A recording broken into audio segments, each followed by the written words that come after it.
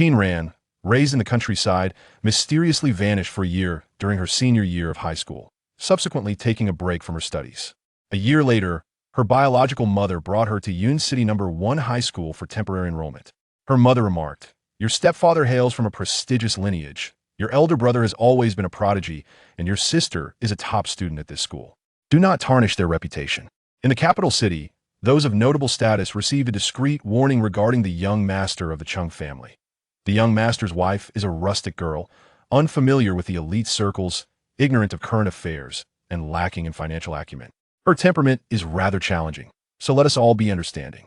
One day, when the young master was investigating a certain influential figure, one of his subordinates stumbled upon a hidden identity of his seemingly naive sister-in-law, leading to a perplexing silence. This narrative unfolds as two powerful figures attempt to conceal their true selves to avoid making the other feel inferior. At the end of August, under the blazing sun, the small town sweltered in heat. Leaning languidly against the slightly worn door of the clinic on the second floor was a girl clad in a simple black and white checkered shirt, her collar askew as she looked down. Her sleeves were carelessly rolled up, and she wore a pair of slightly worn low-rise jeans, revealing a slender waist as she moved. Her beauty was striking. As a nurse observed a man pass by the girl for the third time, she handed her a lollipop and gestured towards the patient room, asking, Ran, have your parents come?" Qin Ran slowly unwrapped the candy, her long eyelashes casting shadows on her face, and replied with half-closed eyes, "I suppose." The nurse clicked her tongue, expressing surprise, and hurriedly left with the medical records. Inside the patient room were Qin Ran's biological parents, Ning Qing and Qin Hanxiu. They had divorced over a decade ago, with Qin Ran raised by her grandmother. After her grandmother fell ill 2 weeks prior and required a transfer to another hospital, Ning Qing and Qin Hanxiu returned. Leaning against the wall, Qin Ran listened expressionlessly to the escalating argument within the room. Through the door, Ning Qing's voice was icy. "Qin Hanxiu, the car is downstairs. I will take my mother to the city hospital. Ran will go with you." "Why should Ran go with me?" Qin Hanxiu retorted with a sneer, showing no courtesy. "Did you not marry a wealthy man? You cannot even support your own daughter? I have already taken you heir to the Lin family. Do you expect me to bring another burden?" Ning Qing shot him an impatient glance. "My mother has cared for your daughter for over a decade, and now that she is ill, you want me to take her back to the Lin family?" The conversation turned more heated as Qin Hanxiu's resentment grew. "At that time, I wanted to raise you heir, but you insisted on taking her from me. Now you want me to take Ran? Fine, then giving you heir as well." They had 2 daughters, Qin Ran and Qin Yu, who were just a year apart, yet their lives were vastly different. During their divorce, a fierce battle ensued for custody over Qin Yu, which concluded only when Qin Yu expressed her desire to live with her mother. Consequently, Qin Ran was left without anyone to claim her, and both parents ultimately abandoned her. Her grandmother, Chun Shulan, had pitifully raised Qin Ran alone for 12 years. In the patient room, Ning Qing's gaze fell on Qin Hanxiu's mocking expression, and she felt a surge of indignation. Qin Hanxiu, who had been abducted to their town as a child, had initially captivated Ning Qing with his handsome looks. However, their marriage quickly soured, leading to their divorce. Afterward, Ning Qing married into a wealthy family in Yun City, thriving in her new life. Qin Hanxiu, too, remarried and had a son, forgetting about his eldest daughter. Now, they treated Qin Ran as if she were an object, exchanging blame while oblivious to her presence just outside the door, listening to their conversation. Qin Hanxiu, unencumbered by fear, expressed indifference, while Ning Qing worried that he might cause a scene at the Lin family, which would only further disgrace her. Reluctantly, she decided to take Qin Ran back to Yun City. Ran, do not blame your father," Qin Hanxiu said, casting off his burdens as he stepped out of the room and paused upon seeing Qin Ran. "The Lin family is wealthy, and you and your mother will surely find a good school for you to continue your studies." With the responsibility of raising a son weighing on him, Qin Hanxiu felt the pressure of his financial obligations, especially with a house in the city yet to be purchased. He had no intentions of bringing Qin Ran back home. Qin Ran leaned back against the wall in the unair-conditioned corridor of the clinic, the stifling heat almost palpable. She lowered her gaze, her fingers idly tracing the second button of her shirt, delicate and pure, reminiscent of jade. Her striking features bore an unmistakable air of impatience, as if to say, "Do not disturb me." Ignoring Qin Hanxiu, she unfastened the button with a hint of annoyance and squinted toward the window, her eyes glinting with an icy sharpness. Just a few meters away, in an office across the hall, sat a young man clad in a crisp white coat, exuding an aura of restraint and refinement. The newly appointed director of the clinic,程家隽爷, glanced at the high-end sofa in front of him, which appeared entirely out of place. On the sofa lounged another man, holding a cigarette between his elegant fingers, wisps of smoke curling lazily into the air.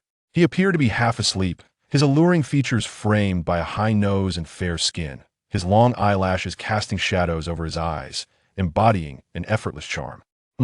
程家隽爷, flipping through a medical record, was momentarily distracted.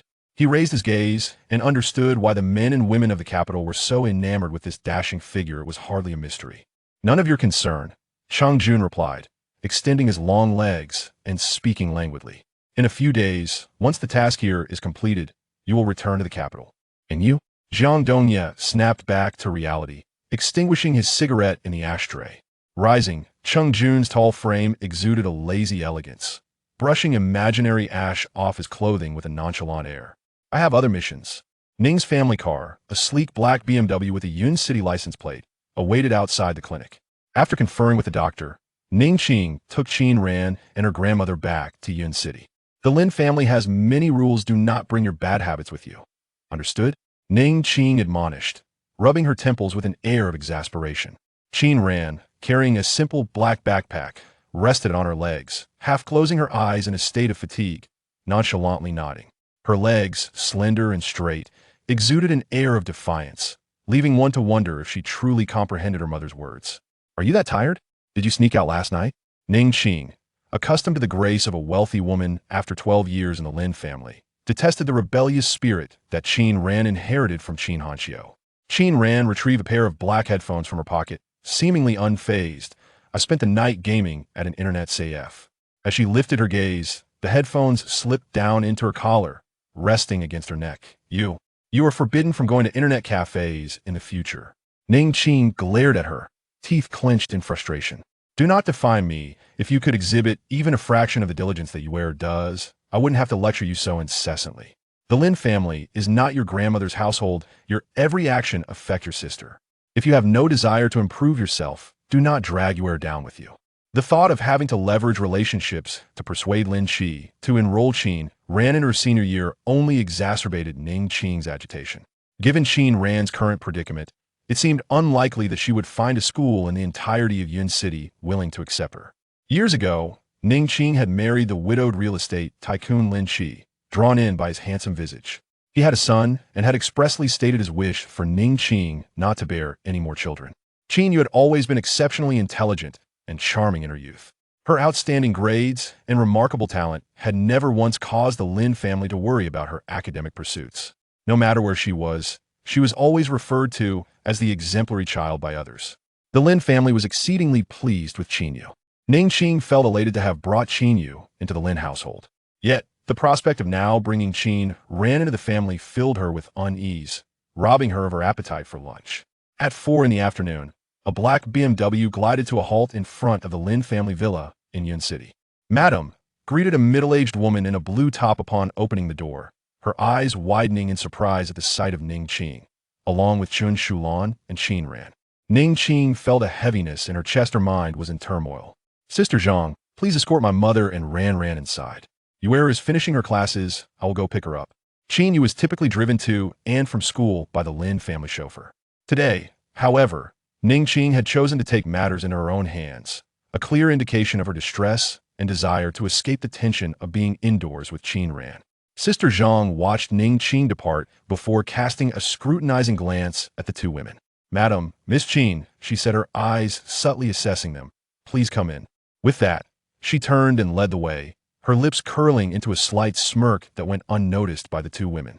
As they walked through the exquisitely decorated European-style house, Chen Shulan's fingers instinctively clenched the hem of her clothing, feeling somewhat out of place. Upon reaching the entrance of the grand hall, Sister Zhang was about to present some slippers when she noticed Chen Shulan walking straight in with her shoes on. The moment Chen Shulan stepped through the threshold, she felt Sister Zhang's incredulous gaze upon her, causing her to feel exposed and ashamed. Though she hailed from the countryside, she prided herself on cleanliness, her attire free from dust. Sister Zhang's scrutiny felt like a piercing gaze, but with her granddaughter at her side, Chen Shulan made a concerted effort to ignore the judgment and stood tall. She took a step back to change her shoes, only to see Sister Zhang returning the slippers to their place. The Lin residence had ample guest rooms, and Sister Zhang, uncertain of Ning Qing's current disposition, led them to a guest room on the third floor. At the corner of the second floor, Chen Shulan spotted a half-open door, revealing a glimpse of a precious violin within. Qin Ran lingered her gaze a moment longer. Sister Zhang glanced back at Qin Ran, her expression flat as she remarked, "That is the second young lattice music room." Qin Ran raised an eyebrow, her demeanor radiating an air of indifference as she followed Sister Zhang, casually contemplating how favored Qin Yu seemed within the Lin family. The upstairs guest room was rather austere. "This is the bathroom. You know how to use the water heater, right?" Sister Zhang opened the bathroom door, introducing it as if the two women were unfamiliar with modern amenities.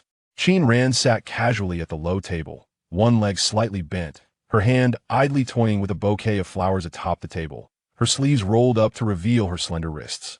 "The two of you can rest for now. If you need anything, just call for me. I will head downstairs," Sister Zhang remarked before descending to the kitchen to assist. Once she left, Qin Ran locked the door. Chen Shulan gazed around the immaculate room and smiled. "Sister Zhang seems quite approachable. I will feel at ease with you staying here." Qin Ran dumped the contents of her backpack onto the table.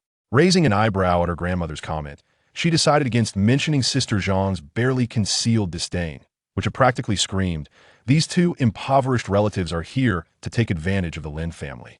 As Chen Shulan observed Qin Ran sorting through her belongings, she refrained from interrupting. Her granddaughter had an array of eccentric items. The last time they visited, Chen Shulan had been startled to see a cold, reflective gun on the table, only to learn later that it was merely a realistic toy replica. Qin Ran sat cross-legged atop the table, rummaging through her backpack, producing a nameless laptop that appeared quite new and setting it aside without a second thought. Next, she retrieved a rather hefty phone, which she tossed onto the table as well.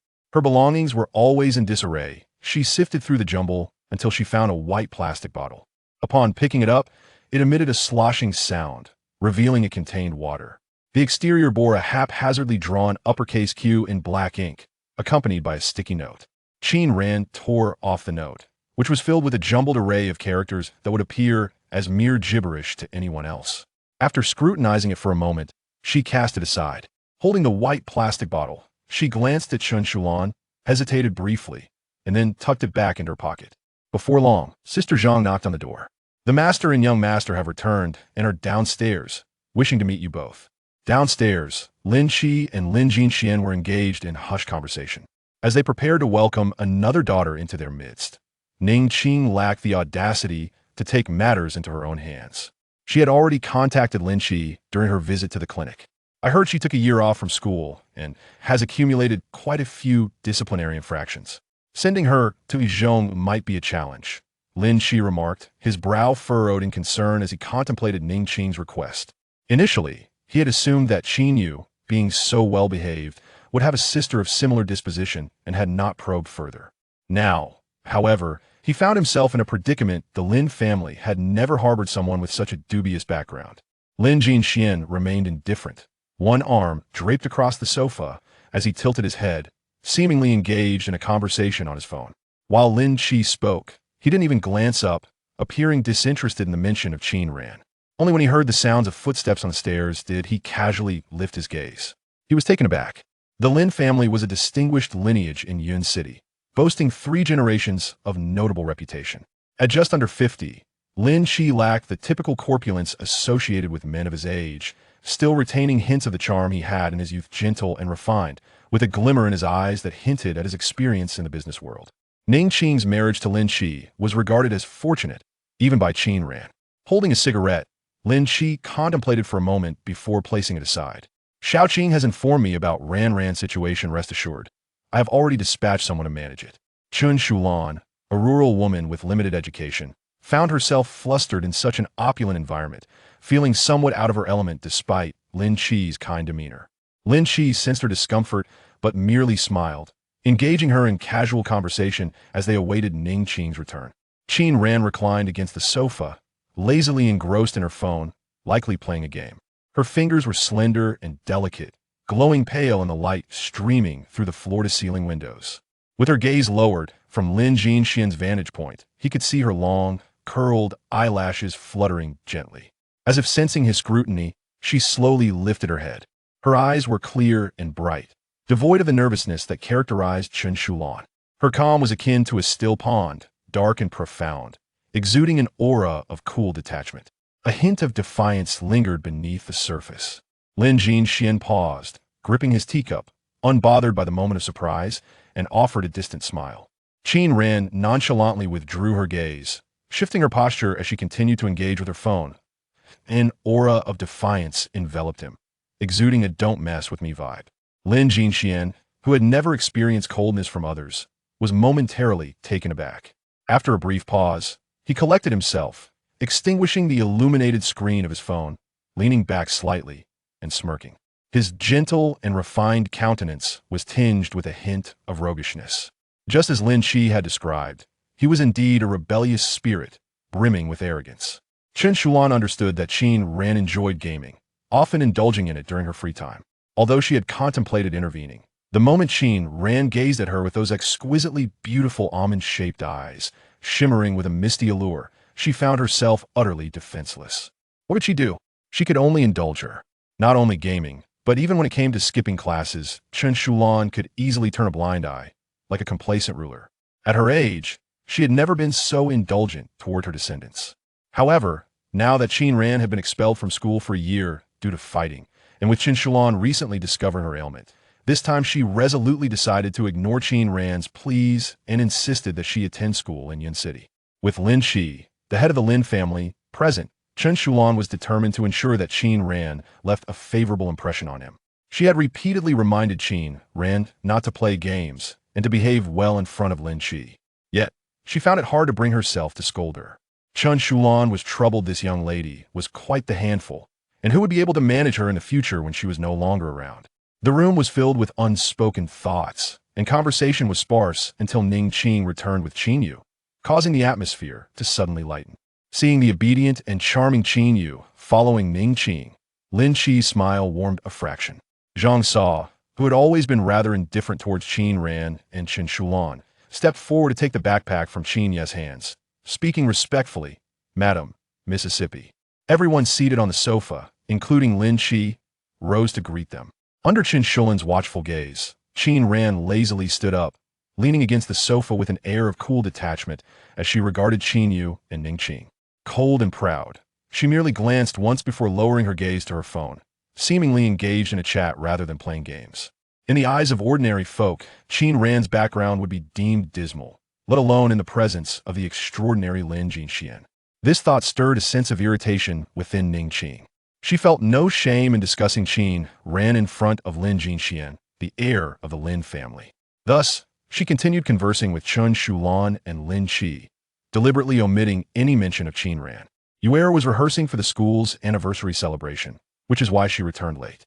The moment Qin Yu was mentioned, Ning Qing's expression brightened, infused with enthusiasm.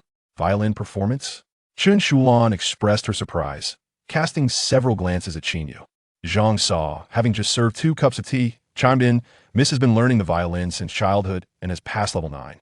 Whenever there's an event at school, she is always invited to perform as the finale."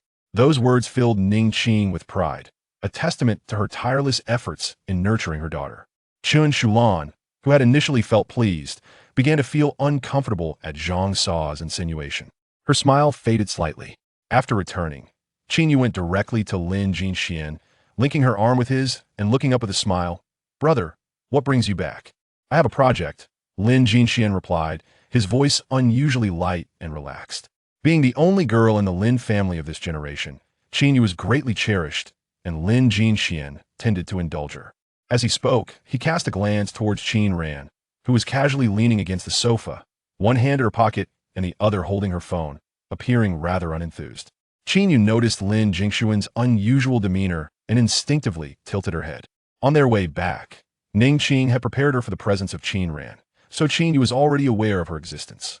She paused briefly at Qin Ran's face before diverting her gaze with an air of indifference. The housekeeper soon set the dinner table. During the meal, Lin Qi glanced at Qin Ran and, after a moment's contemplation, spoke, let's consider the first high school she can look out for you, Heiress." His tone was neither hurried nor slow. Upon hearing Lin Qi's words, the atmosphere at the dining table shifted. Qin Yu, who had been eating, paused in her movements, chopsticks in hand. She looked at Qin Ran with a half-smile. "First high school? In the same grade as me?" Qin Ran was a year older than Qin Yu. Even Zhang Sa, who had been standing nearby, couldn't help but cast a glance at Qin Ran, a mix of mockery and derision in her expression. Then she lowered her head. TSK. She had thought Qin Ran was coming to Yun City for university. Ning Qing's expression stiffened. She had never felt so embarrassed in her years of the Lin family.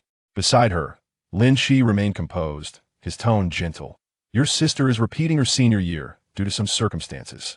Repeating a year of senior high, regardless of the circumstances, implied that her academic performance was likely subpar. "Is that so?" Qin Yu chuckled softly, responding with an "oh," before nodding obediently and falling silent. Everyone in the Lin family knew that Qin Yu consistently ranked in the top 5 of her grade.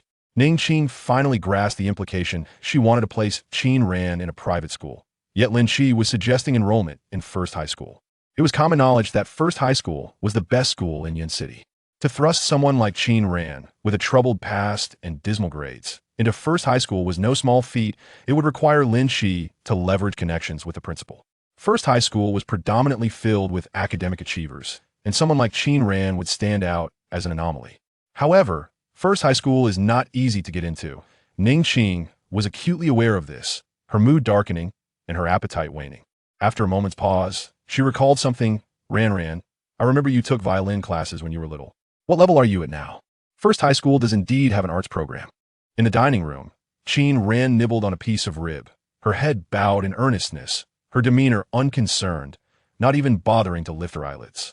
As Ning Qing prepared to express her frustration, Lin Qi shot her a glance, prompting her to suppress her anger and repeat her earlier statement with a cold expression.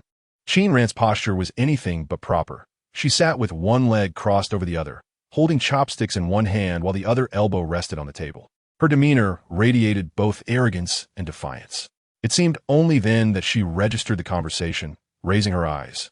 Upon hearing that Qin Ran had studied the violin, Lin Jinxian also glanced her way. She spoke violin, supporting her chin with her hand. She suddenly laughed, her voice lacking warmth and tinged with coolness. "That? I can't play." "Can't play? What do you mean you can't play? You started learning when you were a child?" Ning Qing retorted, her fingers gripping the chopsticks tightly. Her knuckles white as she spoke through clenched teeth. "I've been sending you money every year for violin lessons. Teacher Su said you had a talent for it." "Oh." Qin Ran casually continued to fiddle with the rib. "After I cracked open Teacher Su's son's head, we haven't seen each other since." An eerie silence enveloped the table. Qin Ran supported her chin, smiling, a smile that was both mischievous and frigid. Her elegantly arched brows and youthful arrogance hinted at a superficial cruelty. As Ning Qing described her, she was both wild and untamed, enchanting yet elusive. What kind of celestial expression was this? What kind of celestial tone was that? Ning Qing glared at her, her eyes reddening with anger. Qin Ran, what exactly do you want? Ning Qing recalled that there was an art class at the high school, and she remembered Qin Ran had once excelled at the violin, albeit her academic performance was lacking. She had hoped that pursuing the arts might provide a viable alternative. However, Qin Ran's response came as an unexpected shock. Lin Qi had reviewed Qin Ran's profile in the afternoon and was aware of her rebellious nature, yet he hadn't anticipated such a piercing retort. Aunt Zhang served Ning Qing a cup of tea, and after a sigh, she drank it, allowing her irritation to dissipate slightly. The tension in her back revealed her displeasure. Lin Qi was busy in the business world and naturally lacked the time to hover around Qin Shulan and Qin Ran, or perhaps he deemed it unnecessary. After the meal, they dispersed. Qin Yu noticed Lin Jinxian taking a call and obediently informed Ning Qing before heading upstairs to practice the violin. Ning Qing observed her younger daughter and then her elder, pondering how such stark differences could arise from the same lineage. "You and your grandmother will temporarily stay on the 3rd floor. I will ask Aunt Zhang to prepare another room shortly," Ning Qing said, pinching her brow and slightly tilting her head to suppress her rising temper, lowering her voice. "The 2nd floor is occupied by your sister's practice room. Please avoid disturbing her." Once Qin Yu left, the warmth on Ning Qing's face faded. Leaning against the railing, Qin Ran merely nodded, her expression neutral. This attitude from Qin Ran was somewhat compliant. And after a day filled with pent-up frustration, Ning Qing's expression finally softened a bit. After all, she was a piece of her heart. Ning Qing exchanged a few words about daily life with Chen Shulan, but when she turned to see Qin Ran picking up her phone again, her brows furrowed in disapproval. Coincidentally, the violin room on the second floor was not entirely closed off, and the melodious strains of the violin drifted down. Ning Qing felt a sense of relief. Turning to Aunt Zhang, "It seems Yuer will soon be ready for her grade 10 exam. Qin Ran, you should learn from your sister. One must see things through to the end." As she spoke, her attention shifted back to Qin Ran. Qin Ran glanced upstairs, lazily lifting her eyelids. Her almond-shaped eyes gleaming with mischief, stunningly beautiful, yet still as rebellious as ever. She turned and ascended the stairs, her long legs moving gracefully, ignoring Ning Qing entirely. Ning Qing pointed at her departing figure, her face flushed with indignation, imagining Qin Ran striking someone with a brick. Chen Shulan's expression shifted, but she hesitated to reprimand Qin Ran, focusing instead on soothing Ning Qing. Upstairs, the maid had already moved Chen Shulan's belongings next door. After a shower, Qin Ran, with her hair only partially dried, tied her bathrobe and retrieved a seemingly new laptop from her bag. Beside it lay a hefty phone, distinct from the one she usually used for gaming. Without glancing at her phone, she pressed a towel to her head, setting the laptop on the table. As soon as she opened it, the desktop appeared instantly. The screen was remarkably clean, showcasing only a vast desert background and a solitary white mouse cursor, devoid of any other icons. The desert hue was both inviting and oppressive. Qin Ran pressed a few keys, then rose to pour herself a glass of water before sitting down. A face appeared on the screen. The figure wore a white shirt, standing on a foreign road, one hand clutching a phone and the other holding a medical kit. His long eyelashes framed a fair complexion, and his handsome visage could only be described as striking. "Someone is investigating you." Qin Ran leaned back in her chair, glancing at her drink. "I'll send you the information on the person from Beijing." At 6 years old, after completing primary school courses at a neighbor's house, Qin Ran recognized her distinctiveness. She found herself unable to connect with her peers and would occasionally act out. The neighbors deemed her neurotic and kept their distance.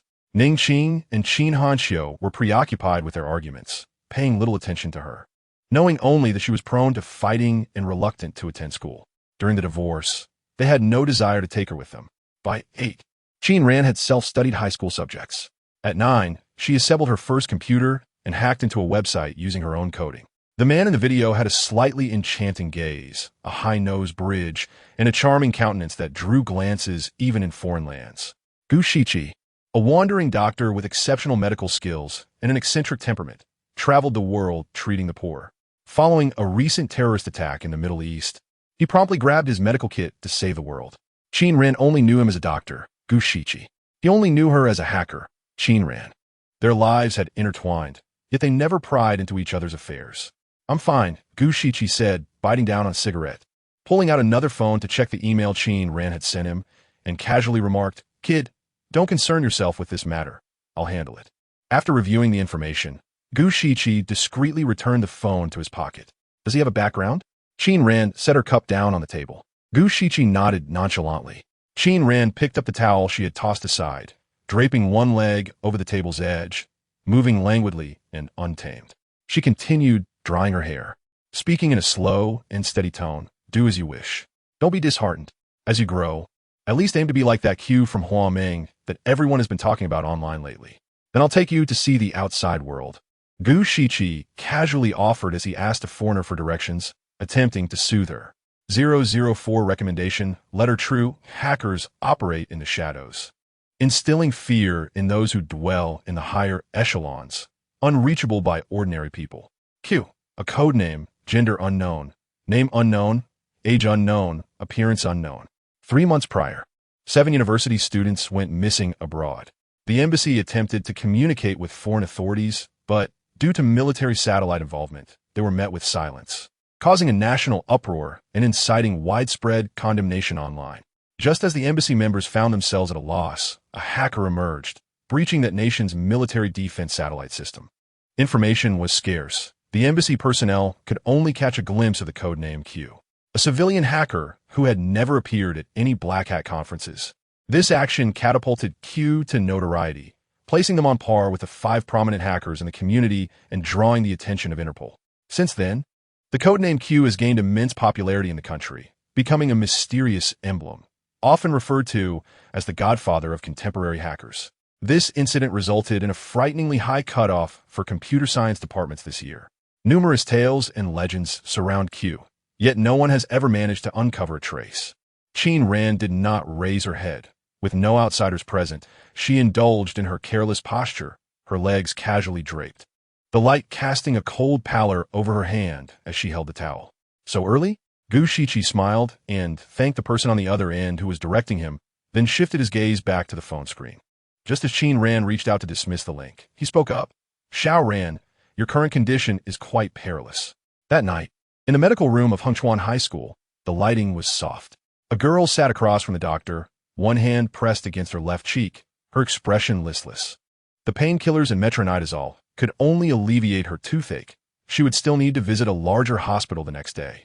The young man seated in front of her held 2 boxes of medicine in one hand while jotting down a note for her. I'll write you a note to excuse you from class tomorrow. Under the warm light, the earring on her left ear glimmered coldly. The young man had striking features, his hair adorned with streaks of silver. Thank you, the girl said, swiping her campus card and casting a grateful glance at him, though her expression remained weary due to the toothache. The young man waved it off, dropping his pen and turned to look behind him. Junyi, the girl turned, and as she did, her peripheral vision caught a glimpse of a sofa in the corner. A hand rested on the arm of the sofa, fingers naturally hanging down, long and elegant, an artistically beautiful hand. The hand moved slightly, and then a set of keys came flying towards the young man with the earring. He deftly caught them, pulling back slightly, careful. Sir, it's 8 o'clock. Chung Jun had not slept well for several days and felt exceedingly tired. He reached out, somewhat impatiently tossing aside the blanket covering him, still appearing half asleep and mumbling a nonchalant hum. Having just awakened, his voice carried a hint of drowsiness. He propped himself up with one hand on the arm of the sofa, his attractive fingers sinking into the soft cushion. Dressed in a black shirt with the cuffs rolled up, revealing a portion of his wrist, he stood there for a few seconds before lazily lifting his head. His eyes slightly narrowed, the corners raised in a detached manner. His eyes, a deep, rich black, were captivating, even when he wasn't smiling, reminiscent of a pale, white rose at dawn. He squinted, nodded, and said in a casual tone, "Let us go." The young man immediately walked ahead, respectful in demeanor. Chung Jun, a scion of the Chung family, was known as the young lord of the capital. He began his entrepreneurial journey at the age of 16, passing his company to his sister halfway through, and now that company ranks among the top 5 enterprises in the country. At 17, he whimsically delved into robotics with a group, and now their creation was showcased at international expos. By 18, he had even served as a junior police officer. At 21, he became a lead surgeon at the 2nd hospital of the capital. Yet, his medical practice was unlike any other. He performed only 1 surgery a month, and his operations were in high demand. The reason was simple. His hands were dubbed the hands of God. Currently, instead of residing in the capital, he had chosen to serve as a school doctor at an ordinary school, where he differed from others by bringing along an assistant. Daily tasks were delegated to the assistant. Although he hailed from a prestigious family, he eschewed military service, political endeavors, and commerce, never attending classes at the foreign university where his name was merely a formality. Unlike other scions, he seemed excessively complacent. Yet, within the capital, mere mention of him caused others to tremble. For he was the cherished youngest son of the Chung family patriarch, who had been strict for most of his life, now inexplicably doting on a seemingly unremarkable son. Click! The door to the medical room locked. The girl, holding the medicine, stood frozen, unresponsive. After a long moment, once the dark figure had vanished from sight, she finally reacted, hissing as she pressed her hand to her left cheek. Ouch! The next morning, Qin Ran descended the stairs for breakfast, enveloped in a cloud of low spirits. Her expression blank. She was suffering from severe morning grumpiness. Assistant Chun will take you to the high school shortly, Ning Qing said, placing her chopsticks down and looking up. I've scheduled an expert to examine your grandmother. Earlier, when Qin Yu started school, Ning Qing had personally seen her off, but now she felt unable to maintain her composure. She would also have to deal with the onlookers from the Lin family later.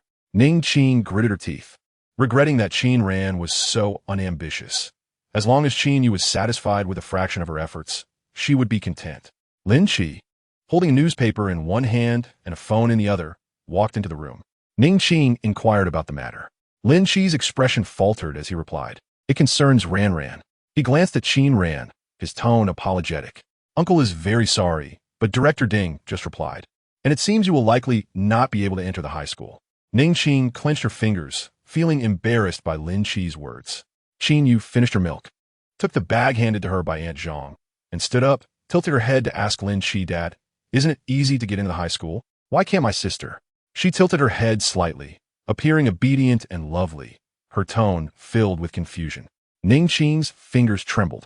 The strange looks from the surrounding servants made her feel exposed, as if her dignity had been stripped away, leaving her mortified. "Go to class. You'll be late." Lin Qi raised his head, looking at Qin Yu with a hint of helplessness. He then turned to Qin Ran, who was casually nibbling on a fried dough stick with her legs crossed, and said, "This matter is on Uncle. One of high school's faculty is not inferior to that of the high school, right, Yua?" Qin Yu couldn't help but laugh, nodding as she prepared to leave. Qin Ran was in a foul mood, but fortunately, she did not lash out. With her head down, chewing on the fried dough stick, her long eyelashes obscured her strikingly beautiful eyes. "Oh, you needn't trouble yourself, Uncle," she said lazily, her other hand poking at the kanji in her bowl.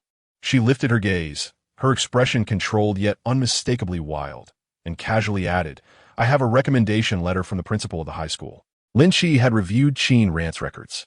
This girl was nothing short of a troublemaker. She had been at the bottom of her class at her previous school, notorious for fighting, and had taken a year off, the reasons for which were murky. The high school valued academic performance, and Qin Ran's grades were dismal. Director Ding was vague about accepting her.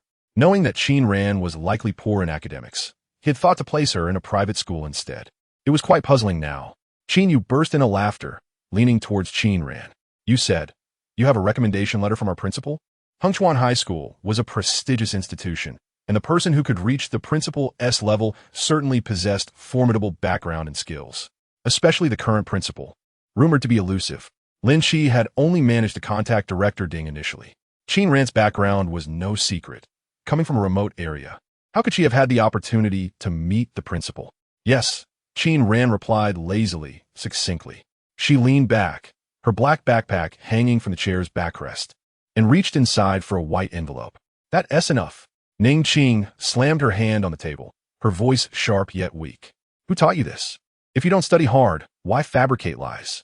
Aren't you ashamed?" She hadn't expected that after she had swallowed her pride to ask Lin Qi for help, he would be so ungrateful. A hopeless case. "Mom, don't let it upset you," Qin Yu said, turning back to comfort Ning Qing, hesitating. "Maybe what my sister has is indeed from our principal." Ning Qing scoffed, recalling the many absurd things Qin Ran had done. Don't defend her. She was already irked that she had been coerced into bringing Qin Ran to Yunqing by Qin Hanqiu. Lin Jinxiang returned, still carrying the morning dew, and upon seeing the situation, raised an eyebrow and asked with a smile, "What happened?" Qin Yu clung to Lin Jinxiang's side and briefly explained the situation. The whole affair seemed quite absurd. Qin Ran finished her kanji, gripping the letter, and with her small black backpack in hand, stood up. "I'm off to school." She wore a pure white, loose-fitting t-shirt, her skin extremely fair, and her slightly raised eyebrows and eyes still bore an air of impatience. She walked out leisurely, seemingly unperturbed by the chaos unfolding inside. Behind her, Ning Qing was beside herself with rage. "Where could my sister possibly go?" Qin Yu remarked. "If only she would just admit her mistake, it wouldn't tea." Lin Jinxiang suddenly chimed in. "She isn't tea lied to you." Lin Qi and Qin Yu had yet to process his words. Lin Jinxian recalled the seal on the recently received letter, rubbing his temples, his gaze inscrutable. The letter bore Principal Su's personal seal, which I had seen during my time in the student council. The hall was enveloped in profound silence. Lin Qi, who had remained silent until now, was evidently astonished. Ning Qing stood rooted to the spot, her mouth agape. The sudden shift left her momentarily speechless, her emotions conflicted. Before she could gather her thoughts, Lin Qi gently inquired if Ran Ran knew the principal of No. 1 High School. Qin Yu tightened her grip on her bag. Murmuring softly before turning to leave for school, her eyes cast down, concealing her true feelings. "In the principal's office of Hengchuan No. 1 High School." An elderly man with reading glasses sat at his desk, impeccably dressed. Behind his lenses, a sharp glint hid within his eyes. A woman entered alongside a somewhat aged, middle-aged man. The woman's voice was timid as she addressed the principal, Principal Sue. Her unkempt brows and sunken eyes, coupled with a slightly downward mouth, gave her a rather formidable appearance. This was Li Erong, the only female homeroom teacher at No. 1 High School. Teaching class 1 of the senior year. Principal Sue set down his pen and glanced at the girl seated in the corner with her legs crossed. Ms. Li, there is a student I would like to transfer to your class.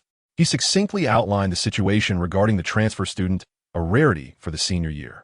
Li Erong received the 2 documents and, upon examining the history grades, narrowed her eyes. Isn't this student a transfer? Shouldn't her grades be included in the academic records? Li Erong maintained her composure, unwilling to yield. A student like this would disrupt our class's atmosphere. Principal, are you jesting? Ms. Li, please be mindful of your language in front of the student. The middle-aged man beside her frowned. He was slightly portly, with small eyes that always seemed to smile, exuding a Mithriel-like demeanor. This was Gao Yang, the homeroom teacher of Class 9. He understood that the girl sitting in the corner was likely the student being transferred to No. 1 High School. To refer to a student as a disruptor in front of him showed a lack of decorum. Mr. Gao, you teach a regular class.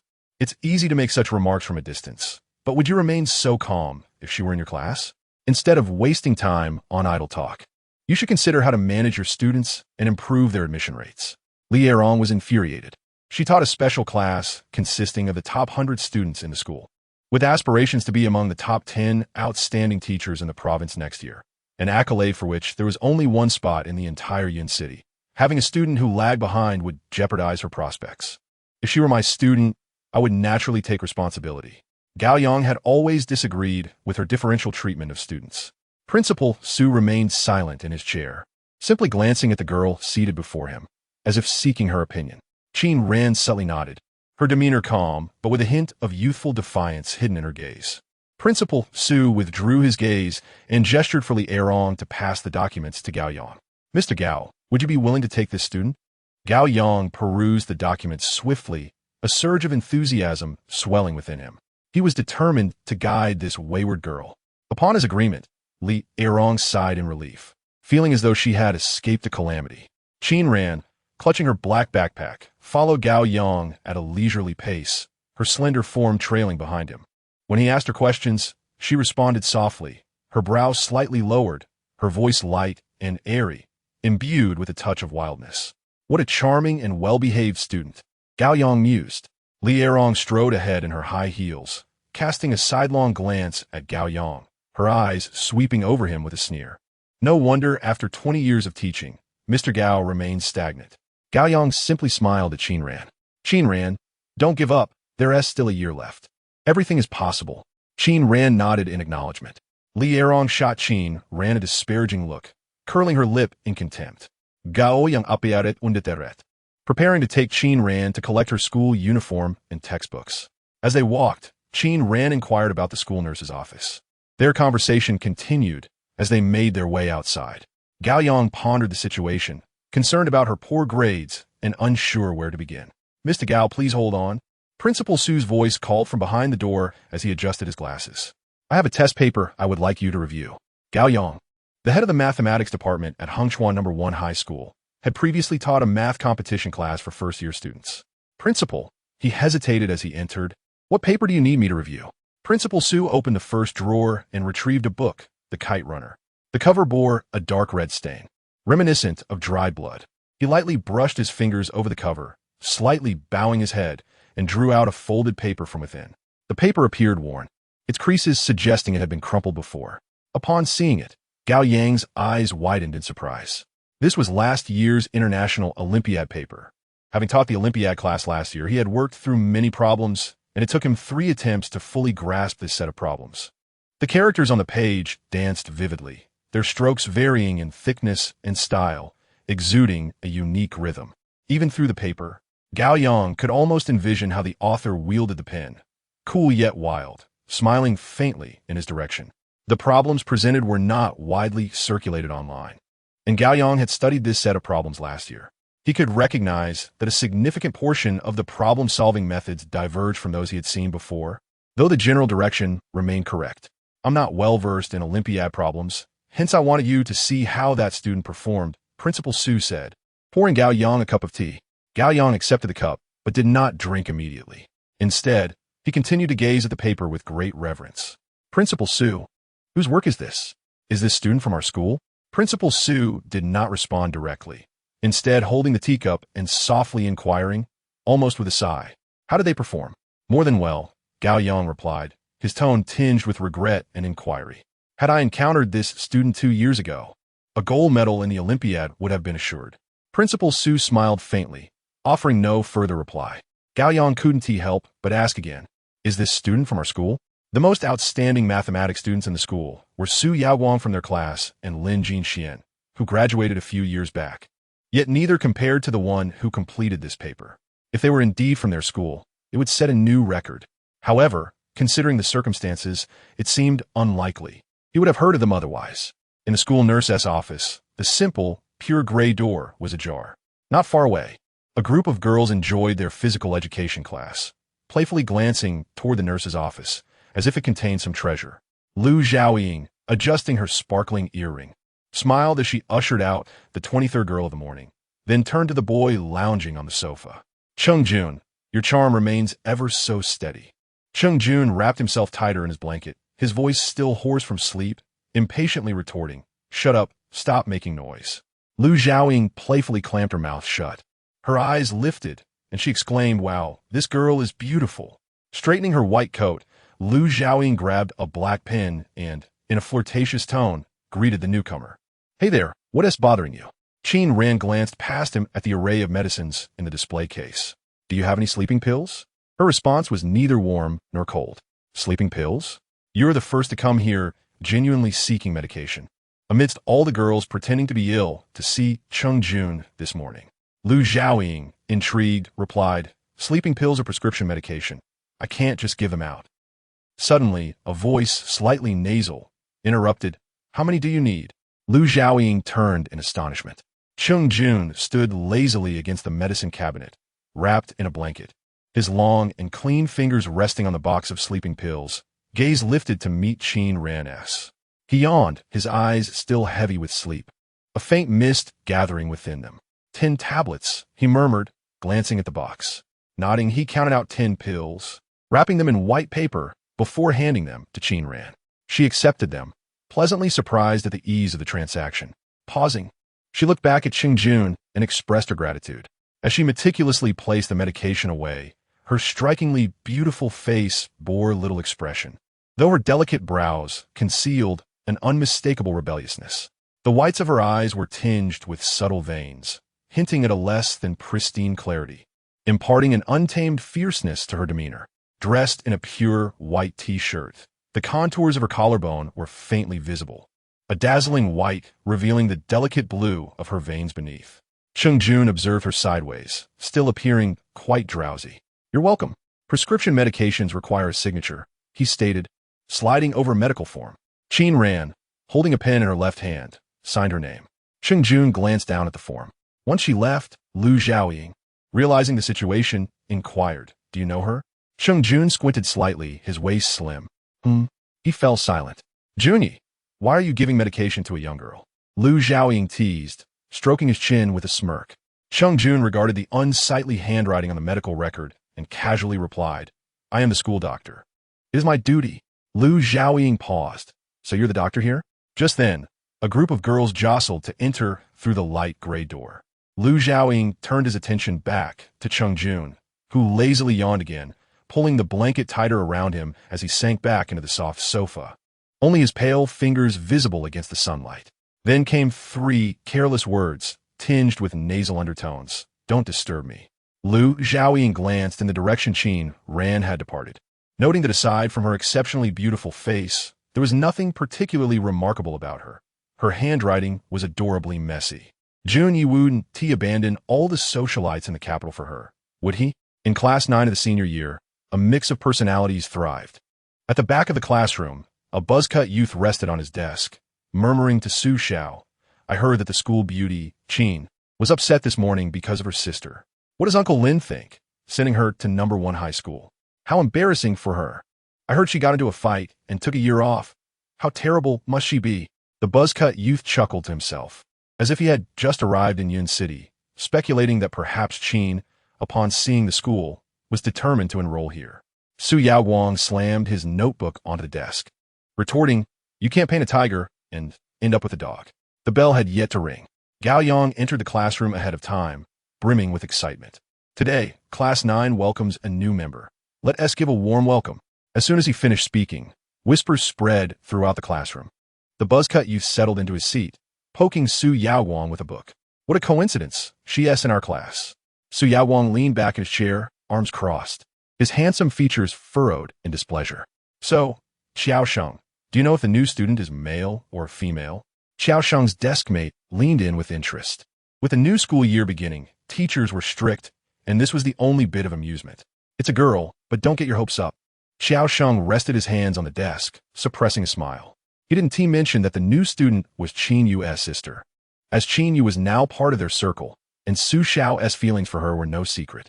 Upon hearing it was a girl, the excitement among the boys in the back rows was palpable. She's a repeat student from Ninghai Village, Xiao Sheng added. You all know, it's one of the top 3 poverty alleviation areas in the province. Upon hearing this, the boys' enthusiasm waned significantly, their minds conjuring images of malnourished children they'd seen on the news. Their anticipation for the new classmate dissipated. Damn it, Xiao Sheng. You can't do this to me. You're ruining my imagination. A boy with long legs stretched across the aisle laughed and mocked. Gao Yang said something, but, noticing Qin Ran hadn't entered yet, turned his head. Qin Ran, come in. Outside the classroom, Qin Ran was clutching a set of school uniforms and a few books. Balancing them with one arm, she pulled out her phone with the other, noticing a message from Gushichi, but casually tucked it back in her pocket upon hearing Gao Yang's voice. She slowly made her way into the classroom, holding her books and uniform. Xiao Sheng twirled a pen in his hand, lowering his voice. Su Xiao, do you think she might be too scared to come in? I looked it up. The education in Ninghai isn't great. He marveled at her courage in attending #1 high school. Su Yaowang glanced at his phone before standing up. I need to check on Qin Yu's violin training. I'll head to the auditorium. Su Yaowang had initially been drawn to Qin Yu because of her stunning violin performance during the opening ceremony. Exiting through the back door, he crossed paths with Qin Ran, who was entering through the front. Damn, that's enviable. Xiao Sheng sighed. I want to see the school beauty play. What is so special about the new student? He nudged his deskmate, seeking camaraderie. His deskmate remained silent, and the classroom fell into an eerie quiet, the whispers abruptly ceasing as all eyes turned toward the podium. I am Qin Ran. She shifted her books to one hand, grasping a piece of chalk with the other, writing her name on the blackboard. Her handwriting was not particularly attractive, yet it was brimming with individuality, much like her character. With long hair cascading over her shoulders, porcelain skin, and long, straight legs. Her almond-shaped eyes were cast down, dark and luminous, exuding a sense of playful defiance intertwined with a hint of chill. The classroom was captivated by her presence. With an air of nonchalance and a hint of impatience in her exquisite features, the corners of her mouth curled into a casual arc, embodying a societal elegance. Her formidable aura commanded attention, causing the boys to retract their feet from the aisle. Wow, this girl is stunningly wild, Xiao Sheng exclaimed. You got your information wrong. Lin Siren, wanting to converse with the new student and show her around, found Qin Ran casually lounging with one leg crossed over the other, leaning on the desk, exuding an air of unabashed confidence. She maintained an impressive presence until class ended.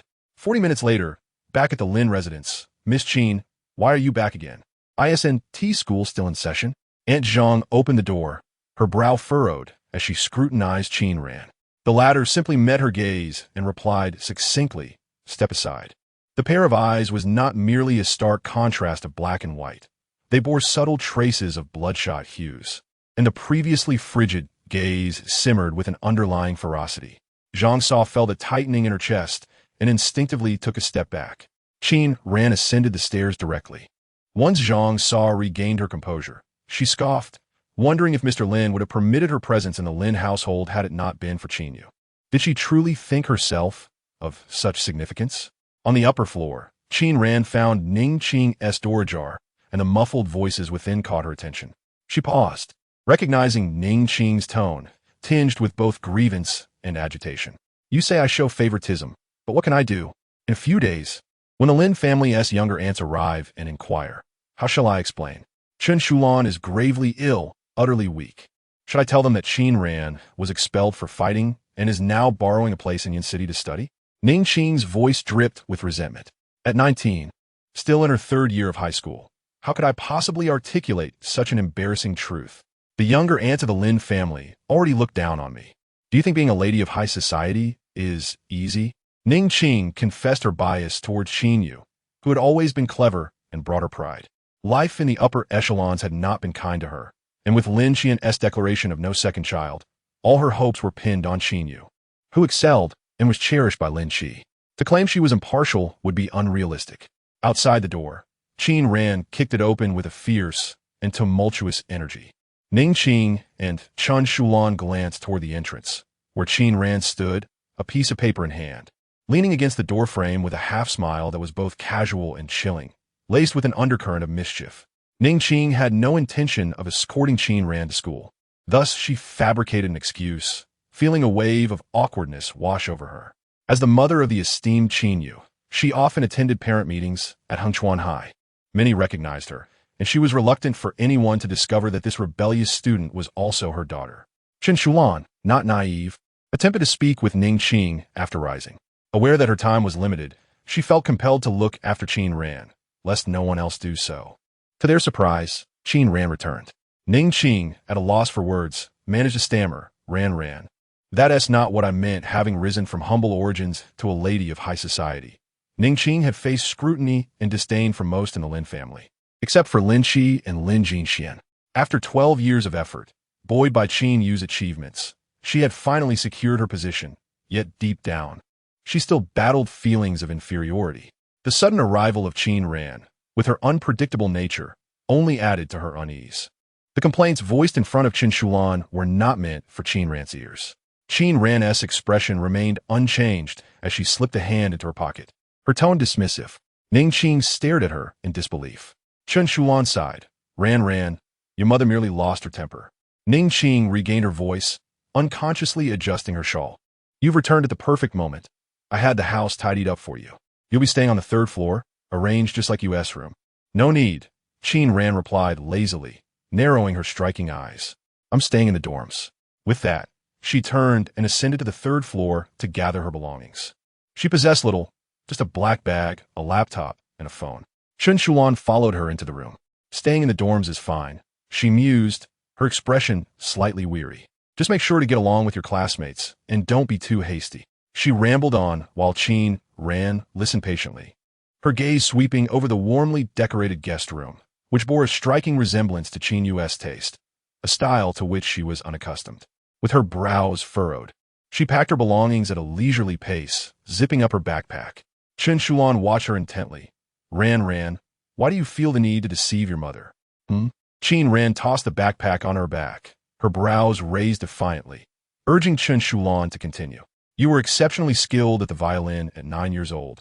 Chen Shulan recalled, glancing at the room's decor. A teacher from the capital even came to Ninghai village to recruit you as a student. Why didn't you tell your mother? Nothing worth mentioning, Qin Ran replied nonchalantly, casually draping an arm over Chen Shulan's shoulders. Don't worry so much. My aunt said my mom was beautiful when she was young, and you spoiled her the most. Now that she has taken you in to care for you, just focus on recuperating. I'll come to see you during the holidays. To be fair, Ning Qing had always shown immense respect to Chen Shulan. As she aged, she longed for familial connections, and Qin Ran understood her underlying feelings. They descended the stairs together, finding Ning Qing lost in thought on the living room sofa. Upon seeing Qin Ran emerge with her backpack, clad in her own white t-shirt, she stood up, realizing Qin Ran was serious about staying at school. Ning Qing had prepared a wardrobe full of beautiful dresses and designer bags for her, yet Qin Ran had taken none. Ning Qing was momentarily taken aback, holding a teacup, at a loss for words. How could anyone not wish to reside in a villa, adorned in designer clothes and bags? I'll be at school. Grandma will be in your care. I'll visit the hospital during breaks, Qin Ran stated, her hands tucked into her pockets, her almond-shaped eyes glinting coolly. The Lin family resided close to the school, with dedicated nutritionists at their disposal. As seniors faced rigorous studies, most affluent families opted for parental accompaniment rather than dormitory living. Ning Qing recognized that Qin Ran's stay at the Lin residence would be ideal. However, watching her daughter stride out with her bag, she hesitated, recalling that the younger aunt of the Lin family would soon arrive. Ultimately, she refrained from speaking up. Ning Qing instructed the driver to take Qin Ran. Your brother and sister are well, just focus on your studies. Watching Qin Ran leave, her taut nerves inexplicably relaxed. Chun Shulan followed Qin Ran to the door, intending to accompany her to school, but was halted by Qin Ran. Standing at the entrance, Chun Shulan was aware of Qin Ran's peculiarities, which she cherished. Yet, noticing the black backpack slung over her shoulder, she suddenly realized Qin Ran had brought none of her belongings to the Lin family. From the very beginning, she had intended to stay at school. Rather than heading directly to school, Qin Ran made a stop at the bank first. After waiting in line and taking a number, she approached the counter. The bank clerk stared, taken aback by the casually presented diamond card, stammering, I need to consult our manager. My authority is insufficient, yes. Qin Ran replied, her delicate fingers tapping idly on the counter. I'm just transferring some funds. Typically, those with diamond cards rarely visited the bank for personal transactions, as bank managers would usually handle their affairs. After completing the transfer, the bank manager personally escorted her out. The bank was just a short 10-minute walk from the school. Qin Ran thanked the Lin family driver and instructed him to return. The driver, glancing at the cheerful bank employees, realized he didn't recognize any of them.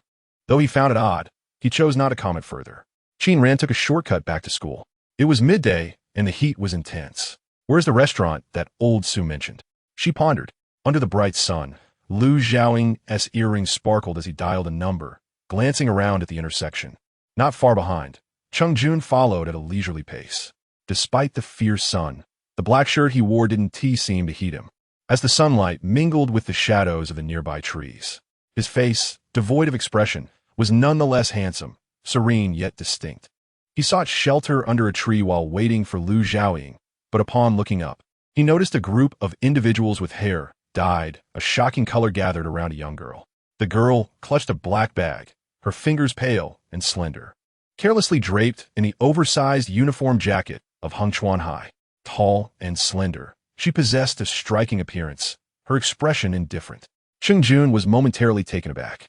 After confirming the specific location, Lu Xiaoying hung up the phone and noticed the scene before him. Wasn't this the exceptionally attractive girl from the morning? Cheng Jun squinted slightly, his eyelashes casting a delicate shadow. At the intersection, a group of teenagers, around 18 or 19, loitered, carelessly smoking, their gazes sweeping over her long, straight legs before finally resting on her face. Cheng Jun spoke with an expressionless tone, You go over. Rescuing damsels in distress was something Lu Xiaoying relished. He rolled up his sleeves and brushed his hair back, but before he could complete his preparations, someone kicked him. Turning his head, he saw Cheng Jun with his hands in his pockets, his eyes a deep ebony. Lu Xiaoying yawned and urged, Hurry up, what are you dawdling for? He quickly made his way toward the wild-looking girl. Hey there, are you a good student from #1 high school? Out here skipping class at this hour? The leader of the group intentionally exhaled a smoke ring, grinning as he looked at Qin Ran, her dyed hair shimmering in the sunlight, his gaze anything but innocent. Qin Ran replied calmly and earnestly, Actually, I'm on leave. The boys were momentarily stunned, clearly thrown off by a reaction that deviated from their expected script. Taking a step back, Qin Ran placed her backpack on the steps of the intersection. Lu Xiaoying had not yet arrived. She then removed her school uniform jacket, revealing a short-sleeved white t-shirt that showcased her slender arms and delicate fingers, which glimmered with a cool-toned white in the sunlight. Cheng Jun stood still, observing her movements. As she set down her backpack, she seemed to glance at him, albeit briefly. In that fleeting moment of eye contact, he could discern the faint bloodshot in her exquisite, fierce eyes. His brow instinctively furrowed as he heard the girl with somewhat illegible handwriting speak reasonably. I'm in a hurry. The boy with the cigarette let his gaze linger on her exposed arm, reaching out to grab Qin Ran's arm. Well, I'm in a hurry too. How about you accompany us? Qin Ran stepped back, then swiftly raised her foot, delivering a powerful kick to the boy's stomach. It was both fierce and quick. The boy staggered back several steps, only to be caught by his companions, doubling over in pain. Seeing their friend attacked, the others rushed forward, intent on capturing Ran. She deftly sidestepped one hand, and before the assailant could react, she seized another burly delinquent by the collar, pulling him forward and landing a punch squarely on his face. The thug was momentarily dazed, stumbling backward, his head spinning as he touched his nose, now bloodied. Ran did not pause. The last of the gang, a scrappy youth, threw a punch at her abdomen. She retreated a step, transforming her fist into a palm, seizing his wrist and leaning in slightly to use her shoulder as leverage, sending him crashing to the ground. The scene was eerily quiet. Even Jun was momentarily at a loss for words. The four rowdy delinquents, towering over Ran, were now left groaning or lying on the ground, some bleeding, while others bent over, retching. Ran dusted off her hands, turned to retrieve her jacket, and casually draped it over her shoulders, picking up her backpack. As she passed the group of boys, she furrowed her delicate brow, pondering for a moment. To the leader, she whistled, an audacious sound, her smile radiant and carefree, then cheekily remarked, "Don't fall for me. It won't lead anywhere." "Thank you," Jun murmured as the girl with the somewhat illegible handwriting walked past him. Liu Xiaoying, returning from his brief detour, glanced at Ran's departing figure, feeling somewhat disgruntled. "I was supposed to save her. Why is she thanking you?" Jun leisurely glanced at him, replying with a lazy drawl, "Let us go." Liu Xiaoying, still unsatisfied, redirected his gaze forward, leading the way. Her skills appeared refined rather than rough, yet it was difficult to discern their origin. It was a 1-against-4 scenario, executed with effortless precision.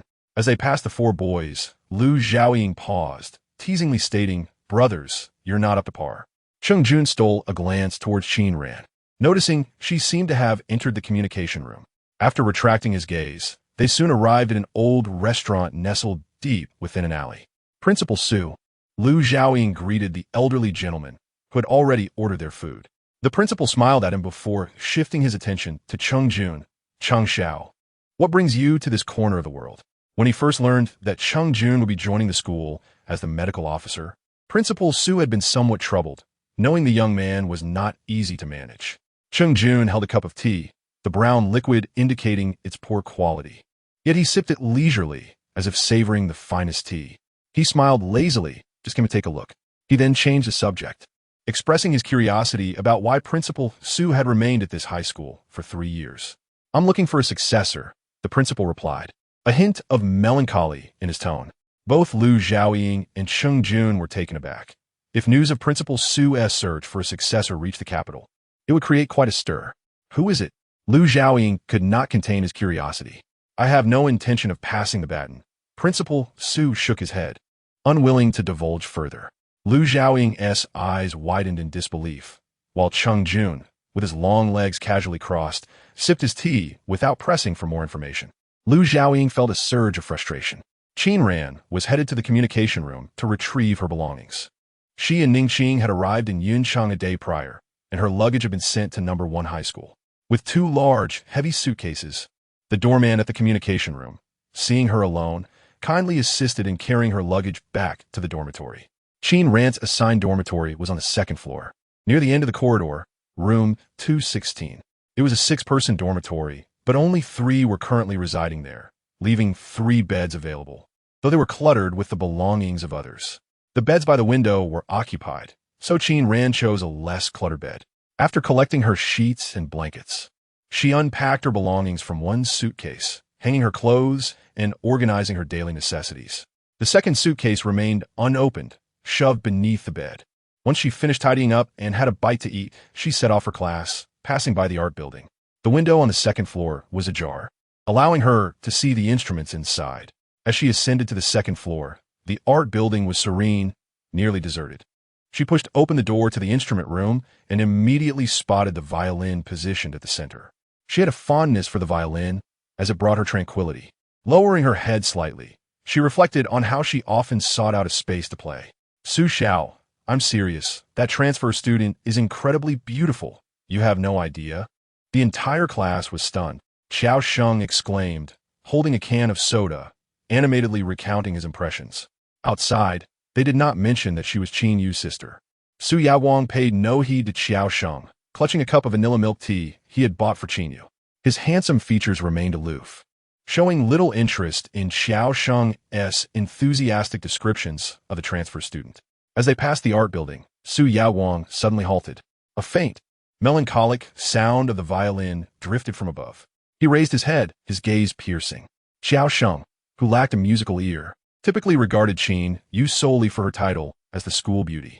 Yet, this melody stirred something deep within him, a sense of unease that was not merely sensory, but emotional, as if it had tugged at his heartstrings. Just as he was about to commend the music, he noticed Su Yaowang pivoting and striding purposefully toward the art building. "What are you doing?" Xiao Sheng called out, momentarily taken aback as he chased after him. Su Yaowang did not respond, his pace quickening as he reached the second-floor instrument room, pushing the door open. The violin's sound abruptly ceased. The room was empty.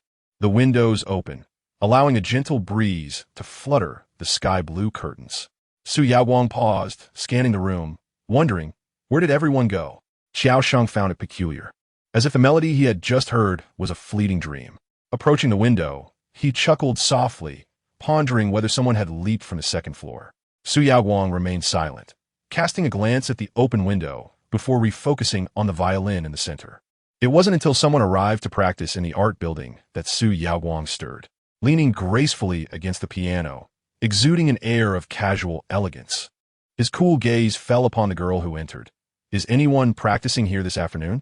The girl, momentarily taken aback, stared blankly at Su Yaowang. He repeated his query. She hesitated, glancing cautiously at him, stammering that only Qin Yu could play the violin. Su Yaowang paused, offering no reply, with his striking features softened by a gentle demeanor. His eyes, however, remained clear and distant, making him seem unattainable. He chose silence, descending the stairs and diverting towards Class 1 to deliver bubble tea to Qin Yu, who was absent at that moment. Su Yaowang squinted slightly, his gaze lowered as he contemplated, before placing the drink on her desk. The students in Class 1 were evidently accustomed to his presence, though most still directed their attention toward him. Outside, Xiao Sheng leaned casually against the doorframe, chatting with a girl seated in the front row. Upon spotting Su Yaowang, he withdrew his hand and tilted his head, grinning. "Was that Qin Shaowan in a practice room just now?" Su Yaowang did not respond. In Class 9, Qin Ran settled into her seat, organizing her books and taking up a pen to write her name. With her right hand propping her chin and her left hand holding the pen, her fingers appeared slender and elegant. The slight tilt of her face accentuated her delicate features. Almost everyone in the class was surreptitiously observing her. Lin Siren, seated outside, had mustered the courage to speak. Qin Ran, "Hello, I'm Lin Siren, the class representative. You can come to me with any difficulties." Qin Ran turned her gaze to her deskmate, squinting slightly before suddenly smiling, her demeanor carefree. "Hello." Lin Siren's cheeks flushed as she looked around nervously. "Are you left-handed?" "Sort of," Qin Ran replied, her left hand writing a bit slowly. She took her time, writing leisurely. "The math teacher handed out a test paper this morning. I need to collect it and submit it before class," Lin Siren quietly mentioned. Qin Ran casually rummaged through her bag and indeed found a math test. After glancing at it, she tucked it into her desk.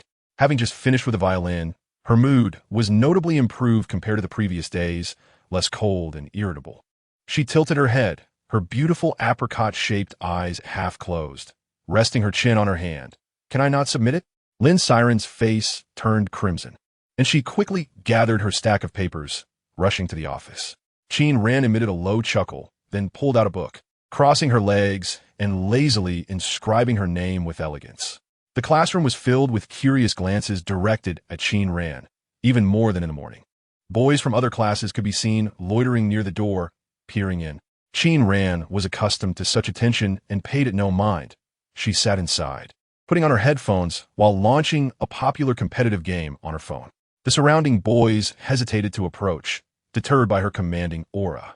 Before long, Xiao Sheng returned with Su Yaowang.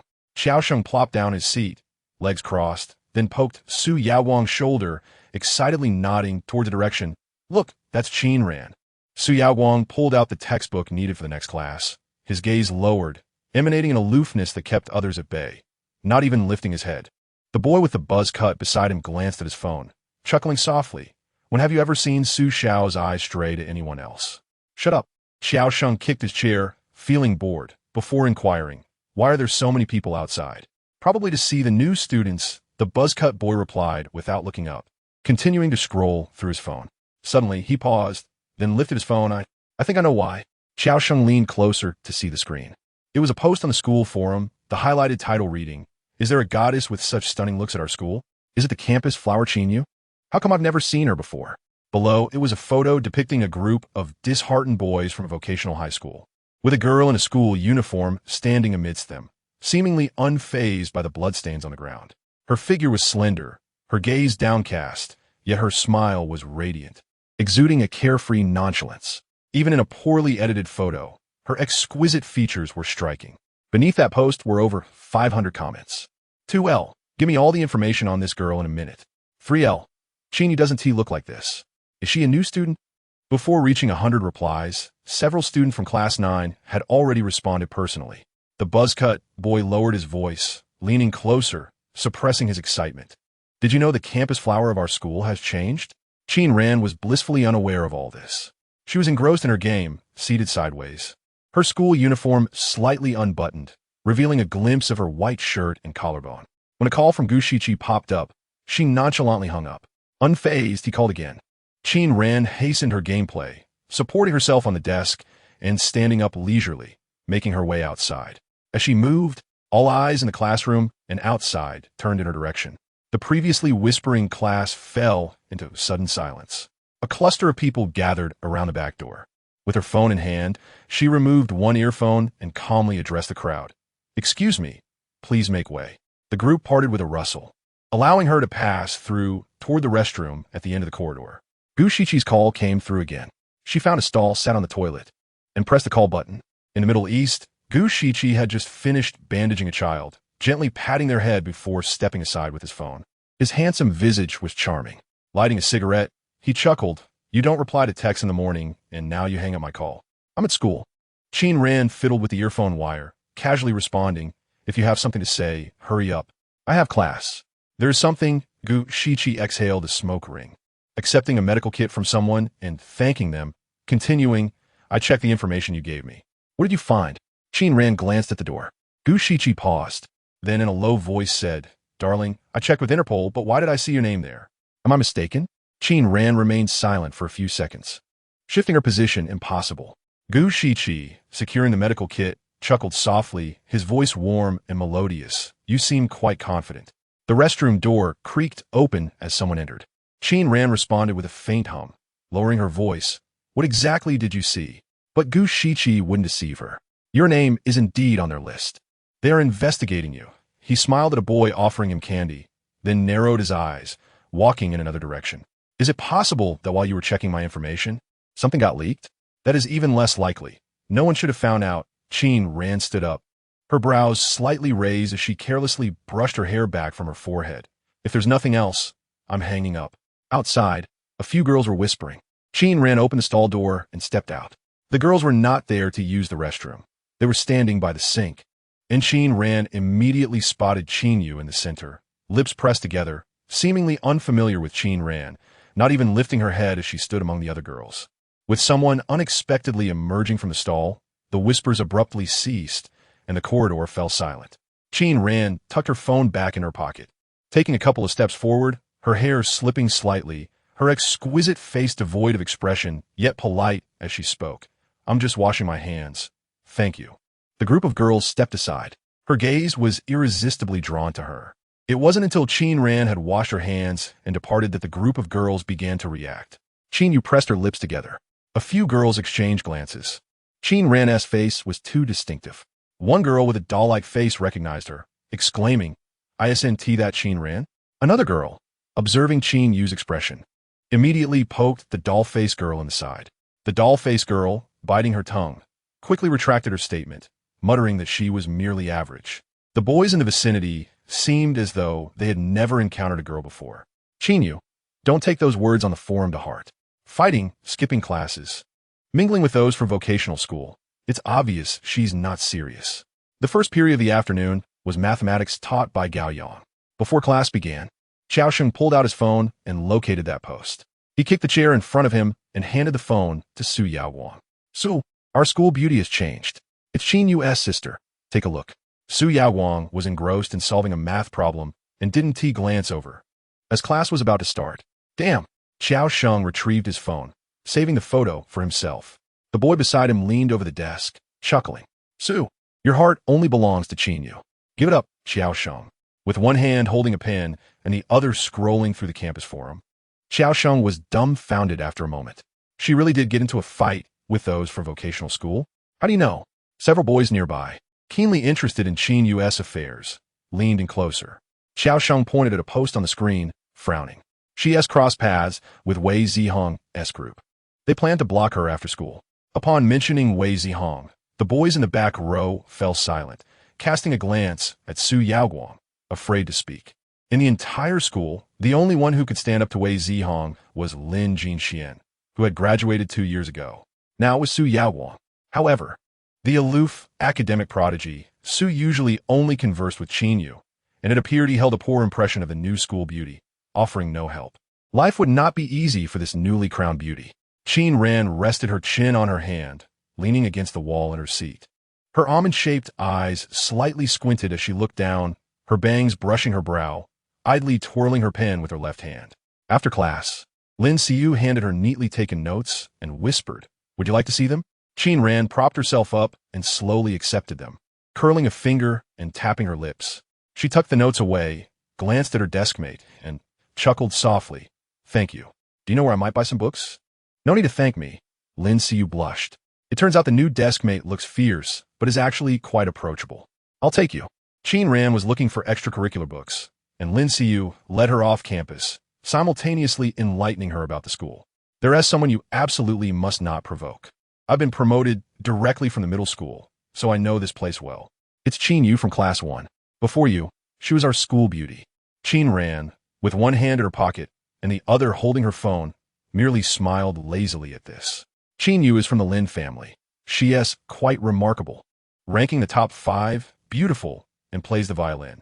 Many people come to watch her during practice at noon. Most importantly, Su protects her. Lin Xiu lowered her voice. A few girls who were displeased with Qin Yu were dealt with by Su. As the two chatted, they walked towards the school exit. The senior class finished late, and many students rushed home for dinner, leaving the path quite serene. Not far away, Xiao Sheng grinned while lighting a cigarette. "Qin Yu, I heard your brother is back." He had mostly referred to her as the school beauty in the past. Qin Yu remained impassive, simply replying, Su Yaoguang stood beside her. His demeanor still cool, but noticeably softened. Xiao Sheng chuckled. "If I had half of your brother's charisma, I would have to beg my dad for pocket money." Taking a puff of his cigarette, he had not yet looked up when the roar of motorcycles reached his ears. The sound was thunderous, prompting Xiao Sheng to rub his ears and step aside, cursing under his breath. A motorcycle had stopped a short distance ahead, revealing 2 figures surrounded. At the forefront was a striking red motorcycle, and one familiar slender silhouette appeared quite haughty. Qin Yu stepped back slightly, lowering her head. "Wei Zihong is ahead.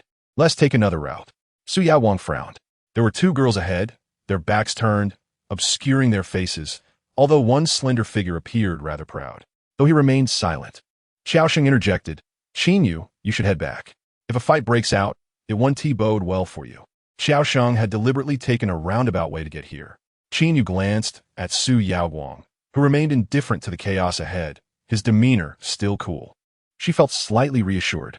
"My driver is over there. I'll head back first. You all should return early too." As Qin Yu entered the car, the driver hesitated before speaking. "Miss, the situation ahead it's fine. I'm hungry. Let us go home early," Qin Yu replied, tilting her head with a smile. The driver promptly turned the steering wheel, departing from the school. Meanwhile, Lin Xiu's face turned pale as she clutched Qin Ran's hand. She stared at the youth perched on the red motorcycle, who bore an uncanny resemblance to a rising star, her voice tense and palms clammy with sweat. He asked the school bully from vocational school. As Lin Xiu felt increasingly anxious, a low, teasing chuckle came from behind. "My ancestor." Lin Xiu looked up slightly to see her fierce deskmate squinting her beautiful eyes, seemingly whistling casually, one hand in her pocket, nonchalantly observing the approaching motorcycle riders. How could she still be smiling? There were numerous rumors surrounding school bullies, and just the thought made Lin Xiu's legs tremble. She gripped Qin Ran's wrist tightly. her knuckles protruding as her fingertips turned pale. Not far away, Xiaosheng anxiously remarked, Su, Wei Zihong and his crew are bullying people from our school right in front of you. He bit his cigarette, ruffling his buzz cut, raising his eyebrows at Su Yaoguang. Su Yaoguang lifted his gaze, his exterior exuding warmth, yet his restrained eyes were icy. Mind your own business. His gaze fell upon the crowd ahead, where the scene was chaotic. In the center stood a girl, languidly leaning against the crowd, tall and slender, not glancing this way, bathed in the remnants of a sunset. Her face was both alluring and captivating, her expression haughty, radiating a formidable presence that sent shivers down one's spine. Su Yaoguang's voice faltered momentarily. No wonder Xiao Sheng insisted on coming this way. Such beauty was indeed rare. Su, are you going to do something? Seeing Su Yaoguang remain silent, Xiao Sheng pressed urgently. Wei Zihong has gotten out of the car. If you dislike the new classmate, what about the class monitor who's been your classmate for 2 years? Are you really going to stand by and do nothing? Noticing Su Yaoguang's momentary daze, Xiao Sheng took it as a sign of consent. He stepped forward, calling out loudly, Class monitor, bring the new student over here and give Wei Zihong some space. His tone was quite urgent. Lin Xiyu heard Xiao Sheng's voice, and her face lit up with hope. Tugging at Qin Ran's hand ahead towards Xiao Sheng's group. Wei Zihong was notorious. When he transferred here, he had knocked out the local gang leader. Everyone thought he was finished, but unexpectedly, he managed to escape unscathed. His reputation as a school bully spread from there. Rumor had it that he was ruthless, with a powerful background that even the underworld feared. Such a person was not someone ordinary students could provoke. Even a diligent student like Lin Xiyu had heard of him. As Xiao Sheng shouted, she pulled Qin Ran, eager to escape, but found that Qin Ran was rooted to the spot, unable to be moved. Damn, what is up with this new school beauty? Does she want to fight? Wei Zihong is not someone to be trifled with. Su, say something. The new school beauty indeed had a proud spirit, wild and unafraid, truly resembling a young calf unaware of the tiger's ferocity. Wei Zihong, a notorious figure at Yun City University, instilled both fear and trepidation among the students, as he operated without restraint. Following Lin Jinshuan's graduation, Zihong exhibited a modicum of caution around Su Yaoguang. The two factions were at odds, their primary interaction stemming from a freshman welcome event where the renowned Qin Yu was derided by Wei Zihong's crew for her violin playing. Su Yaoguang, taken aback by the affront, immediately confronted Wei Zihong. How can anyone claim Qin Yu's grade 8 violin skills were lacking? The assembly perceived Wei's remarks as mere provocation. Newly transferred, Su Yaoguang initially thought he was doomed, yet surprisingly, Wei Zihong refrained from provoking him further. From that moment, Xiao Sheng recognized that Wei Zihong held a certain respect for Su Yaoguang. Presently, witnessing Qin Ran's predicament, Xiao Sheng felt a surge of anxiety and muttered under his breath. Lin Siren, upon spotting the school bully dismounting his motorcycle, turned pale and whispered urgently, Qin Ran, we must leave. I will explain later. Grasping Qin Ran's arm, her palms were clammy with sweat, trembling uncontrollably. It was natural for an ordinary student to react this way upon hearing rumors of a school bully unafraid of even the underworld. Qin Ran, unfazed, patted Lin Siren's shoulder, maintaining her composure, casually placing one hand in her pocket, casting a sidelong glance with a smirk that danced on the border of a smile, a demeanor exuding both wildness and audacity. Yet Lin Siren felt her legs weaken, nearly unable to move, as darkness encroached her vision. The leading youth approached them, possessing striking phoenix-like eyes and a chiseled profile, his presence exuding an indefinable allure. As Wei Zihong prepared to take matters into his own hands, Xiao Sheng despaired for the new student. Su Yaoguang shifted slightly, ready to speak, but was interrupted by Qin Ran's assertive voice. Wei Zihong, have someone escort my deskmate back. She can't walk. Zihong glanced at Lin Siren, his demeanor shifting to one of surprising amiability, devoid of the typical domineering aura, and quickly summoned a seemingly studious boy to assist Lin Siren. Turning back to Qin Ran, he grinned widely, genuine surprise gleaming in his eyes. Sister Ran, why didn't you inform me of your arrival in Yun City? Qin Ran adjusted her uniform, the shirt slightly loose, revealing her collarbone as she moved. It was a last-minute decision. President Su's letter arrived a year ago. Wei Zihong feigned dissatisfaction. Then why didn't you seek me out upon your arrival? I just got here yesterday, Qin Ran replied, glancing at Lin Siren, who appeared dazed. She nudged Wei Zihong playfully, raising an eyebrow, urging him to have his lackeys disperse and not frighten her deskmate. Zihong complied, ordering his entourage to leave promptly. Lin Siren, clearly in a daze, watched as Qin Ran prepared to procure some books. The boy whom Qin Ran had bested earlier felt the weight of his impending defeat, stammering, "Boss, she is dressed in a tracksuit." Zihong extinguished his cigarette with a grace that belied its roughness, arching an eyebrow with mischief. When asked, he casually remarked, "The village bully of Ninghai, my ancestor." Without waiting for their reactions, he turned to Qin Ran, inquiring where she was headed. "To buy books," came her succinct reply. "I'll accompany you," he offered, his voice trailing off as he moved closer. Meanwhile, Lin Siren remained rooted in disbelief, while Zihong's subordinates approached her cautiously, asking if she intended to return to school. Lin Siren felt a sense of emptiness in her mind. Not far off, Xiao Sheng and his group fell silent. Even Su Yaowang momentarily caught off guard. As Qin Ran gathered a few books, her phone buzzed with notifications. She casually glanced at it, revealing a hidden number. "You have a new task designated for you. Will you accept?" 013, "I am not a good person." Qin Ran contemplated the message for a moment before tossing the book to Wei Zihong, typing back, "Is the person placing the order insane?" She hung up, having paid tenfold for her order. Without waiting for a response, she quickly sent 2 words back, "Not accepting." Wei Zihong, holding her books, proceeded to the cashier, casually perusing Qin Ran's selections, several original texts from abroad, typically overlooked in the bookstore. He knew of her penchant for reading. Chun Shulan's home was filled with her literary collections, particularly fond of original versions. Having seen her bedside adorned with copies of 100 Years of Solitude and The Kite Runner, he placed the books on the counter, his tousled hair slightly falling over his dark, piercing eyes. After paying, Qin Ran did not contest him, slipping her phone back in her pocket as she stepped outside first. Wei Zihong approached her, one hand clutching a nearly extinguished cigarette, contemplating where to dispose of it. "Shall we grab a bite first?" he asked, raising his hand in a friendly gesture, his head slightly bowed. Qin Ran shook her head, stating she needed to return to her dormitory for self-study. "Give me one," she said, glancing at him. Zihong understood her request, retreating slightly, exclaiming, "No way, Grandma Chung would kill me." Qin Ran playfully kicked him, her captivating eyes fixing on him, cold and fierce. Reluctantly, Wei Zihong extracted a pack of cigarettes from his pocket, offering her one along with a lighter. His lighter was a friction type, and as Qin Ran's slender fingers lit the cigarette, a faint blue flame flickered to life, releasing a subtle minty aroma into the air. Dressed in jeans and a white t-shirt, with her oversized school uniform draped casually over her, she appeared obedient while engaging in an act of rebellion. Her soft hair flowed gently in the wind, and as she leaned against the wall, her delicate fingers enveloped in swirling smoke embodied a blend of defiance, languor, and a rare tranquility seldom seen in her demeanor. Her smoking posture exuded an effortless charm.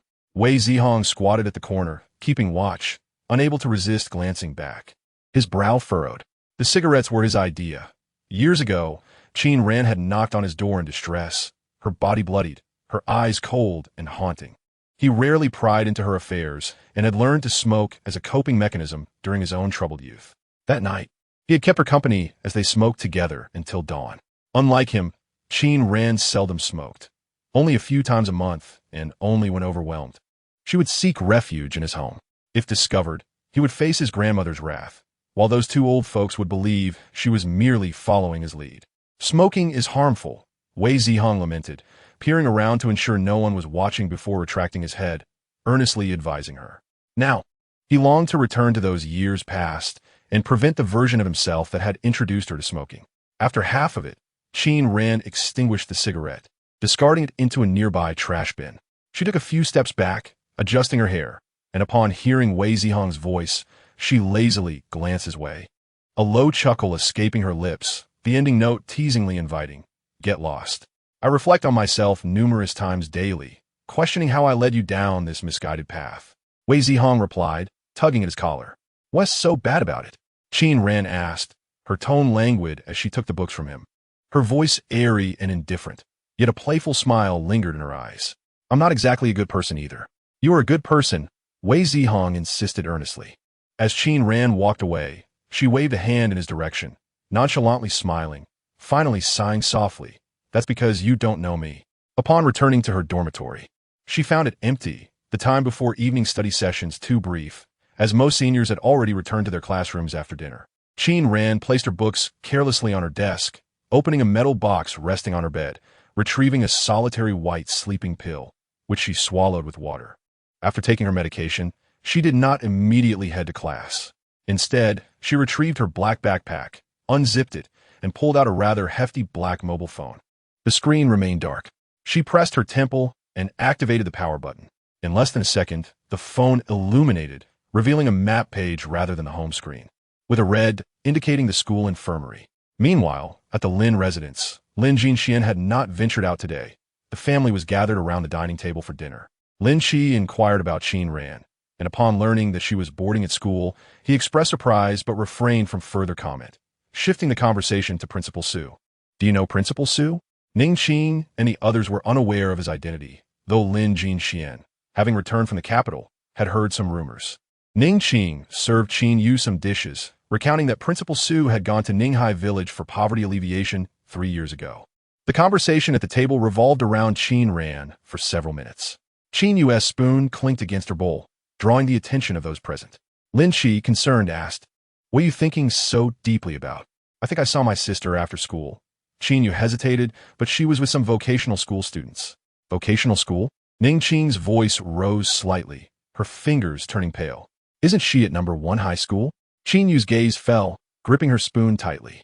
"I heard she got into a fight with some students from the vocational school at noon, and those people came looking for her in the evening.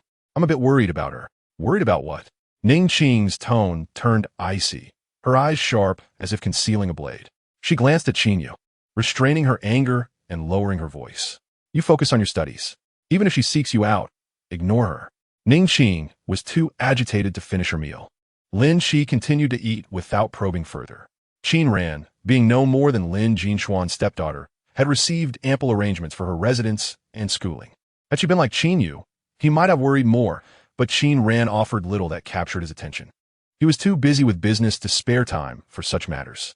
"Let us tidy up the 3rd floor and set up a study for you," Lin Jinxian remarked, showing little concern for the dining table's dynamics.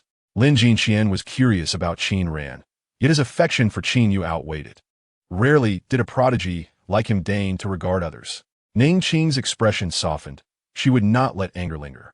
The Lin family would ultimately belong to Lin Jinxian, and gaining his regard was crucial for her. His indifference towards her contrasted with his evident affection for Qin Yu. The bond between the siblings facilitated a smoother path for her. Qin Yu smiled, her eyes brightening. "Thank you, brother. I'll take a call," Lin Jinxian replied, slightly nodding as he stood, taking his phone upstairs. On the other end was a gentle middle-aged voice, laced with apology. "Mr. Lin, we cannot accept your order. I have arranged for the deposit to be transferred back to your account." Lin Jinxian was taken aback. "May I inquire about the reason?" "Personal reasons. I am not privy to the details." The voice on the phone remained polite, though unclear. Lin Jinxian hung up, his expression clouded, revealing little of his inner thoughts. He toyed with his phone, ultimately feeling a wave of irritation wash over him. He received a notification of a payment credited to his account shortly thereafter. "Encountered some trouble?" Lin Qi asked casually as he entered the room. Lin Jinxian, a genius who had founded a company during his freshman year, was generally composed, but today he appeared troubled.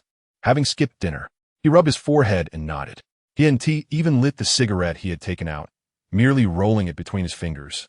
His expression one of barely concealed annoyance. Somewhat, he finally admitted after a pause, but offered no further explanation. After significant effort to connect with those individuals and spending a considerable amount of money, his order had still been declined. At Hengchuan No. 1 High School, Qin Ran did not attend self-study. She gazed at the infirmary door, its light glowing. The infirmary's hours were from 6 to 9 in the evening. When she arrived, Lu Xiaoying was attending to a young girl. Despite the day's weariness, Lu Xiaoying maintained his courtesy. After finally dismissing the girl, he looked up to find the girl who had been involved in the brawl earlier standing a few meters away. With her striking looks, long legs, and thick, long eyelashes, Qin Ran appeared nonchalant. "Do you have something to discuss?" Lu Xiaoying asked, his demeanor brightening as he leaned on the desk. Qin Ran narrowed her eyes. casually surveying the modest infirmary. "Are you hiring part-time help?" Lu Xiaoying was taken aback. I am rather in need of money," she added quietly. Her financial situation was indeed pressing. Lu Xiaoying's gaze fell on her. Her loose school uniform jacket concealed a slightly tattered white shirt, in stark contrast to the well-dressed girl who had just left. Lu Xiaoying's perception shifted. He cautiously glanced at Junyi, who was still wrapped in a blanket.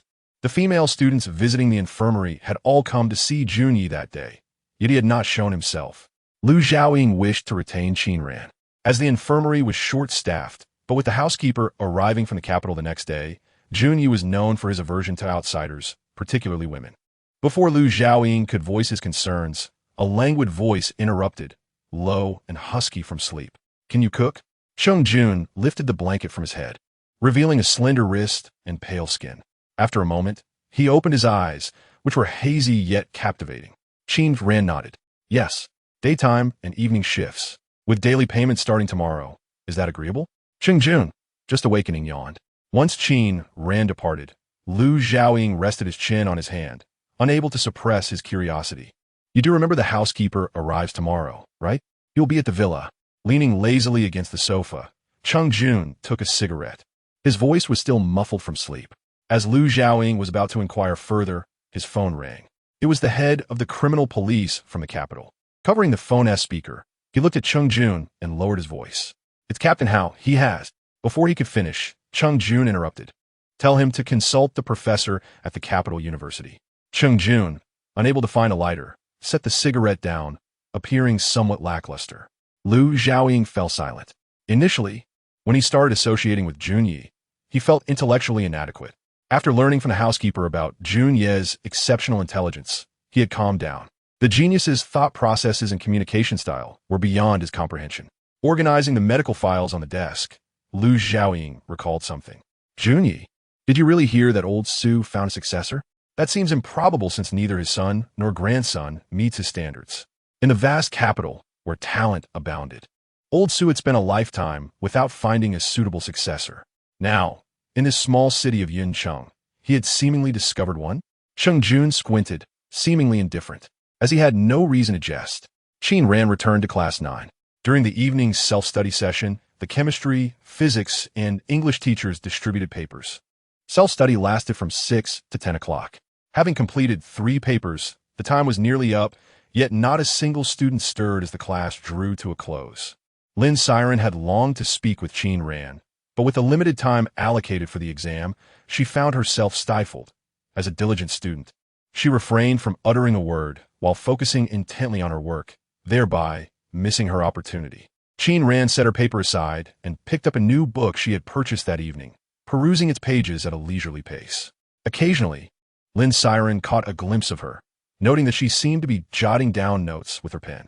When self-study commenced and the class representatives began to collect the papers, Lin Siren finally seized her chance. Setting her own paper aside, she hesitantly approached Qinran. "You Hao."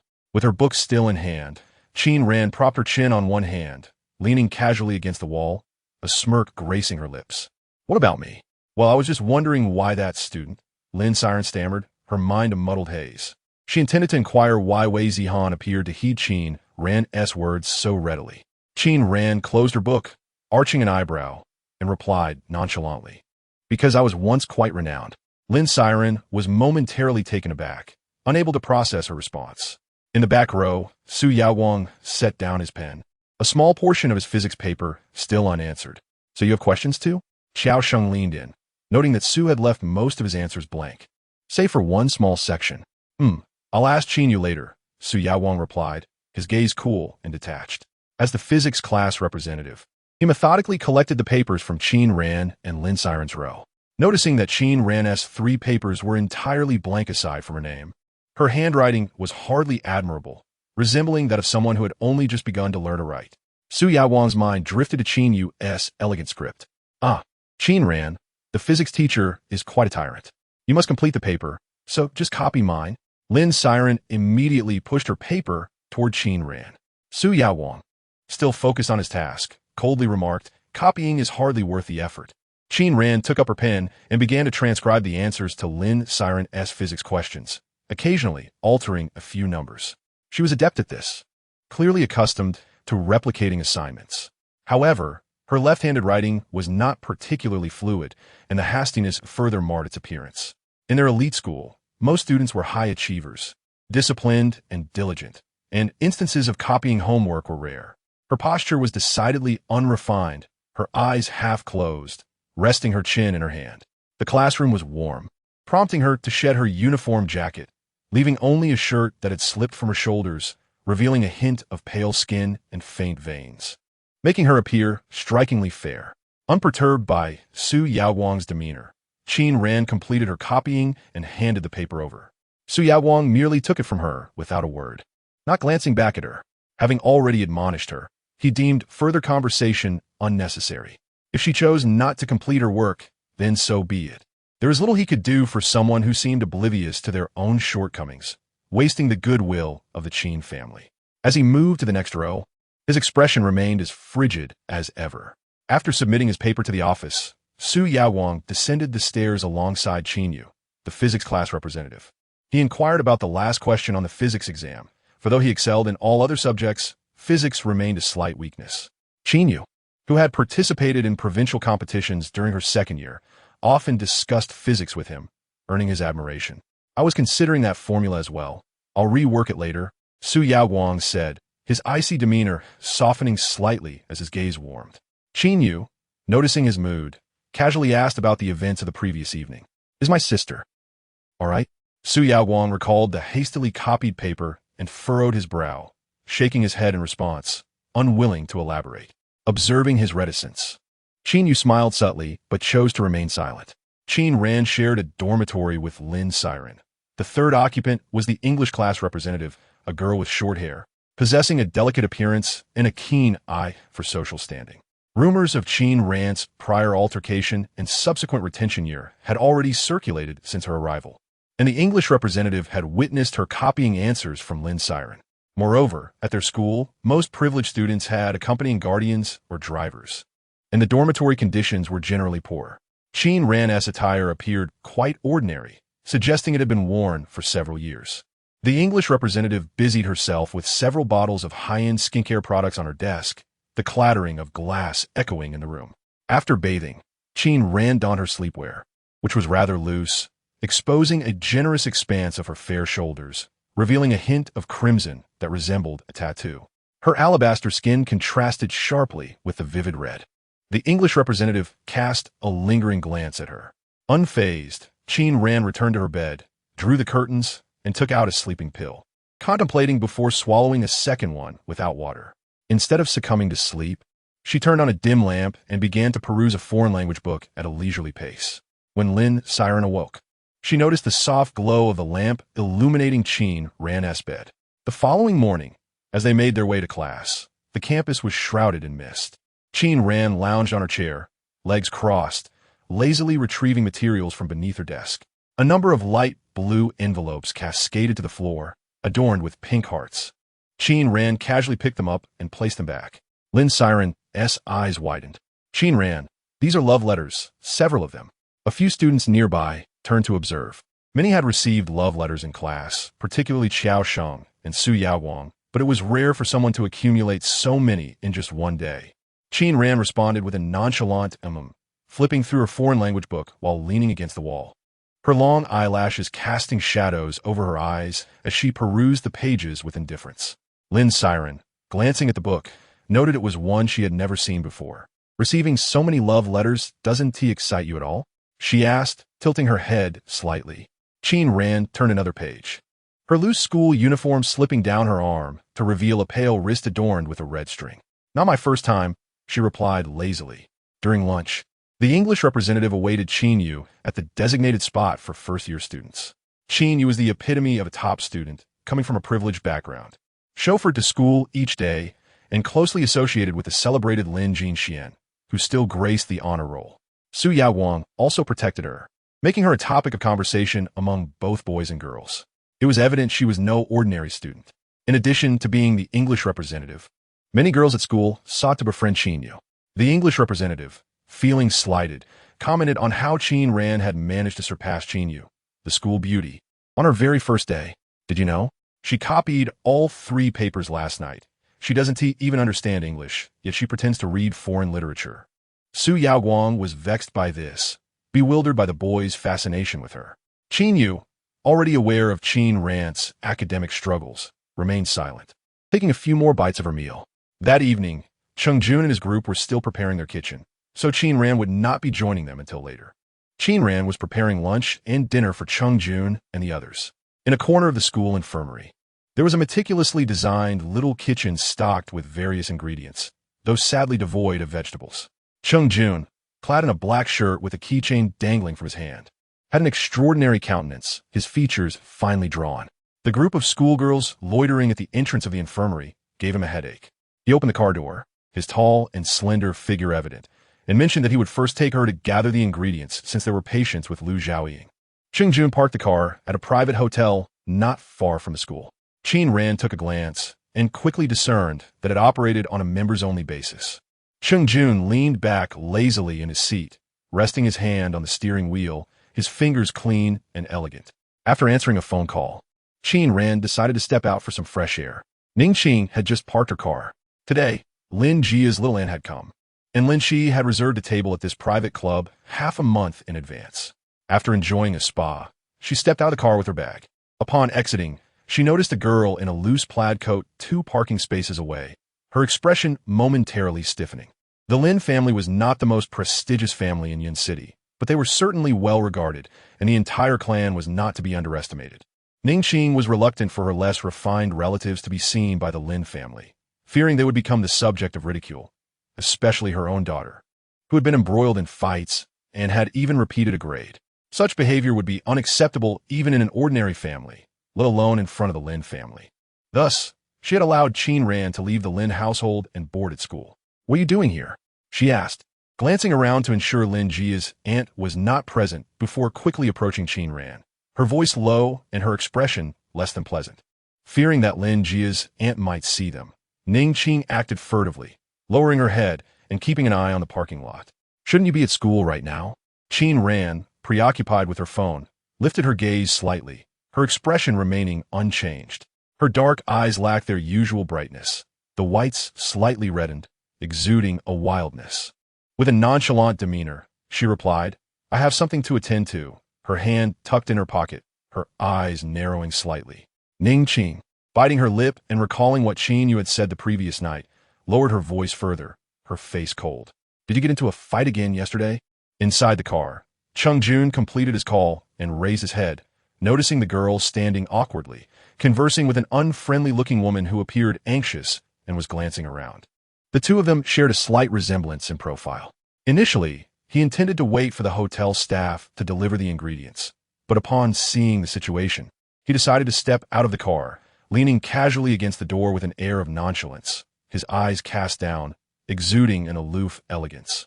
The hotel staff, sweating profusely, rushed over with the ingredients, surprised to see him waiting outside. They hurriedly presented a beautifully arranged basket, addressing him with deference. "Young Master Jun, what brings you here personally?" "Just put it in the trunk," Cheng Jun replied, lifting his chin slightly, his voice low and tinged with indifference. His gaze still on Qin Ran. Ning Qing's expression soured. "Qin Ran, let's go," he called out, raising his voice just enough for both Qin Ran and Ning Qing to hear.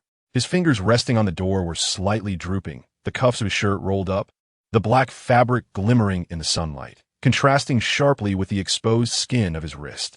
Even in his relaxed posture, he exuded an unmistakable, commanding presence. Ning Qing was momentarily taken aback, struck by his striking appearance, a rarity in Yin City. Before she could collect her thoughts, Qin Ran walked over, and the two entered the car, the black door closing slowly behind them. Ning Qing took a closer look at the vehicle, realizing it was a rather ordinary black car bearing the Volkswagen emblem, though its body appeared somewhat unusual, likely a new model. Who was this man? As she regained her composure, recalling the fight Qin Ran had been involved in the night before, she clenched her teeth, feeling that Qin Ran was once again causing trouble in Yin City. She still had not questioned her about the fight or her absence from school that day. Not far away, a royal blue Porsche was approaching. Ning Qing quickly averted her gaze, recognizing the car as belonging to Lin Jia's little aunt. She immediately shifted aside, anxious to avoid being spotted. "What are you doing here?"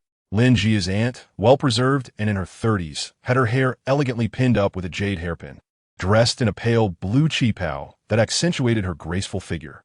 Her discerning eyes held an air of authority. Ning Qing, although more attractive than Lin Jia's aunt, felt overshadowed in terms of presence. Nothing, she replied, relieved that her aunt had not noticed Qin Ran earlier. However, her expression remained tense.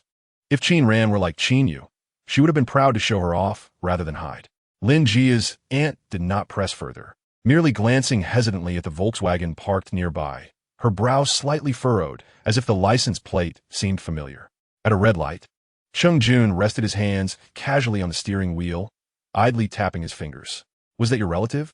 he inquired. "Yes," Qin Ran replied, her hand resting against the car window, her demeanor neutral. "She doesn't seem like much," Cheng Jun mused, a lazy smile gracing his lips, his voice slightly nasal. "Her BMW is quite valuable, and that Porsche behind it is also impressive." Qin Ran remained silent, leaning back in the rear seat, her long legs slightly bent as she fiddled with the car sound system. "Your car is nice too," she remarked, tilting her head back, her dark hair brushing her brow as she raised an eyebrow. "Green light," Cheng Jun said, starting the car with a casual remark. "What's so nice about it? It doesn't even compare to the worth of a Porsche's wheels." Qin Ran looked up, discreetly glancing at the sound system in the car, her silence speaking volumes. The sound system was from a music company in the U.S., known for its exquisite quality and steep price, typically favored by those with excessive wealth. Cheng Jun's system appeared to be a new internal development, lacking a code. She had never purchased such equipment and was unsure of its exact price, but it likely cost upwards of 8 million. Though Qin Ran did not often cook, her culinary skills were clean and distinctive. Not comparable to a top chef, but certainly possessing her own flair. Originally not expecting much, Lu Xiaoying was pleasantly surprised, his eyes narrowing in delight as he savored her cooking. After the meal, as Qin Ran began to clear the bowls, Cheng Jun's eyes flicked over to Lu Xiaoying, who appeared somewhat languid from the meal, succinctly instructing, "Go wash the dishes." Lu Xiaoying, who had been enjoying his tea, was taken aback. "Me?" Cheng Jun, grasping a cushion with his elegant fingers, turned his gaze towards Lu Xiaoying, his brows relaxed. "Or should it be me?" he teased. "Isn't that the task of the socialite?" In the end, Lu Xiaoying hurriedly volunteered to wash Qin Ran's dishes. "You should head back to the classroom," Cheng Jun said, his gaze returning to Qin Ran's artistic hands as he yawned. Qin Ran was reluctant to return to the classroom, finding it too noisy, but she said nothing, nodding quietly and taking her coat before stepping outside. The sign outside the infirmary indicated rest, and the door was closed. With the sun blazing overhead, no young girls waited outside. Qin Ran adjusted her white cap atop her head, her slender figure draped in a loose coat. Her head bowed slightly as her hair brushed her brow, her delicate face hidden beneath the brim, walking at a leisurely pace yet radiating a commanding aura. A boy in a first-year uniform approached. He had sharp features and a cold demeanor, causing the girls on the street to glance his way, only to quickly avert their eyes, blushing and whispering among themselves. It was Su Yaowang. As he passed by Qin Ran, his deep-set black eyes remained focused ahead, their paths briefly crossing. Qin Ran headed towards Class 9, while Su Yaowang made his way to the principal's office. "Come in," Principal Su said, adjusting his glasses as his gaze landed on Su Yaowang's face, his expression softening slightly. "Take a seat."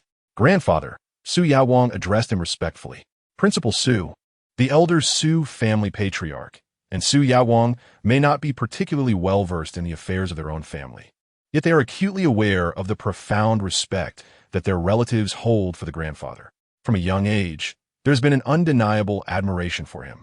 Principal Su cast a glance at Su Yaowang, who has always been exceptional since childhood, and it seems likely that he will inherit the Su family legacy. He stands out in this generation in the capital, both in terms of lineage and appearance. "What do you think of this student?" Qin Ran, Principal Su mused, cradling a cup of tea. Upon hearing her name, Su Yaowang frowned, hesitating to respond. After a moment of consideration, Principal Su continued, "This child has a pitiable background. She has saved my life, and I hold her in high regard. You are of similar age. If you find her acceptable, I could speak to her grandmother about arranging a marriage." Scoring 0 on an exam isn't something just anyone can achieve, Principal Su observed, studying Su Yaowang, who was clad in the school uniform of No. 1 high school. This attire accentuated his refined features and tall stature. His eyes, both cold and clear, bore a hint of pride, exuding an air of distinction. After much contemplation, Principal Su concluded that among the current generation of the Su family, only Su Yaoguang exhibited a touch of remarkable potential. However, this matter required further discussion with Chen Shulan. For now, he merely sought to gauge Su Yaoguang's thoughts.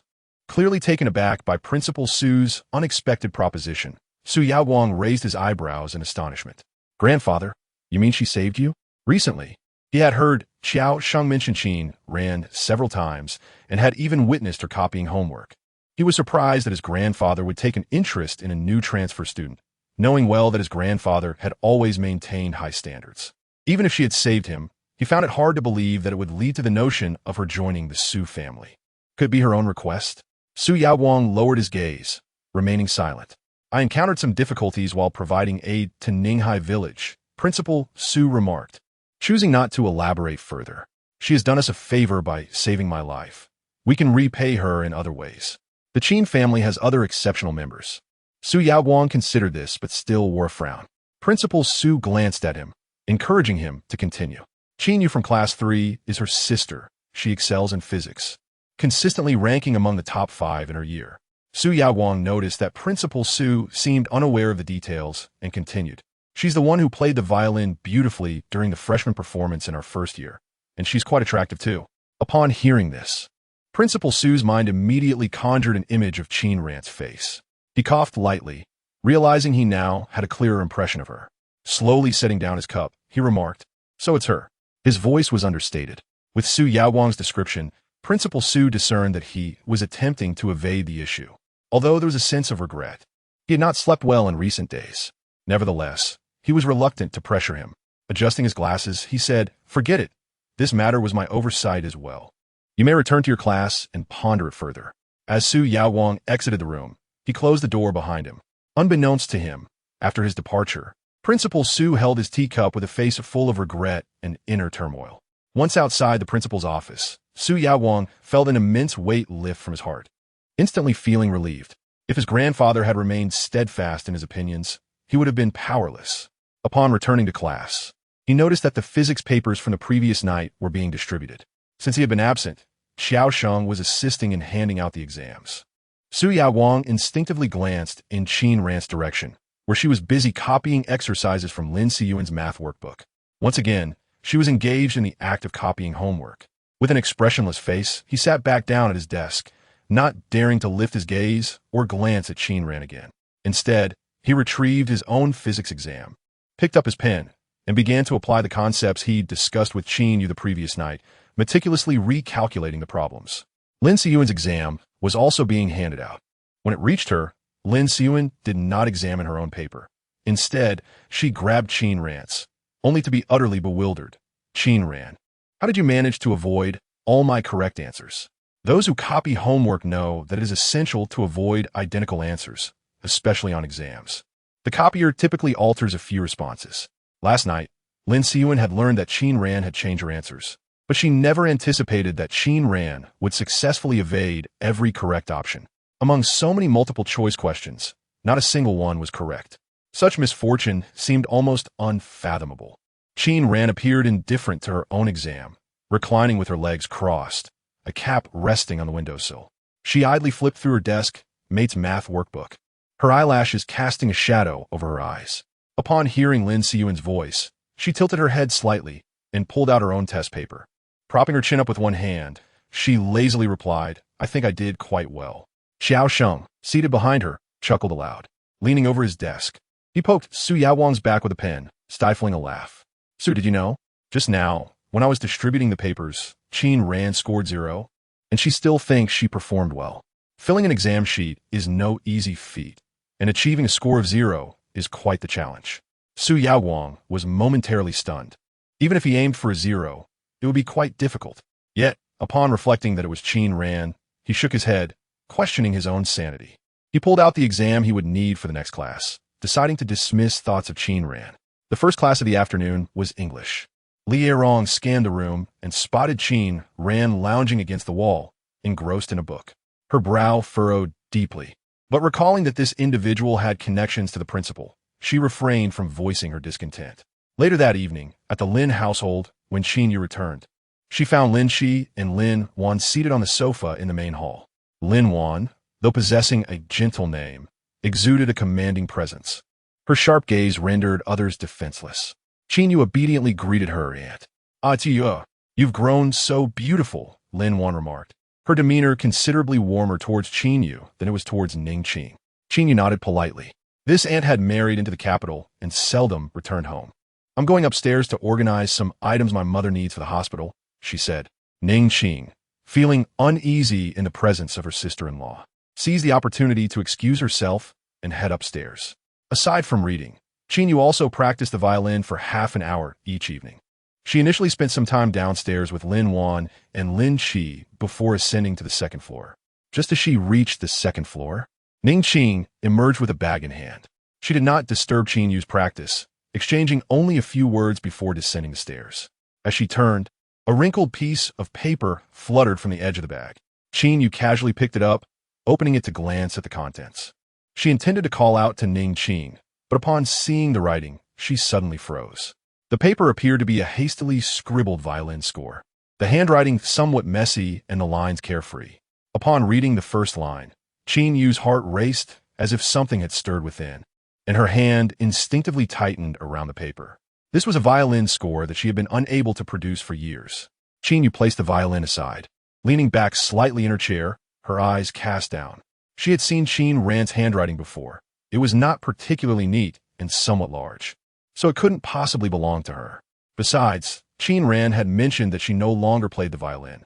Lost in thought, Qin Yu's gaze became somewhat vacant. That evening, her practice was far from focused. When she finally left the practice room, she stood before the paper for a long while before carefully folding it and bringing it back to her room, locking it away in her drawer.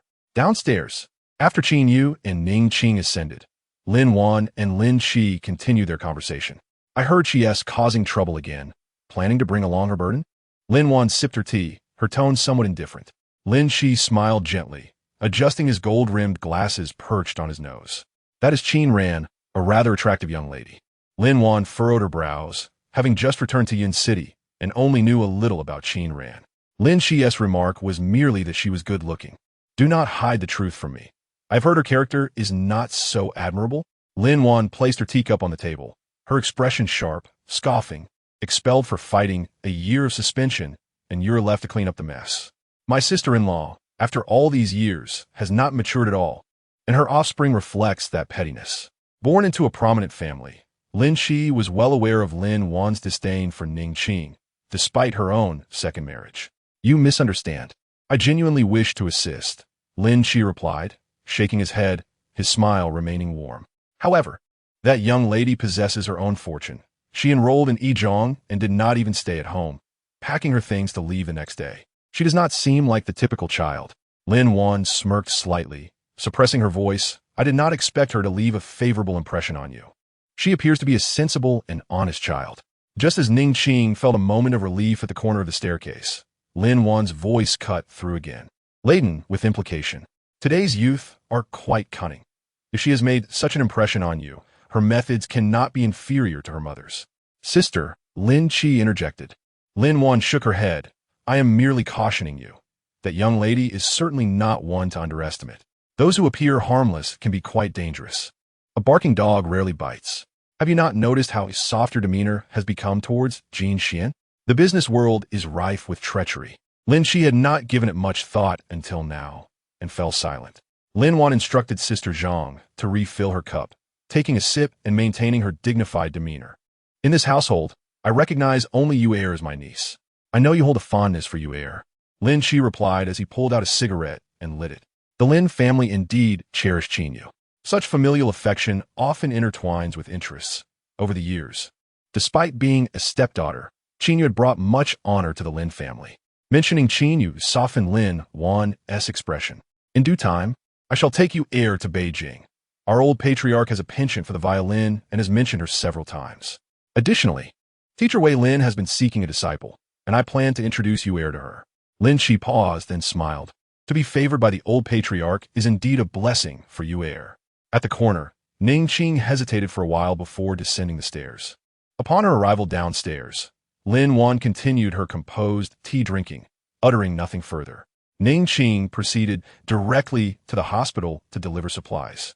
Chen Shulan was in a private room, accompanied by a nurse. Your cousins and uncle are coming to visit you. Ning Wei has also arrived in Yun City, she said. Chen Shulan, lost in thought, felt her spirits dampened. I have booked a hotel. We shall gather there the night after tomorrow. You should join us. When Chen Shulan was ill recently, none of the relatives reached out.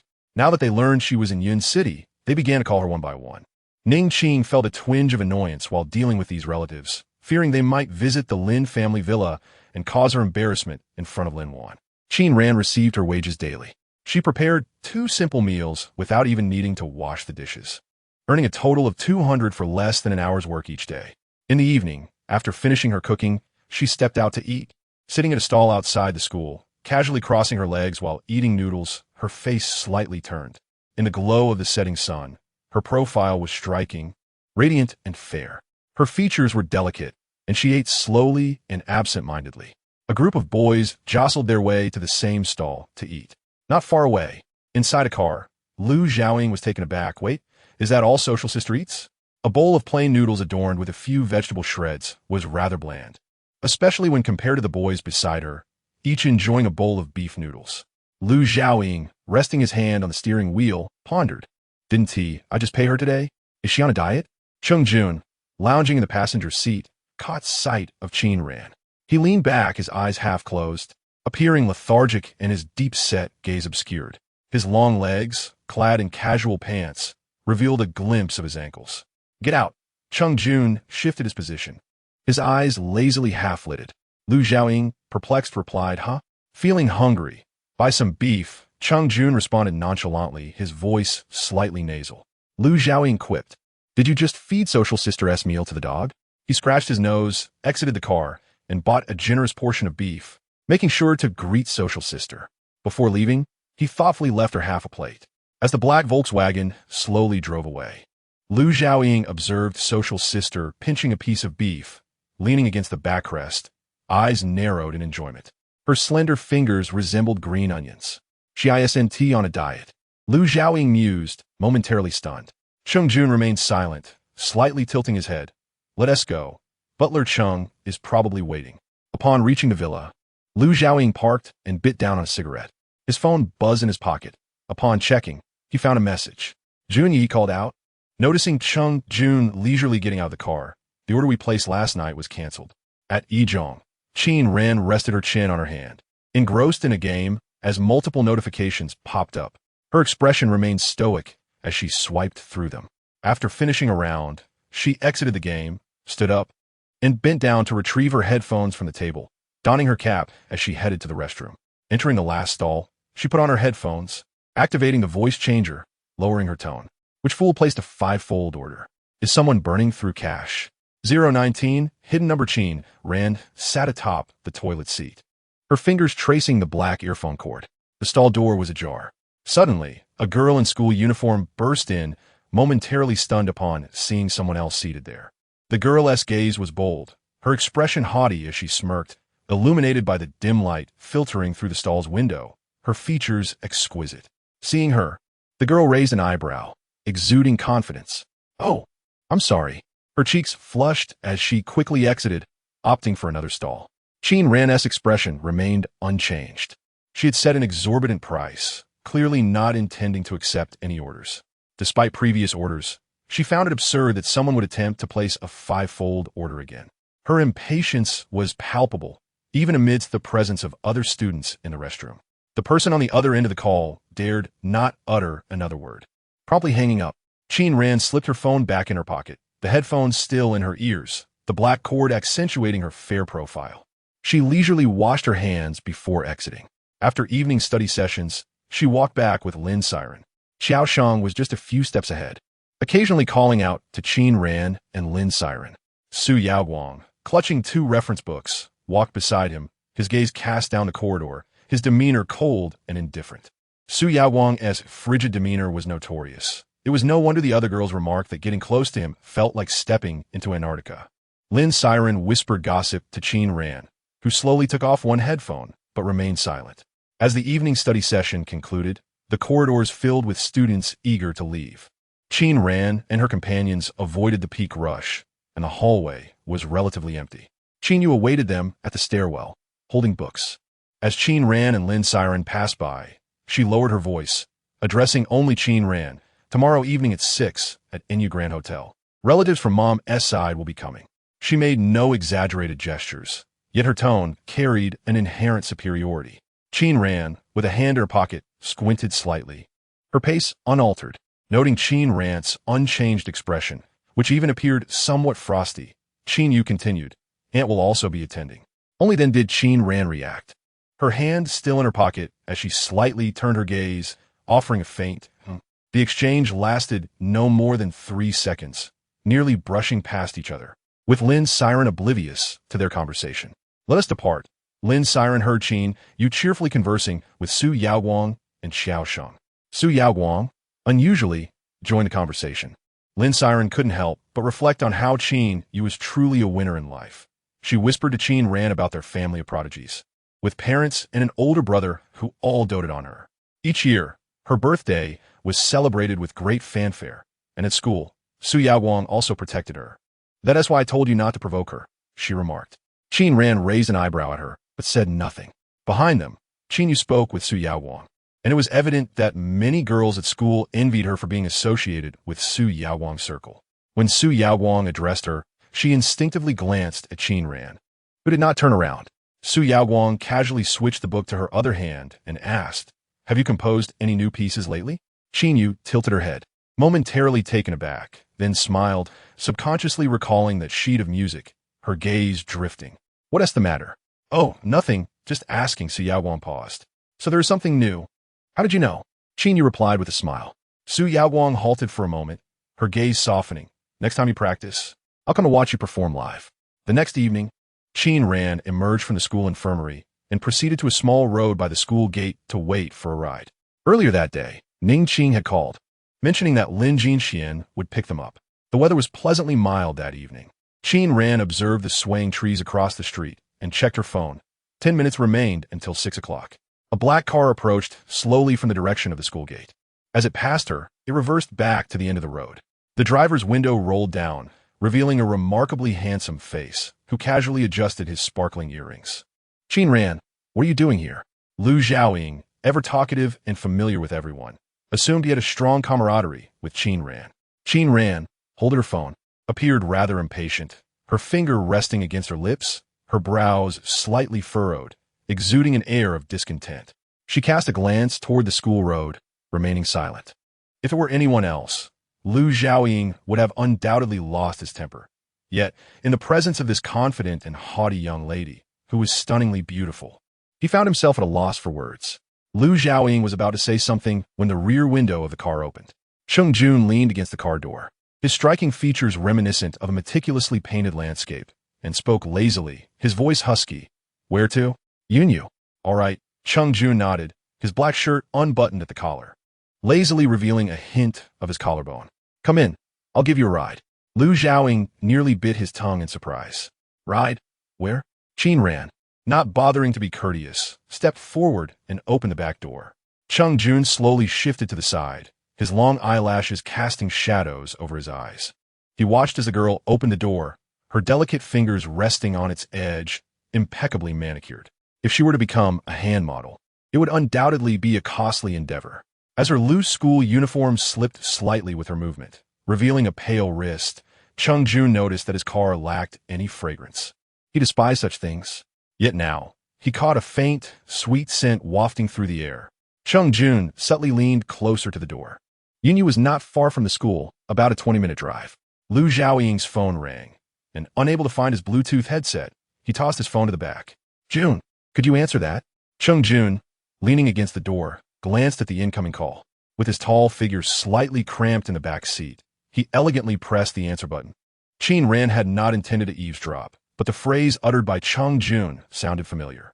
He leaned against the door, his posture relaxed, and spoke in a calm yet commanding tone. If 5 times 1 T do, then make it 50 times. Qin Ran's brow twitched. Cheng Jun ended the call, and the car came to a halt, indicating they had arrived. Qin Ran thanked him and exited the vehicle. Cheng Jun retrieved a pillow from a back. His voice thick with nasal tones as he acknowledged her, his fingers long and graceful cradled in the fabric. Just as Lu Xiaoying was about to start the car, the phone rang again in the enclosed space. Cheng Jun, still leaning, barely opened his eyes, his voice muffled. If 50 times 1 T do, then make it 100. Lu Xiaoying replied, Jun, that is not my phone. Cheng Jun opened his eyes to find a white phone lying on the seat beside him. A call from a hidden number flashing on the screen. 020 580,000 for the violin. Cheng Jun lowered his gaze, pausing for a moment. Recently, he had been receiving calls from such hidden numbers. Outside the car, Qin Ran realized she had forgotten her phone and turned back, leaning slightly to tap on the window. Cheng Jun raised an eyebrow and lowered the window. She cast her eyes down, her expression cool and detached. I left my phone. Cheng Jun lowered his eyelashes, picked up the phone, and handed it to Qin Ran, his fingers long and elegant, his voice low. Your phone is ringing. Qin Ran accepted the phone, her expression unchanged as she casually terminated the call. It's just a sales call. Since the advent of hidden number software, such calls have become increasingly common. As she entered the hotel, she texted Ning Qing while holding the phone. The same hidden number called again. Maintaining her composure, she walked to the end of the hallway, took out her earphones, activated the voice changer, and answered the call. This order has changed. The price is 50 times. Do you accept? The voice on the other end was clearly altered, with a slight static buzz. Who is the idiot placing this order? Qin Ran leaned against the wall. The other party silent. After a moment, she licked her lips and spoke. I asked, which fool placed the order? Send me the details. Her fingers played with the earphone cord as she kept her gaze lowered, each word laced with icy resolve. Sensing her tones softened, the caller eagerly ended the call. Soon after, the details were sent to Qin Ran's email. She did not move from her spot, but shifted her position against the wall, leisurely opening the documents. As she examined the information, her brows furrowed, and she finally replied with 4 succinct words. I will take this order. Hearing that Lin Jinxian had arrived, Ning Qing had been waiting downstairs at the hotel. That evening, the Lin family's driver was picking her up, leaving no time to visit Qinyu. As Lin Jinxian passed by the first high school, he kindly offered to pick up both Qinyu and Qin Ran. Ning Qing felt somewhat flattered. For years, Lin Jinxian had been rather indifferent towards her, but when it came to Qinyu, he seemed quite accommodating. As a stepfather, he naturally wouldn't neglect to show courtesy. Jinxian, I truly appreciate your help, Ning Qing said with a gentle smile, her handbag in hand, her beautiful face exuding a hint of sophistication. Lin Jinxian stepped out of the driver's seat, his demeanor calm and refined, exuding a handsome charm. It's nothing. I'm happy to help. Recently, Lin Jinxian had been quite busy, often inundated with phone calls even while at home. His brow bore the weight of concern, as if he were grappling with a pressing issue. So Ning Qing and Lin Qi refrained from disturbing him. Now that he had delivered them, Lin Jinxian did not linger, elegantly greeting Ning Qing before returning to his seat. Ning Qing noticed Qinyu stepping out from the front passenger side, while the back door remained shut. As Lin Jinxian prepared to drive away, she glanced back at the rear seat. Jinxian, whereas Qin Ran. ISN, she coming? Lin Jinxian, already with his hand on the ignition key, fell silent for several moments before raising his head and pressing his temple in mild disbelief. I'm sorry. I got so busy I forgot her. Do you have her number? I can go back for her. It turned out he had simply forgotten. Ning Qing nodded gently, her fingers moving slightly as she spoke in a soothing tone. It's all right. I asked her to take a taxi here herself. You've been busy lately, so there's no need for you to pick her up. Lin Jinxian, having never engaged in such undignified behavior, indeed had his hands full. Please send me her number later. I shall apologize. Once Lin Jinxian departed, Ning Qing pressed her fingers to her temples and pulled out her phone to call Qin Ran, but her call went unanswered. Mom, I'm sorry, I completely forgot. Qinyu entered the shop, holding a small violin in her arms, looking quite apologetic. Ning Qing interrupted her call. It's fine. It has nothing to do with you. She attempted to call Qin Ran twice more, but both times her efforts were in vain. Initially frustrated, she reflected on the situation and felt a pang of discomfort. If it had been Qinyu in her shoes, Lin Jinxian would have undoubtedly rushed back to fetch her without hesitation. Even if pressed for time, Ning Qing would have personally gone to pick her up, never resorting to such negligence. Ultimately, it stemmed from the fact that Qin Ran was not Qinyu. After 12 years of minimal interaction, their relationship had grown distant, especially given Qin Ran's stubborn temperament and her cold, proud demeanor, which was far from the softer nature of Qin Yu. With so many relatives gathering in Yun City, it was evident they were there to gawk at Ning Qing's success. They feigned interest in Chen Shulan, but their true motive was to forge connections. Ning Qing was acutely aware of their intentions and held them in contempt, though she would never let it show. In this scenario, Qin Ran could remain absent, but Qin Yu's presence was indispensable. She was Ning Qing's greatest pride over the past decade. As for Qin Ran, there were no secrets among these relatives, and should the topic arise regarding why Qin Ran was still in her third year of high school. Sighing, Ning Qing stowed her phone away and led Qin Yu upstairs. Before long, most of the relatives had arrived. Chen Shulan lowered her gaze and whispered to Ning Qing, "Where's Ran Ran? Why hasn't she come?" Ning Qing paused, her peripheral vision catching a glimpse of a slender figure entering from outside. The person wore a loose high school uniform jacket over a white t-shirt, and in the dimly lit room, filled with raucous laughter, she alone kept her head bowed. "Isn't she here?" Ning Qing spoke up. Chen Shulan noticed her as well. No matter where she was, Qin Ran always stood out, her sharp brows and piercing eyes drawing attention the moment she stepped into the room. "Grandma, where's my aunt?" Qin Ran grasped Chen Shulan's left hand, her gaze sweeping the room until it landed on Ning Wei, who stood awkwardly in a corner. "Cousin, it's been ages since we last met. You look even younger." A middle-aged woman warmly grasped Ning Qing's hand. "Ah, this must be Qin Yu. You're quite striking. I heard you've even appeared on television playing that violin. Truly a source of pride for our family." Qin Ran heard Ning Qing's composed yet joyful voice. "Come here, this is your great aunt. She has always been a source of comfort to me. Now she's in a key class at the first high." These relatives were mostly unfamiliar to Qin Ran, and she recognized their primary interest lay with Ning Qing and Qin Yu. Not wishing to engage in hollow pleasantries, she excused herself from Chen Shulan and approached Ning Wei. Ning Wei, clutching the hem of her clothing and looking somewhat lost, wore clean yet noticeably worn attire. Ran," she exclaimed, her voice brightening at the sight of Qin Ran. Qin Ran paused momentarily, holding her phone, tilting her head back slightly, and inhaling deeply. "Aunt, why don't you sit down?" "There's no chair. I'm fine standing," Ning Wei replied with a smile. She then turned to the similarly shy girl beside her, Mu Ying.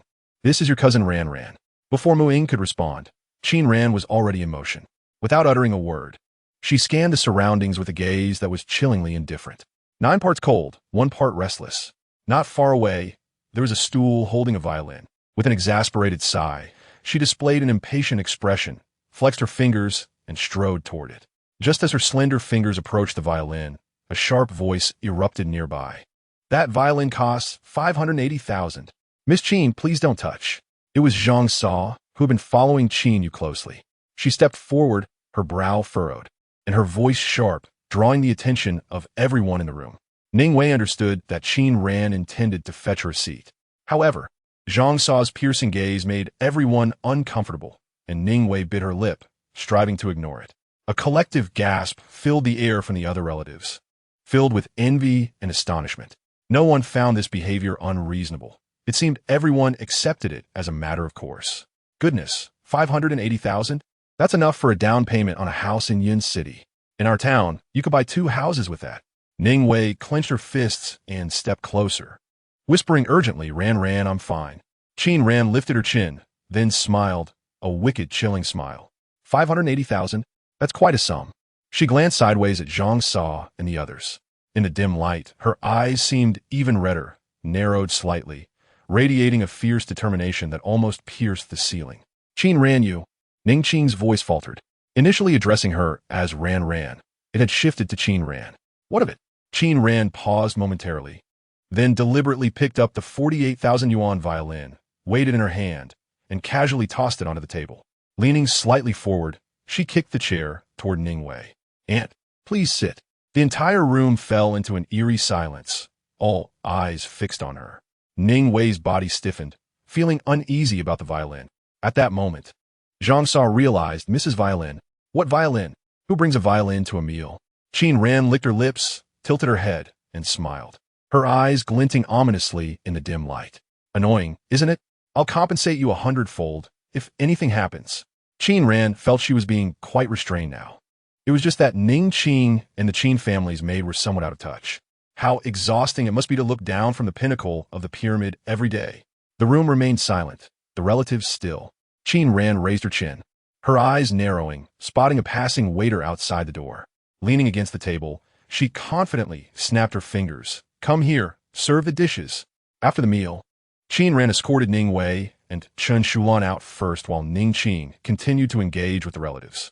They had come primarily to see Ning Qing, not Chen Shulan, and they were more than eager for that. Inside the private room, the atmosphere lightened after Qin Ran's departure. Qin Yu smiled and raised her glass, exuding elegance. "I would like to apologize to my sister." These relatives were astute. They were well aware of Ning Qing's staunch refusal to acknowledge Qin Ran in the past. "Your sister is just like that," an uncle remarked dismissively. "She was bold enough to crack someone's head open at 16. I heard she was taken to the emergency room, and the police arrived promptly." Qin Ran was quite the fighter, and it was common for them to see her bruised. Though that had changed now, her fierceness remained, which was why these relatives held a certain fear of her. Mentioning this, Ning Qing's expression darkened. The police incident had never been brought to her attention. "Dear niece, this is Aunt Zhang." The relatives swiftly changed the subject, smiling ingratiatingly. "This is Aunt Zhang, who looks after the Lin family's affairs." Ning Qing dabbed at the corner of her mouth with a tissue. The relatives' gazes toward Ning Qing and Qin Yu shifted. "Look at this grand household, complete with servants." As Qin Yu stepped out to use the restroom, Zhang Sa immediately followed. "Miss, please don't let Qin Ran see your violin in the future. If she breaks it, you'll be the one feeling the loss. And can she really afford to compensate 100-fold? Qin Yu chuckled softly as she washed her hands. "Mother, Aunt, and Qin Yu are still." Muing glanced back at the private room, hesitating to leave. Ning Wei shook her head, clearly aware that Qin Yu and Ning Qing did not wish to be involved with them. This child still did not understand. "Let's not think about it. We're going home." She walked slowly, her steps seemingly unsteady. Qin Ran followed behind, arms crossed. After escorting Chen Shulan to the hospital and spending some time with her, Mu Ying kept observing the room's facilities. Once they exited, Qin Ran tilted her head back. Ran, what is going on tonight?" Ning Wei inquired. "What is wrong with tonight?" Qin Ran retorted, her expression cold and unyielding. "Didn't you drop out of high school to work and pay for her university tuition? She hurt her leg, and she doesn't know." Ning Wei fell silent for a moment. Qin Ran pressed her fingers to her temples, softening her tone. "Aunt, I'm sorry. I didn't mean to take it out on you. Nisn't angry. Everything you do is for my sake. But Ran, your mother is not at fault. She managed everything regarding your uncle's hospitalization. She doesn't owe me anything." Ning Wei smiled, gently patting Qin Ran's head. "Moreover, Aunt doesn't want your relationship with your mother to deteriorate. After all, you are mother and daughter." Under the lights, the coldness in Qin Ran's eyes was palpable. Her mother was eager to sever ties with these relatives, even wishing to disown her daughter while fearing the relatives would cause trouble with the Lin family. She didn't want to share these thoughts with her aunt. "Mu Ying and Mu Nan will be attending Yizhong, right?" Qin Ran reached into her pocket and pulled out 2,000 yuan, handing it to Ning Wei. "Take this for now. Mu Ying and Mu Nan are starting high school, and they must not be negligent in their studies. Don't let Mu Nan work. I can't accept this money. Keep it for yourself.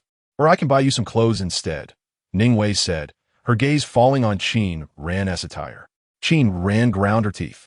Her aunt could be infuriatingly stubborn. She had transferred 100,000 to her aunt's account back then, and now it had nearly grown to 110,000 without a single cent withdrawn. Her aunt surely intended to save it as a dowry for her. Qin Ran remained silent, stuffing the money back into her pocket with the intention of visiting her aunt's rental apartment in a few days to install an air conditioner, knowing her aunt would never indulge herself with such luxuries. "By the way, Aunt, have you finished your medication?" Qin Ran recalled something and rummaged through her pants pocket, producing the white pill bottle that Gu Shiqi had given her, offering it to Ning Wei. At that moment, Ning Qing hurried over. The Lin family driver had likely taken Qin Yu home first, and it was Lin Jinxian who accompanied Ning Qing. "Mom, have you slept? What are you discussing?" Ning Qing took a deep breath and asked. Mu Ying immediately interjected, "Aunt, Grandma has already gone to sleep, and Cousin Ran is getting my mom her medicine." Ning Qing frowned, feeling humiliated by the events of the evening and suppressing her temper in front of her stepson.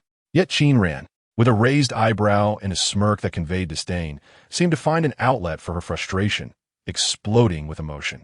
Qin, are you still like your grandfather? Obsessing over those matters? He ended up destroying himself, and you're becoming a neurotic too, trying to harm your aunt? Both Mu Ying and Lin Jinxian were taken aback, having never heard such things before. That essay drug invested in by the state, Qin retorted, raising her head and enunciating each word. I am not a neurotic. At this, even Ning Qing looked up, stunned by Qin words. Who are you calling a neurotic? Ning Qing snapped, her voice rising. Ning Wei tugged at Ning Qing's sleeve anxiously. Ran. Ning Qing regretted her impulsive remark. Don't call me that, Qin said, towering over Ning Qing by a slight margin, her gaze icy. Am I familiar with you? Finding her voice again, Ning Qing clenched her fingers, her knuckles protruding. I may have been wrong, but I only want what's best for you. Don't follow your grandfather's footsteps. You're still attending Yizhong. Who will care for you if I don't? I don't need your care. Qin leaned in, her eyes narrowing dangerously, her brows arched defiantly, and she patted Ning Qing's shoulder with a smile. Aside from my grandmother, no one can manage my life. So, whether I live or die, which high school I attend, or if I get into university, is none of your concern. Remember that. She spoke deliberately, unhurriedly. After finishing, she turned, raising an eyebrow at Ning Wei and Mu Ying, who promptly followed her lead. Ning Wei, equally irked, chose not to acknowledge Ning Qing. Outside the hospital entrance, Ning Qing's meticulously made-up face flickered between white and green, her fingertips trembling. Lin Jinxian stood aside, glancing in Qin's direction. She seemed just as he had first seen her, her eyes dark and cold, exuding an intimidating aura. He had been busy all evening, intending to apologize to Qin, but had forgotten her in the rush, as Qin Yu had urged him to leave quickly. Aunt, you still need to visit Grandma Chun. I have something to attend to, so I want to accompany you, Lin Jinxian said with a gentle smile, pausing before adding. I shouldn't concern myself with your family matters, but speaking poorly of your daughter is rather inappropriate. Wouldn't you agree? Without waiting for Ning Qing's reply, he nodded slightly and turned to leave, getting into his car. As he gripped the steering wheel, he paused, his long fingers resting on it. His eyes narrowed. He hadn't forgotten Qin's mention of the state-invested experimental drug. What did that imply? By its surface meaning, it was a drug not yet on the market, and the quantity was limited, with few able to acquire it. He had investigated Ning Qing's background when she married Lin Qi 12 years ago and found nothing noteworthy, which had led him to accept her marriage to his father without concern. While he pondered, he spotted Ning Qing waiting for a bus with Ning Wei. Lin Jinxian halted his car, rolling down the window. With an innate air of detachment, yet speaking gently, he said, Qin, where are you headed? Let me give you a ride as an apology. His car was a black Maybach, with his left hand resting on the wheel, a glimpse of a Bulgari watch visible on his wrist. His countenance was noble. Mu Ying couldn't recognize the brand, but sensed its luxury. She had never been in a car of such caliber. Instinctively, she glanced at Qin. No need, Qin replied, engrossed in her phone. Sitting on the bus stop bench, she casually crossed her legs, leisurely tapping on her device without looking up. Lin Jinxian had already experienced Qin's coldness and rebellious spirit. Very well, but please inform me with a message once you arrive at school, he stated politely. Qin remained silent, ignoring him entirely as she continued playing her game. Her demeanor icy. Be safe, he remarked, observing her nonchalant attitude, suppressing a smile. After a moment's contemplation, he drove away. Once Lin Jinxian departed, Mu Ying hesitated for a while before speaking up. Cousin, was that person a friend of yours? He's from the Lin family, Qin replied, still focused on her game. Her tone unhurried. The Lin family? The wealthy one that Ning Qing married into? Mu Ying pondered, realizing he must be one of the young masters of the Lin family. The bus for line 12 has arrived, she announced. Cousin, the bus for Yizhong is here. I'll take Mom back first. You're just a girl. I'll wait for bus 623 and take you both, Qin said nonchalantly. A gaze seemed to pierce through the air, prompting Ning Qing to abruptly lift her head. The first figure that captured her attention was a man holding a phone, his face adorned with a smile that radiated warmth. The earrings dangling from his ears sparkled enticingly. Next to him, a cold presence appeared to pierce her vision. Leaning against the wall was a shadowy figure, one hand tucked into his pocket while the other toyed with an exceptionally thin surgical knife. The interplay of light accentuated the elegance of his fingers, their contours smooth and striking. The knife twirled leisurely in his grasp, and despite his lowered gaze, his handsome profile remained visible, exuding an air of languid nonchalance. Even in such an inappropriate setting, Ning Qing found herself momentarily captivated. Yet, the gravity of the situation soon dawned upon her. Retreating a step, she retrieved her phone from her bag, her voice tinged with wariness as she inquired, "Who are you? What do you want here?" Before she could warm the device in her hands, Lu Xiaoying snatched it away. Adjusting his earrings, he spun the phone between his fingers, then bent slightly to snap a photo of Ning Qing, his expression coldly indifferent. "Junyi," she asked, questioning us. A few paces away, the surgical knife abruptly ceased its dance. Its slender blade suggested it was custom-made. Ning Qing dared not move, her heart seized by an unseen grip as her fingers trembled, revealing the tension coursing through her. This was the finest hospital in Yun City, and at this hour, it should not present such a scene, especially in a VIP ward where security was under constant surveillance. The very idea of clearing the place at this hour with the hospital's cooperation left her bewildered. She had never imagined that she would attract the attention of such figures. Since her arrival at the Lin family, she had been meticulously cautious, fearful of making a blunder.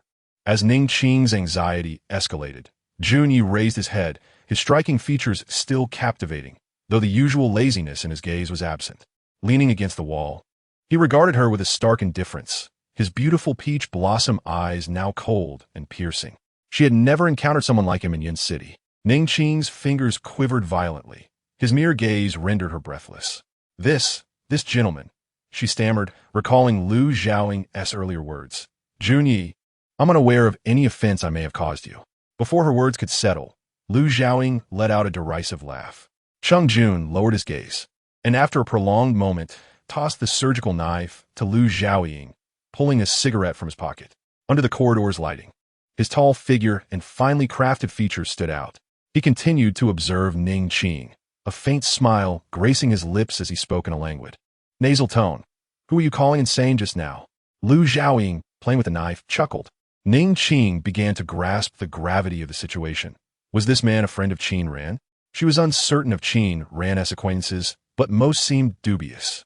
Despite the unsettling atmosphere, she felt a flicker of courage. "Just remember to apologize to her," Cheng Jun murmured, his gaze unwavering. At that moment, the elevator chimed, and Ning Qing's eyes brightened. She turned abruptly, only to see the doors open, revealing the hospital director and chief physician. "Director, you've arrived just in time," she exclaimed, as though she had found her savior. Yet, to her dismay, the director offered her no glance, instead addressing Cheng Jun with polite deference. "Junyi, have you finished?" Ning Qing felt her blood run cold. Cheng Jun shook his head, his phone vibrating without his attention, his focus solely on her as he reiterated, "Remember to say you're sorry." At that moment, Ning Qing dared not utter a word, merely nodding in acquiescence. Cheng Jun averted his gaze, the smile fading from his face. He noted her exquisite attire, the high-end custom clothing, and a handbag worth several thousand. The diamond-studded bracelet on her wrist was even more pronounced. The ensemble was nearly worth a fortune. He contrasted this with Qin Ran's clothing, clean yet evidently worn and plain. It was hard to believe that this woman before him could be Qin Ran's mother. "The consequences of hearing you utter those 3 words again will be dire, understand?" Cheng Jun lit his cigarette, his demeanor shifting to a chilling intensity. In that corridor, a palpable tension enveloped the air, leaving even the director hesitant to breathe. Ning Qing, acutely aware of Cheng Jun's formidable presence, could only nod silently. Lu Xiaoying sheathed the knife and stepped aside, allowing her to flee. "Junyi, what about the conference room?" The director began, but Cheng Jun, disinterested, merely instructed Lu Xiaoying to brief them on the arrangements, declaring he would return home first. Today marked the monthly surgery for a wealthy client, who, upon learning Cheng Jun was in Yun City, hastily arranged for the hospital's facilities. Cheng Jun had come to discuss the surgical plans, but had not anticipated this encounter with Qin Ran. As Lu Xiaoying pondered Ning Qing's predicament, he pointed to himself in disbelief. "You want me to handle the discussions?" Cheng Jun sidestepped, his cigarette softening the harshness of his visage as he smirked. "What else?" With a resigned understanding, Lu Xiaoying acknowledged the unspoken command. Cheng Jun, having said his piece, pressed the elevator button and descended to the underground parking lot. He drove the familiar black Volkswagen, passing a bus stop where a girl sat, engrossed in a game, her legs crossed nonchalantly, seemingly waiting for a bus. He halted the car, inquiring lazily, "Where to?" The voice was muffled, tinged with casual indifference. The first to look up was Mu-ing. As the window lowered, her gaze met his handsome face, leaving her momentarily speechless. Ran, hearing the commotion, finally lifted her head. The bus had yet to arrive, so she asked Ningwei for the address before relaying it to Chungjun. "Get in." He gestured, fingers resting on the steering wheel. Ningwei hesitated, unsure of what to say. "Just get in the car," Ran urged, realizing the bus might take a while. She opened the rear door, ushering Ningwei inside. Mu-ing watched as Ran took the front seat, offering 2 mints to her friends, recognizing them as Ran's acquaintances. Familiar with the car, Mu-ing settled in, while Chungjun's vehicle waited at the alley's entrance. "Cousin, was that your friend?" Mu-ing couldn't help but ask. "Sort of. I work for him," Ran replied, her fingers tucked into her pocket. Not wishing to elaborate further, Mu-ing opened her mouth but shifted the topic instead. "Cousin, in a few days, I'll be attending the first high school." Ran nodded. Mu-ing was 3 years her junior, a fraternal twin with Mu-nan, both excelling in their studies. This year, they were both starting their first year of high school. The quality of education in Ninghai Village was subpar, hence Ningwei's decision to bring them to Yun City. The new building for the first high school had just been completed, resulting in a later start date for freshmen this year, beginning on September 15th. "What is it like at the first high school?" Mu-ing asked, her eyes sparkling with anticipation. "Your second cousin is also there, right? I heard she's among the top 5 in her grade and aims for Beijing University." Though Mu-ing was aware of her academic prowess in Ninghai Village, she had never considered attending Beijing University herself, while Mu-nan might have the potential. "All schools are the same," Ran replied dismissively. "You'll see when you go. I'm headed home now. Stay safe." Ningwei did not allow Ran to enter, as they had just arrived and their belongings were still in disarray. Inviting Ran inside would mean she would have to assist in organizing. Once Ran departed, Mu-ing turned back to glance at the direction the car had taken, unable to restrain herself from saying, "Mom, how does my cousin know so many affluent friends? It seems they are all quite wealthy." In her view, possessing a car equated to wealth. With her father in a vegetative state, the daily nursing expenses were considerable, and only her mother worked, leading to financial strain. They could hardly afford even a piece of clothing, let alone a car. Mu-ing hadn't seen Ran for over a year, but she remembered that only Ran and their grandmother would buy sweets for her and her brother, unlike other relatives who looked down on their family. "Your cousin's friends are all quite attractive," Ningwei contemplated before responding. Mu-ing fell silent, pondering her long-awaited arrival in Yun City and her attendance at the first high school, a secret thrill bubbling within her. "Mom, my and Mu-nan's clothes are too small. Can we buy new ones?" Ningwei paused briefly and then smiled. "All right, tomorrow I'll take you both shopping."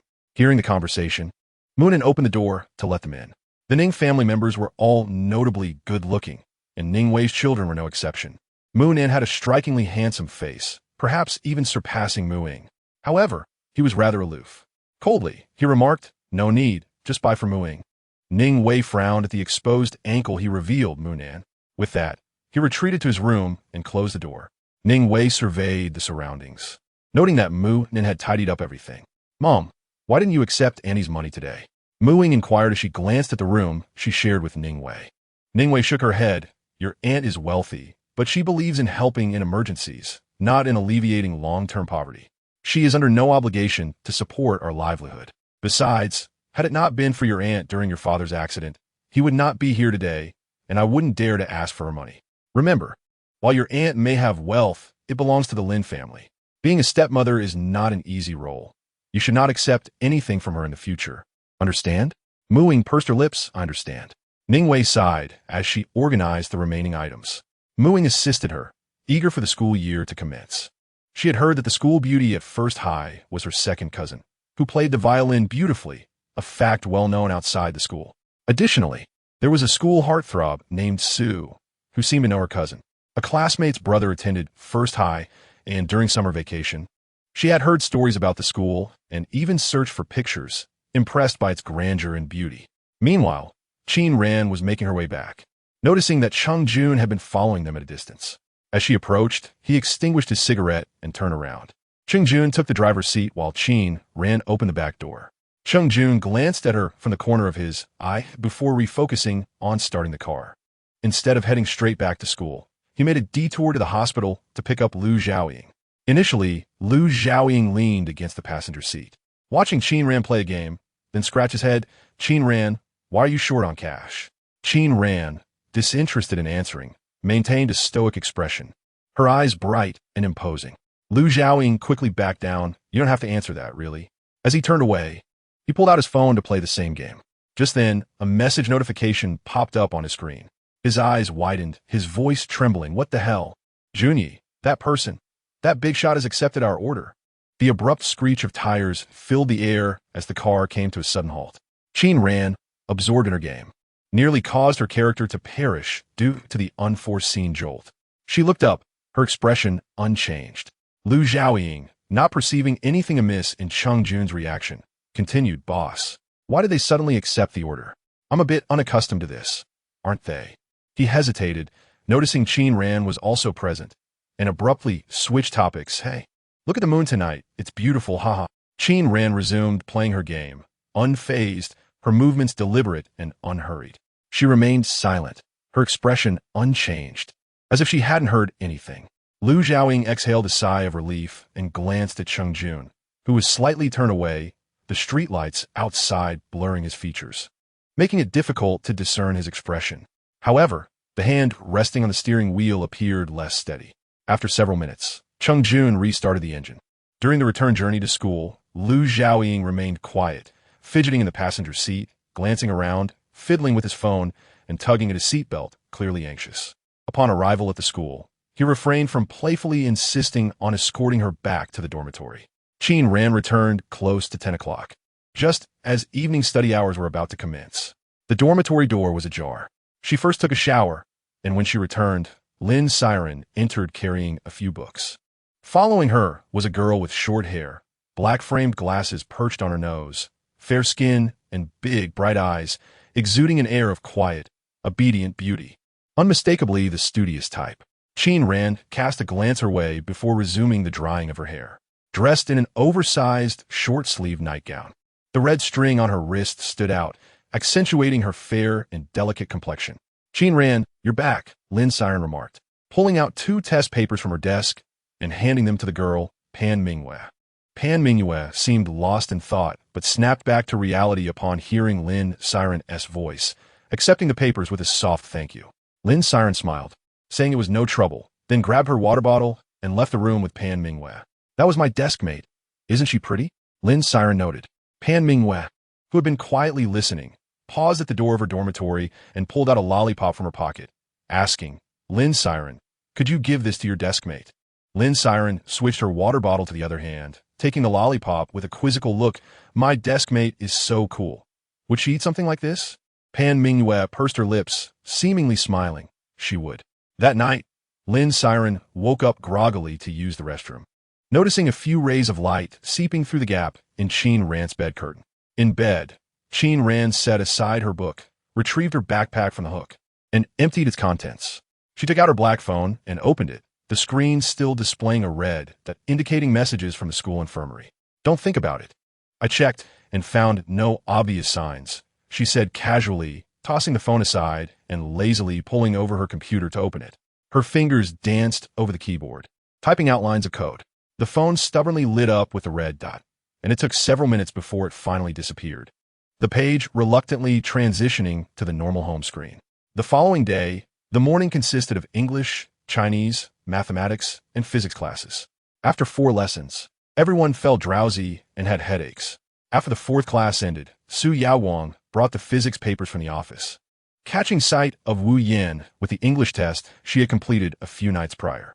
Wu Yin was the English class representative from Qin Ran's dorm. Teacher Gao, I've mentioned before that this student is nothing but a troublemaker. Look at her paper. You won't find anyone else in the school scoring 0. Did you know that your class's average score in English is 3 points lower than the grade average? Li Erong scoffed, having long declared that expecting to reform Qin Ran was overly ambitious. Now, with the English average 3 points lower than the worst class, She felt even more grateful for her previous insistence in front of Principal Su. Li Erong deliberately pulled out Qin Ran's paper, placing it on top. The bold zero glaringly obvious. Gao Yang adjusted his glasses, still smiling, showing no signs of displeasure. Children at this age are indeed rebellious. Thus, we must teach them the correct values. Keep pretending, Li Erong snickered. Su Yaowang knocked on the door. I'm here to collect the physics papers. Li Erong, upon seeing him, retracted the harsh expression etched on her face. Ah, it's you, Su, she remarked, acknowledging that he once again achieved the highest score in the entire school for English. An impressive 136 points. The English exam they took was a challenging, comprehensive test created by 10 schools, designed to remind the newly initiated seniors not to become complacent. The average score at their school was 69, with the top 3 scores being 136, 129, and a mere 117 points for third place. After exchanging greetings, Su Yaowang took hold of his new physics test and stepped outside. Wu Yin deliberately walked slowly. As Su Yaowang passed her, he momentarily paused. Li Erong purposely extracted Qin Ran's paper, placing it prominently on top. The glaring zero she had written was conspicuous to him.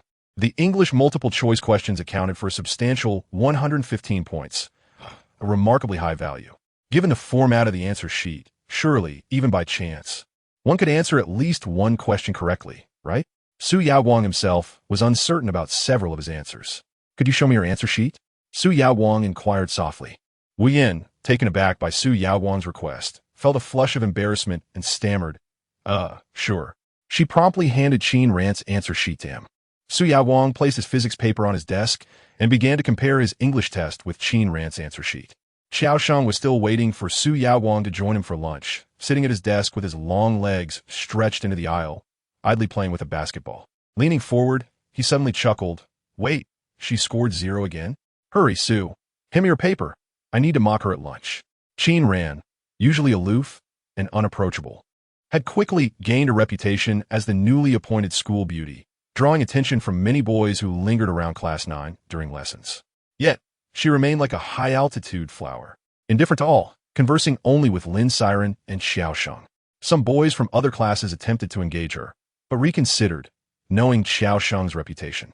After all, it was common knowledge that Xiao Sheng was from a wealthy family. The newly constructed teaching building had been donated by them. Su Yaowang handed the paper to him. His brow furrowed.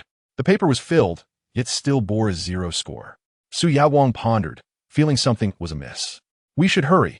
Qin Yu is waiting for us. Xiao Sheng urged, bouncing the basketball. They had agreed to listen to Qin Yu practice the violin at noon, supposedly a new piece. Upon mentioning Qin Yu, Su Yaowang paused, his thoughts shifting away from Qin Ran and quickened his pace. When Qin Ran arrived at the school infirmary, Lu Zhaoying had just finished attending to the last patient. Turning his head, he scratched his hair and asked, Junyi, why did you take the order? Chung Jun, unusually awake today, reclined on the sofa with a laptop resting on his legs, appearing relaxed yet contemplative, his long lashes casting shadows across his face. But I heard that person hasn't taken an order in over a year. Lu Zhaoying abruptly stood up, ready to voice his thoughts, but then awkwardly shifted the topic. So what are we having for lunch today? Chung Jun calmly closed his laptop. Qin Ran glanced sideways, slightly narrowing her almond-shaped eyes. Seeing Lu Zhaoying's widened gaze, she chuckled nonchalantly, fish. Lu Zhaoying immediately grabbed the car keys. Old Wang just asked me to fetch the ingredients for dinner. After lunch, the self-study session was already well underway. Qin Ran washed her hands, donned her school jacket, and stepped outside. The sun blazed overhead. As she passed the art building, she had to fasten her cap. From the open window on the second floor, the sound of a violin drifted out, vaguely familiar. Qin Ran paused, her demeanor cooling as she glanced toward the second floor. In the practice room on the second floor, Qin was holding her violin, her head slightly tilted and brow furrowed. The sound emanating from a violin was somewhat somber, contrasting sharply with Qin Yu's usual melodies. Su Yaowang, with his head bowed, observed with an unusual intensity, leaning against a nearby piano, his fingers unconsciously tapping the surface. Surrounding him were members of the student council, all eager to hear Qin Yu practice. As she had mentioned wanting to try out a new piece today, with some even preparing to record it. However, less than a minute into the performance, the music abruptly halted. Su Yaowang's gaze lost its focus, and he seemed lost in thought. Noticing the silence, He turned to Qinyu, softening his voice. Why did you stop? Qinyu tightened her grip on the violin, smiling brightly. I haven't perfected this piece yet. I usually practice it in secret. It's not quite ready, so let me refine it a few more times before I play it for you. The student council members reassured her that it sounded lovely.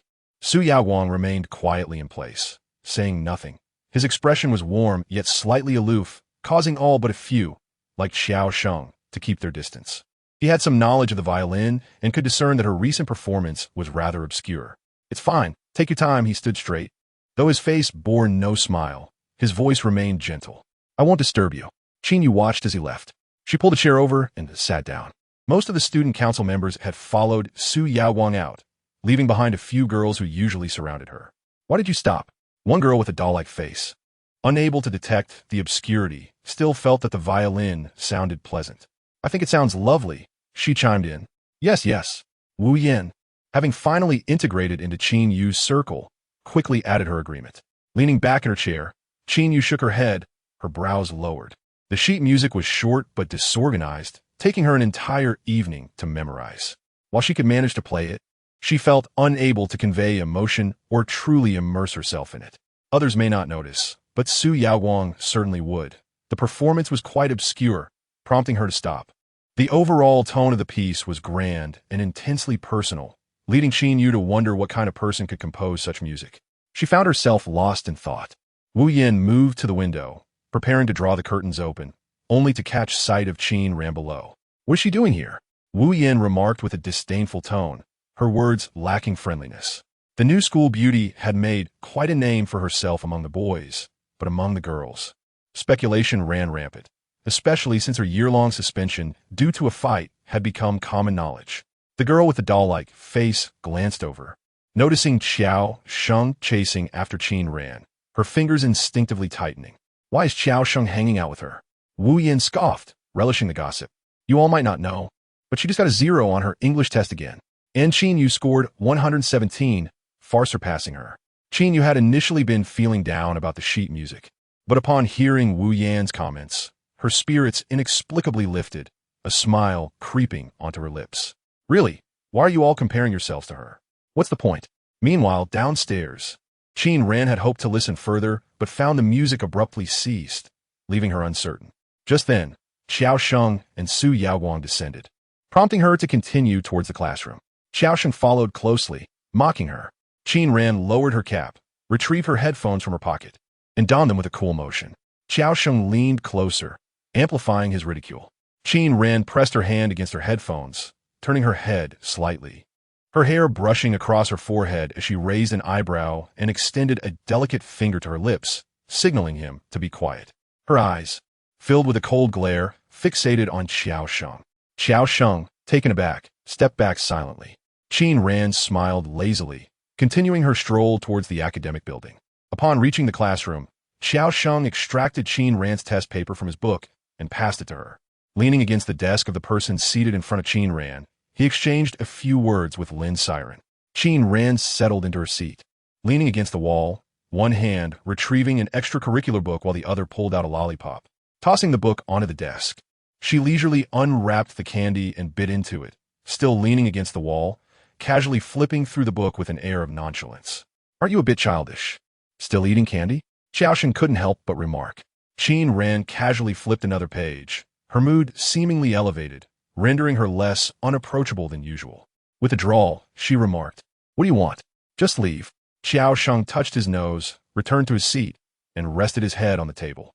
After pondering for a moment, he poked Su Yaowang, who was engrossed in his exercises, and asked Su, Shall we head to the canteen after class?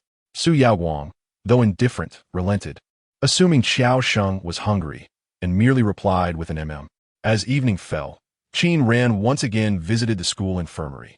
This time, Lu Zhaoying was somewhat more composed. He had another patient, but Qin Ran ignored him and proceeded to the kitchen to prepare dinner. Upon her return, she found Lu Zhaoying on the phone. Wiping her hands with a tissue she had taken from the table, her gaze wandered to the extensive medicine cabinet, which now boasted a significantly greater variety of medications than during her initial visit.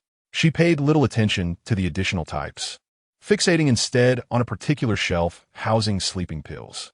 Cheng Jun, who had been working on his computer, noticed her gaze, and, without a second thought, approached with the keys to the medicine cabinet.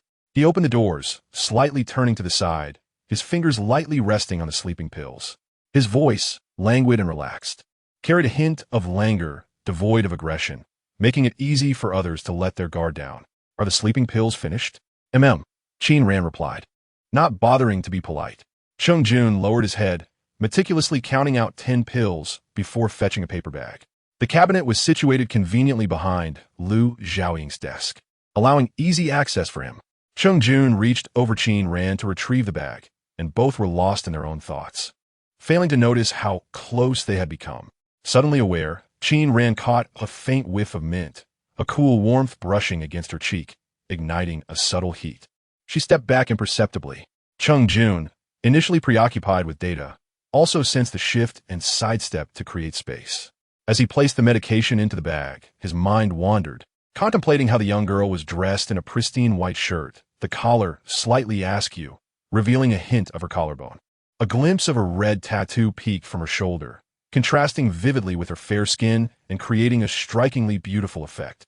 He wondered who had inked it on her. All done, Cheng Jun remarked, handing the neatly folded bag to Qin Ran. Noticing her seemingly cheerful demeanor, he couldn't help but add, just don't overindulge. Thank you, Qin Ran replied as she took the bag. Just then, Lu Xiaoying rushed back in, urgency evident in his tone. Jun, is your computer fixed yet? Almost, Cheng Jun yawned, tossing the computer toward Lu Xiaoying. You figured it out. Damn it, they're pressing me. Lu Xiaoying exclaimed, glancing at the computer screen filled with peculiar numbers. All right, I'll go ask Sue if there's a tech expert around. He grabbed the computer and hurried out, leaving no time to eat the food left on the desk.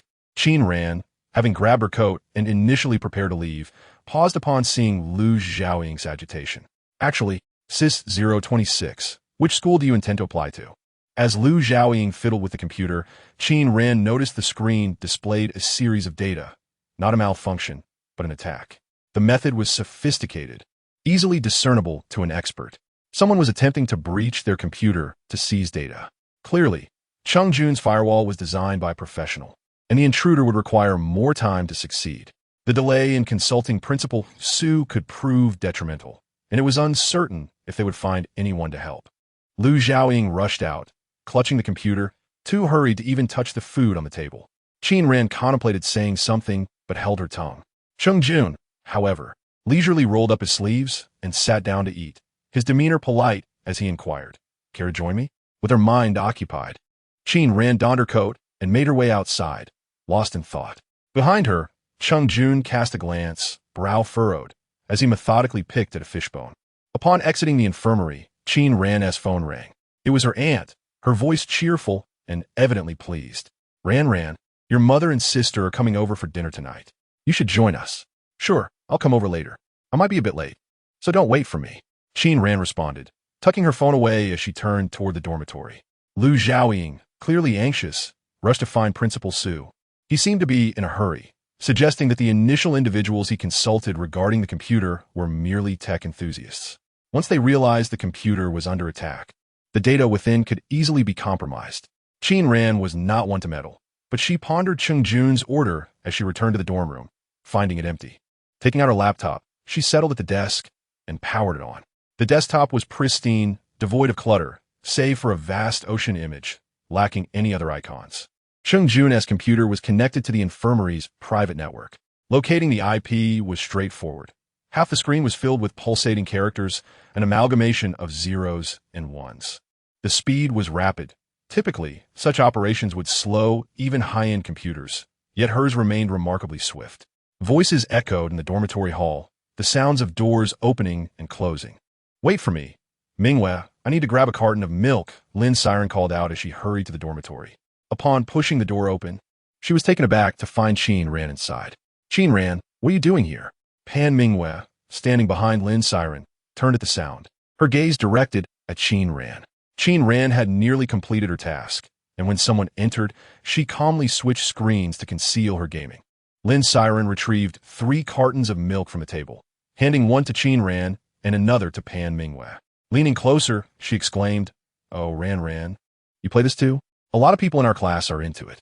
Last year, Xiao Sheng skipped class to watch that league at an internet CAF and ended up being punished by Teacher Gao to clean the toilets for a week. Teacher Gao referred to their homeroom teacher, Gao Yang. Qin Ren merely acknowledged her with a sound, her focus unwavering on the screen, her fingers moving swiftly as she navigated the game with precision. Lin Siren, not particularly knowledgeable about the game, watched Qin Ren and thought it appeared rather simple, contradicting the descriptions from her classmates. Pan Mingyue, sipping her milk through a straw, asked softly, "Aren't you supposed to head to Teacher Gao's office to collect your test papers?" Lin Siren suddenly remembered this, leaping up. "Oh no, we almost forgot. Ran, we need to go." She pulled Pan Mingyue along as they dashed out, slamming the dormitory door behind them. Once Qin Ran concluded her game, she switched screens, wrapped up her tasks, and prepared to head to Ningwei's. Meanwhile, in a dimly lit corner of the country, a room shrouded in darkness, save for the glow of a computer screen casting an eerie light on a man's face. He was stout, with a beard, wearing glasses, his features sharply defined, suggesting a mixed heritage. His fingers danced swiftly across the keyboard. Suddenly, the computer screen went black, plunging the room into darkness. What happened? A man with a scar on his face, standing behind him, grinned malevolently, his expression twisted like a contorted centipede. He was tall and imposing, exuding a menacing aura, his eyes glinting ominously in the shadows. "My attack was intercepted," the bearded man muttered, stroking his beard in confusion. The scar man frowned, questioning if it wasn't them. Then who could it be? The bearded man shook his head in disbelief. At Ningwei's home, Qin and Qin Yu had already arrived, and the dishes were laid out on the table as they dined. Upon Qin Ran's arrival, Munan set aside his bowl and silently pulled out a chair. Ning Qing, growing impatient, shot her a glare.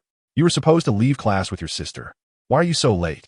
Hanging her backpack on the chair, Qin Ren greeted Ningwei before sitting down, her expression calm and her words succinct. "I had something to attend to." "You." Ning Qing gripped her chopsticks tightly. Qin Yu promptly served some dishes to Ning Qing, saying, "Mom, isn't this your favorite? Sister didn't do it on purpose, right?" She tilted her head, gazing at Qin Ran with a sweet smile. Ning Qing, knowing how to indulge in good food, chuckled and took Qin Yu's bowl, ladling her some soup. "Your aunt makes delicious soup. You should try it." Ning Qing has always spoken kindly to Qin Yu, never daring to adopt a harsh tone. Qin Yu stands out enough that Lin Jinxian, Lin Wan, and Lin Qi all value her. It is through Qin Yu that Ning Qing's position within the Lin family remains stable.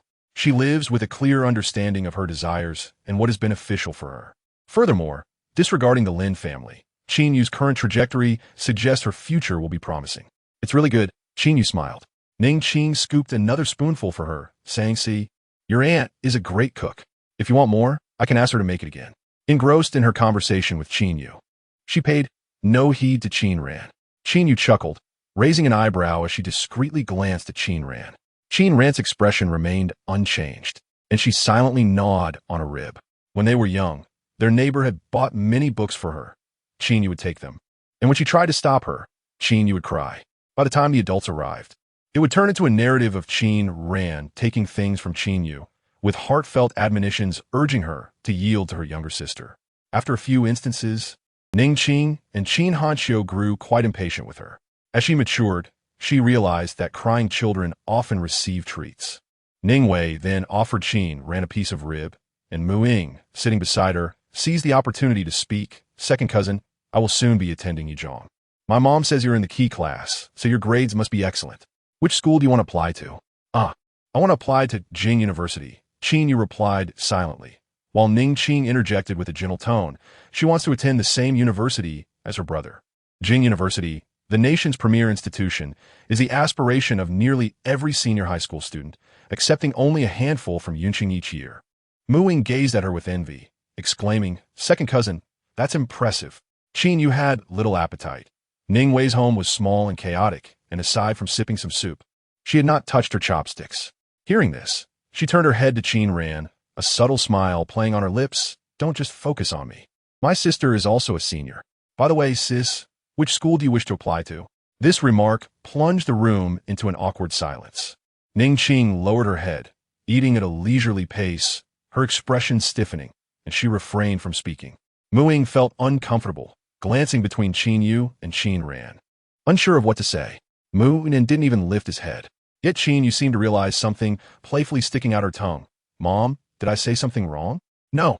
Hearing Qin Yu's voice, Ning Qing managed a smile. Qin Ran sat calmly on her stool, crossing her legs, and in a composed manner, she slowly declared, I will attend Jing University. Notably, she stated I will attend Jing University, not I wish to apply.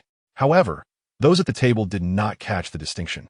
Everyone was momentarily taken aback. Even Mu Nin paused with his chopsticks, contemplating Qin Ran.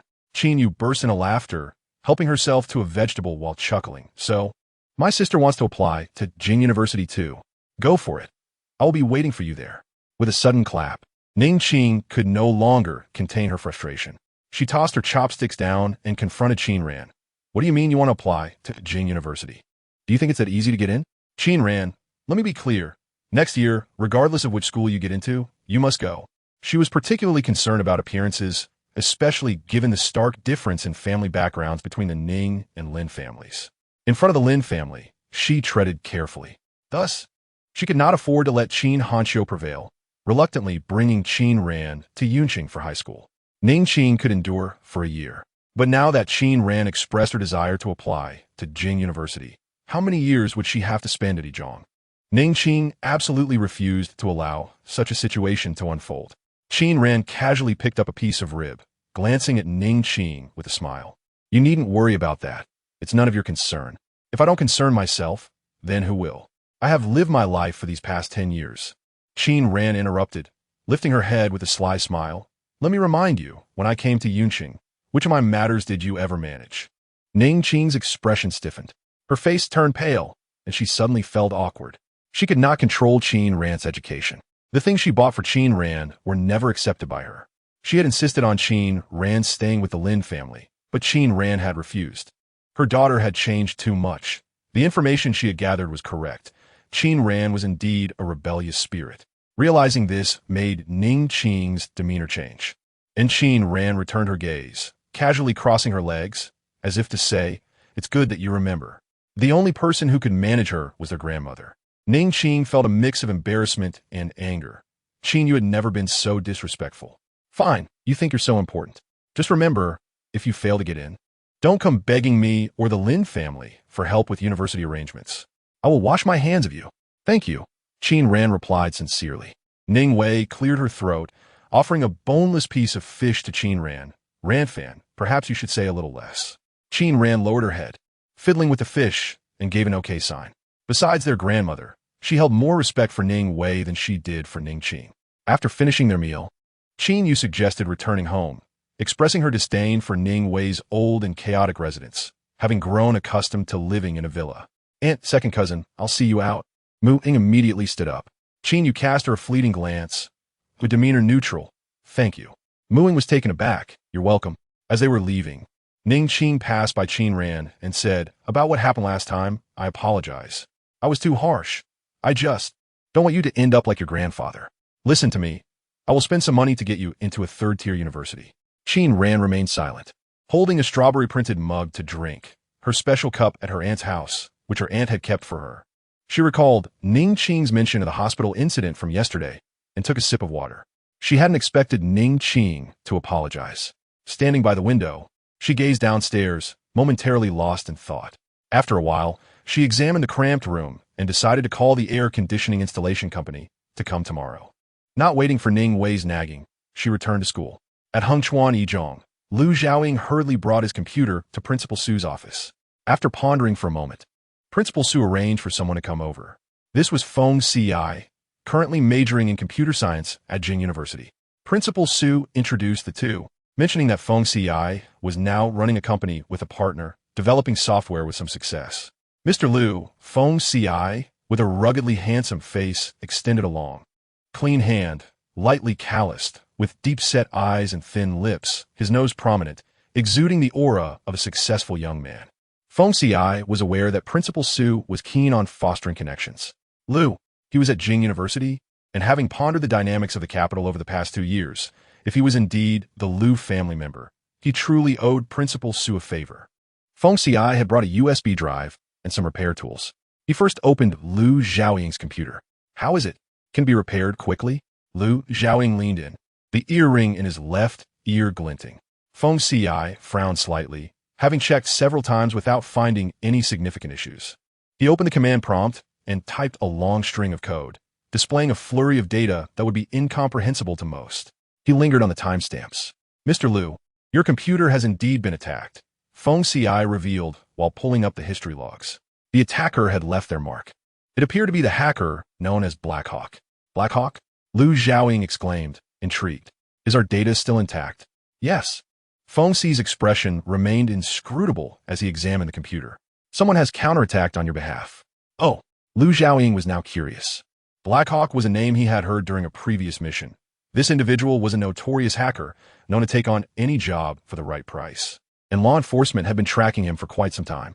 However, he concealed himself exceptionally well, revealing no signs of his true nature. Among countless hackers, those who rise to prominence and possess advanced skills are exceedingly rare. Black Hawk ranks among the top 10 in the country. Thus, upon hearing that the assailant was Black Hawk, Liu Xiaoying surmised that the evidence they had gathered would likely vanish. To his surprise, Feng Xiai responded with a remark about a hacker aiding them in counter-hacking.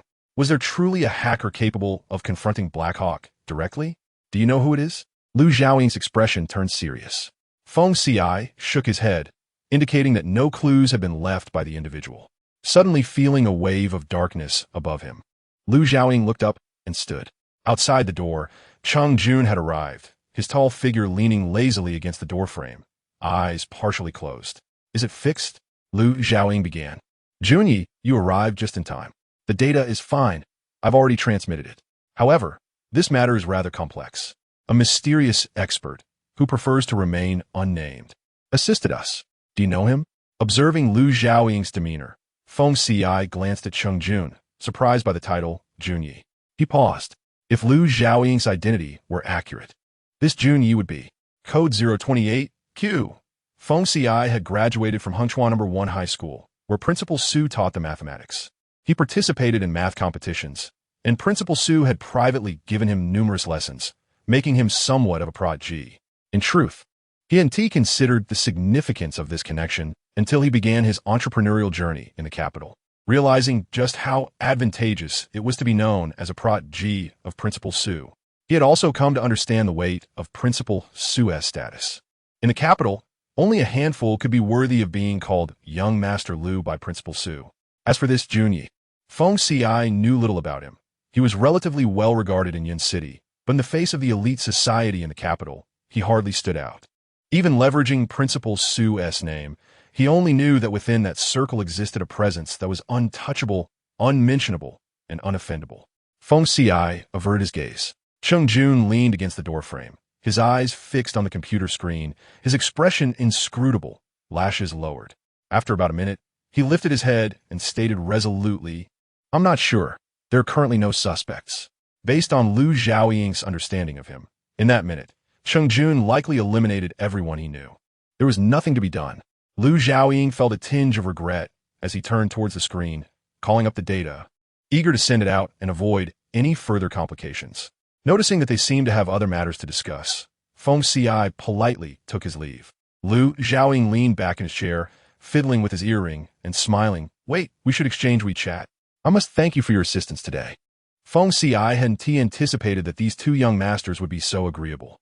The three descended the stairs, with Cheng Jun, hands in pockets, leading the way, squinting slightly against the setting sun, which cast elongated shadows of the teaching building.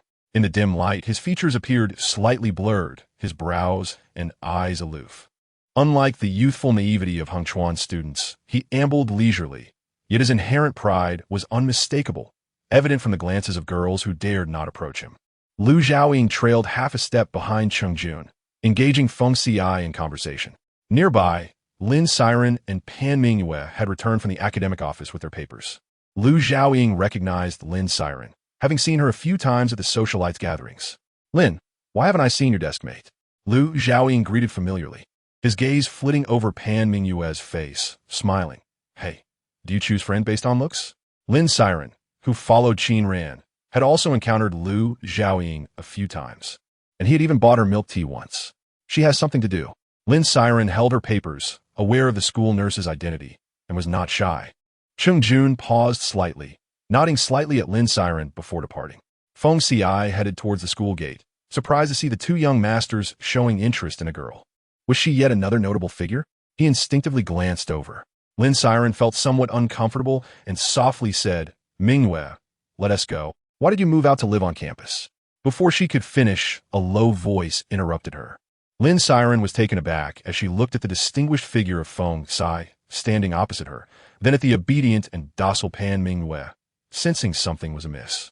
Pan Mingyue held her paper in one hand and grasped Lin Siren's wrist with the other, her large, bright eyes strikingly beautiful. "It's more convenient to live on campus during the busy senior year." Pan Mingyue tightened her grip on the paper, appearing distant. "Mingyue." Feng Xiai furrowed his brows, wanting to say something. Pan Mingyue merely pulled Lin Siren away, saying, "I need to hand in my paper." Feng Xiai pinched his fingers, standing in place for a moment before departing. Once he turned his back, Pan Mingyue slowed her pace. Lin Siren looked at Pan Mingyue in surprise, excitement bubbling within her. "Mingyue, you actually know Feng Xiai. He used to be a prominent figure at our school." Lin Siren, who had advanced directly from the middle school, had heard of the two famous figures, Lin Jinxian and Feng Xiai, during her time in junior high. "I heard Feng Xiai and Lin Jinxian are starting a business together now. You know, Qinyu from your class is Lin Jinxuan's sister. Feng Xiai is quite skilled in combat. Back then, both of them protected Qinyu, and by the way, our mayor's surname is Feng. I can't believe you know Feng Xiai. Does that mean I've hitched a ride on a big shot?" It seems that everyone associated with Feng Xiai is exceptionally talented. Pan Mingyue shook her head, her voice calm. "I'm a distant relative of the Feng family, not well acquainted with Feng Xiai. I previously stayed at the Feng residence. But they are exceptional. I cannot compare." "How can you not compare? You ranked second in the entire school. You consistently score just a few points shy of Su Yaowang, leaving the third place far behind. Mingyue, don't underestimate yourself. Did you know that before I sat next to you?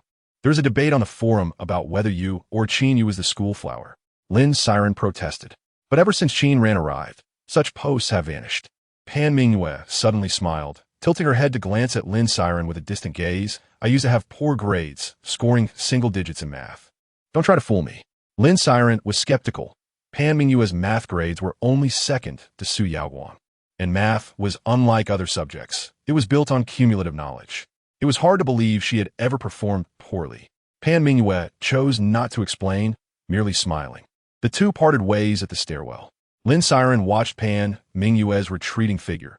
They had met during a competition and had been desk mates in the competition class. Lin Siren always sensed an unexplainable sadness surrounding Pan Mingyue. They had known each other for 2 years, yet Lin Siren had never heard Pan Mingyue mention her parents. A few days later, during a break, Qin Ran lay on her desk, struggling to stay awake amidst the noise outside. She propped herself up with her hand, supporting her chin, looking quite displeased. After distributing the papers to others, Lin Siren handed Qin Ran her completed paper as well. 6 points. You've improved since the last time. Lin Siren consoled herself.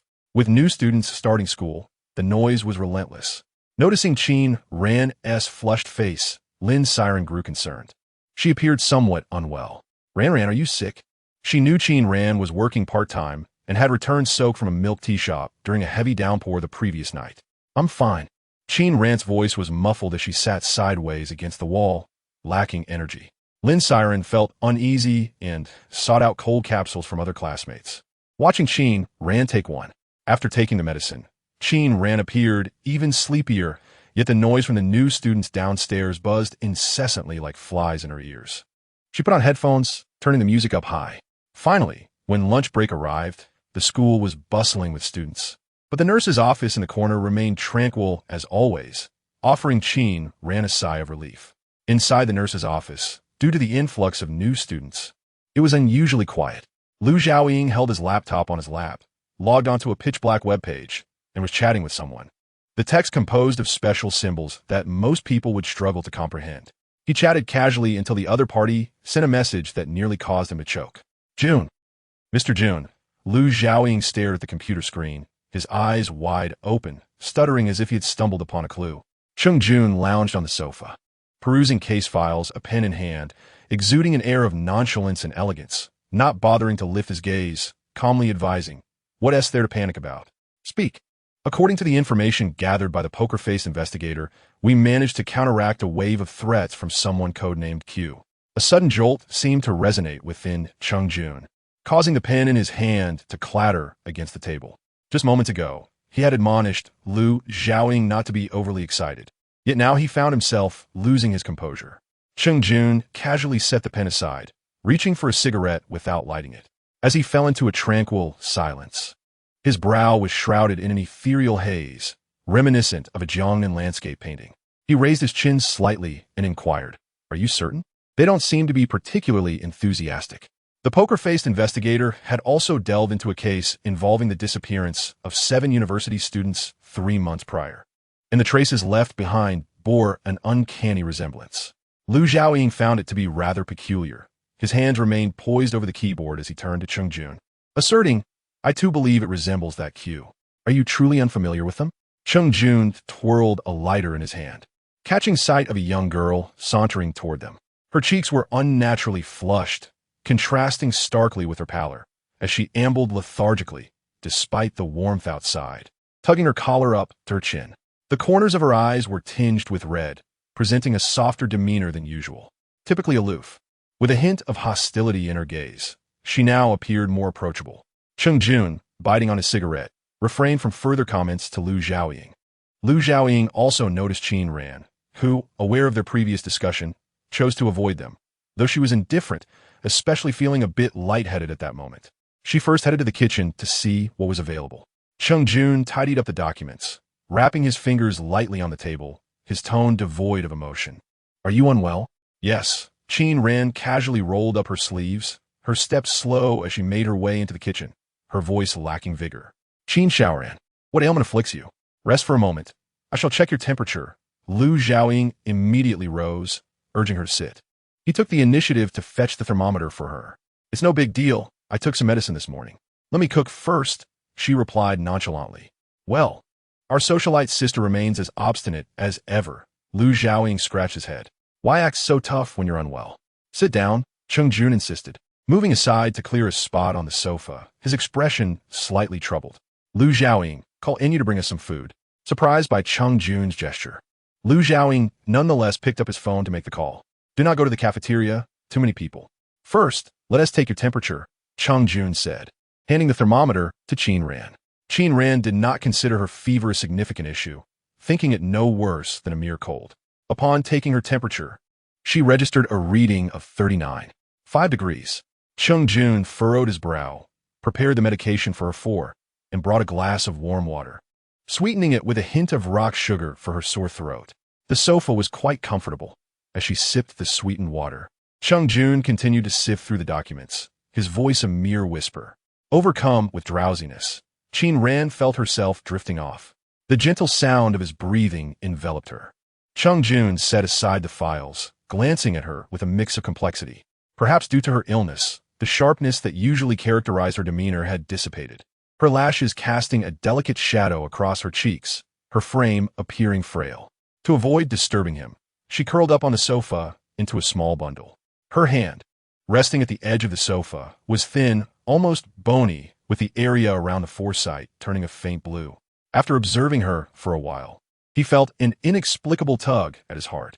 Rarely did Qin Ran sleep so soundly, and when she awoke, the 4 had concluded the afternoon study period was nearly over, and the pot on the stove was warming congee. Liu Xiaoying had just finished assisting a fellow student with their medication.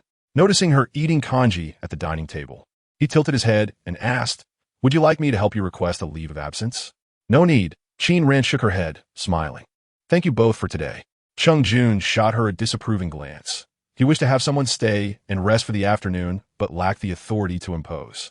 Once they departed, he set aside the documents and finally lit the cigarette he had been holding. Liu Xiaoying regarded him thoughtfully for a moment, stroking his chin. Qin Ran's recovery was swift. By afternoon, her fever had subsided, though she still felt a bit weak, significantly improved from the morning. In physics, she scored 12 points, and in chemistry, 18 points, with Lin Siren helping her collect her exam papers. Ran, you're incredible. Rounded up, you passed," Lin Siren exclaimed. Qin Ran looked at Lin Siren, speechless. The last class distributed the English exam papers. Su Yaowang did not leave immediately. Observing Qiao, Sheng approached Qin Ran without intervening. His expression remained indifferent, but his peripheral vision betrayed his interest in Qiao Sheng. "Have you recovered from your fever?" Qiao Sheng inquired, slightly furrowing his brow. "Why didn't you take a leave?" Qin Ran nodded, gathering her books, then sniffled. "I'm almost better. Be sure to rest and drink plenty of warm water," Qiao Sheng advised before returning to his seat. From his desk, he retrieved a jar of lollipops and tossed one onto Qin Ran's desk, raising an eyebrow. "Here, enjoy." Outside Class 9, Qin Yu had arrived, waiting for Su Yaowang and Qiao Sheng. She paused upon witnessing this scene, turning away without glancing at Qin Ran. However, she couldn't resist stealing another glance at her, noting how Qiao Sheng, typically aloof, was speaking to her in a surprisingly gentle tone. "Moments later." Qiao Sheng casually swung his bag over his shoulder, following Su Yaowang out. As expected, he began to tease Su Xiao. This time Qin Ran improved her English score to 30. 30 points? Su Yaowang frowned slightly, pondering if he had overestimated the situation. Indeed, it's a significant improvement. She scored 0 last time, Qiao Sheng remarked, hands in his pockets. Qin Yu observed Su Yaowang's still indifferent demeanor, chuckling softly, refraining from further comments. Feeling a sense of relief, the three of them were prominent figures within the school, and any one of them appearing in the hallways would prompt hushed whispers among students, let alone when all three were together. Some students even lingered beneath the stairs, waiting for the trio to emerge. In Class 5 of the new students, Mu Ying, let us walk together. Mu Ying's deskmate, a lively girl with a ponytail, was said to have been promoted directly from the middle school, named Li Yuhan. The two were both day students. Li Yuhan, being outgoing, linked her arm with Mu Ying's. Today, with the arrival of new students, the campus pathways were bustling with activity. Up ahead, there was a commotion. From a distance, the source of the excitement was a trio. They weren't in school uniforms but donned light-colored dresses, accompanied by 2 remarkably handsome boys. "Ah, Mu Ying, look at that cool-looking boy. He's the school's top student and heartthrob, Senior Su Yaowang," Li Yuhan exclaimed. "The other boy who looks a bit rebellious is Qiao Sheng. You know the Qiao family, right? He asked their son." Li Yuhan excitedly squeezed Mu Ying's arm, and the girl next to them. "Do you know who she is?" "I know. She asked the school flower from number 1 high school." Mu Ying gazed enviously at Qin Yu, who was the center of attention, then glanced at the outstanding boys beside her, feeling a mix of emotions. "School flower? What era are you living in?" Li Yuhan remarked, momentarily retracting her gaze. "Didn't you know? The school flower was replaced this year when the seniors started." "Replaced?" Mu Ying, still clinging to summer vacation gossip, was taken aback. "Who replaced her? That's Qin Ran's boyfriend, right? The school flower was replaced?" Mu Ying was still processing the summer news, bewildered. "Who took her place?" Li Yuhan reluctantly pulled her gaze away, smiling. "It's a new student who just transferred to senior year, also surnamed Qin, named Qin Ran. There's a stunning photo of her on the forum, but it seems to have disappeared now. To see her, you'd have to go to the senior building. By the way, she shares a class with Su Yaowang, and I heard their classroom is always packed after each lesson." In an instant, Mu Ying was a loss for words. She should have anticipated this. Her mother had long mentioned that in terms of looks, none of the Ning family's offspring could compare to Qin Ran. She pursed her lips, feeling a tangle of emotions, and simply nodded in response. The two of them walked at a leisurely pace. Su Yaowang and Qin Yu were about to pass by her. Li Yuhan gripped Mu Ying's hand tightly, her excitement palpable. "Am I really this close to them?"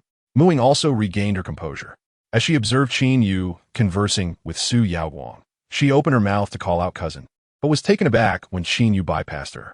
"Mu Ying, are you all right?" Li Yuhan asked, noticing Mu Ying's daze as they watched the trio disappear from sight. Mu Ying, feeling somewhat awkward, tucked her hair behind her ear, her gaze still fixed on Qin Yu's direction. "I'm fine." The two linked arms and exited, just in time to spot 2 cars in the distance, a BMW and a Maybach. Those belonged to Qin Yu and Qiao Sheng. "Su Yaowang is staying on campus," Li Yuhan noted. "Let me treat you to some milk tea." She pulled Mu Ying toward the milk tea shop across the street, suggesting they avoid the bustling shop next door, which had a long queue. Qin Ran was never in a rush to leave school. The crowd was overwhelming and noisy right after classes, so she lingered in the classroom a bit longer. Just then, the biology teacher hurried in with the test papers but didn't enter the classroom. Spotting Qin Ran on her way out, he called out to her. He taught multiple classes and couldn't remember every student's name, but he recognized her, a new student with poor grades but striking looks. Qin ran. Take this exam paper to Zhongda and have him distribute it tonight. The answers are on it. He should copy them onto the blackboard. Qin ran unwrapped a lollipop slowly, savoring the sweet taste that eclipsed the bitterness in her mouth. She placed the exam paper on Zhongda's desk and retrieved her own paper, 24 points. She casually slid it into the desk compartment and turned to exit the classroom, only to see a boy leaning against the corridor wall. His thin lips were pressed firmly, and his expression was proud, radiating an air of defiance. It was Mu Nan. Here, he said, standing up straight and handing her a pile of notebooks. Qin ran sniffed, accepting them with a slightly dazed voice. What? Notebooks, Mu Nan replied coldly. Noticing her indifference, he added, I got these from Brother Song for you. Aren't you planning to take the exam for Jingda? Qin ran hesitated, holding the notebooks. She had mentioned her aspiration to attend Jingda, but Ning Qing dismissed it as unrealistic, and even Qin Yu scoffed at her ambition. It seemed even her aunt was skeptical. Perhaps everyone thought she was joking. She hadn't expected Mu Nan to remember her words. Flipping through the notebooks, she noticed they were neatly organized with fresh ink, clearly redone by Mu Nan. She squinted slightly at the dark circles under his eyes. Thank you. Don't mention it. I was just organizing notebooks for Muing and thought I'd help you out too. Mu Nan's expression remained unchanged. I'm leaving. Wait. Qin ran smiled as she went back to her classroom to place the 6 notebooks into her desk compartment before returning. Mu Nan was still waiting at the stairwell. Today, Qin ran walked slowly. Although her fever had subsided, a faint blush lingered on her cheeks. Mu Nan eyed her several times, his brow furrowed. As they stepped outside the school gate, a black Volkswagen rolled in slowly. Mu Nan stepped aside, pulling Qin Ran's arm, but unexpectedly. The car turned and stopped by the roadside. The window rolled down, revealing a familiar face with gleaming ear studs. Qin Xiaoran, what are you doing out here? The passenger in the back seat, who had been lazily squinting, suddenly opened his eyes wide upon hearing the call. Lu Xiaoying glanced in the rearview mirror, stroking his chin with a knowing smile. Cheng Jun placed his cushion down, opened the door, and stepped out with deliberate calmness. His gaze briefly swept over Mu Nan before settling on Qin Ran, casually asking, Are you going out with your friend? No, I just need to grab something for him. You two wait for me. Qin Ran urged Mu Nan to let go and asked them to wait a moment as she headed toward the milk tea shop across the street. Cheng Jun nodded expressionlessly, leaning back slightly, lowering his head to glance at Mu Nan with a raised eyebrow, yet he remained silent. Both boys were quite handsome. Cheng Jun, in particular, radiated a strong presence. In the slow-paced city of Yunqing, the evening sun cast a warm glow over the school, yet his formidable presence added vibrant hues to the scene.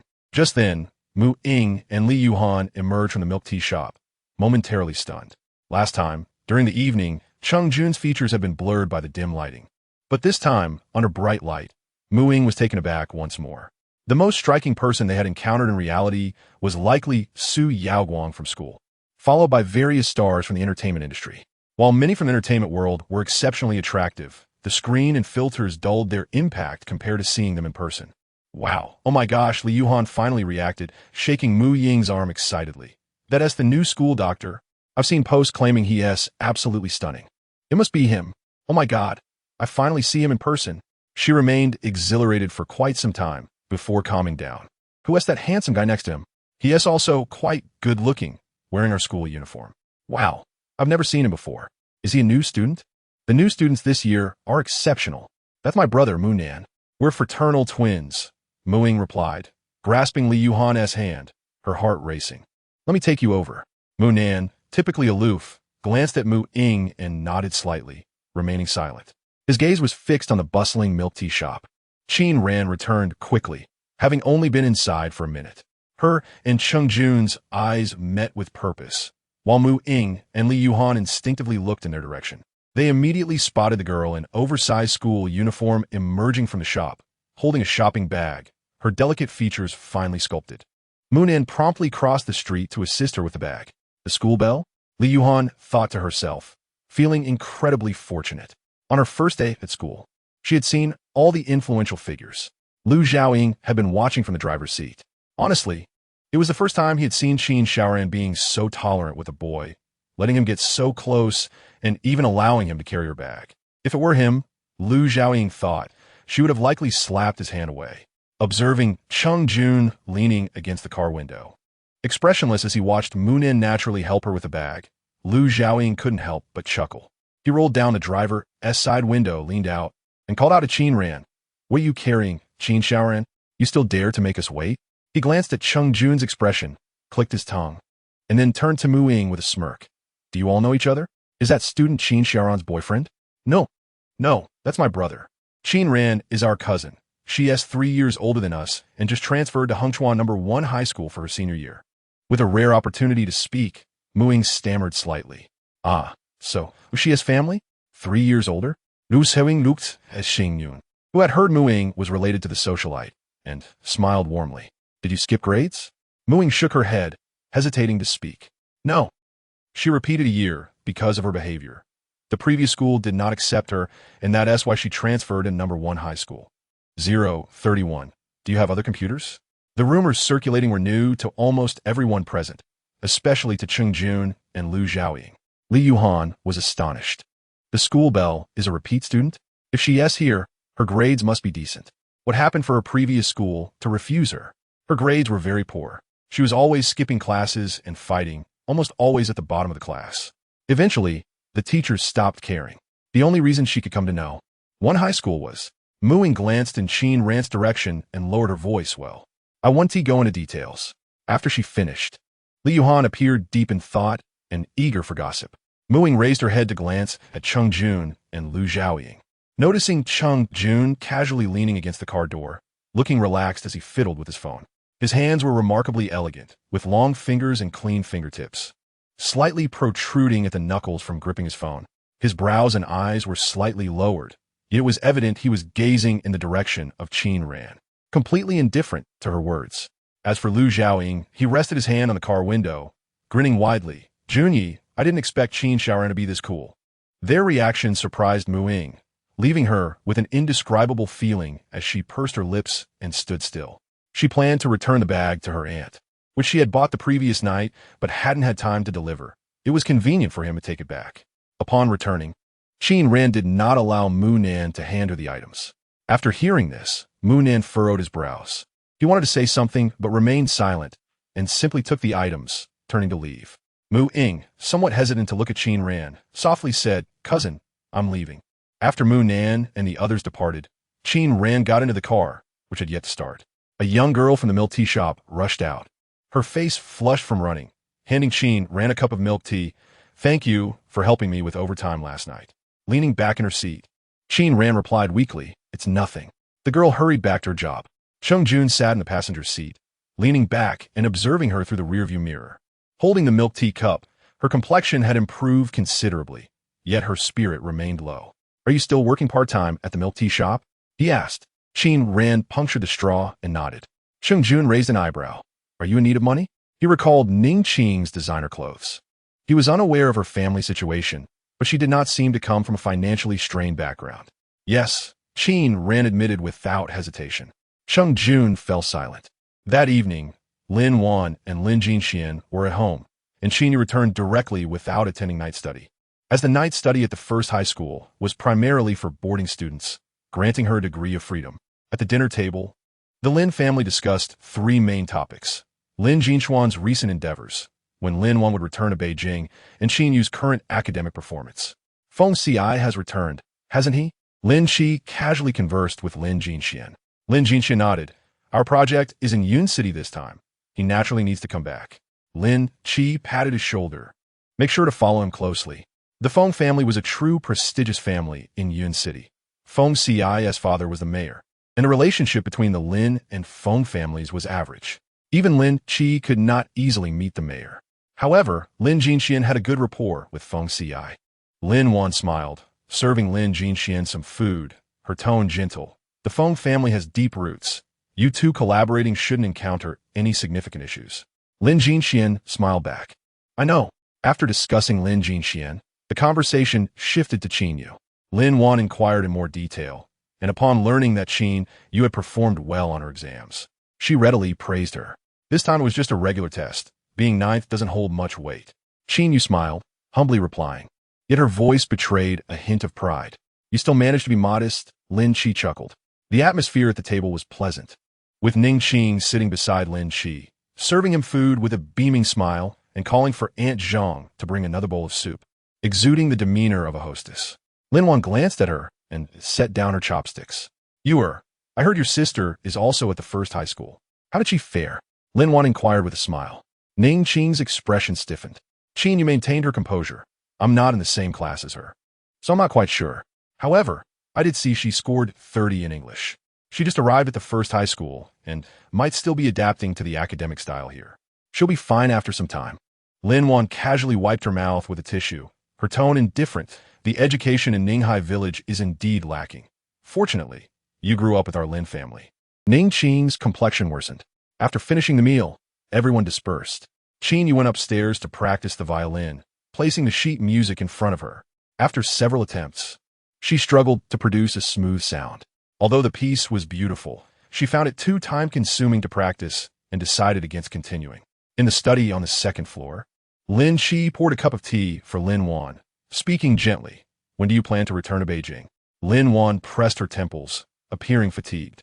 In a couple of days. As long as you have a plan, Lin Chi nodded. Lin Wan took a sip of her tea.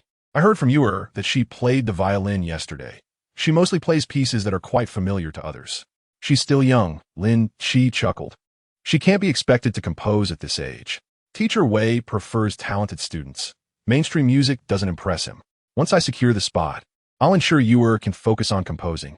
There's still time for that. Lin Wan set down her teacup, her tone softening. I'll take her to Beijing for a few days once the time comes. The old man will surely like her. Just follow your plan.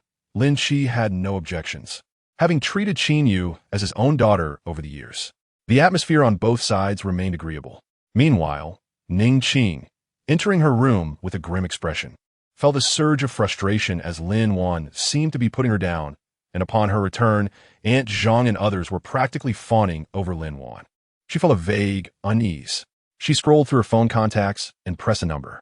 That night, Lu Xiaoying had reserved a table at Inu Hotel again. Qin Ran intended to thank the two for their generous assistance at noon, but Lu Xiaoying did not give her the opportunity. Cheng Jun insisted she sit and rest, bringing her a thermometer to check her temperature. Seeing that her fever had nearly subsided, he poured her a glass of water before returning to the sofa. Qin Ran took a sip, still tasting the faint sweetness.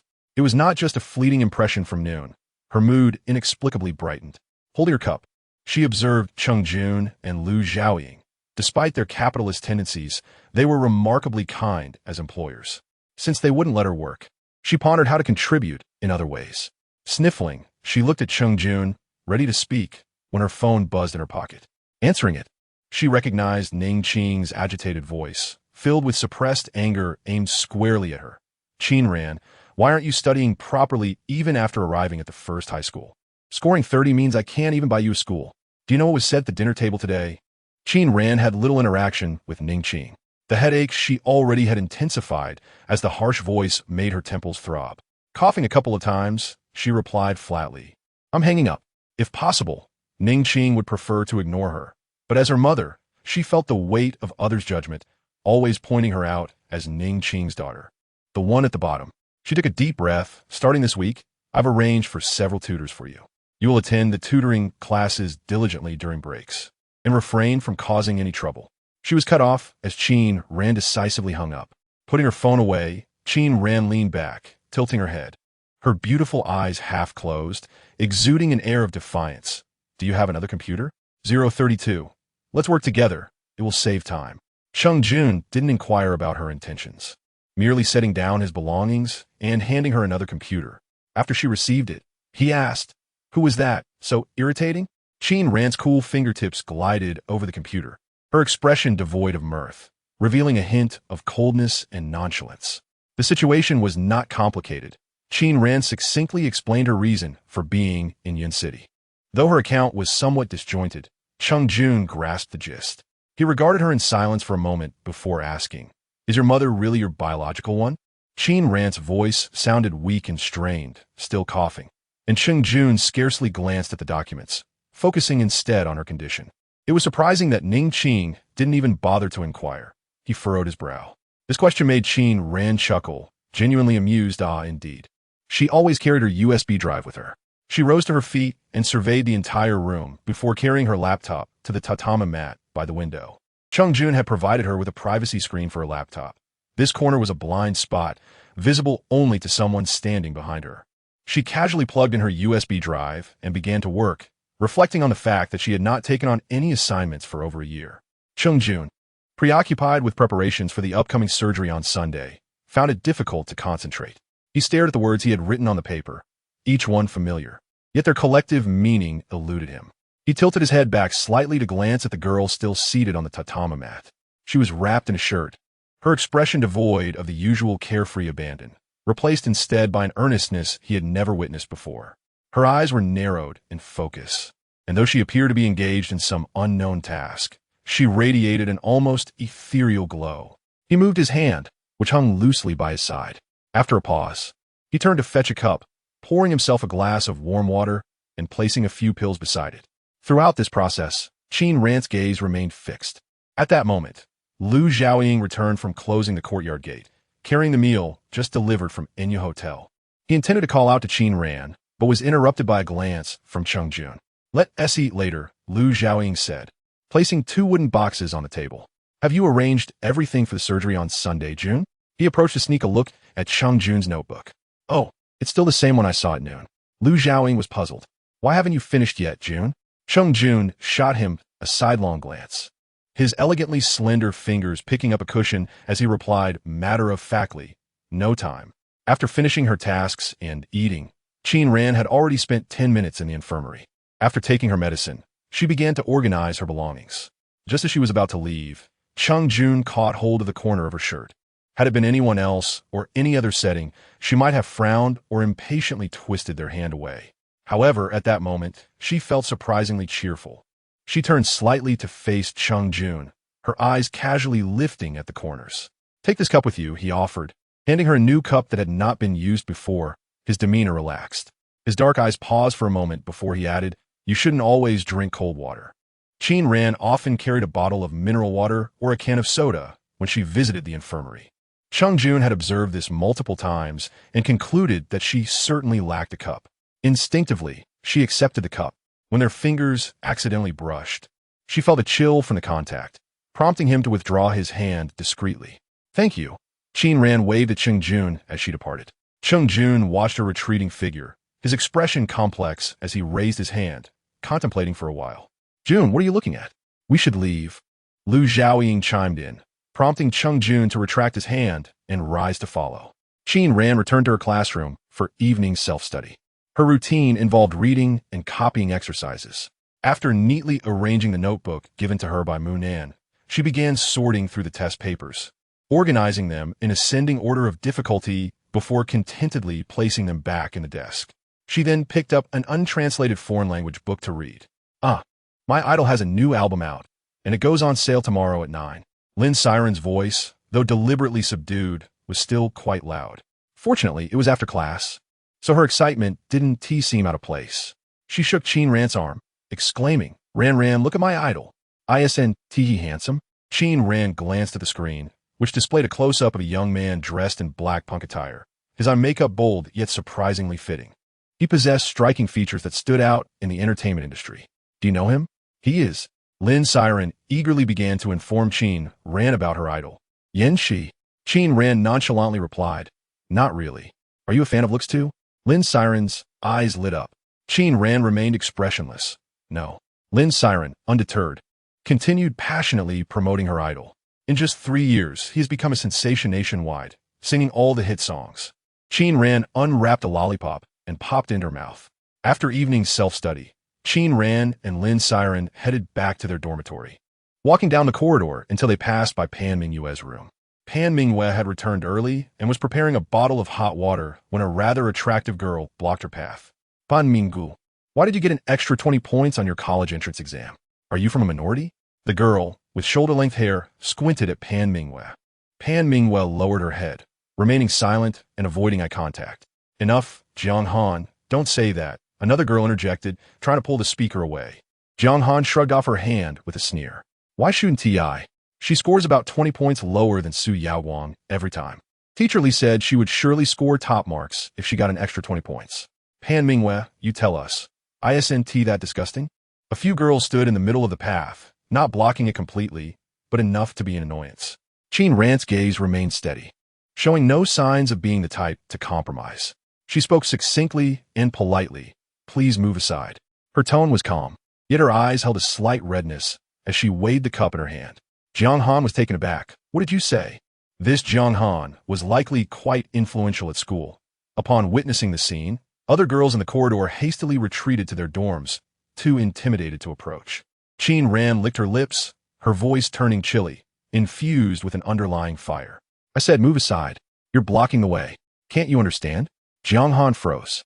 She stared at the girl daring enough to speak to her like that, noting the beauty of her face. Fair skin, striking eyes, despite the heat. She wore her uniform jacket properly zipped up. Lin Siren was momentarily stunned, unable to react or stop her, her expression one of shock. Every school has its cliques, and Jiang Han was certainly part of one. Her father was wealthy, having donated to the library to secure her a spot in Class 1, despite her decent grades. You little. Jiang Han's expression turned icy, and instantaneously, her friends closed in around her, their laughter menacing. Qin Ran handed her cup to Lin Siren. Siren, hold this, she instructed. Lin Siren, snapping back to reality, asked, Ran, what are you doing? Don't. Qin Ran began to remove her uniform jacket, revealing a white shirt underneath. She casually tossed the jacket to Lin Siren and squinted. Let us do this together. It'll save time. You're putting on a show for whom? Jiang Han's expression darkened. I was talking to Pan Mingwe. What's your problem? Qin Ran rolled up her sleeves, adopting a relaxed posture as she narrowed her eyes at Jiang Han, a low, throaty laugh escaping her lips. In that instant, Jiang Han felt a chill run down her spine, sensing danger. Her pupils dilated as she instinctively stepped back, wanting to flee. But before Jiang Han could retreat, a powerful force gripped her, pinning her against the wall with a hard impact that left her breathless. Qin Ran pressed against Jiang Han, using one hand to shove two other girls to the ground, raising an eyebrow at the last girl left standing, smiling. So, are you coming too? At this age, both boys and girls fought without any form or technique. To Qin Ran, it was merely childish play. Stop it, someone tugged at her sleeve from behind. It was Pan Mingwe speaking. Qin Ran remained silent, her gaze fixed on the girl pinned before her, who wore an expressionless face. The girl's hair was pulled back, with a few strands slipping forward as she bowed her head, brushing against her lips. Her eyes were beautiful, but their gaze was bloodshot, sending shivers down anyone who dared to meet them. This commotion had drawn the attention of others in the dormitory, and they were all aware of what was unfolding.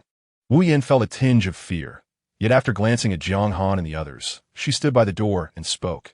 Qin Ran, don't go crazy.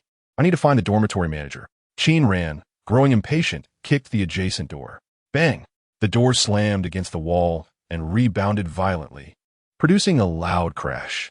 Not only was Wu Yan rendered speechless, but the entire floor fell into a hushed silence. Qin Ran, slightly taller than Jiang Han, released her grip from around Jiang Han's neck, leaned down slightly, and pinched Jiang Han's chin with two fingers. After a prolonged moment, under Jiang Han's horrified gaze, she let go and leisurely rolled down her sleeves. She then retrieved her thermos from Lin Siren. With bloodshot eyes, she cast a sidelong glance before departing, a nonchalant smile playing on her lips as she lazily remarked to Jiang Han, "Take care of yourself next time."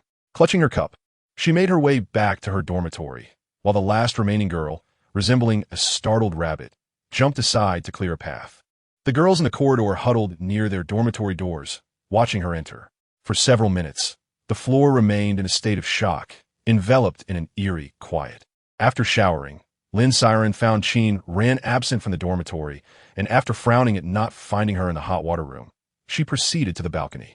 There, she spotted Qin Ran sitting with her legs swinging slightly. Lin Siren's heart nearly stopped in fright. Ran. Qin Ran had already heard the noise. She turned her head slightly, her beautiful eyes narrowing in amusement. "What's the panic?" she asked, a cigarette unlit in her mouth, swinging it carelessly as the night enveloped her features. Lin Siren was momentarily taken aback. Suddenly, Qin Ran chuckled softly, pushed herself up, leaped back, and tossed the cigarette into the trash. "Let's go back and sleep." Lin Siren touched her heart, exhaling in relief. Ran, you are amazing. She referred to the events of the evening, having never witnessed a girl intimidate Jiang Han to such an extent. As Qin Ran strolled back to the dormitory with her hands behind her head, she remained silent. After a while, Lin Siren finally heard her mutter 4 words. Cold and distant. I am not a deity. In a villa somewhere in Yun City, Cheng Jun was studying a human model with a knife in hand. Suddenly, Lu Zhaoying burst into his studio, flustered. Junge, there's. Cheng Jun turned around with an expressionless face. The slender surgical knife aimed at Lu Zhaoying. Can you afford to replace my human model if you break it? Lu Zhaoying fell silent for a moment. The human model, custom-made for 5 million, with its blood vessels meticulously simulated, was something he could pay for, but could he possibly solicit someone to assist in crafting another? He paused, and then spoke. We received a reorder. Cheng Jun halted his movements, retracting the dagger, his shirt cuffs fluttering in a gust of air. Why didn't you say so earlier? Although they were in their final year of high school, the school did not conduct makeup classes during weekends. Previously, there had been makeup classes, but after a certain student's parent reported the school to the Education Bureau, those sessions ceased to exist. In recent days, aside from working part-time at a milk tea shop, Qin Ran enjoyed considerable freedom. Early Saturday morning, Ning Qing called her several times, but she did not answer. Qin Ran, carrying her backpack, headed straight to the hospital to visit Chen Shulan. Chen Shulan was in a VIP ward receiving special care, and when Qin Ran arrived, her aunt was feeding her soup. Mu Ying sat on a chair nearby, engrossed in her phone, while Mu Nan sat on the other side, peeling an apple with a fruit knife. Qin Ran did not enter immediately. Instead, she stood outside the glass window, watching Chen Shulan for a while. Chen Shulan had married her grandfather early, but gave birth late, having her first child in her 30s. Now nearing 80, the aging process had begun to take its toll, with various ailments emerging. While Qin Ran knew how to help Ning Wei's leg, when confronted with the natural cycle of life, aging, and the decline of bodily functions, she felt utterly powerless. Upon entering, Chen Shulan's spirit lifted instantly. Ran, I had your mother bring these things. Please keep them safe. Chen Shulan, her fingers trembling, pulled out a stack of crumpled sheet music from beneath her pillow and handed it to Qin Ran. Looking down, Qin Ran saw that they were the once crumpled sheets she had thrown away. She had never expected her grandmother to collect them all. Noticing Qin Ran's lack of response, Chen Shulan insistently took Qin Ran's hand and placed the sheets into her palm. Though Chen Shulan's memory had faded with age, she still recalled how that teacher from the capital had regarded these sheets as treasures. If it had been a different parent, they would have forced their child to learn without hesitation. However, Chen Shulan was different. She was happy for Qin Ran, even if she never married, let alone concerning such a trivial matter. Cousin, what is this? Mu Ying, having noticed Qin Ran's presence, put her phone away and leaned closer. Catching a glimpse of the paper, before she could fully comprehend, Qin Ran rolled it up and tucked it into her school uniform pocket. It's nothing, she replied nonchalantly. Although Mu Ying was curious, she refrained from probing further, sensing something was off. Qin Ran stayed at the hospital until noon, only returning home in the afternoon before heading to her part-time job. On Saturday, Qin Yu still had to go to school to rehearse for her violin performance at the school's anniversary celebration. Usually, a driver would take Qin Yu, but this time Lin Wan wanted to see her performance in person, so she accompanied them while Ning Qing could only tag along.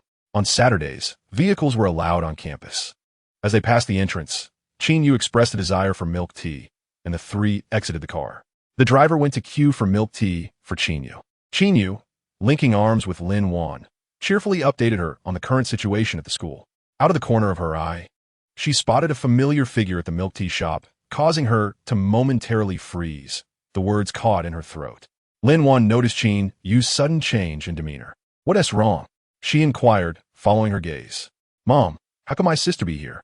Qin Yu turned to Ning Qing, who had also noticed, her complexion pale, lips pressed tightly together, and she marched toward the milk tea shop with a frosty demeanor. Qin Ran leaned against the bar, her brow lowered, nonchalantly placing a cup of milk tea on the table. Ning Qing clenched her fingers tightly, her expensive bag in hand, and hissed, Qin Ran, who are you trying to impress? 034 Su Lao's successor behind them. Qin Yu stood by Lin Wan, looking utterly bewildered. Lin Wan, with a perplexed expression, tilted her head slightly and asked, is this your sister? Yes, I never expected to see her here. Qin Yu's gaze flickered, and she sighed. Inside the milk tea shop, Qin Ran did not look up but grabbed a new cup of milk tea, stating flatly, "I'm at work. Please do not disturb me." At the mention of this, Ning Qing's grip tightened even further. "At work? What work? Have I neglected you?" Her hands turned white with anger. Remembering Lin Wan was still outside, she swallowed her rage and continued, "I arranged a tutoring class for you. And instead, you're here working." Qin Ran, who are you trying to impress? With your grades, you might not even get into a vocational school. Now that you've finally made it to the first high school, why don't you study properly? After ordering Qin Ran to pack her things and accompany her to the tutoring class, Ning Qing saw that Qin Ran was ignoring her. She turned to another staff member and commanded, "Where's your boss? Get him over here." Her tone was imperious. The other staff member had never encountered such a situation before. Observing Ning Qing's designer outfit and then glancing at Qin Ran, who was clad in a school uniform, she felt somewhat out of place. Yet, Ning Qing's demeanor was undeniably formidable. "Qin Ran, you should go back with your mother," the staff member suggested, aware that it was for her own good. What enmity could exist between mother and daughter? "My youngest son can't even get into the first high school, and here I am helping you get in. Yet you act like this. Children these days with poor grades, skipping tutoring to work. So young yet so rebellious. TSK, your mother must be hard to manage." Onlookers whispered among themselves, adhering to the traditional belief that there are no bad parents in the world. The whispers surrounding Ning Qing seemed to instill a surge of courage within her. She raised her hand, intending to pull Qin Ran out. Just as her hand reached out, a distinctly bony hand struck hers down. Ning Qing felt a wave of smoke envelop her. As she looked up, she was met with an exquisitely handsome face. The youth's features were sharply defined, and though his actions were not overly rough, he bore a half-smile that seemed to mock her. At that moment, she recalled the years lost. Why had she not intervened sooner? Ning Qing's mind momentarily went blank. However, Wei Zihong had no intention of letting the matter rest. Clenching a cigarette between his teeth, he surveyed the surroundings before pointing at Ning Qing. This person divorced when her daughter was merely 7, marrying into a wealthy family while abandoning her eldest daughter. For 12 years, she has never returned. Is this what a mother does? But how can one neglect her child and expect her to thrive at Beijing? He paused, suddenly fixating on Ning Qing with a chilling smile. "I recall that Principal Su enrolled Ran Jie in Beijing a year ago. Oh, Ning, it must dusk. Why does your entire family seem to suggest that Ran Jie's admission is solely due to your influence?" Silence fell upon the crowd. Ning Qing was at a loss for words, her complexion paling, her mind empty, movements mechanical. Wei Zihong scoffed. "You've done nothing for Ran Jie all these years. Taking advantage of her situation is one thing, but what gives you the right to criticize her now?" At this moment, the onlookers shifted their focus from Qin Ran to point fingers at Ning Qing. Having a stepfather means having a stepmother, right? What kind of mother neglects her daughter for 12 years? Ning Qing had not anticipated this humiliation. In those 12 years, she had never faced such a mortifying predicament. Amidst the scrutinizing gazes, she felt exposed. Soon, someone recognized her designer handbag worth 30,000, and discussions about Qin Ran's attire erupted. It seemed someone had pulled out their phone. Ning Qing lowered her head and hastily exited the milk tea shop. Throughout this, Qin Ran's expression remained unchanged. Another staff member recognized Wei Zihong and lowered their head in fear, unable to utter a word, their hands trembling as they handled the money. As Ning Qing stepped outside, Lin Wan wore a smirk. Ning Qing clutched her handbag, avoiding Lin Wan's gaze. "How does my sister know him?" Qin Yu whispered. "What?" Lin Wan merely tilted her head slightly, allowing Qin Yu to link arms with her, lost in thought. Qin Yu looked at Wei Zihong with a complex expression. His reputation for ruthlessness was well known, and few dared to cross him, yet there were whispers about his looks. He was infamous as the local bully, known for his misdeeds and rumored ties to the underworld. "How can you be so careless?" Lin Wan remarked, glancing at Ning Qing with a faint smile, then frowned and continued, Didn't that person just imply that Qin Ran's entry into Beijing wasn't arranged by your father?" Qin Yu, still gazing in Wei Zihong's direction, paused before recollecting herself. "At that time, Beijing wouldn't accept my sister. You know her grades, however. I heard that Principal Su visited Ninghai village for poverty alleviation. 3 years ago, something significant happened there. Perhaps he took pity on her." Lin Wan pondered this briefly before choosing not to press further. Qin Ran didn't seem to have any connections with the principal. After watching Qin Yu perform, Lin Wan acknowledged her talent. The young girl had an impressive stage presence and played the violin well. Soon, Lin Wan would be returning to the capital. After a moment of contemplation, she pulled Qin Yu aside after her performance. "Little aunt?" Qin Yu exclaimed in surprise. Lin Wan hesitated, considering her words. "I found you a violin teacher, an international master. I can't disclose the name yet, but he has high standards and favors students with talent. Ideally, you should present original compositions. In a few months, there will be an opportunity to perform before him. Do you understand?" Qin Yu was taken aback. Her heart raced. Lin Wan's current status was impressive, and the family she married into was well known in the capital. Could she truly expect a teacher of such caliber to accept her? She could manage to write simple melodies, but that might not meet his expectations. "Yua?" Lin Wan called gently after a prolonged silence. Qin Yu, somewhat distracted, recalled the unfinished compositions locked away in her drawer. After a moment, she looked up, determination in her gaze. "Little aunt, thank you. I will not disappoint you." She clenched her fist tightly. Not far from the milk tea shop, Chung Jun held a cigarette between his lips, unlit, his expression devoid of emotion. His eyes reflected weariness as he remarked, "Lu Xiaoying, you'd better have a pressing matter to discuss with me." Next to him, Lu Xiaoying looked at Chung Jun with exasperation. "What's the rush? You've already been saved by a hero. You'd fit right into a drama as the supporting male lead, the silent, self-sacrificing fool." He restrained himself from making a sarcastic comment, as something more peculiar demanded his attention. Leaning closer, he recounted the recent events, then exclaimed, "June, over the years, how many people have fallen into Su Lao's grasp? When have you seen him show such compassion, even giving out a recommendation letter? Do you remember the last time Su Lao mentioned finding a successor?" Xing Yun remained silent, his gaze fixed on the milk tea shop, cold and contemplative, shrouded in a faint haze of smoke. Lu Xiaoying assumed he hadn't heard and repeated his previous statement. Only then did Qing Jun turn his head slightly, nodding towards Wei Zihong. "Who is he?" Lu Xiaoying replied. "Aren't you focusing on the wrong thing?" Chung Jun withdrew his gaze, lowering his head slightly as he lit his cigarette. 3 years ago, that major murder case involved Su Lao. Lu Xiaoying was taken aback, his face reflecting confusion. "What did you find out?" Chung Jun exhaled a smoke ring, his eyes dark and profound. "Su Lao lacks genuine sympathy. Ever since he appeared in Ninghai village, something has felt off. So regarding the successor." Lu Xiaoying abruptly looked up. Chung Jun smiled slightly. "There are two possibilities. One, it's a ruse. Given Su Lao's status, even if he has a favored successor, he wouldn't overlook the Su family's interests to choose an outsider. 2, there truly exists a successor who allows Su Lao to nearly disregard his family's vast interests.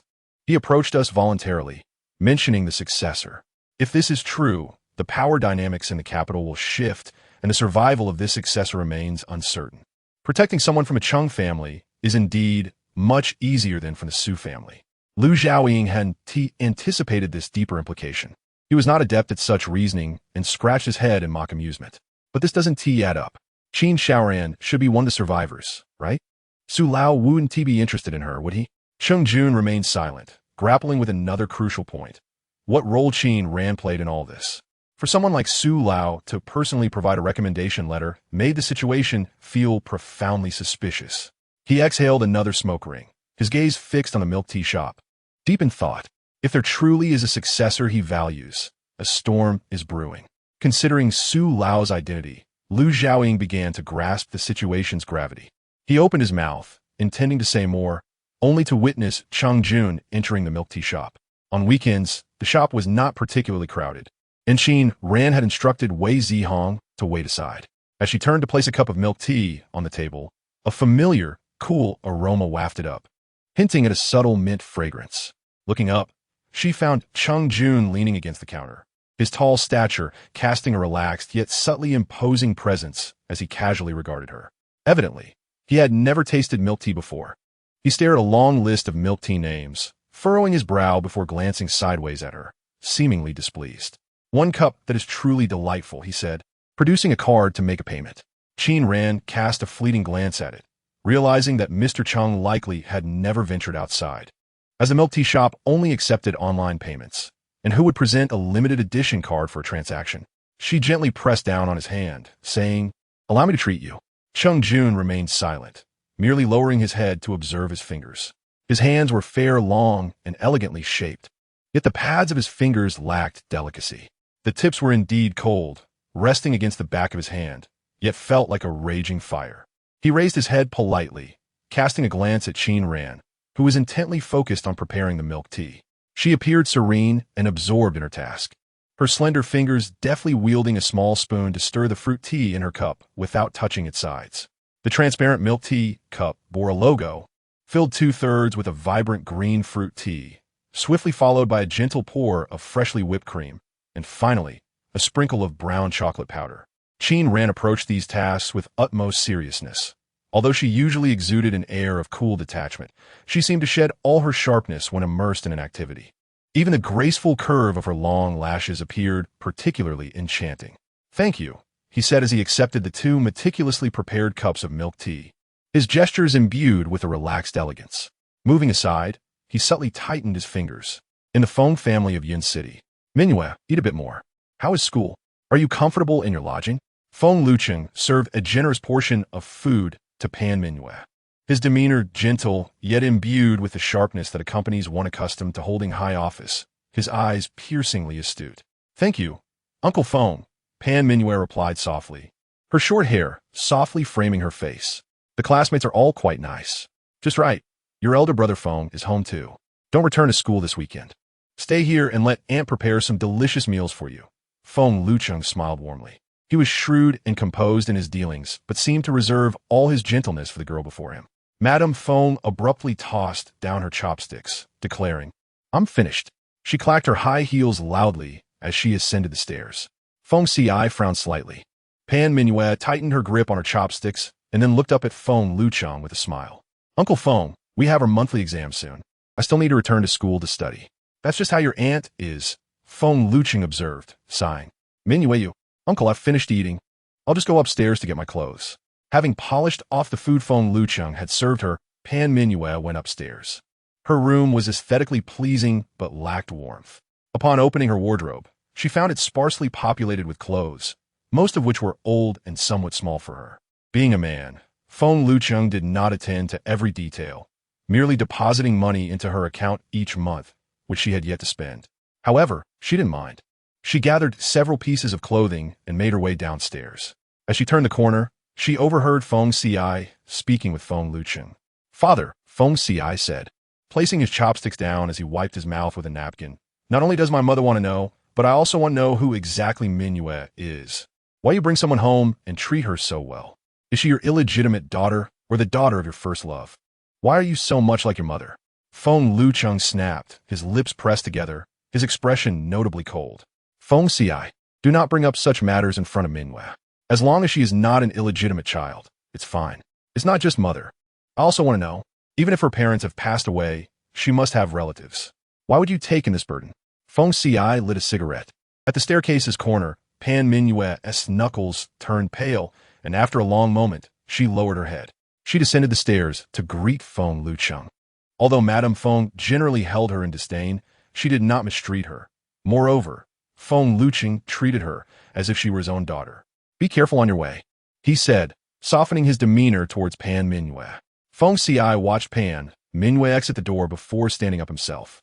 He hesitated for a moment, then turned back to Feng Lucheng. "This is just it. You are too kind to Mingyue, unlike your usual self. If you want mother to treat Mingyue better, you must explain the situation clearly." The 2-day holiday passed swiftly. On Monday, the first period was a class meeting. Gao Yang, with flamboyance, expounded a plethora of life philosophies before unscrewing his thermos to take a sip of tea. "Is there anyone willing to take charge of this issue?" asked bulletin board. No hands were raised, prompting Gao Yang to select someone. "Lin Siren, your handwriting is exquisite. You shall take on this task." Qin Ran leaned against the wall. Having mostly recovered from her cold, her brows raised with a hint of mischief as she watched her deskmate respond in a soft voice. She thought her deskmate had a remarkably good temperament. After the mundane matters were settled, with only 10 minutes until class ended, Gao Yang instructed them to study independently. Qin Ran rummaged through her desk and pulled out a lollipop, unwrapping the colorful candy and popping it into her mouth while flipping through an extracurricular book. Suddenly, a distinct sound of high heels clattering echoed from the entrance of Class 9, followed by a piercing female voice. Gao Yang. What is going on with Qin Ran from your class? What kind of place is our school? Is it a venue for her to cause trouble? What will she use to compensate for disrupting our students' education? Li Airong's impression of Qin Ran was firmly rooted in the unsavory personal file presented to her by Principal Su. To her, Qin Ran was a troubled student. Upon hearing reports of a fight between Qin Ran and Jiang Han, she stormed into Class 9. Gao Laoshi, I have long said that this student is unfit for our school. Is this place for her to misbehave? Look around. Can you find another student like her? All eyes in the class turned towards them. Qin Ran remained utterly composed, flipping through a book while reclining against the wall, her demeanor seemingly indifferent. Li Laoshi, this may be a misunderstanding. Qin Ran is not unreasonable. Let's clarify first.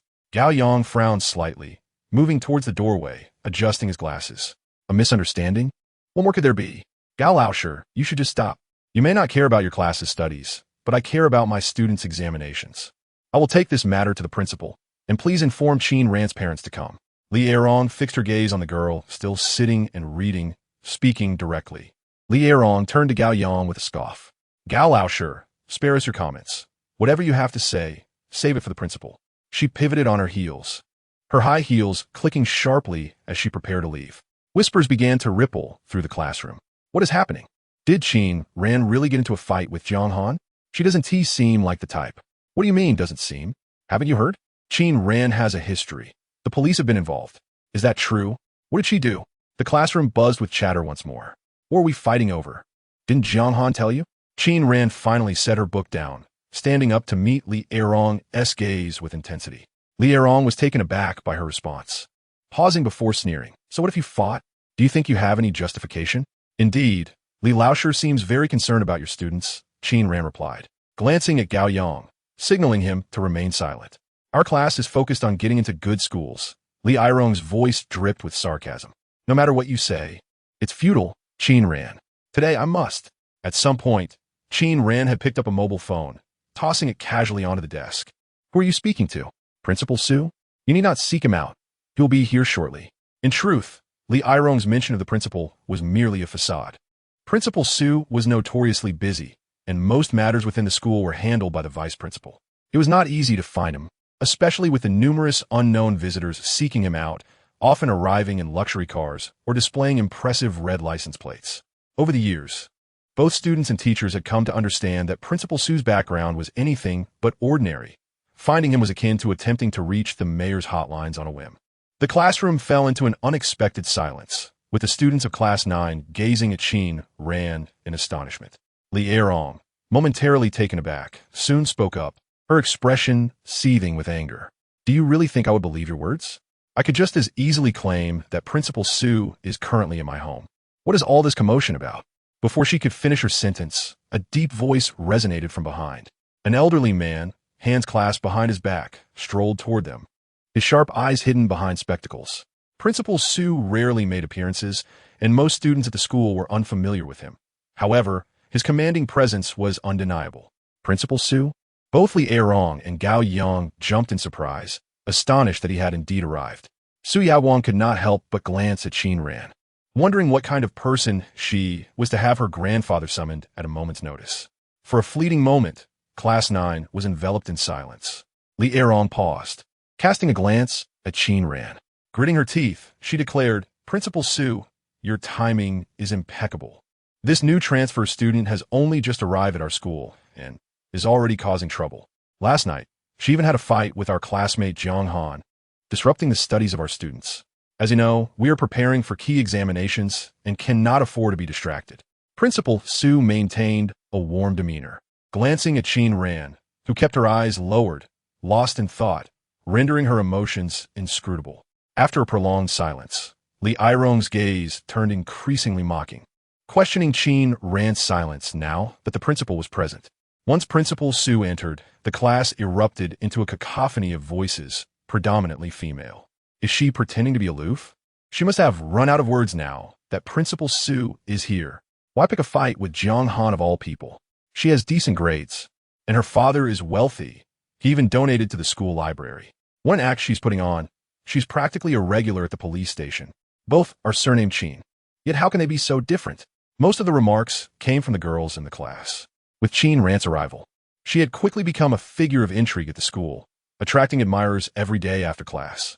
Had she possessed the same family background, academic prowess, and looks as Qin Yu, they might have begrudged her respect.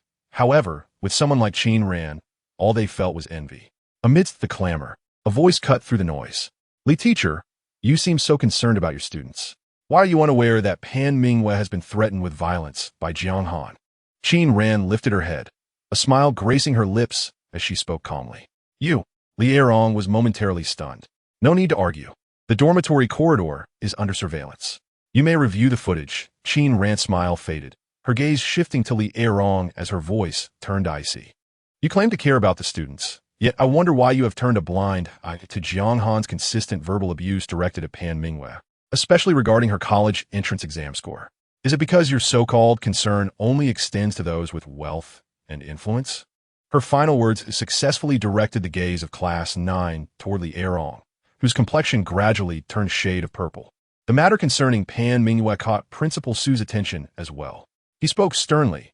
"Li teacher, I believe it is best to review the footage and involve the authorities. If what Qin Ran has stated is true, incidents of campus violence cannot be overlooked." How did this escalate to campus violence? Why involve the police? Li Erong, realizing that the mention of surveillance indicated the matter was not trivial, quickly shifted her stance. "Principal Su, I apologize.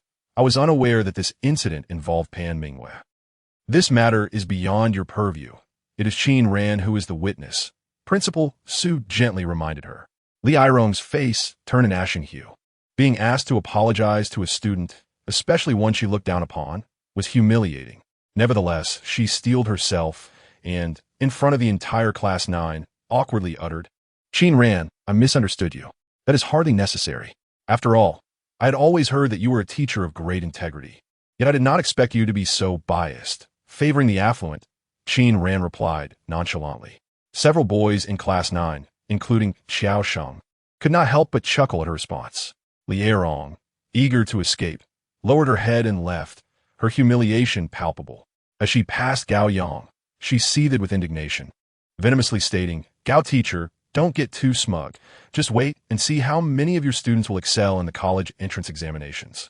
The bell signaling the end of class had long rung, and the interruption had delayed them for several minutes.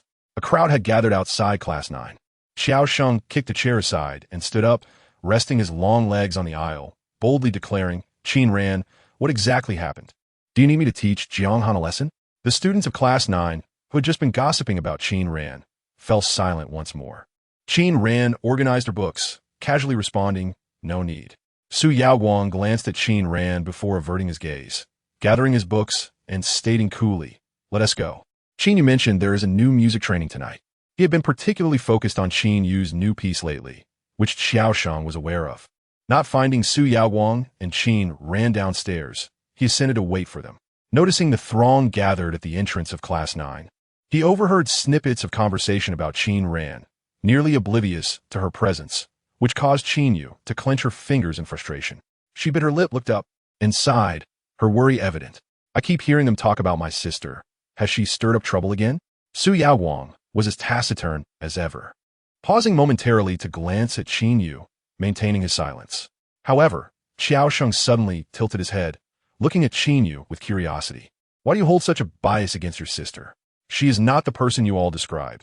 Today's incident was entirely provoked by Jiang Han," he said, dribbling the basketball with an indifferent expression.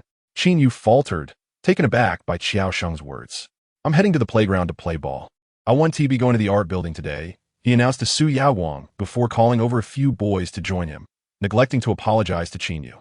Su Yaoguang nodded, watching Xiao Sheng leave, then noticed Qin Yu's stunned expression and gently remarked, "Principal Su is not one to succumb to excessive sympathy."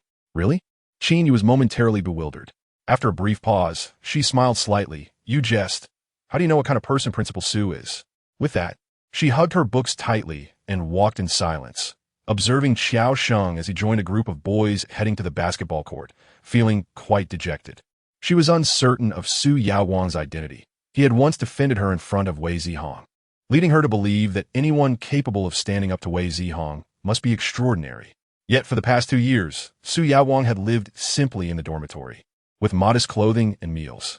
Because of this, even though he shared the Su surname, no one connected him to Principal Su. In contrast, Xiaosheng was marked as a wealthy heir. They entered the art building together. During the weekend, Qin devoted herself solely to practicing the violin, dedicating nearly 10 hours each day to her craft. She had made noticeable progress, though it still lacked a certain finesse. Nevertheless, her improvement astonished several members of the student council, who were excitedly asking, "Qin, will you be playing this at the school anniversary? It sounds incredible. The piece for the anniversary was arranged with you all, right?" Qin replied, pursing her lips. "This one is for my personal mentorship. I composed it myself." "Really?" The attendees expressed both surprise and envy. Only Su Yaowang appeared somewhat lost in thought. The tone of Qin melody echoed the essence of that day. Yet it seemed to be missing something. He furrowed his brow, but remained silent. "How was it?" Qin inquired. Su Yaowang snapped back to reality. "It sounds beautiful." After Qin finished her piece, Su Yaowang proceeded to the cafeteria for a meal. Today's class had run late, and Qin lingered in the classroom for a while longer. Suddenly, the night was enveloped in a heavy rain, shrouding the surroundings in a misty haze, rendering the distant buildings indistinct. Lin Siren sought out Nia Fei regarding the bulletin board project and shared an umbrella with her. Initially, she intended to fetch her own umbrella from the dormitory, but upon seeing Pan Mingyue at the entrance of Class 9, who also held a black umbrella, she cheerfully exchanged a word with Qin. At this moment, the campus path was populated by a few pairs of students, creating a tranquil ambience devoid of excessive noise. In the school infirmary, the unexpected downpour had left it relatively empty.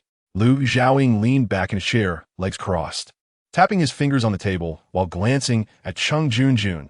"Dean Jiang wishes to see you."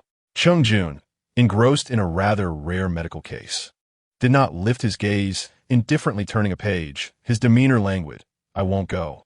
The surgery is done. What is there left to discuss?"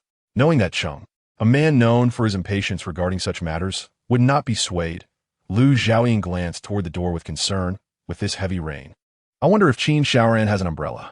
She has just recovered from fever." Cheng Jun paused momentarily, raising his head, as Qin had yet to arrive. The infirmary door was ajar. He caught sight of two figures approaching, one being a girl with short hair and glasses, her features obscured, though her appearance was likely pleasant, albeit overshadowed by her companion's vibrant charm. Cheng Jun, however, was oblivious, his attention fixated on the girl beside her, in a casual yet detached manner. Her striking features became more pronounced against the misty backdrop, resembling a vivid landscape painting. Qin and Pan Mingyue exchanged no words, maintaining silence throughout. Once Qin entered the infirmary, Pan Mingyue turned and headed to the cafeteria. Lu Xiaoying observed the departing figure, noting her slender frame, and couldn't help but tilt his head and teasingly inquire, "Qin Xiaoran, is that your classmate? Why not invite her in to sit? Her clothes are all wet. She doesn't have time. She needs to study," Qin replied, removing her slightly damp uniform jacket. Lu Xiaoying clicked his tongue. "So she's a bookworm then?" Cheng Jun adjusted the air conditioning slightly, returning to his case study but not paying it much attention, stealing glances at Qin in the kitchen, who appeared quite agitated, her expression radiating displeasure. Cheng Jun continued to peruse the case, reclining on the sofa, his long eyelashes casting shadows over his eyes, flipping through the pages with a sense of nonchalance. Over the past few days, the three had developed a bond through shared adversity, and even without considering Cheng Jun, Lu Xiaoying found himself unguarded around Qin. Otherwise, when Cheng Jun mentioned they were short-staffed, Lu Xiaoying would not have hesitated to assist. At this moment, Lu Xiaoying invited Qin to stay for a meal, and she did not decline. The cafeteria was bustling with people, a place she typically avoided due to the crowd. She often sought out quieter eateries, which required considerable effort. During the meal, Cheng Jun noticed her furrowed brow, seemingly lost in thought, and casually asked, "What is wrong?" "Ah," Qin replied, her usual cool demeanor faltering slightly. "This Saturday is the parent-teacher meeting, and my grandmother is still in the hospital." Lu Xiaoying, initially inclined to tease, suddenly recalled Ning Qing and refrained, lowering his head to eat in silence. Cheng Jun regarded her for a moment and couldn't help but smile. Usually laid back, even his smile seemed to carry a weight, yet at this moment, it radiated warmth, akin to the gentle melting of winter snow. Your teacher doesn't know your family, he remarked. Lu Xiaoying, with a generous spirit, chimed in, Qin Xiaoran. Then I shall be your father. Qin Ran, stroking her chin, considered this with sincerity. You're too young to be my father. Then I can be your brother. We agreed on that. Lu Xiaoying adjusted his outfit, clearly pleased, and continued. Is that classmate of yours in the same class as you? Cheng Jun shot him a glance, his expression unreadable. The two discussed various topics for quite some time until their meal concluded. Lu Xiaoying, still feeling the conversation was lacking, suddenly sensed Cheng Jun's gaze upon him. Why have I not heard of the decisive Lu Xiao from the capital being so concerned? Cheng Jun asked, his demeanor friendly yet inquisitive. Lu Xiaoying felt his confidence wane, scratching his head. Ah, Jun, Qin Xiaoran is indeed stunning. I was captivated the moment I saw her, but I have no intentions beyond admiration. Given a few more moments, he wouldn't dare to pursue her. Qin Ran had spoken matter-of-factly. No one will attend the parent-teacher meeting this Saturday. Yet, Lu Xiaoying felt an inexplicable discomfort. When had he, the esteemed Lu Xiao, ever cared for others' feelings? However, during Qin Ran's presence in these few days, he had never once inquired about her family. Even as she took responsibility for their meals, he had not bothered to learn about her background, knowing full well that their cooks had to pass through several layers of scrutiny. Cheng Jun, initially making a casual remark, now appeared more thoughtful. Do continue. Lu Xiaoying scratched his head, fiddling with his earrings, his expression drifting. I just feel an inexplicable closeness to her. I can't quite articulate it. Otherwise, why would I have gone with you to confront her mother after eating? Closeness? Cheng Jun's expression darkened, though he maintained a smile. Ah, no, Lu Xiaoying suddenly stood up. Struck by inspiration, I feel she resembles. He pondered, recalling someone 038 Lin Jinxuan's astonishment, the bulletin board. Ah, no, Lu Xiaoying jumped up, a light bulb going off in his head. I think she very much resembles my mother, Jun. He speculated, without providing Cheng Jun a clear explanation, fearing he might end up digging for minerals in Africa by nightfall. The resemblance to his mother was merely a spontaneous thought. Yet Lu Xiaoying couldn't pinpoint the source of that familiar feeling. Cheng Jun continued to observe him, expressionless, while Lu Xiaoying hurriedly gathered the dishes from their meal. Then, Jun, I'll wash the dishes. Cheng Jun returned his gaze, responding nonchalantly, sure. It was impossible to discern his emotions. And while Lu Xiaoying busied himself in the kitchen, he continued to mull over the origins of that sense of familiarity. In the Lin household, Qin had been diligently practicing the violin these past few days, transitioning from obscurity to familiarity. Lin Wan had married into a prominent family in the capital, and Qin Yu was acutely aware of her aunt's status there. Although the Lin family held considerable clout in Yun City, they were rather inconsequential in the capital. Given this opportunity, she was determined to seize it, dedicating nearly all her time to practice outside of school, with barely a moment for meals. Downstairs, Lin Jinxian returned home late for dinner and noticed Qin Yu's absence. Ning Qing, smiling brightly, remarked, Yu is in the practice room. I'll bring her some food later. She has shown remarkable progress in her violin playing. Lin Jinxian was taken aback by her diligence, but had also heard Lin Wan speak of the esteemed teachers in the capital, making it less surprising. After dinner, he headed to the study on the second floor. The door to the practice room was ajar, and as he passed, the sound of the violin reached his ears. He had heard Qin Yu play before, but never like this. He paused for a moment. Qin Yu, having just set down her violin, looked up and was pleasantly surprised to see Lin Jinxian standing at the door. Brother, what are you doing here? Lin Jinxian tucked his phone into his pocket, smiling warmly and speaking gently. Your violin has improved. However, it lacks a bit of emotion. Having practiced the piano since childhood, Lin Jinxian rarely praised her, usually responding with a nod when asked. This was the first time he had offered such encouragement unprompted. Qin Yu bit her lip and smiled. Thank you, brother. This is an original piece I composed, but there are still areas for improvement. If I have the time, may I seek your advice? You composed it yourself? Lin Jinxian was taken aback, finding the piece both stark and cold, its scope rather grand, sounding too uncharacteristic of Qin Yu. She nodded, acknowledging the need for refinement. It does need work. The overall style is not quite fitting. Share the sheet music with me, and I'll take a look, Lin Jinxian remarked, somewhat surprised but ultimately impressed by her initiative. Qin Yu simply tilted her head and smiled. The following day, during the second period of morning classes, Qin Ran accompanied Lin Siren and Nie Fei to retrieve colored chalk.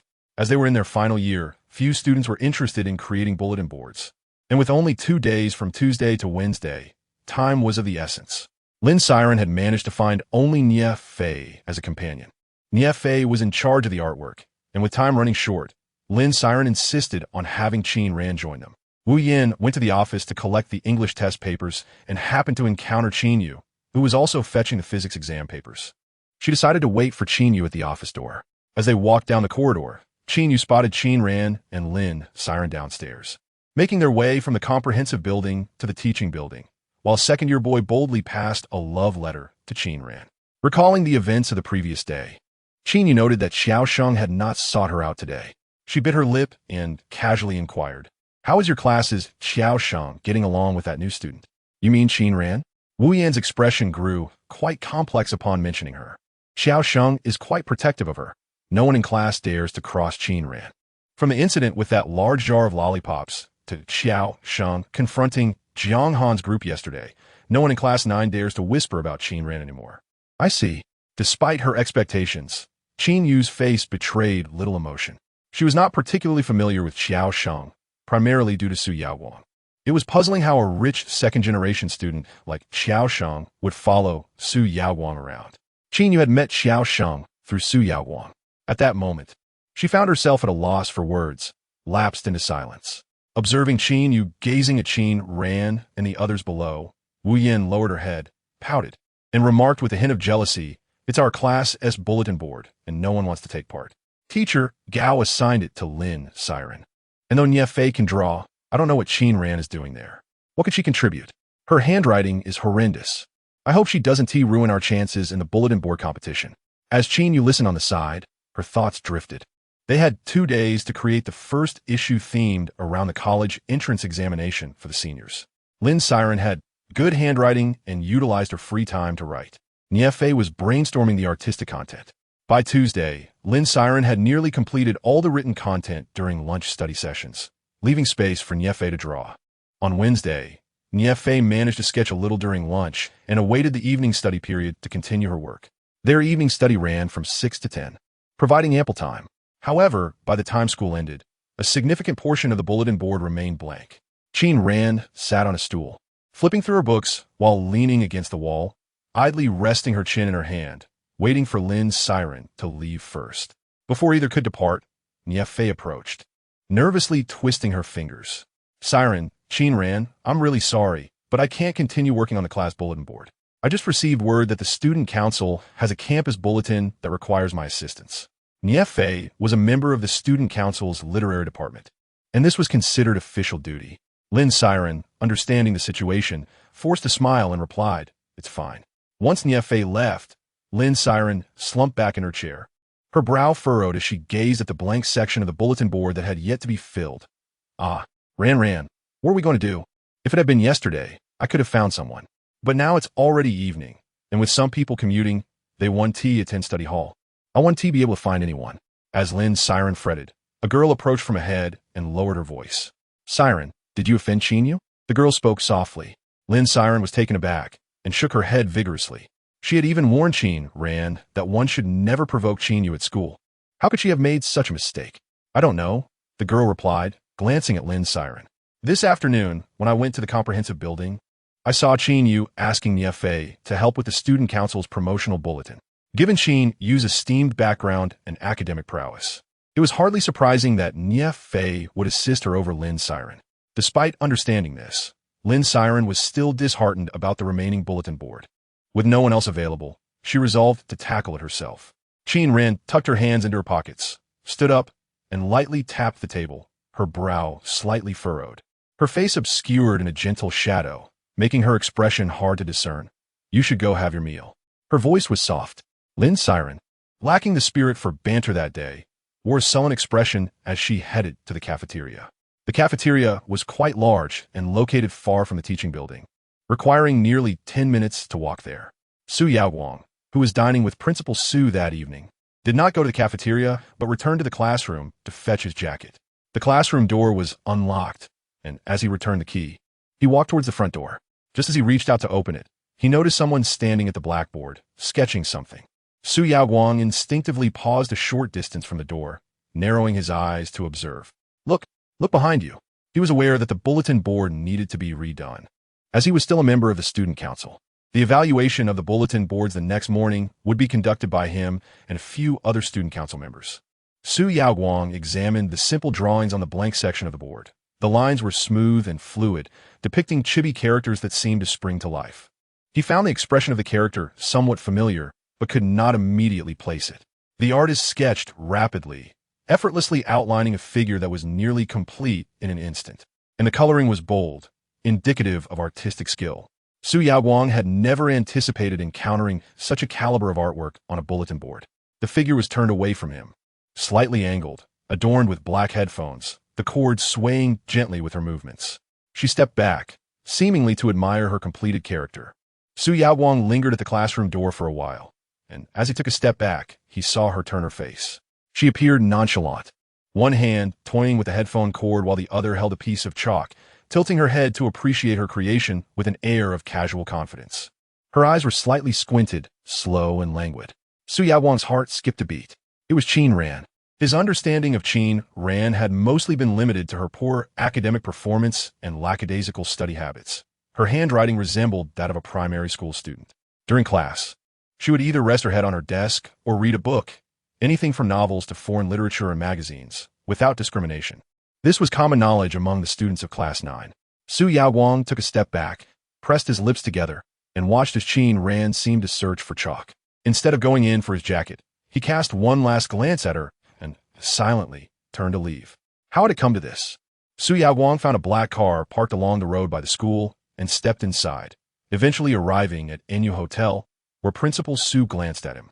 Su Yaoguang snapped back to reality and quietly said, "I went back to the classroom to collect some items." Principal Su nodded, choosing not to speak further. He did not sit down immediately, but surveyed Cheng Jun and Lu Xiaoying, who were beside Principal Su, his expression momentarily stunned. "Junyi? Xiao Lu?" Cheng Jun held a teacup, his long fingers casually pushing aside the froth. Lu Xiaoying, who was not fond of tea, appeared slightly surprised. Young Su is also in Yun City. Cheng Jun, though not very old, was the youngest son of the Cheng family, known for his high standing in Beijing. Those who recognized him would often address him as Junyi. "I suggested he transfer here," Principal Su remarked with a faint smile. This matter seemed to harbor deeper implications, and Cheng Jun merely nodded, refraining from further inquiry into private affairs. As the meal progressed, Cheng Jun leaned back slightly in his chair, resting his hands on the table. "Su Lao, I've heard rumors at school that you've written a recommendation for a young girl." "Indeed," Principal Su replied with a smile, his gaze distant. "Not just one, more than one." Cheng Jun raised an eyebrow, toying with his cup. "This matter is not to be discussed." Principal Su shook his head, clearly unwilling to elaborate. Cheng Jun did not press further, but Lu Xiaoying could not contain his curiosity. After taking a sip of wine, he asked, "So, Su Lao, who is the promising successor you mentioned last time?" Su Lao sighed and shook his head, choosing to remain taciturn. Lu Xiaoying's heart was as restless as a kitten scratching at a cup, yet Su Lao remained tight-lipped, unable to be coerced. Su Yaoguang was engrossed in his meal, unable to partake in the conversation among the others. However, when Lu Xiaoying mentioned the successor, he abruptly lifted his head to gaze at Su Lao. His lips pressed together in disbelief, fingers clenched tightly until the knuckles turned white. After the meal, Su Lao departed with his companion, while Lu Xiaoying lingered with Cheng Jun for a moment longer. Manager Wang approached with a food box, which Lu Xiaoying carried as they descended in the elevator. At the entrance, Lin Jinxian and Feng Xiai arrived, intending to discuss matters. Coincidentally, Lin Wan and Lin Qi sought to invite Feng Xiai for a meal. As Lin Jinxian's investor and the son of Mayor Feng, their caution was warranted.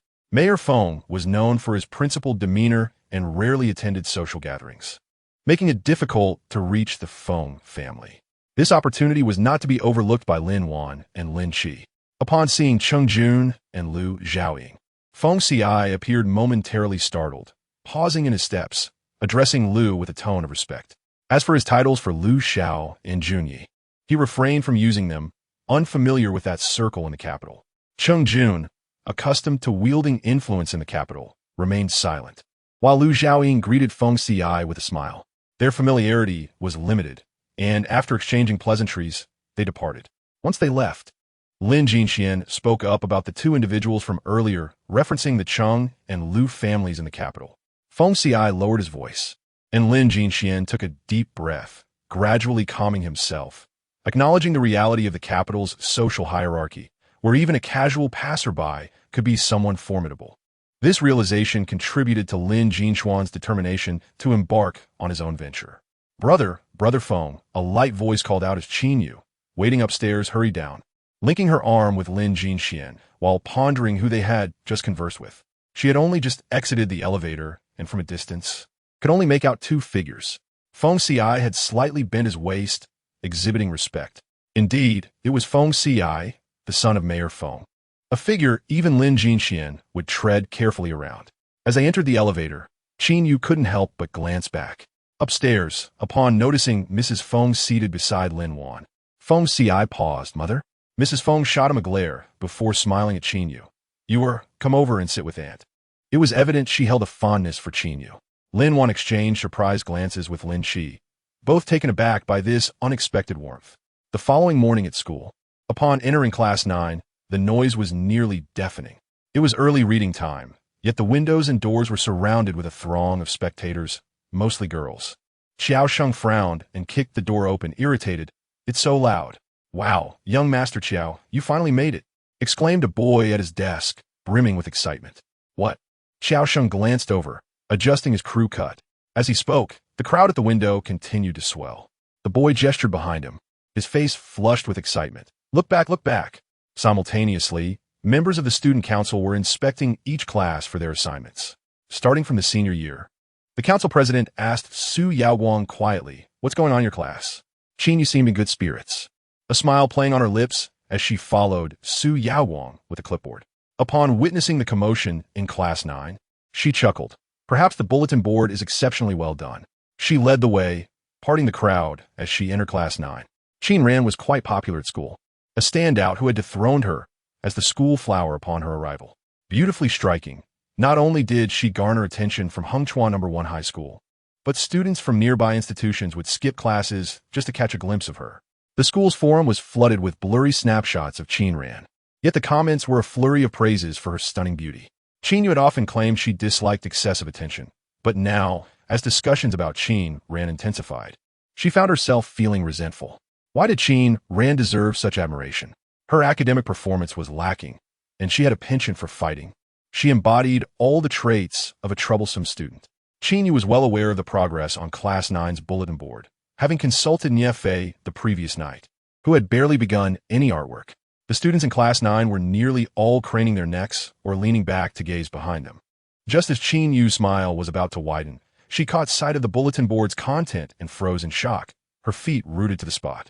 Those behind her, initially amused, widened their eyes at the bulletin board's display. Su Yaowang had gone to the student council early to convene with department heads before inspecting each class. He had left hastily the previous day, only catching a glimpse of Qin Ran's two vividly drawn chibi figures, one of which was colored. Now, he was seeing the complete version for the first time.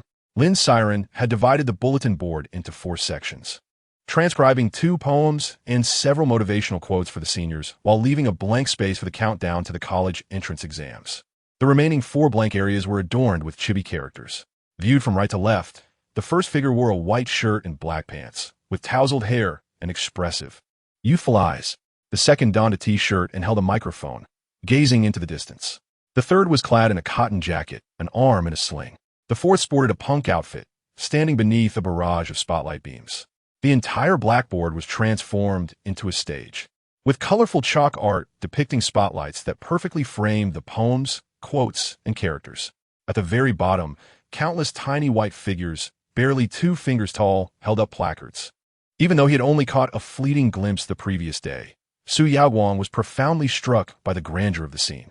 The student council fell into a collective silence, no one daring to speak. Ah, is that Yanxi? Someone exclaimed, referencing his journey from auditions to his most recent concert attire. Absolutely stunning. I'm obsessed. The buzz of excitement outside was relentless, as students pulled out their phones to capture the moment, posting on Weibo and the school forum. Nie Fei, you are a hidden powerhouse. Respect, they exclaimed, realizing her significance.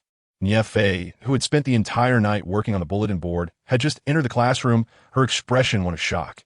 No, no, no. It's not me. I was at the student council all night. You should ask Siren and Qin Ran. The crowd quickly shifted their focus to Qin Ran and Lin Siren. Qin Ran lounged lazily at her desk, flipping through a book, her mood uncharacteristically sour.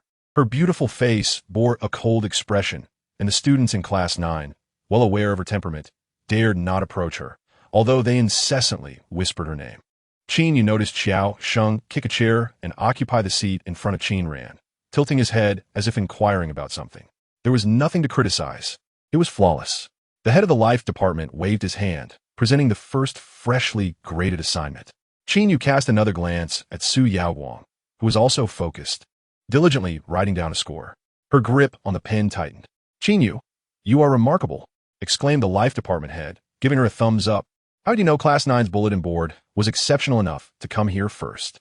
Qin Yu's face turned a shade of green. Class 9 was indeed raucous. Qin Ran expressionlessly donned her headphones, her brow furrowed tightly. What is wrong with this group of students? She wondered, clad in her school uniform. Her fair and translucent face slightly raised as she gazed out the window, the annoyance in her eyes radiating an intense energy. As the head of discipline arrived to restore order, Lin Siren reluctantly peeled her gaze away from the bulletin board at the back. She turned her attention to Qin Ran, her mind racing with curiosity. Who created that artwork? Who was responsible for it? Lin Siren, regaining her composure as a fervent admirer, glanced at Qin Ran. Her thoughts momentarily halted. Qin Ran, visibly impatient, leaned her head on the desk. Lin Siren softly acknowledged her, then continued, Ran, you still have a paper to complete from last night. With utmost eagerness, she held out the paper for Qin Ran to copy. Qin Ran sat up again, pen in her left hand, her eyes slightly squinted, exuding an air of cool detachment mixed with irritation. The incident had garnered notoriety for Class 9, as few were focused on their studies, most captivated by the unfolding drama between Lin Siren and Qin Ran, whispering among themselves. Su Yaowang was engrossed in his English book. Yet the chatter around him about the artist behind the bulletin board drew his attention to Qin Ran, who remained silent and aloof, her left hand slowly transcribing the paper. However, Su Yaowang recalled distinctly that she had been using her right hand the previous night. The morning study period was brief. With so many students in Class 9, Su Yaowang stepped out to buy breakfast. Xiao Sheng observed Qin Ran slumped over her desk, seemingly irked by the noise, her uniform draped over her head. He scratched his nose and exited with Su Yaowang. After the morning study session, the crowd in Class 9 swelled, the corridor too cramped to accommodate everyone. Conversations buzzed about the bulletin board and speculations regarding its artist. Downstairs, Qin Yu awaited them, casting a glance at Xiao Sheng, who walked beside Su Yaowang. But he did not acknowledge her, engrossed in conversation. I wonder who it was, Xiao Sheng mused, hands in his pockets, jokingly chiding. Qin Ran has been sleeping and ignoring me. All for naught after I gifted her a jar of candy. Su Yaowang remained silent, his demeanor perpetually indifferent, leaving few privy to his family matters or interests. However, at the mention of Qin Ran, he raised an eyebrow. Qin Yu, observing their reactions, bit her lip, feigning nonchalance. This person is quite remarkable.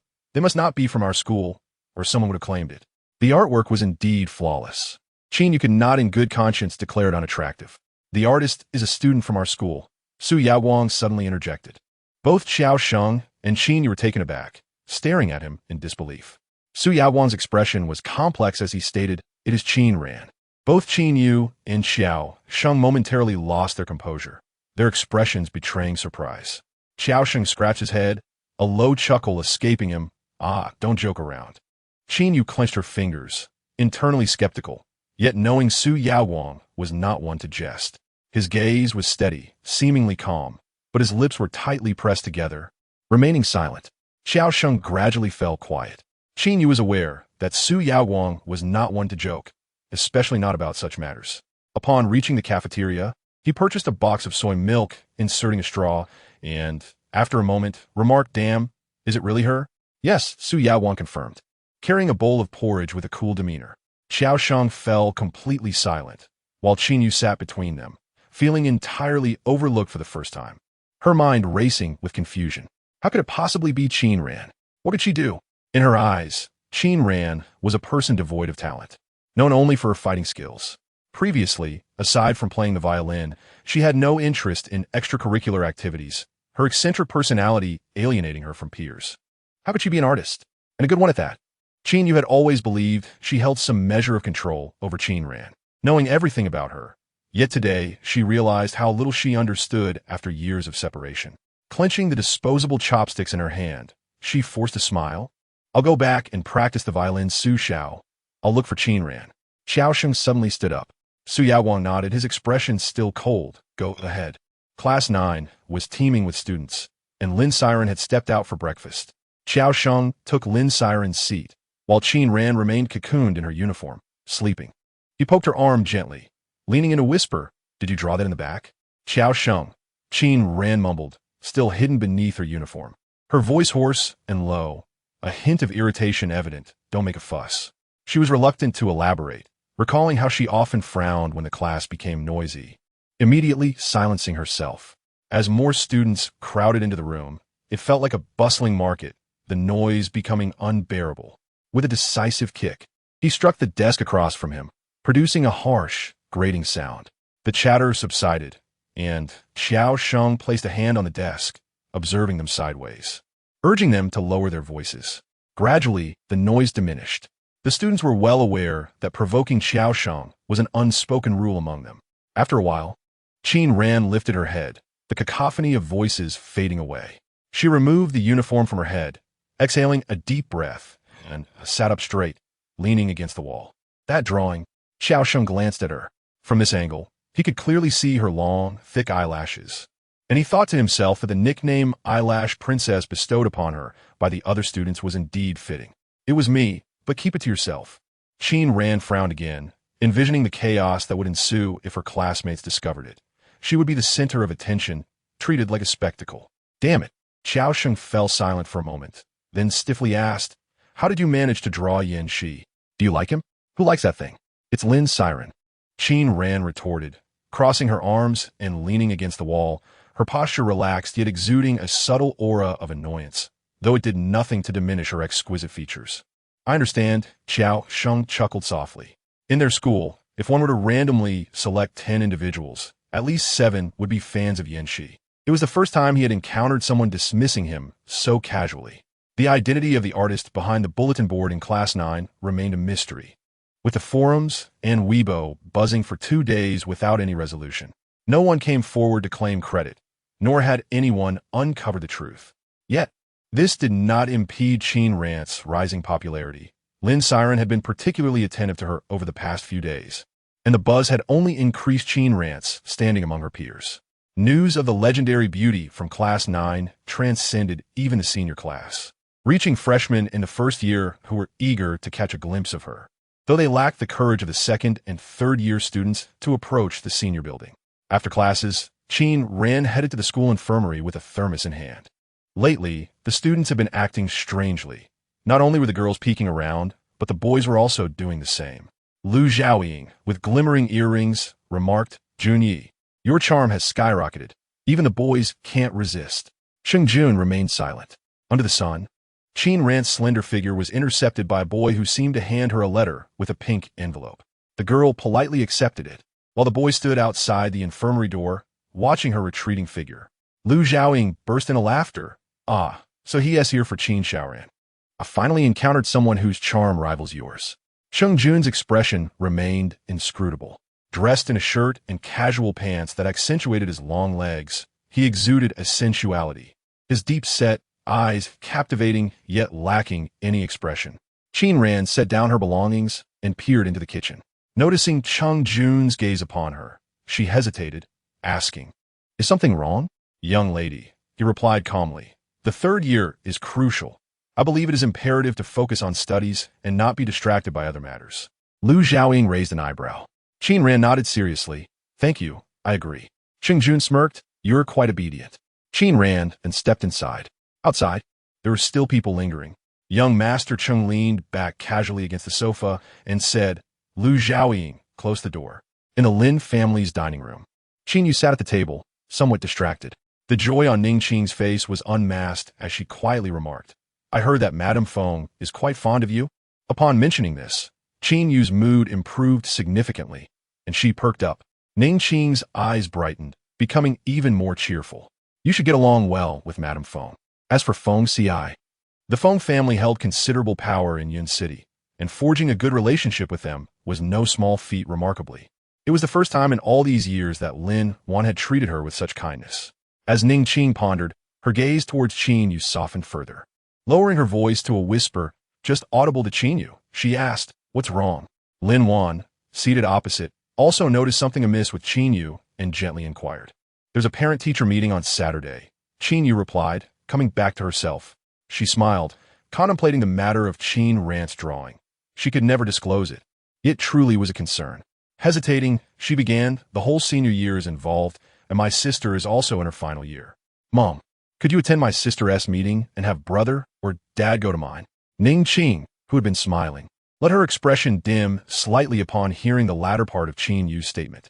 With a contemplative tone, she said, "Leave this matter to me. You need not worry." Upon hearing this, Qin Yu pressed her lips together. She lowered her head to take a bite of her meal, clearly sensing that Ning Qing had no intention of discussing this matter at the dinner table.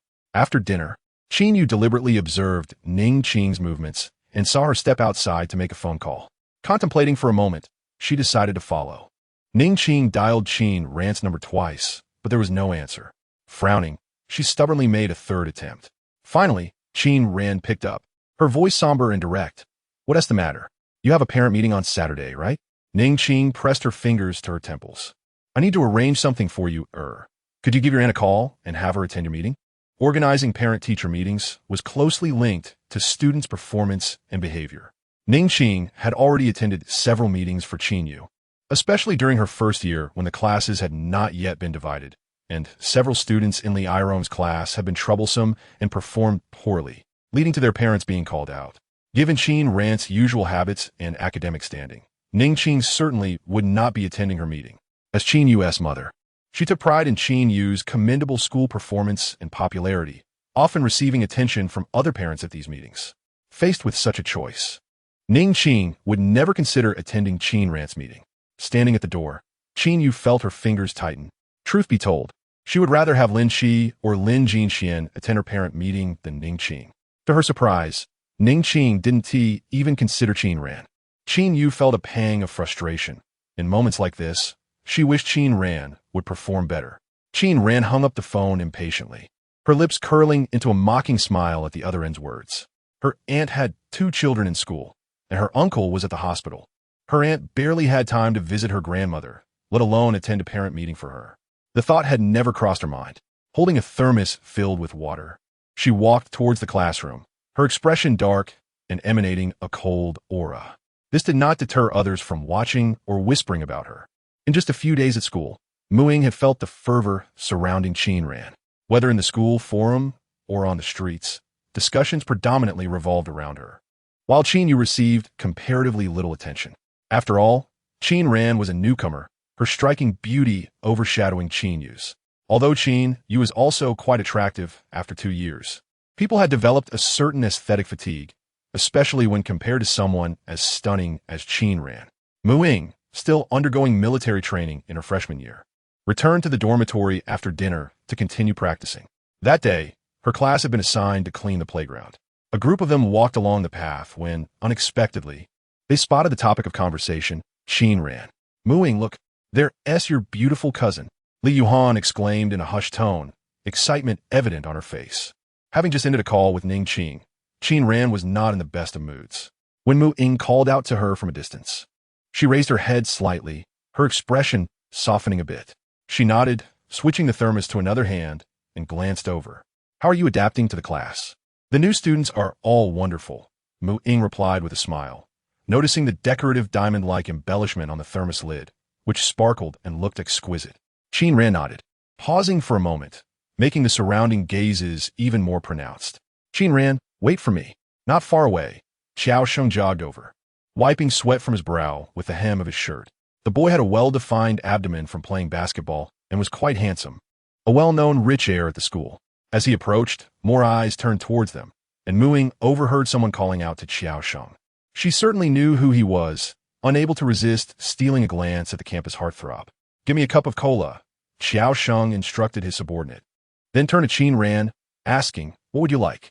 Qin Ran shook her head. "All right then," Xiao Sheng replied, weighing his basketball in hand, glancing back at Mu Ying and the others with a smile. "Do you know each other?" "Yes, she is my cousin," Qin Ran answered, casually slipping her hand in her pocket and, with an air of nonchalance, added, "I'm heading to class now. If you need anything, just find me in class 9. "Indeed, cousin, feel free to reach out if you need anything," Xiao Sheng said, following Qin Ran with a grin, then quickly caught up to her. He didn't mind when she gave him a little shove. To Mu Ying's surprise, Xiao Sheng seemed to be much closer to Qin Ran than to Qin Yu. "Mu Ying, you're related to the school beauty?" One of the boys in her class exclaimed, astonished, while the girls looked on with envy. Mu Ying recalled the logo on Qin Ran's thermos. While picking up litter on the playground, she took out her phone and searched online. That beautiful thermos turned out to belong to a luxury brand. Although she couldn't find the exact model Qin Ran had, she discovered that the brand's products started at around 4,000 yuan, nearly equivalent to Ning Wei's monthly salary. "Didn't Ti hear that the Lin family isn't fond of your cousin? Why would they buy her such an expensive thermos?" In a quiet alley by the school, Feng Ci looked at the girl across from him, pressing his fingers to his brow. "Why did you move out of the Feng family?" Pan Mingyue lowered her head and spoke softly. "I want to study hard in my senior year." "Study hard?" Feng Ci raised an eyebrow. "If you don't want to talk, at least don't feign indifference, all right?" Pan Mingyue looked up at him, but when she turned to leave, he grabbed her wrist and encircled her waist from behind, leaning against her shoulder. "We haven't seen each other in months, and you're still this cold." "Senior year," Pan Mingyue began. Feng Ci interrupted. "You want to study hard, right? Your grades are more than enough to get into Jingda." With a sigh, Pan Mingyue replied, "Feng Ge, I'm not a genius." Voices from students nearby broke the silence. Pan Mingyue was a well-known academic achiever. Reluctantly, Feng Ci released her. "What is your relationship with my dad?" He examined her, pinching her cheek playfully. "You're not really my dad's illegitimate daughter, are you?" Pan Mingyue never mentioned her parents, and Feng Ci had considered investigating but found no leads. It seemed that Feng Lucheng intended to keep it under wraps. Pan Mingyue initially wanted to mention the upcoming parent meeting, but upon hearing Feng Ci speak of it, she swallowed her words, lowering her head, her eyes dimmed. On Saturday, the senior parent-teacher meeting was scheduled. Students were also required to attend, although they stood in the hallways or at the back of the classrooms while parents occupied the students' seats. Ning Qing had specifically chosen a new outfit from the current season for the occasion, and Qin Yu linked her arm with Ning Qing as they exited the vehicle. The black BMW, concealed behind a Porsche Cayenne, did not draw much attention. The campus was bustling with senior students accompanied by their parents. Ning Qing maintained a composed demeanor. She had attended parent-teacher meetings for Qin Yu, typically once a year, and each time she brought Qin Yu to school, they often garnered curious glances. As she entered the school gates with Qin Yu, her smile barely set when she overheard voices nearby.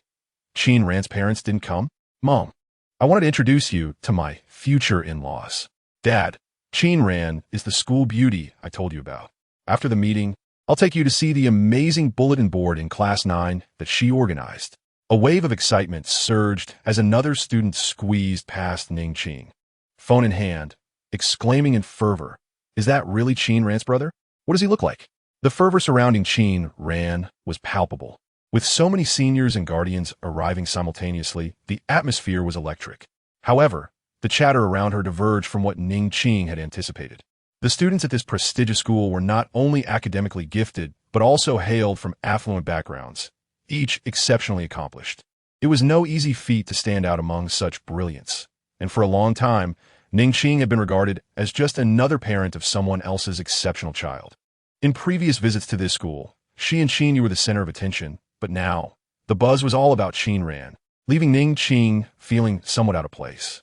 "Mrs. Qiao," she instinctively called out upon spotting a familiar figure ahead. "Mrs. Lin," she continued, addressing a woman in a flowing blue dress, her demeanor gentle, contrasting sharply with the spirited youth beside her. Xiao Sheng squinted, casting a brief glance without pausing. "Mom, hurry up." Mrs. Qiao offered Ning Qing an apologetic smile and walked alongside Xiao Sheng, their conversation barely audible. "What's the rush? Qin Ran and her brother aren't going anywhere." The Qiao family had established a significant business presence in both the capital and abroad. Although Mr. Qiao had risen from humble beginnings. He was indeed a commercial prodigy, thriving in Yun City.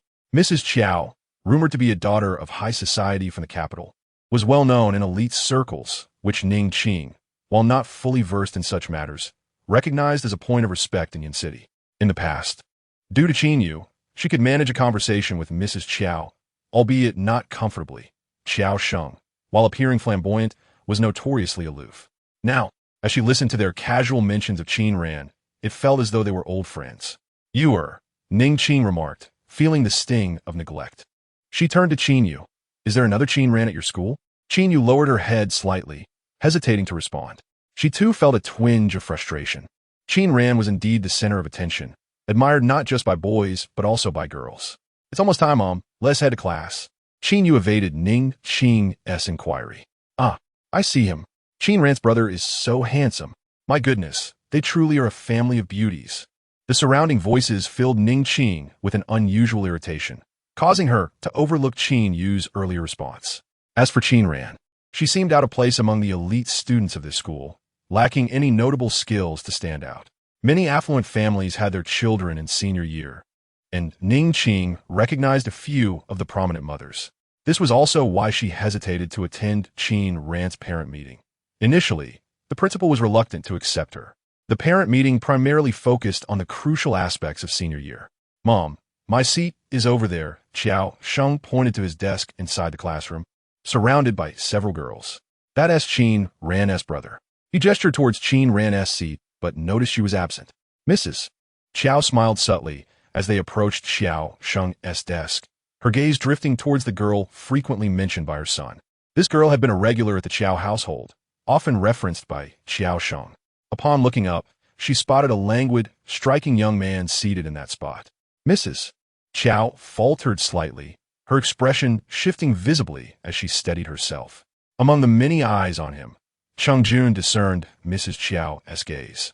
A brief glance was exchanged before he redirected his attention, leaning back casually, absent-mindedly twirling a pen in his fingers.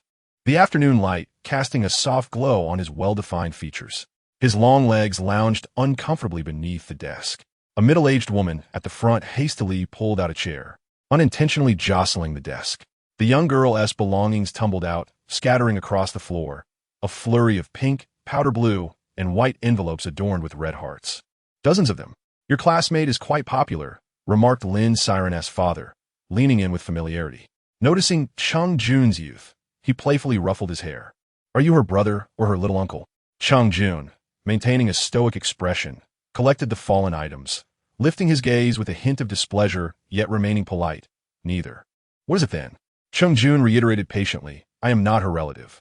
His tone remained approachable, yet his commanding presence made it clear he was no ordinary individual, causing others to avert their gaze. The parents in the room engaged in hushed discussions, with Cheng Jun at the center as they sat upright and silent around him. Methodically, he organized the scattered letters, 32 in total, evidently received just the night prior. The atmosphere was chaotic, and he intended to collect them all. Cheng Jun's demeanor was notably cold. Principal Gao refrained from reprimanding students, opting instead for encouragement, and had prepared observation notes for each student to hand to their parents.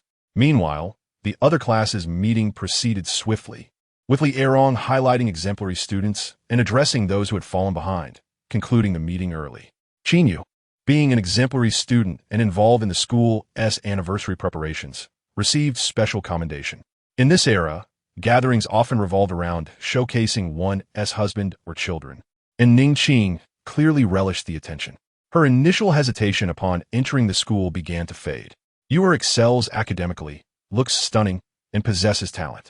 Mrs. Lin, you must be proud," an acquaintance praised. Ning Qing smiled, proud of Qin Yu, and was about to respond when the corridor erupted with commotion. "What are they looking at?" Ning Qing glanced over. Her companion leaned in, grinning. "They're admiring Qin Ran. My daughter mentioned she just transferred this semester. Interestingly, she shares your daughter's surname. But she's truly stunning. No wonder she's so popular." Ning Qing pushed through the crowd, peering down the stairs. The girl's silhouette appeared aloof, her brows slightly furrowed, exuding an air of casual arrogance.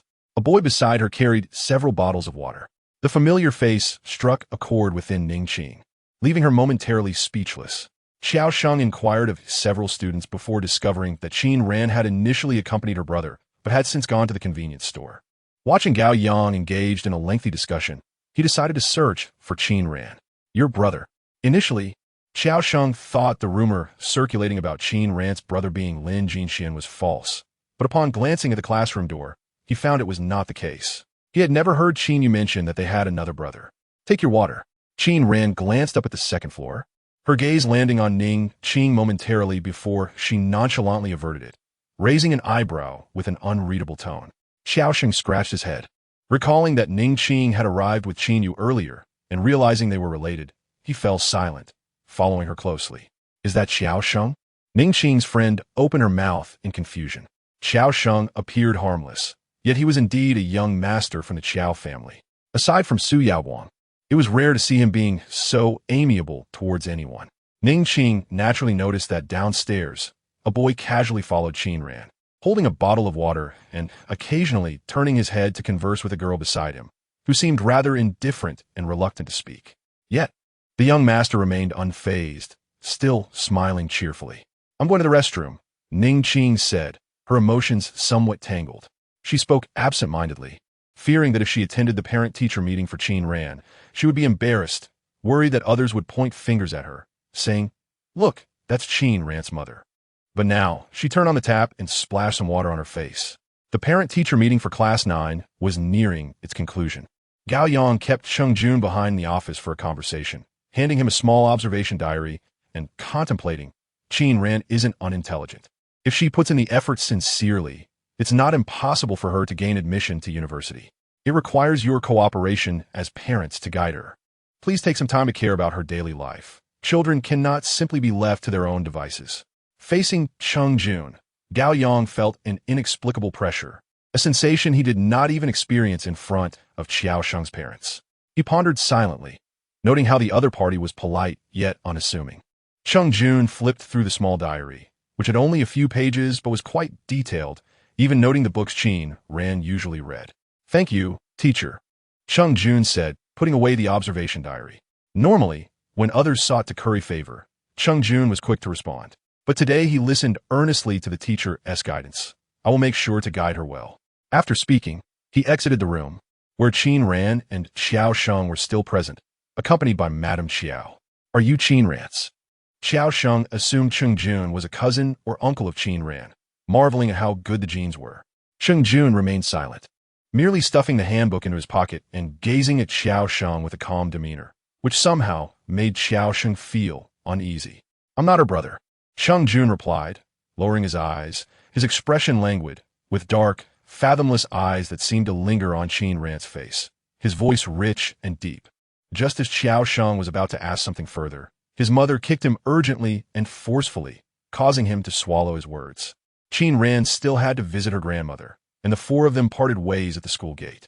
Once Qin Ran left with Cheng Jun, Xiao Sheng rubbed his leg and asked, Mom, why did you kick me? Never mind, Madame Xiao replied, watching the Volkswagen car drive away, finally confirming her thoughts about Qin Ran. Forget it. She wanted to articulate something, but ultimately held back, casting a restless glance in the direction of the departing vehicle. Let's go back. The black car, with a Volkswagen license plate, halted at the hospital entrance. Call me in advance when you arrive. I'll be in the building opposite the inpatient department, Cheng Jun said, resting his hand on the steering wheel. His sleeves rolled up, revealing his pale and slender wrist. He slightly turned to open the door for Qin Ran. The space inside the car was not small. Qin Ran was lost in thought, and when she came to her senses, Cheng Jun was already opening the door. His profile was close to her, allowing her to clearly see his exquisite features, with his eyes lowered and eyelashes curling gracefully. A faint scent of mint lingered in the air. After a brief moment, the door swung open. Qin Ran alighted from the car, and Cheng Jun watched her retreating figure, bathed in sunlight, slender yet exuding confidence. He smirked softly. Cheng Jun did not exit the car. In fact, he had nothing pressing today, leisurely pulling out the observation diary Gao Yang had given him to scrutinize the suggestions within. After some time, he lowered the window halfway, retrieved a cigarette, and lit it, the smoke swirling around him, intensifying the allure of his gaze. Qin Ran did not mention the parent-teacher meeting to her grandmother, arriving late and offering a casual excuse, knowing her grandmother would never doubt her. Ning Wei and Mu Nan were already present. Mu Ying and Mu Nan had just finished military training the previous day. Both tanned. Mu Nan looked decent, while Mu Ying had darkened significantly. Visiting their grandmother on Saturday mornings had become a customary practice. Shortly after, Ning Qing arrived, seemingly deep in thought, her expression quite complex. "Has Heiress not come today?" Chun Shulan, looking rather unwell with graying hair, asked. Ning Qing glanced at Qin Ran, suppressing her complex emotions, and smiled. Heiress went back to practice the violin. Her aunt found her a renowned teacher in the capital, a world-class master. Recently, Heiress has been working very hard to study under him, and she won't listen to anyone else. When Qin Yu was mentioned, a rich smile brightened Ning Qing's face. Indeed, her daughter's achievements were a source of pride. "Your second cousin is amazing," Mu Ying exclaimed, unable to comprehend the significance, but astonished by the mention of a master of such stature. Yes, her teacher is currently touring the world. Once he finishes and returns to the capital, Heiress will go to study under him. Mu Ying brought a chair over for Ning Qing to sit down. In her tone, she treated the subject as though discussing Qin Yu's teacher. "That's wonderful." Chen Shulan could not help but glance at Qin Ran, who was diligently peeling an apple with focused intent, skillfully maneuvering the sharp knife. Chen Shulan sighed inwardly, turning away. "Which esteemed master will you be studying under?" "It's Master Wei Lin," Ning Qing replied, taking a sip of water. "You probably haven't heard of her." Wei Lin was a distinguished master, renowned among the upper echelons of society, and Ning Qing had only recently learned of her existence. However, as soon as she finished speaking, she noticed Chun Shulan's stunned expression. "Mom, what's wrong?" Ning Qing asked, puzzled by her mother's reaction. Chun Shulan hesitated before speaking. "This Wei Lin sounds somewhat familiar." Having finished cutting the apple into small pieces, Qin Ran pinched one and offered it to Chun Shulan, expressionless as she said, "Grandma, eat an apple." Chun Shulan's unfinished words were abruptly choked in her throat. Ning Qing set down her teacup, not dwelling on it further. "That's likely one of your friends from the past. The name Wei Lin isn't too uncommon." "Perhaps," Chun Shulan responded vaguely, chewing slowly due to her poor dentition. After Qin Ran finished slicing the apple, she arranged the pieces on a plate and inserted a few toothpicks. Chun Shulan continued to watch Qin Ran in silence, while Qin Ran sighed internally, lowering her gaze and speaking softly. "Then I'll head back to school now." She had a part-time job at a milk tea shop to attend to. "Go ahead, study hard. Your grandmother is waiting for you to get into university." Qin Ran slightly bowed her head, appearing to smile, yet she spoke earnestly. "I will definitely do so." She turned and exited, prompting Ning Qing to recall the parent-teacher meeting from earlier that morning and follow her out. In the hospital room, Chun Shulan watched Qin Ran's retreating figure, her murky eyes wide with realization. Indeed, she had heard of Master Wei Lin. After all, that teacher had traveled from the capital to their Ninghai village, staying for a month to recruit Qin Ran as her student. Outside, Ning Qing quickly caught up to Qin Ran. In the VIP ward, the corridor was not crowded. Ning Qing lowered her voice. "Why didn't you have your aunt attend the parent-teacher meeting today?" "She's busy." In the absence of her grandmother, Qin Ran appeared impatient, casting a glance that was both cold and indifferent, maintaining her usual nonchalant demeanor. She pressed the elevator button. "Is there anything else?" Ning Qing, preoccupied with school matters, opened her mouth. "How are you getting along with your classmates at school? Are you adjusting well to your studies? Have you made any friends?" It was the first time Qin Ran had heard Ning Qing express concern about her academic situation since school began. "It's fine," she replied succinctly, her patience wearing thin. "I'm leaving. I have no further matters to discuss." Ning Qing wanted to inquire whether she was close with Xiao Sheng, but Qin Ran seemed disinterested in further conversation. Leaving Ning Qing to watch the elevator doors slowly close in front of her, her expression complex. As Qin Ran descended, she possessed a bus card and had no intention of calling Chungjun. The number 12 bus would take her directly to the first high school, which was particularly convenient. As she exited the hospital, a black car abruptly blocked her path before she could reach the bus stop across the street. The window rolled down to reveal Chungjun, her elegant fingers tapping on the steering wheel. With a sideways glance and a slight raise of her brow, she spoke softly, "Get in." The vehicle drove directly to the school infirmary. Qin Ran noticed that the door to the infirmary was ajar. She hesitated, recalling that Lu Zhaoying was supposed to be occupied today. Just then, a figure clad in black emerged from the infirmary, dressed in a short-sleeved shirt. Faint blue tattoos peeked from his arms, emanating an aura that suggested he was not someone to be trifled with. Junyi, the man in black addressed Cheng Jun with a mix of respect and caution. However, before he could finish his sentence, another individual stepped out of the car, followed by a woman, leaving the man in black momentarily dumbfounded. Let us eat first. Cheng Jun, feeling the heat outside, unfastened a button on her collar and responded lightly. Then, recalling something, she asked in a low voice, "Did you bring what I asked for?" "Yes, yes," the man in black replied, his gaze involuntarily drifting towards Qin Ran. As the three entered the infirmary, Qin Ran noticed a stack of books on the previously bare table. It was an impressive pile. "Have some water," Cheng Jun offered. Pouring a glass for Qin Ran before rummaging through the stack of books. She carefully selected 5 volumes and handed them to Qin Ran. Qin Ran casually glanced at the top book, which was labeled The First Step to College Entrance Exam Review. "Teacher, Gao asked me to keep an eye on your studies," Cheng Jun remarked, pouring herself another glass of water, her tone languid, her previously aloof demeanor softening. "These are suitable for you. I've gone through them." Xing Yun opposed, pointing to one of the books, lowering her head to accommodate Qin Ran's height, eager to introduce the study materials. Qin Ran picked up one book, blinked, tilted her head, and replied slowly, "I don't need these." Their gazes inevitably met, taking in each other as features, their eyes, noses, mouths, and the stray strands of hair brushing against their foreheads. This proximity was palpable, accentuated by the faint sound of their breathing. While Qin Ran typically exuded a carefree demeanor, a closer look revealed a small beauty mark at the corner of her eye, adding an alluring touch to her appearance. Cheng Jun, feeling overwhelmed, straightened up and stepped back, earnestly stating, "Teacher Gao mentioned you are quite intelligent. As long as you are willing to study, getting into college should be relatively easy."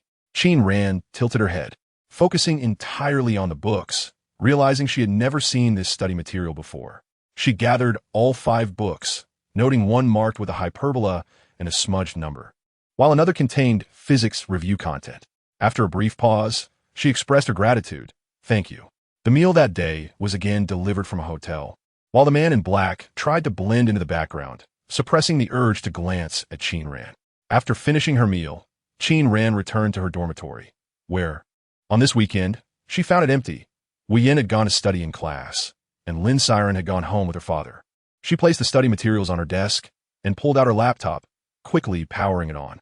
As the computer booted swiftly, she pressed a few keys, and a voice message played. A male voice inquired, "Have you finally decided to contact me?" Qin Ran went to the restroom for a towel to dry her face. Activating a voice changer, she rendered her voice indistinct. "People are quite anxious, asking if you've resumed taking orders," the man continued. After a moment, he lamented, "You mentioned needing a break, but do you realize how long it's been since you last accepted an order? 1 year and 4 months. Seated in her chair, flipping through the study materials, she chuckled lightly. "Chongning, I recall just a few days ago, I took a 10 million yuan order. Anyone with even a slight understanding of the underground world would have been taken aback." Chongning, the founder of the 129 Detective Agency, was known to have connections with the dark web. It was widely acknowledged that, regardless of the scale of the operation, as long as there was money involved, there was no information the 129 could not uncover. "Are you ready to adjust your state?" Chongning asked, adopting a serious tone. 046 Lone Wolf, Ran. "Are you studying?" "Ah," Qin Ran replied, nonchalantly, her focus on the problems in the study materials. "The last order was an accident, but I'm about back to normal." "Really?" Chongning, initially just casually inquiring, was taken aback by her response, springing up from the sofa. "Let us start next month." Qin Ran set one book aside and picked up another, speaking slowly, "I'll take my time. Even if it's not until next month, I have no objections," Chongning said, pacing the room, his excitement unrestrained. "As long as you're willing to return, you know. I was genuinely worried you wouldn't take orders again after disappearing for over a year." As long as Qin Ran remained engaged, Chongning felt reassured. This sentiment did not surprise Qin Ran. The 129 Detective Agency had numerous members, and even a basic membership from such an organization was often more valuable than a year of experience in a supervisory role. However, gaining admission to the 129 was notoriously challenging. Qin Ran was a senior member known as Lone Wolf. There was no task she could not accomplish. A veteran member of the agency, She had never met anyone from the 129 in person since its headquarters was located in the capital. While Chongning knew her real name was Qin Ran, he was unaware of her age. Qin Ran had only joined 4 years prior, when her voice still retained youthful quality, and for convenience, she had utilized a voice changer ever since. "Then you're being overly cautious. I need money," she said, reclining against her chair nonchalantly. "Needing money is good, if you're in need. You want to consider withdrawing from the agency," Chongning replied with a smile, contemplating how those in the capital would react upon witnessing the typically stern director Chong displaying such a side. "You mentioned you could come to the capital this year. When will that be?" Before other factions could locate Lone Wolf, Chongning was determined to keep her firmly tied to the 129. "Something came up," Qin Ran said, her gaze drifting as she stared at her book. "I can only go next year." Chongning paused, intrigued. "What came up?" Qin Ran, nonchalantly and casually, replied. "The college entrance examination." Chongning hesitated before saying, "If you're unwilling to share, that's all right. I'll announce your return message." After hanging up, Qin Ran swore she hadn't told a single lie throughout the conversation. Meanwhile, her black, heavy phone, which had been lying quietly to the side, lit up again. "I really didn't find it. I'll take you to scan next time." With a sharp motion, Qin Ran slammed the phone onto the table, causing it to vibrate a few times before it finally settled into silence. "Pan Mingyue, why hasn't your guardian arrived again?" Li Erong, looking at the student before her, frowned slightly. "Never mind, just give me your guardian's phone number." Pan Mingyue pursed her lips, lowering her head to conceal her face. "Teacher, my uncle is busy. Yet the college entrance examination is crucial. Do not let these matters hinder your preparation." Li Erong, Pan Mingyue as homeroom teacher, was aware of her orphan status and current living situation with relatives. "Your last exam results fluctuated, and the noise in the dormitory is affecting your studies.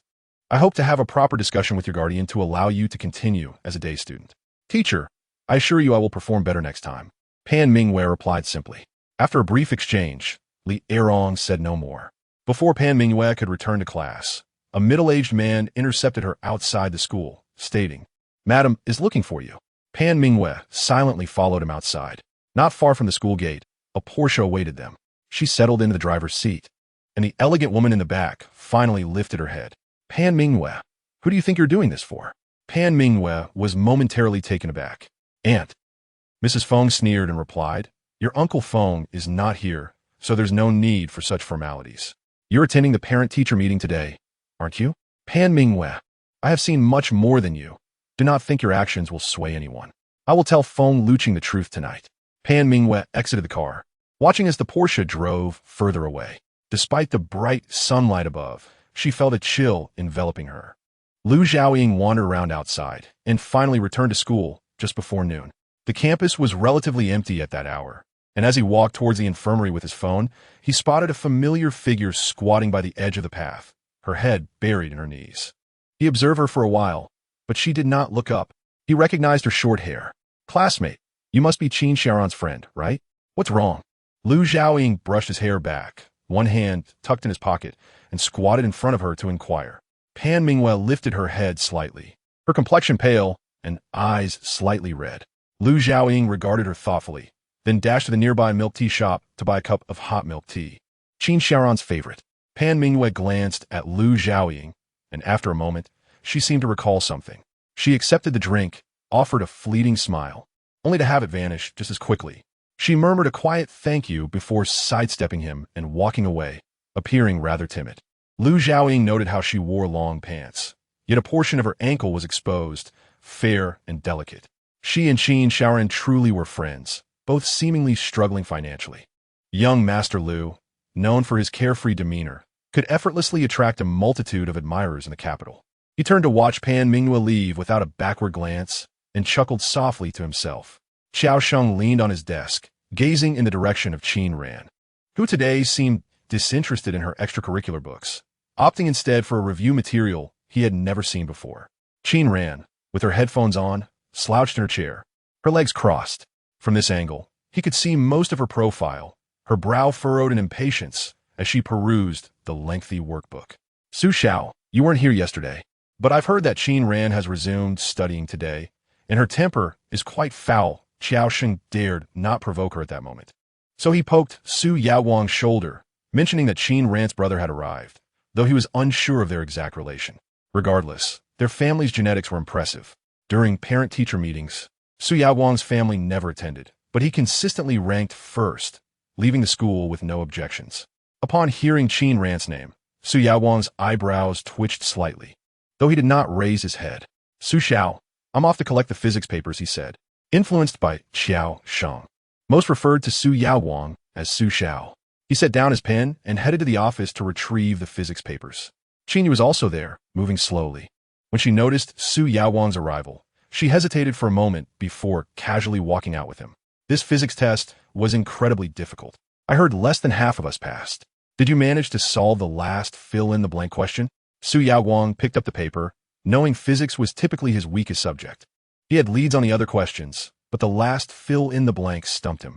"No," Qin shook her head. "I glanced through the paper, and Pan Minghua didn't solve it either." Su Yaowang nodded and quickened his pace, ready for self-study. Qin, trailing behind, tightened her grip on the paper. As Su Yaowang distributed the papers, he paused when he reached Lin Siren. "Lin Siren, may I ask how you managed to solve the final question?" He pointed to the last fill-in-the-blank question on Lin Siren's paper, his gaze intense. Lin Siren, engrossed in her math paper, glanced down and was momentarily taken aback. "Oh, right. Ran, how did you solve it? What kind of extraordinary classmate is this?" Su Yaowang thought to himself upon hearing Lin Siren's words, while he watched the usually calm Qin Ran fidgeting irritably with a pen. "I couldn't solve this question. When we were collecting papers, Ran filled it in for me," Lin Siren explained, seemingly aware of Su Yaowang's surprise. Physics differs from language arts, especially fill-in-the-blank questions, which are nearly impossible to tackle under time constraints. Lin Siren had merely glanced at it and decided to skip it. By the time they collected papers, Lin Siren hadn't even completed the major questions. How could she recall the fill-in-the-blank?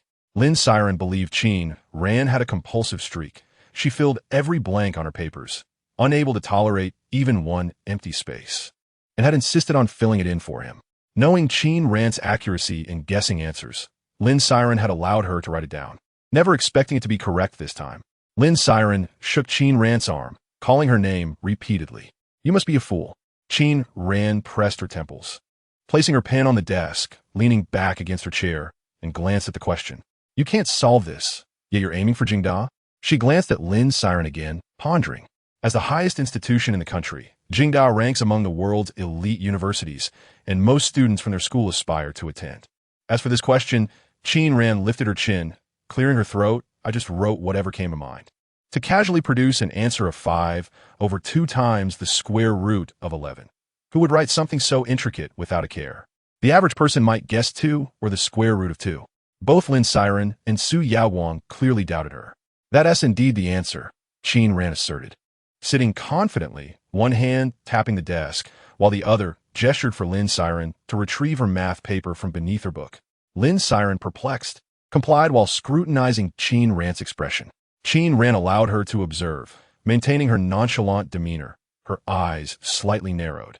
"I spent ages calculating the first major question, finally arriving at 5 over 2 times the square root of 11, only to discover it was wrong, so I jotted it down on your physics paper." Lin Siren and Su Yaowang leaned in to look. To their astonishment, Qin Ran had indeed written 5 over 2 times the square root of 11 for the first major question. This question was generally considered a gift, with the correct answer being 36. Aside from those who were careless, Qin Ran was likely the only student in the entire school to arrive at such a jumbled answer. It seemed she had worked diligently on the problem, only to find her answer incorrect, making it stick in her mind. Without needing further explanation from Qin Ran, Lin Siren pieced together the reasoning herself. "So that is how it happened," she nodded in understanding. Su Yaowang, upon hearing this, furrowed his brow slightly, but chose not to comment further, continuing to distribute Qin Ran's papers while his gaze lingered on the workbook she was currently using. The workbook had a blue cover, familiar to him. Su Yaowang paused for a moment, taking a closer look. It was indeed a set of practice papers from Jingda's affiliated school, known for its comprehensive and logical training exercises. He had worked through them himself. This workbook circulated only within the capital. Other provinces and cities had no knowledge of its existence. In Yunqing, he had yet to see anyone utilizing this particular review material. Unable to resist, Su Yaowang cast another glance. Qin Ran donned her headphones once more, picking up her pen to sketch in the workbook. She continued to write with her left hand, albeit slowly, yet without lingering too long on any one question. Occasionally, she would doodle on a scrap piece of paper, despite her slow pace. Her consistent effort lent a sense of fluidity to her work. In less than a minute, she completed a fill-in-the-blank question. Su Yaoguang glanced over to see her tearing off the answers from the back of her workbook, pressing them under her arm. He coolly averted his gaze. Previously, he would have kindly reminded her, but this time he had no desire to mention it. He handed her the physics paper and walked away. After finishing several pages, Qin Ran cranked up the volume of her music, resting her head on the desk for a nap. Before dozing off, she reached out to draw a few questions on Lin Siren's paper, saying this one, and that one. I don't understand any of them. Make sure to explain them to me after class. When Li Erong arrived to discuss the exercises, she noticed Qin Ran asleep again and furrowed her brow. She truly could not fathom what the principal and Gao Yang were thinking, allowing such a student to remain in class, as it was utterly detrimental to the learning atmosphere. Qin Ran sighed inwardly, pondering how her extraordinary classmate was putting in so much effort for her studies. What a remarkable classmate she had. Principal's office. Principal Su held a book in his hands, not reading it but adjusting his glasses, looking somewhat astonished at the person seated before him. Cheng Xiao, do you require anything further? You have Qin Ran's file, don't you? Cheng Jun held a cup of tea, her deep-set eyes reflecting the porcelain white cup. Yes, I do. Principal Su was momentarily taken aback, not fully grasping the situation. Temporarily change her emergency contact to Lu Zhaoying. Cheng Jun paused before continuing. It seems her family doesn't care for her. She's a high school student working in our infirmary. The Lu family is a prominent charitable family in the capital. Principal Su had not anticipated that Lu Zhaoying would show such kindness. Cheng Jun recited a series of numbers, and Principal Su took note. After Cheng Jun departed, he pondered her figure thoughtfully. As the principal, he should not have acted in this manner. The emergency contact had originally been Ning Qing's number, which had remained unchanged since it was transferred from the elementary school records. However, Principal Su gazed in the direction Cheng Jun had left, uncertain of his thoughts. Yet he allowed someone to change the contact for Cheng Jun. Upon reviewing the number, he belatedly realized that Lu Zhaoying's number seemed to end with an 8, which felt somewhat incongruous. Principal Su, there is someone here to see you. Who? Principal Su snapped back to reality. They say they are from the Lin family. When Qin Ran arrived at the infirmary, Lu Zhaoying was dispensing medicine to a student, and Cheng Jun was absent. She proceeded directly to the kitchen. Shortly thereafter, the imposing figure in black, whom she had encountered before, pushed open the infirmary door, his expression stern and menacing. Where is Cheng Xiao? He inquired in a gravelly voice. Noticing someone in the kitchen, he hesitated momentarily, recognizing the girl he had seen the day before. The man instinctively lowered his voice. She has gone to find Principal Su. Lu Zhaoying handed the medication to the departing student, and once the door shut behind them, she turned her attention to the man. What is it? When the man mentioned that they had received news from Team Jiang, he paused, casting a glance toward the kitchen, withholding information. No need to investigate further. Lu Zhaoying was candid with Qin Ran, tossing her pen onto the table. The man could not restrain himself. Why? We found L.W. Cheng Jun entered, bringing a gust of wind, her voice languid and low. The man was taken aback, initially intending to argue, but found himself at a loss for words, his body frozen in place. In the kitchen, Qin Ran accidentally let a glass slip from her grasp, shattering at her feet with a loud crack. Cheng Jun glanced over. Are you all right? 048, that must be Principal Su's car, right?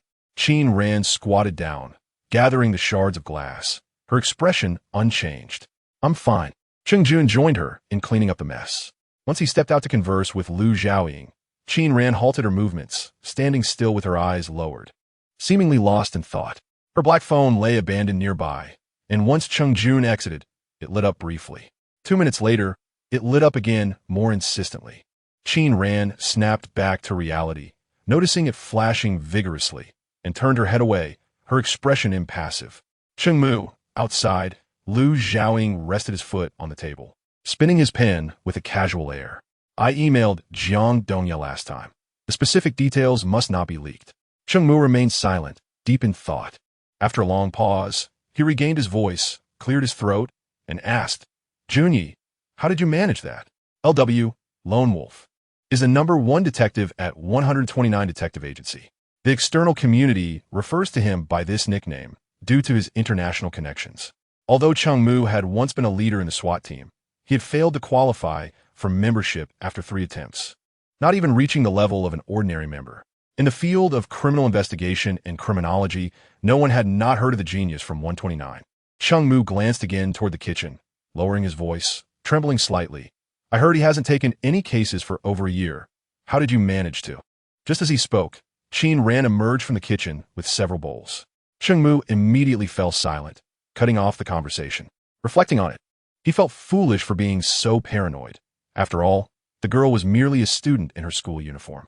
Even if she overheard them, how could she discern the topic of their discussion? During dinner, Chung Jun introduced the man in black to Qin Ran. This is Chung Mu. If I'm not around, you can reach out to him for any matters. Qin Ran glanced at Chung Mu and nodded. He then began to inquire whether she had started working on the practice problems he had given her. I've done some. Qin Ran paused momentarily. Lu Zhaoying laughed uncontrollably, breaking the tension. Qin Xiaoran, you didn't just copy all the answers, did you? Jun, you went to great lengths for that set. Lu Zhaoying fell silent as Chung Jun shot him a glance. He quickly raised his hands in surrender, signaling that he would no longer speak. Instead, he watched Chung Jun with admiration. Just half a month prior, when he had been summoned to perform menial tasks by Chung Jun, he could never have imagined encountering such circumstances. The esteemed Chung heir was making significant efforts over a few review materials. It was likely that the elite circles of the capital believed he was in a rush for some critical documents. Chung Mu had remained silent throughout the meal, not daring to speak, let alone dine at the same table as the two.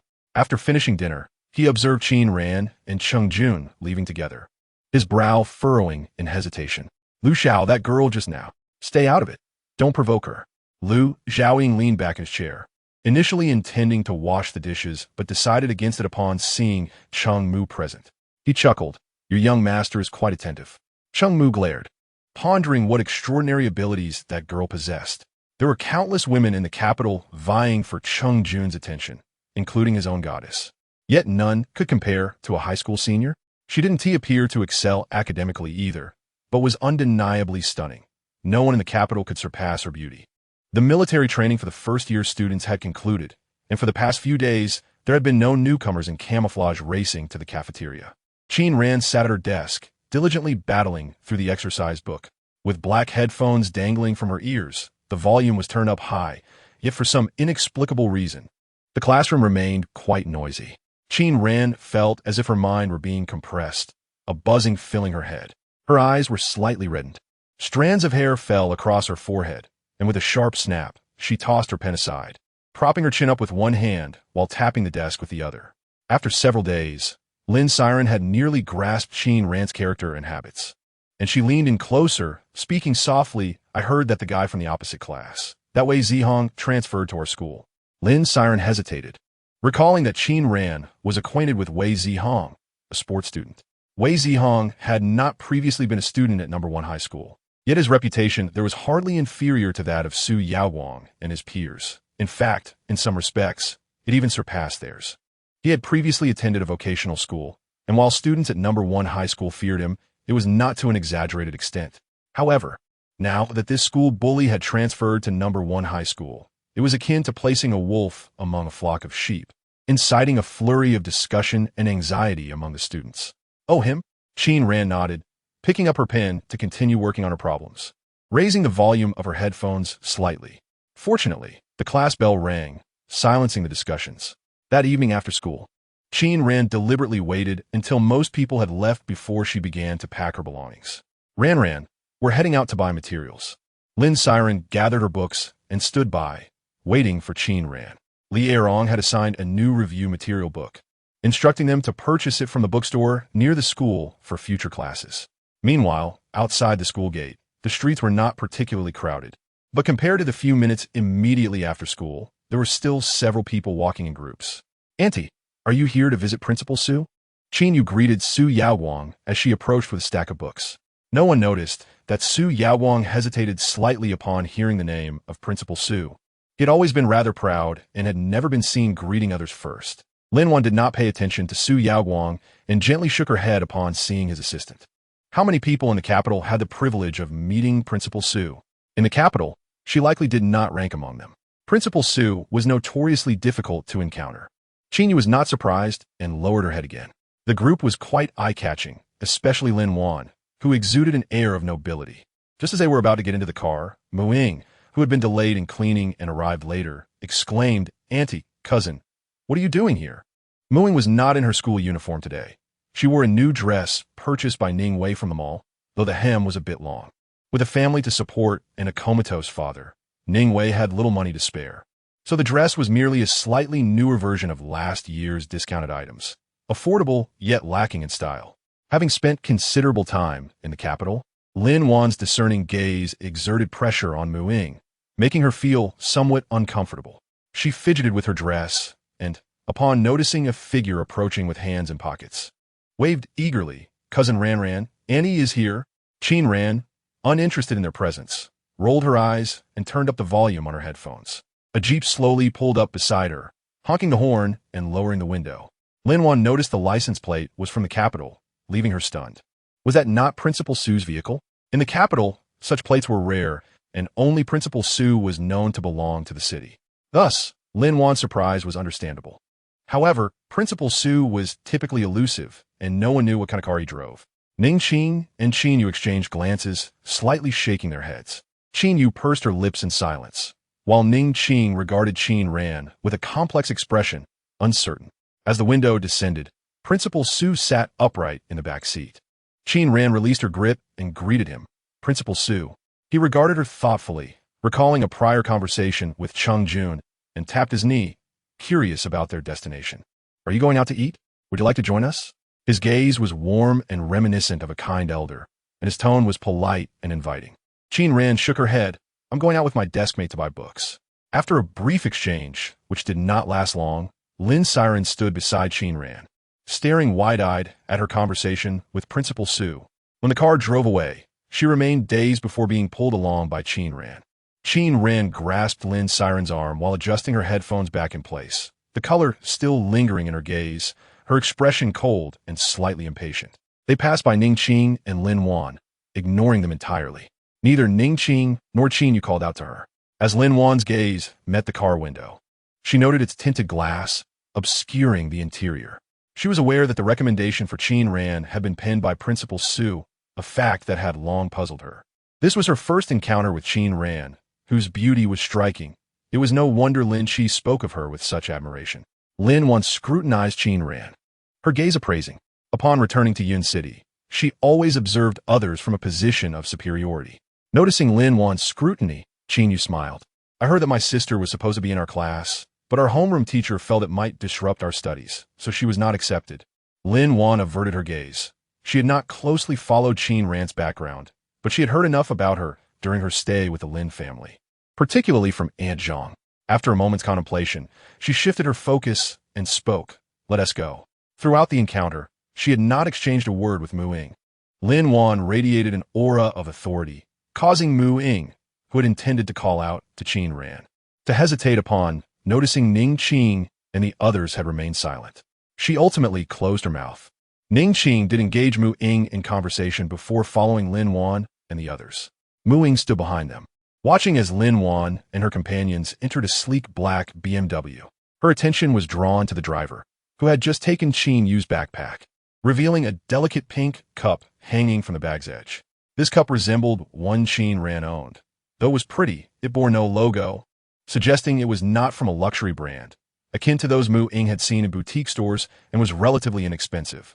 Mu Ying was momentarily taken aback, struggling to comprehend why the Lin family would splurge on such an extravagant cup for Qin Ran, but not for Qinyu.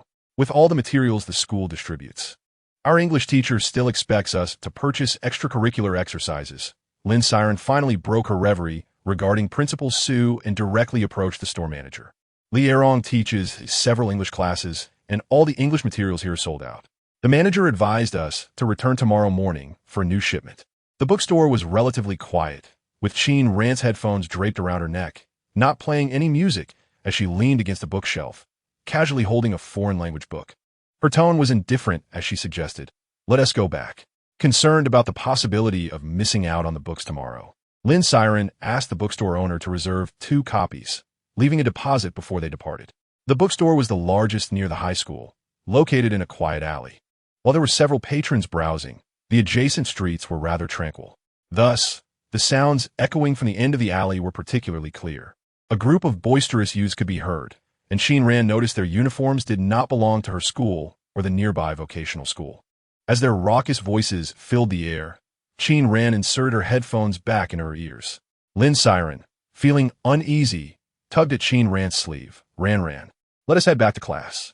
The group of boys in the alley appeared to have stopped, and one of them suddenly laughed. ISNT, that our classmate Pan? Oh, still wearing the uniform of number 1 high school? Are you really attending there?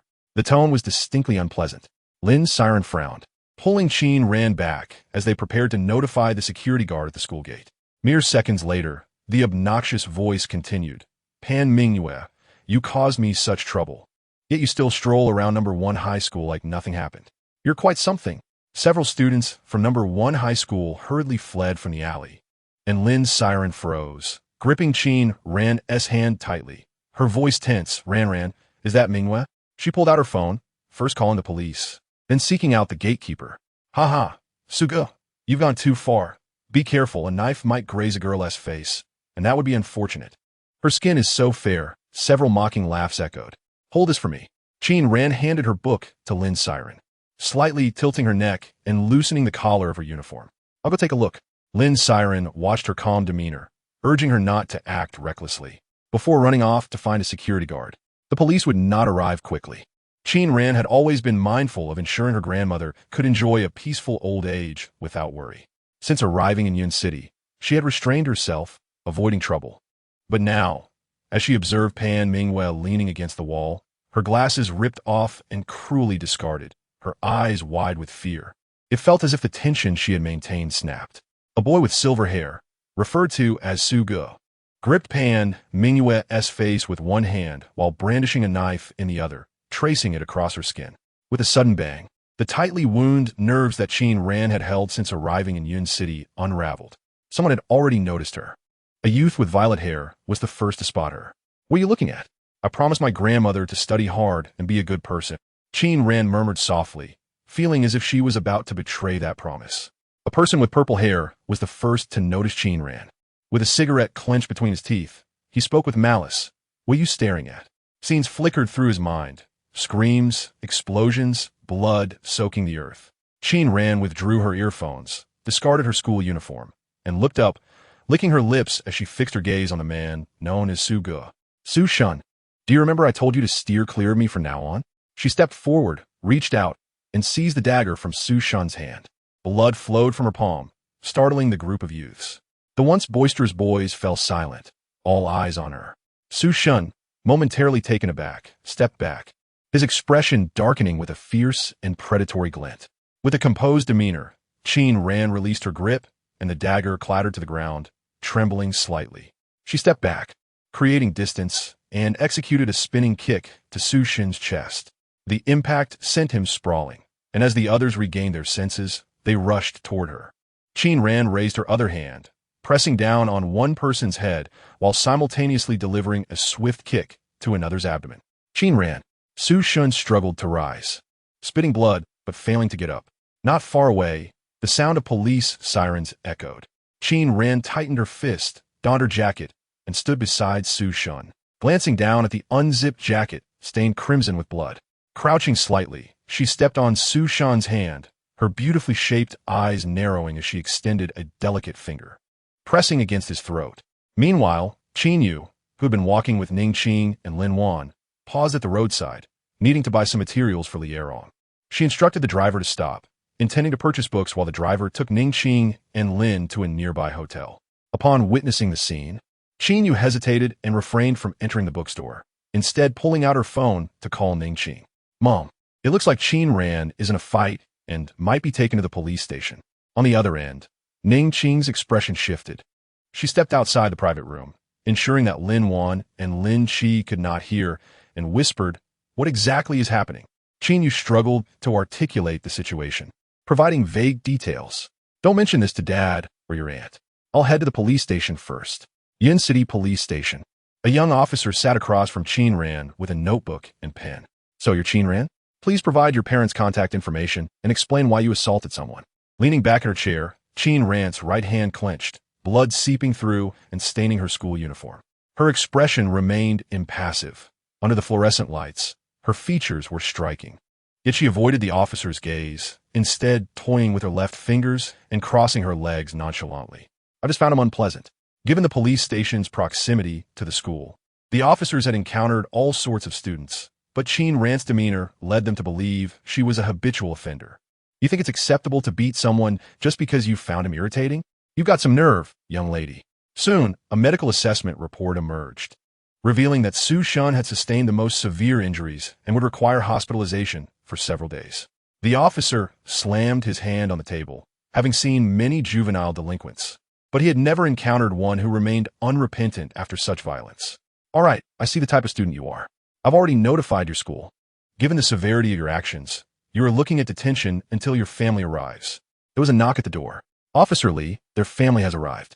As Officer Li stepped outside, he encountered Ning Qing, who was filling out a form handed to her by a female officer.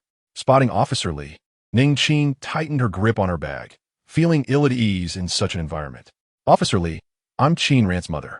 Your daughter is quite formidable. She managed to beat several people to such a state. The officer scrutinized Ning Qing, who instantly turned awkward, her body stiffening. Officer Li, I'll cover any medical expenses necessary, as long as we can resolve this amicably.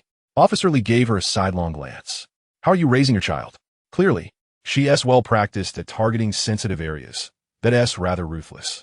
As the officer reprimanded her, Ning Qing felt compelled to apologize, standing rigidly in place.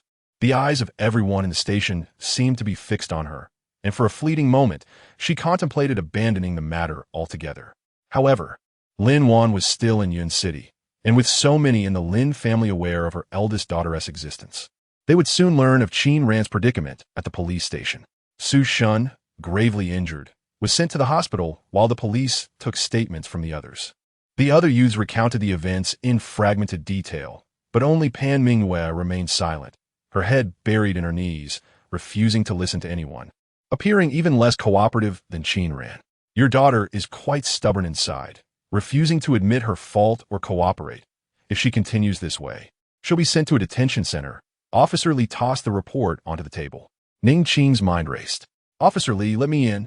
Just then, an astutely dressed elderly woman burst through the entrance, her voice rising in panic. Who am my grandson? Where is he?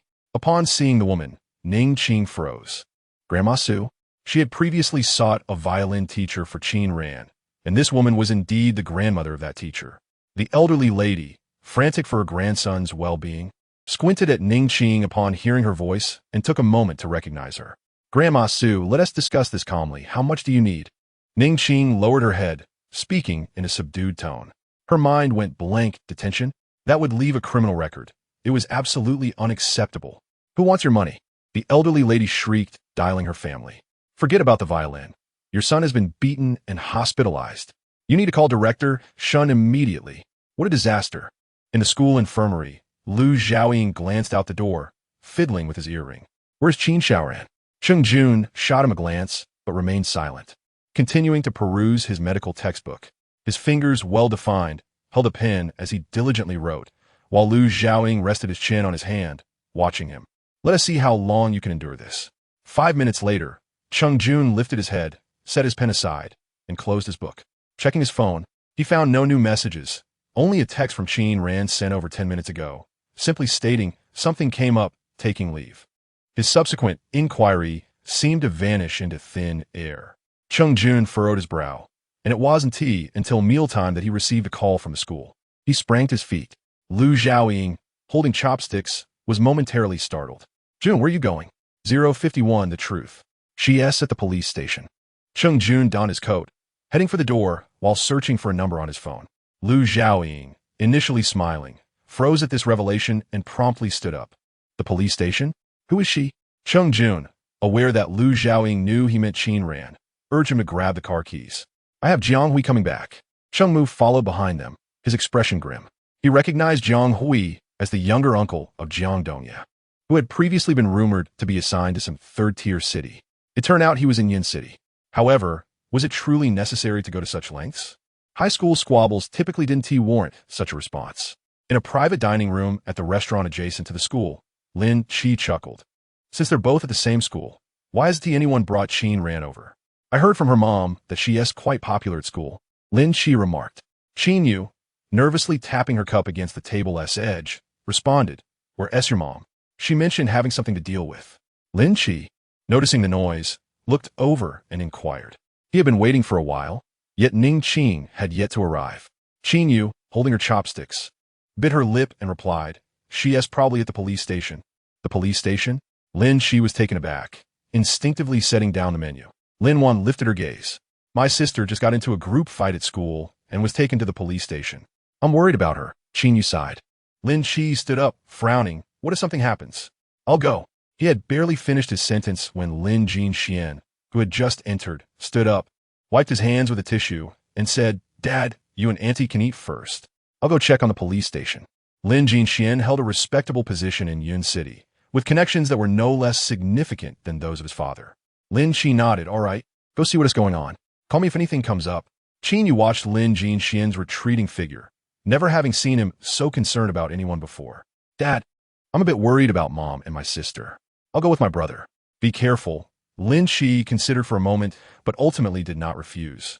At the police station, upon hearing the name of Director Shun from Grandma Su, Ning Qing felt a surge of panic.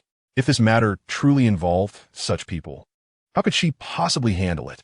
She asked the officer to take her to see Qin Ran. The child was severely beaten by your daughter when we arrived. He could barely move his arm. The injury assessment hasn't come back yet. Officer Li glanced at Ning Qing. If they decide to pursue this, you could face 2 years in prison. Ning Qing, feeling unsettled, pushed open the door. Qin Ran had one hand hanging under the table and the other propping up her chin, her eyes half closed.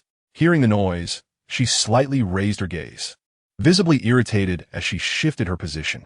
What are you doing here? She didn't mention Ning Qing's phone number. She believed she had a way to resolve this matter.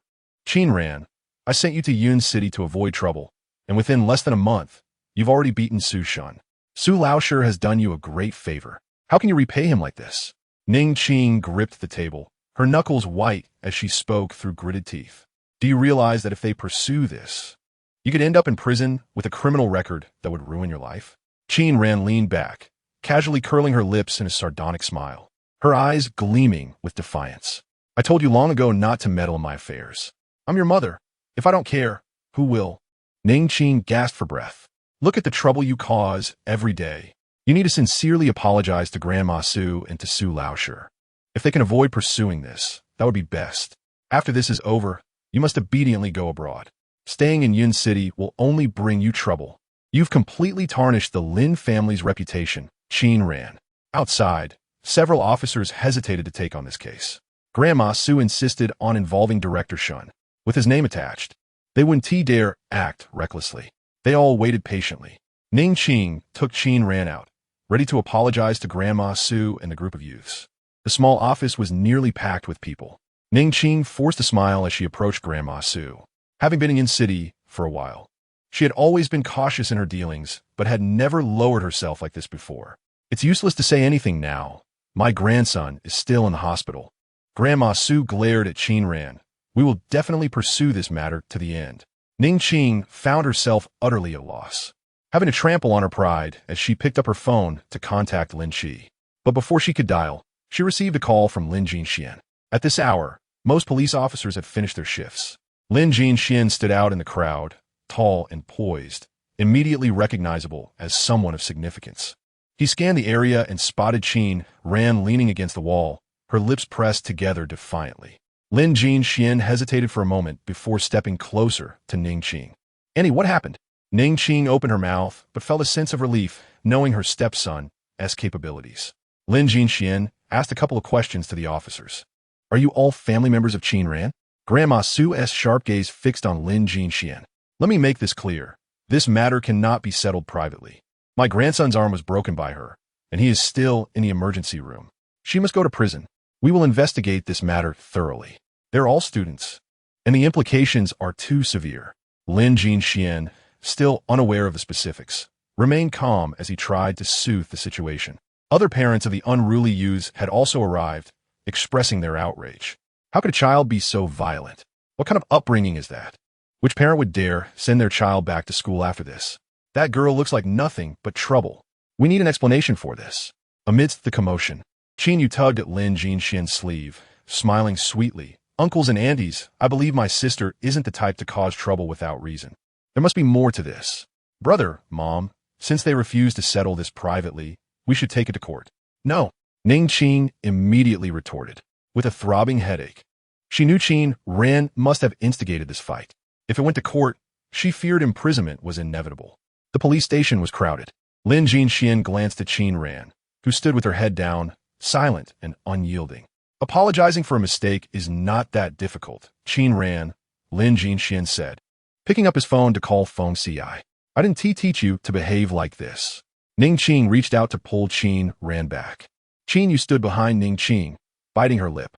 The office was in chaos. Grandma Su attempted to strike Qin Ran, but was stopped by the officers. Amid the noise, a girl who had been crouching in the corner stood up. Qin Ran was taken aback. Pan Mingwei. Shut up. Pan Mingwei ignored her, speaking calmly. There is indeed more to this. If you want to take this to court, I'm willing to. May I ask, officer, what crime is it to assault and molest a minor? Her words stunned the parents present, Grandma Su, and even the officers. Pan Mingwei. Qin Ran stepped forward but was evaded by Pan Mingwei, who turned directly to Ning Qing. But Auntie, Qin Ran did nothing wrong. She only stood up against those who bullied me. She is innocent and owes no one an apology. Pan Mingwei had lost her glasses to Su Shan, revealing her bright and calm dark eyes. The parents of the youths were momentarily stunned before quickly regaining their composure. What nonsense are you spouting? A girl should have some decency. Grandma Su nearly lunged at Pan Mingwei. What do you mean? My grandson is not like that. There is surveillance at the bookstore. 3 years ago, there was a record in Ninghai town. Pan Mingwei ignored their outburst and turned to the officers, speaking in a steady tone. You can investigate to see if it's true. It will be clear after an inquiry. I'm glad you've chosen to take this to court, officer. What's the crime for this? She spoke deliberately, her back straight. Officer Li nearly burned himself with his cigarette in shock. He stared blankly at Pan Mingwei, instinctively replying, it could be a few months to several years. For some reason, the parents who had been shouting earlier, along with the aggressive Grandma Su, suddenly fell silent. An officer with a notebook was taking notes while observing Grandma Su and the others, his expression shifting as he frowned. Standing in place, Grandma Su and the others felt a wave of embarrassment wash over them, especially with Officer Li's words. A sense of unease settled in their hearts. Lin Jinxian, who had been in a daze, finally came to his senses. He had always dealt with interpersonal relationships and various matters with efficiency. And now he reacted even quicker than Ning Qing and Qin Yu. Officer, please send someone to review the surveillance footage and also obtain the criminal records from Ninghai town. He instructed, taking a couple of steps forward and glancing down at Qin Ran. She bore a faint trace of blood, her lips pressed tightly together, exuding an air of coldness, her furrowed brow revealing a hint of agitation. One hand was tucked into her pocket, her hair falling over her forehead, obscuring her eyes. Yet it was apparent that her complexion had grown paler. Are you all right? Lin Jinxian inquired softly, his tone soothing. He had just learned that Qin Ran had fought alone against a group of over 10 boys, aware that there exists a natural disparity in physical strength between genders. No, Qin Ran replied, momentarily startled by Lin Jinxuan's voice. She averted her gaze, shaking her head, leaning against the wall, her long eyelashes cast down. It was evident that her mood was quite poor, akin to a powder keg, ready to ignite at the slightest spark. Meanwhile, Ning Qing and Qin Yu finally began to comprehend the situation. After Lin Jinxian finished speaking with the officer and inquiring about Qin Ran, his gaze shifted toward Ning Qing and Qin Yu. He pressed his lips together and said, Annie, I believe that one should extend more love and trust towards their own children, rather than heed the words of others so easily. What do you think? Qin Yu, standing beside Ning Qing, clenched her fingers into her palm. Who could have known that things would escalate to this point? The parents had fallen silent, and the officers resumed their inquiries with Lin Jinxian present as they contacted the surveillance team. Time was running short, and Lin Jinxian assisted in arranging bail for Qin Ran and Pan Mingwei, enabling them to leave first. Granny Su, who had been fierce and imposing, now sat in silence. Her gaze fixed on the door, lost in thought. At this moment, Deputy Chief Shun received a call and rushed over, finally arriving. Sue's father had gone to the hospital to visit Su Shun, so he was absent from the scene. Deputy Chief Shun. The officers recording the statements stood up to greet him. Upon seeing Deputy Chief Shun, Granny Sue's spirits lifted slightly. She stepped forward a couple of paces and exclaimed, "You arrived just in time. This person has beaten my kind-hearted boy into such a state. We absolutely cannot let this go unpunished. Madam, please take a seat. I will handle this matter properly," Deputy Chief Shun said, guiding the elderly woman to a nearby chair. "With you here, I am at ease. It saved me from being intimidated by their tactics. As an elderly person, I cannot withstand such fright." At this juncture, Granny Su deliberately refrained from mentioning Pan Mingwei, focusing instead on Qin Ran's injuries. "I just spoke with old Su.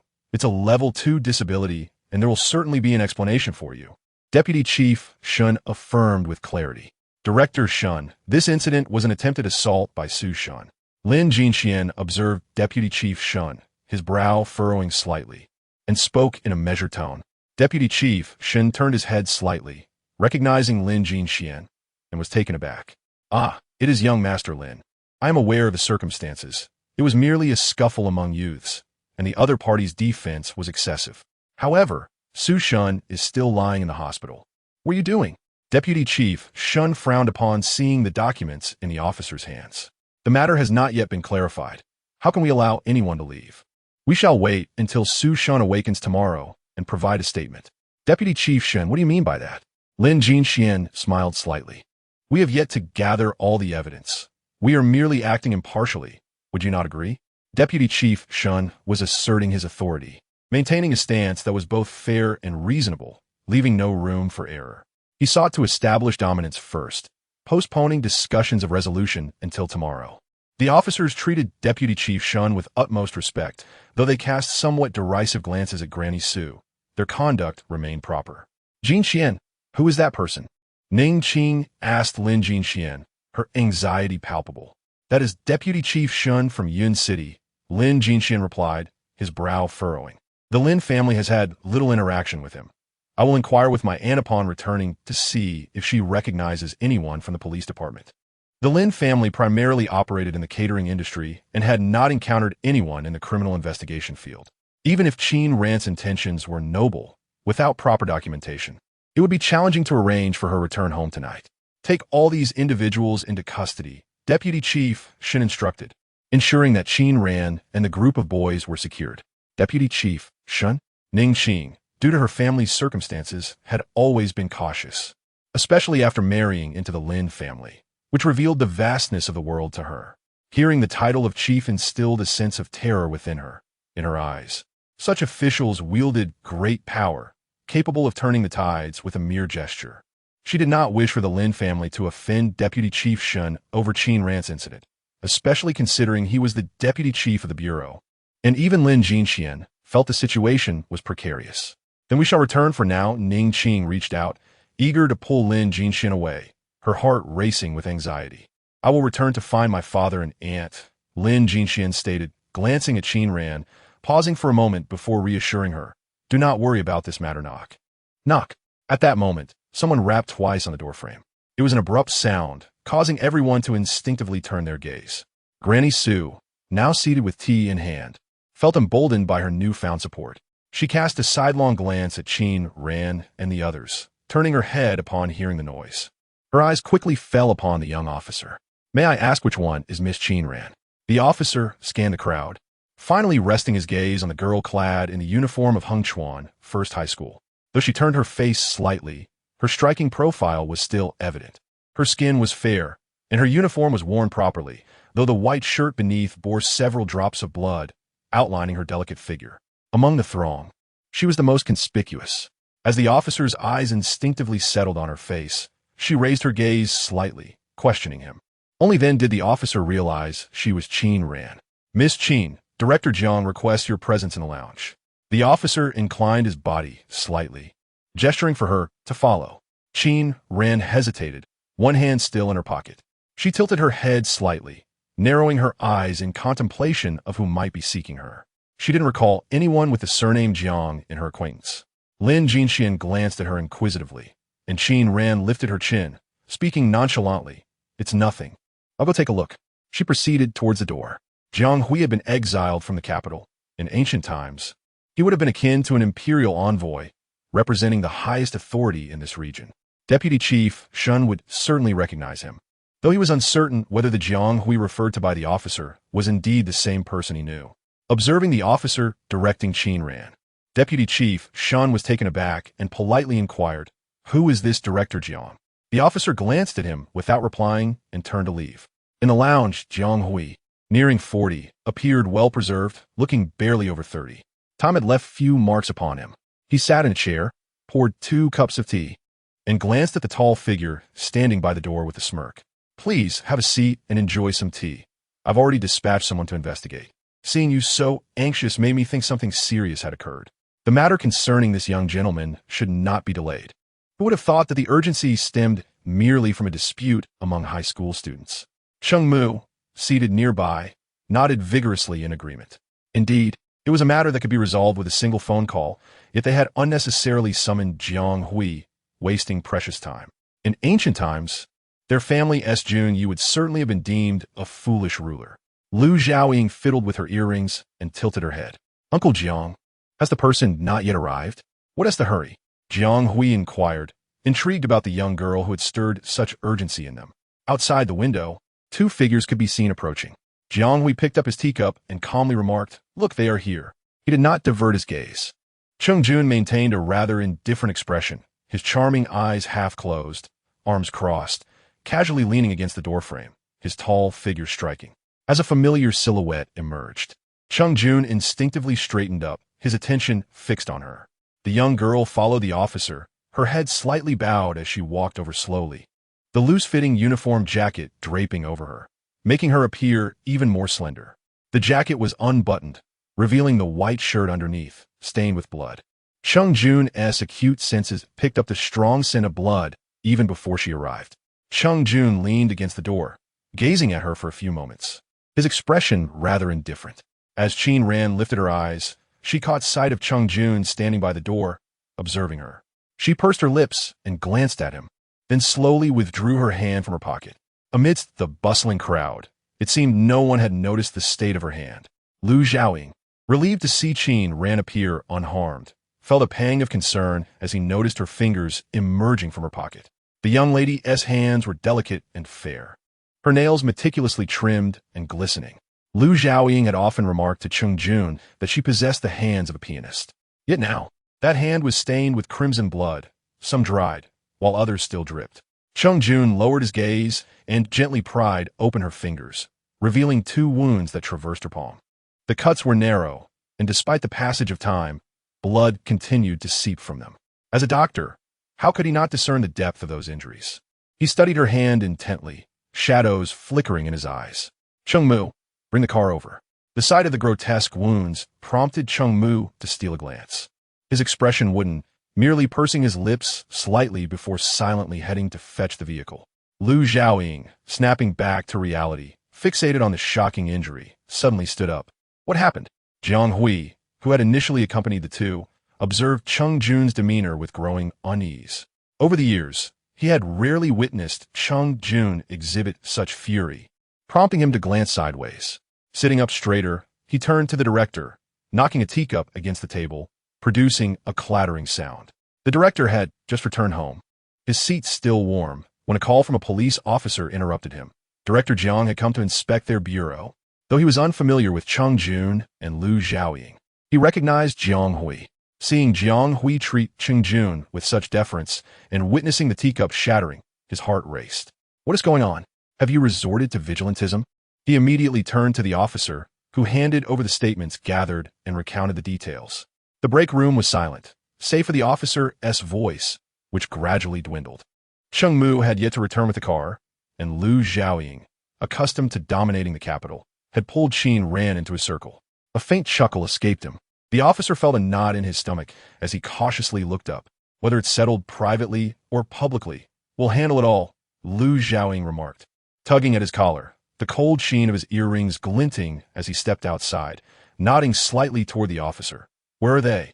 No one in the city dared to speak such words in front of young Master Chung. Who gave you the audacity? In the bureau's service hall, Qin Ran's abrupt departure left Vice Director Shun unsettled. Qin Yu pressed her lips down, glancing at Lin Jinxian as he returned from phone call. Mom, brother, let's head back? Aunt is still waiting. Ning Qing felt like an ant on a hot pan, and upon hearing this, remained silent, merely observing Lin Jinxian. He looked in the direction where Qin Ran had been taken, hesitated, then finally glanced at his phone. Feng Ci just gave me a captain's contact in our bureau. I'll return to find Aunt. She should have some connections. This matter could not be easily explained, and staying there would not be of much help. So Lin Jinxian prepared to return and discuss it with Lin Wan in detail. Ning Qing and Qin Yu followed closely behind him. Lin Jinxian noticed her, pursing his lips. Aunt, aren't you staying? Ning Qing snapped back to reality, realizing Qin Ran was still at the police station and the outcome had yet to be determined. Frustrated, she halted. I'll wait for the resolution. Drive carefully. Qin Yu followed Lin Jinxian into the car. Just then, a black vehicle emerged from the garage, displaying a common license plate. Ning Qing felt a flicker of familiarity, but with so much on her mind, she brushed it aside. This kind of car didn't concern Qin Yu, but she noticed Lin Jinxian pause momentarily. Brother, what's wrong? Qin Yu asked, tilting her head to look at him. Lin Jinxian stared at the license plate for a while, then shook his head. It's nothing. Let us go. That was a Beijing license plate. But with Qin Ran's situation weighing heavily on his mind, Lin Jinxian didn't dwell on it and hurriedly turned to fetch the car. Old Lady Su remained oblivious to the gravity of the situation. Since Vice Director Shun's arrival, she had calmed down, entirely unaware of the caliber of individuals she was dealing with. She failed to notice that Vice Director Shun was now sipping tea, suppressing his own unease. Seizing the moment, Old Lady Su briefly explained the relationship between Qin Ran and the Lin family. It seemed that Su Shin might indeed have made a mistake. If this went public, he might not fare well. Vice Director Shun felt somewhat reassured, lowering his head to speak with Old Lady Su. I merely aim to temper that young lady's spirit, intimidate them a bit, and then we can discuss a private resolution. Given Su Shan's serious injuries, compensation is inevitable. Old Lady Su nodded, having understood from the moment Pan Mingyue spoke that it could not go public. Whatever amount you require for compensation, I will pay. Ning Qing observed that Old Lady Su was no longer as sharp-tongued, cautiously suggesting, the child can't be left in the police station overnight. Ning Qing's sole demand was that Qin Ran must not leave a criminal record. She forced a smile, refusing to voice any dissent. Seeing that Ning Qing was indeed frightened, both Old Lady Su and Vice Director Shun felt a wave of relief. The Lin family had some reputation in Yin City, and many were aware of Ning Qing being a second wife. They also knew that Lin Qi's second marriage was to someone of lesser status, making little impact. As for Qin Ran, a mere student, they had not taken her seriously. As for compensation, we will adhere to the rules. Old Lady Su, inherently sharp, spoke while casting sidelong glances. I understand. Ning Qing contemplated briefly before stepping outside to call her lawyer. After she left, Old Lady Su set down her teacup and wiped her mouth with a napkin, sneering softly, the light of fireflies. Yet she had not finished her sentence when Vice Director Shin's phone rang. He pulled out his phone, looked at it in shock. Director? Whatever was said on the other end made Vice Director Shin leap from his seat, his forehead veins bulging. Yes, I understand. In mere moments of conversation, Vice Director Shun appeared somewhat deflated. Director Shun, what's the matter? Old Lady Su inquired, taking a sip of tea. Vice Director Shun anxiously adjusted his clothing. His eyes clouded. It's the director. Just as he reached the entrance of the service hall, he encountered a group of people. The director, still in his home attire, seemed to have hurriedly left without changing. The officers in the station were familiar with each other, but the director appeared to be one step behind a young man, seemingly following him. The officers in the hall stood up, calling out director. Others turned to glance, astonished to see the director trailing behind someone else. Who could this person be? The young man, with his head bowed, held a freshly lit cigarette between his fingers. Approaching, he paused, looking over the room with a smirk. Quite a crowd. Isn't it? His gaze swept the room until it landed on a girl in the corner. With her head bowed, her short hair falling softly, she held a phone in her hand, seemingly lost in thought, accompanied by a female officer. Young Master Liu? Came a cautious query from the director. Liu Xiaoying glanced back, his gaze falling upon Old Lady Su, before shifting to the other youths huddled together.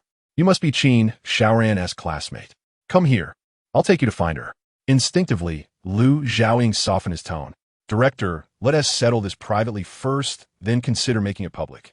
This minor issue can be resolved with a mere word from me. Engaging in a clash of identities would be beneath us. I'll take them back, and the lawyer will arrive shortly. I hope similar incidents do not reoccur. The director wiped the cold sweat from his forehead. I understand, young Master Lu. He escorted the two to the door. With the director being so accommodating, the previously bustling hall fell silent. It was only then that the people in the hall dared to breathe freely. After Lu Xiaoying departed with Pan Mingwei, Grandma Su finally reacted, asking Director Shun what? What is the situation? Who was that person just now? Deputy Director Shun, equally taken aback, stammered Director. The director, watching Lu Xiaoying leave, turned to Deputy Director Shun after a long pause and shook his head. The best outcome would be to settle this privately. If luck is on our side, perhaps we can resolve it peacefully. Then what about the compensation for the damages? Grandma Su initially intended to settle privately and did not pay much attention to the matter. You expect them to compensate for the damages? If you deplete your family's resources, it would be a stroke of luck if they agreed to settle privately.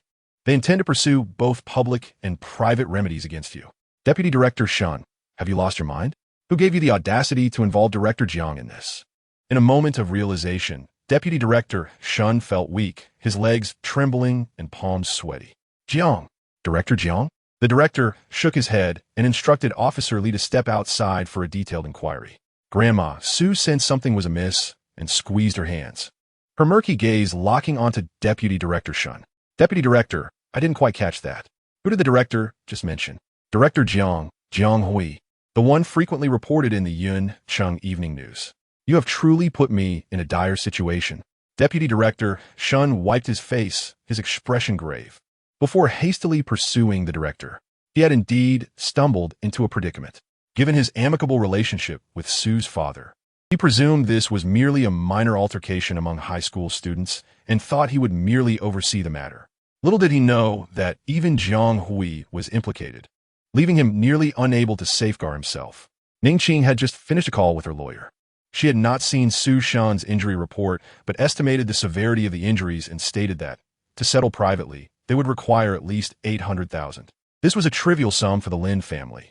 Yet Ningqing's card consumption records were with Lin Qi. As she pressed her temples, she walked into the police station. Mrs. Ning, the female officer, approached her politely. Her overly courteous demeanor felt somewhat strange. Ningqing looked up. My daughter. The matter is being handled by the director, the officer noted, jotting down another note. Your daughter has already left the police station. As for Su Shun, we have dispatched personnel to retrieve his file from Ninghai Town and are also sending someone to interrogate him. When the officer politely escorted her out, Ningqing still did not fully comprehend the situation. The director is handling it? What does that have to do with him? I don't even know the deputy director. The school clinic was ill-equipped, prompting Cheng Mu to drive directly to the hospital. Cheng Jun had a temporary sterilization kit in the car, but no other tools. He could only help with disinfection and make minor adjustments. The rear lights of the car were on.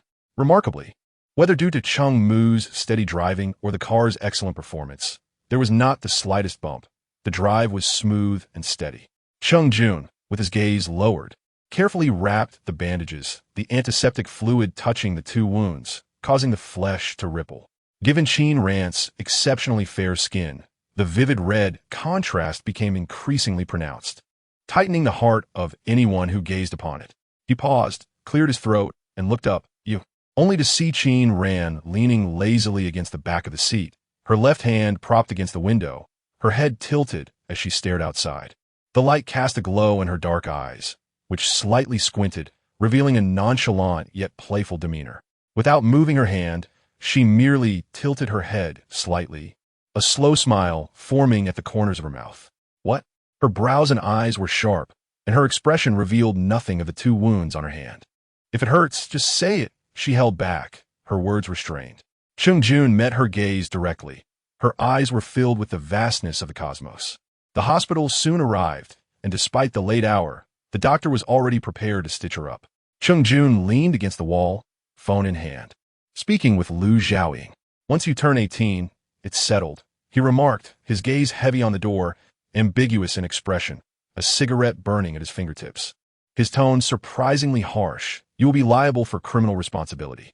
Once the stitches were completed and the anesthesia began to wear off, Chung Jun ended the call and instinctively reached to extinguish his cigarette. You don't have to avoid me, Qin Ran mused, tilting her head, leaning against the wall. Her eyebrows raised in a playful smile. Can I have one? Her tone was lighthearted. Chung Jun, maintaining his composure, extinguished the cigarette and tossed it into the trash, along with the cigarettes in his pocket. Qin Ran seemed unfazed, shrugging her shoulders, and added, Thanks for today. I'll deduct the expenses from my salary. Chung Jun watched her retreating figure, pressing his fingers to his temples, standing there for a while. Meanwhile, Ning Qing returned to the Lin household, where Lin Qi was seated in the living room. Lin Jinxian had just finished a call with Feng Xiai and looked at her as she entered. Aunt, why are you back? How is Qin Ran? Upstairs, Qin Yu heard the commotion and set down her violin. And it seems my mom is back. Should we go check? She linked arms with Lin Wan and descended the stairs. Ning Qing was still preoccupied with thoughts of the director. She called Qin Ran, but there was no answer. Upon seeing Lin Wan, she hesitated, unsure how to begin. She pressed her lips together, remaining silent. What could have stirred such unrest in the family? Jin Xian and my brother have searched all night for her. Lin Wan sipped her tea leisurely, glancing at Ning Qing. This matter is not simple. Lin Jin Xian shook his head. Deputy Director Shun is involved. Aunt, do you know anyone in the Public Security Bureau? Lin Wan set her teacup on the table, remaining silent. Aunt, can you help my sister? She's still being held in the police station. Qin Yu tugged at Lin Wan's arm. Held in the police station? Lin Wan looked at Ning Qing with a knowing smile. As Ning Qing felt increasingly awkward, Lin Wan finally averted her gaze. I can't do anything about it. I know a few people.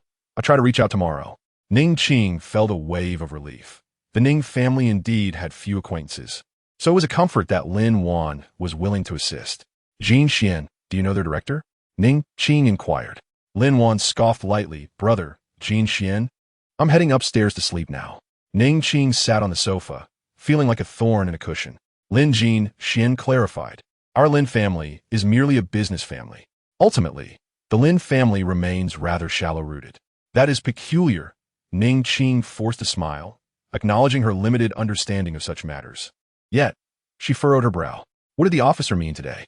It can't be that Qin Ran or Pan Mingwen knows someone, right?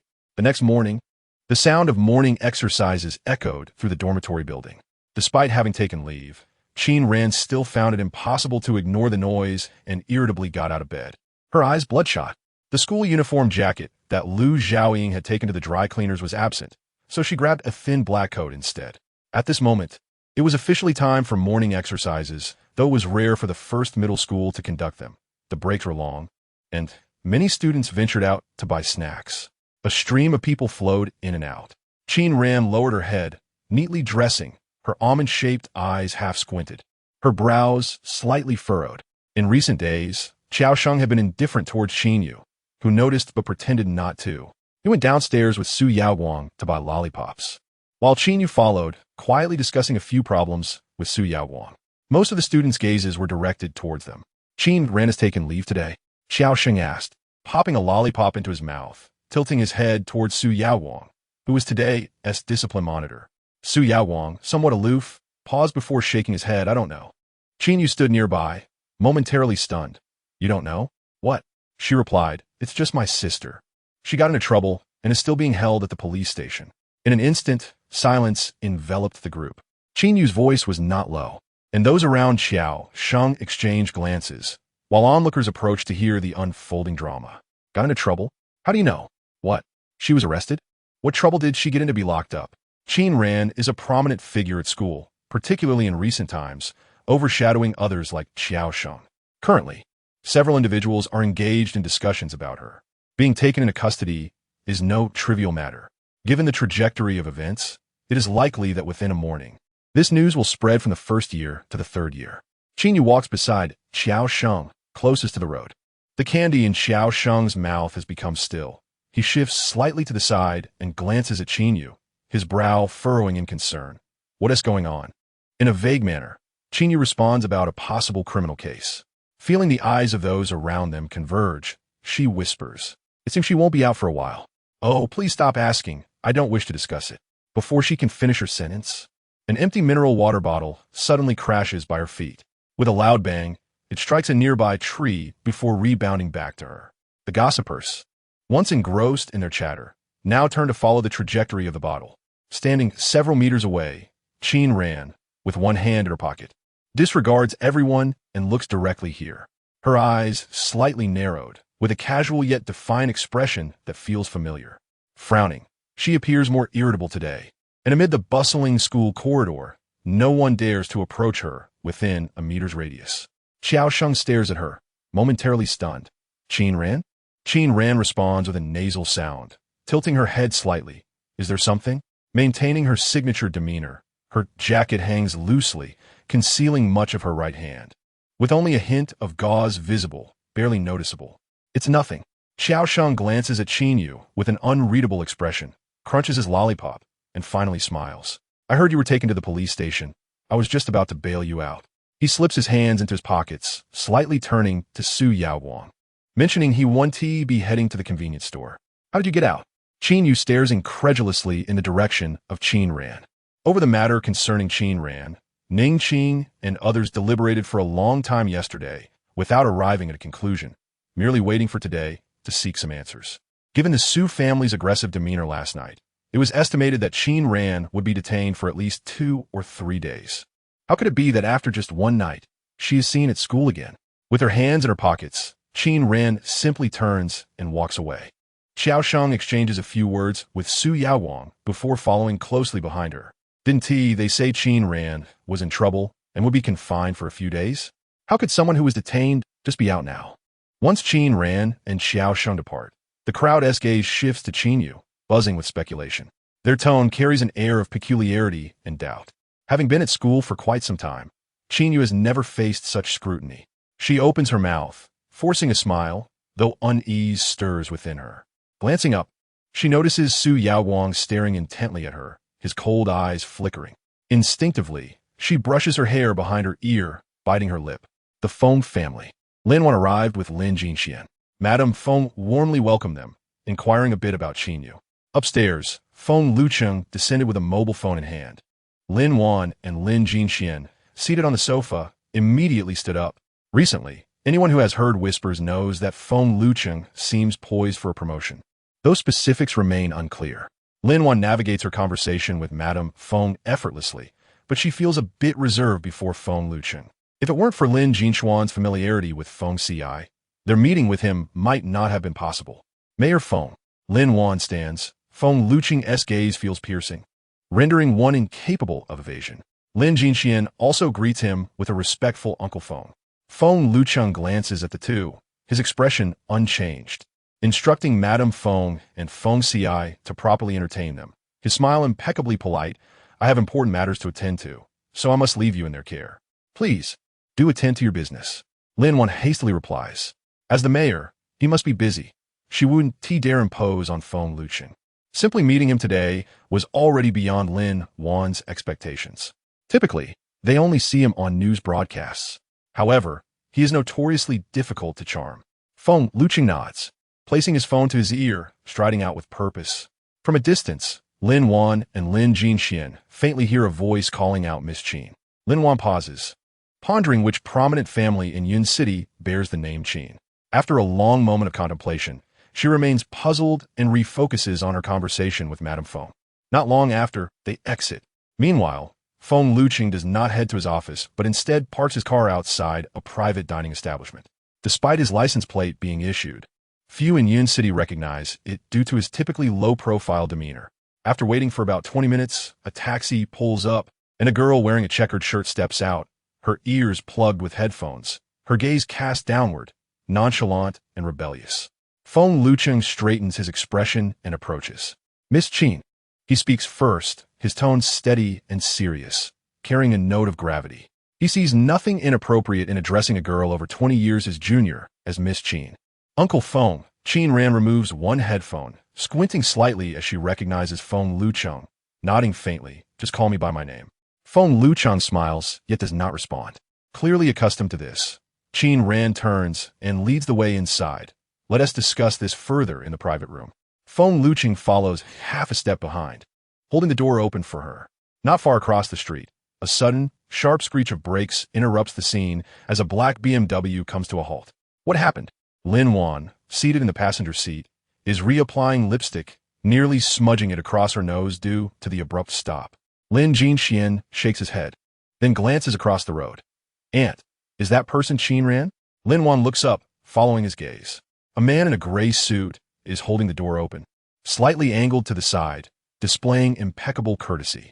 Having just exited Feng Luoqing's residence, Lin Wan instantly recognizes the figure's silhouette and the hint of his profile. Who else could it be but the mayor? Feng Luoqing, not yet 50, has ascended to this position through humility, albeit with an underlying air of authority. However, at this moment, his sharp edge is entirely subdued, prompting Lin Wan to wonder who could elicit such a respectful demeanor from the mayor of Yun City. You say that Qin Ran? Shifting her gaze to the girl in the checkered shirt who has already entered, Lin Wan hesitates. The girl's back is all she can see, not in uniform, and partially obscured by Feng Luoqing. Having only seen Qin Ran once before, she naturally cannot recognize her. She puts away her lipstick, smiles thoughtfully, and retracts her gaze. How could it possibly be her? You must be mistaken. She was only released from the police station last night. How could she meet Mayor Feng now? Could someone who commands such respect from Feng Luoqing be Qin Ran? Counting on her fingers, Lin Wan realizes she cannot name anyone in all of Yun City who could warrant such treatment. Inside the private room, Qin Ran pulls out a chair by the window and sits down. Feng Luoqing pours 2 cups of tea, pushing one toward her. Qin Ran opens the window. Below lies an artificial lake. Leaning back against her chair, she holds the teacup in her left hand, not drinking it but merely toying with it in her palm. Noticing her bandaged right hand, Feng Luoqing's expression tightens, concern creeping into his voice. What happened to your hand? Why the fuss? I'm not dying. Qin Ran replies lazily, reclining against the backrest, her brow raised. Nonsense. Feng Luoqing rarely adopts a senior's tone, admonishing her about the seriousness of her injury. Hearing this, Qin Ran props her chin up, tilting her head to look at him. Under her gaze, Feng Luoqing falters, shifting the subject, though his expression remains dark. I'll take you to the hospital for a checkup. It's really nothing. Qin Ran chuckles lightly, gazing at her palm. I came to talk to you about Mingwei. Mingwei? Feng Luoqing glances at her hand, forcing himself to divert his gaze. Have you seen her? She must be delighted to see you. Qin Ran nodded and added. We ran into Su Shin yesterday. Him? Feng Luoqing's expression darkened, and his teacup clattered onto the table with a sharp sound. His usually gentle demeanor replaced by a fierce countenance. Qin Ran briefly recounted the incident. That scoundrel. Feng Luoqing fumed. Leave this matter to me. I will handle it. All right. The dishes began to arrive, all of which Qin Ran relished. She crossed her legs and picked up her chopsticks, ready to eat. Although Feng Luoqing was preoccupied with thoughts of Pan Mingwei, his gaze remained fixed on her. He immediately called for the dishes to be removed. You've injured your hand. You can't eat spicy food. Qin Ran faced a bowl of nourishing soup, feeling indifferent. Feng Luoqing ordered several bowls of light, healthful dishes. Noticing Qin Ran's expression of cold indifference, he muttered softly, if they find out you sustained such severe injuries on my territory, I would be in deep trouble. Qin Ran poked at the sought Ed greens with goji berries, her heart unperturbed, even stifling a laugh. At that moment, Su Shun was unaware that his impulsiveness had led him to encounter 2 formidable figures. Su's father had spent the entire night at the hospital, and Su Shun had sustained multiple injuries, particularly to both arms, which were broken. Even if he recovered, there would be lasting effects. He did not know who had assaulted him, but he was determined not to let them go unpunished for inflicting such harm on his son. It was not until Deputy Director Shin called him that he discovered it was Qin Ran. Why didn't you tell me that was Qin Ran? Su's father, after hanging up, felt a surge of anger. I didn't expect your reaction to be so strong. She's just your former student. I know you like her, but she... I told you, Su Shun brought this upon himself. Su's father took a deep breath, lighting a cigarette while watching the police officers taking Su Shin's statement. His brow furrowed in worry. He dared not approach Qin Ran, feeling too ashamed. Although there was a teacher-student bond, it was uncertain if she would even acknowledge him. After pondering for a while, he made several phone calls. After meeting with Feng Luoqing, Qin Ran returned to her classroom. The self-study session had just concluded. Mu Ying was waiting for her at the door. Cousin, you're back? Upon seeing Qin Ran, Mu Ying nervously twisted her fingers, glancing at her hand, and cautiously inquired. Is your hand all right? All morning, from freshmen to seniors, even on forums, there had been discussions about Qin Ran's injury. Some had even bought chocolates and snacks to give her. Inside the classroom, Xiao Sheng, who had been leaning on his desk talking to someone, stood up immediately upon seeing Qin Ran and called out to her. I'm Fina. Qin Ran squinted her eyes. Don't tell Auntie. You can go back now. Mu Ying replied with an O, but lingered at the window, unable to resist glancing back into the classroom. The handsome boy in the sunlight was walking towards Qin Ran's desk with a humble demeanor, far removed from the arrogant descriptions she had heard. She recalled how Li Yuhan had described Xiao Sheng as a genuine rich heir, with several mines in his family. In Class 9, students frequently entered and exited, all greeting Mu Ying cheerfully, echoing her call of cousin. Mu Ying's cheeks flushed as she responded. After one last glance out the window, she finally departed. Inside the classroom, Lin Siren poured water into the lid of Qin Ran's thermos. The next class was biology. After Qin Ran finished drinking, she tightened the lid and leaned over to help her find her textbook. Qin Ran had many books, several notebooks, a number of reference materials, alongside extracurricular texts and textbooks. They were piled high on her desk, with several others on the windowsill. After a struggle, Lin Siren finally extracted the biology textbook from the mound, causing a piece of paper to flutter down from her hand. Qin Ran froze. Lin Siren quickly bent down to pick it up. Qin Ran, do you still need this paper? When she fell silent, Xiao Sheng leaned over to see. Could it be a love letter? Before he could finish, he too was taken aback. The paper was filled with elegant writing, brimming with flair and passion. Who said Qin Ran hasn't practiced the violin properly? The two naturally assumed the paper had come from Qin Ran's pile, but the handwriting was evidently quite different from hers. Clearly someone who had practiced. Qin Ran hadn't anticipated that this paper would surface. Sitting at her desk, she held her phone in her left hand and rested her right on the table, her movements slightly clumsy due to her injury. Upon seeing the paper, she raised an eyebrow. The handwriting is beautiful. Lin Siren was the first to react, slapping the paper on the desk. After reading its content, she looked up, visibly excited. Qin Xiaoran, are you also a fan of Yanxi? The paper contained lyrics from a newly released song by Yanxi, and, as a devoted fan, Lin Siren recognized it immediately. Qin Ran turned her head, her tone calm. I truly am not. Then how do you have Yanxi's lyrics? Lin Siren held up the paper. Xiao Sheng, not realizing it was lyrics, reached out to take the paper. This certainly wasn't copied by you. How could you write in such a style? By the way, who gave this to you? Xiao Sheng was indeed quite clever. Qin Ran suddenly felt at ease, fidgeting with her phone, leaning slightly, and smiling. Oh, that? It was written by my neighbor. Isn't his handwriting nice? Indeed. Lin Siren nodded vigorously, glancing down again. This could be used for calligraphy practice. How come you haven't developed such beautiful handwriting? Xiao Sheng teased. Qin Ran continued scrolling through her phone, ignoring him. As class approached, Xiao Sheng returned to his seat. Qin Ran still needed to change her bandages. Sheng Mu had taken everything to the school infirmary yesterday. When she arrived, Lu Zhaoying was standing outside, speaking on the phone with a somewhat authoritative tone. Upon seeing Qin Ran, he waved her over. Cheng Jun was in the infirmary, lazily leaning on the sofa with his laptop on his lap, his demeanor relaxed.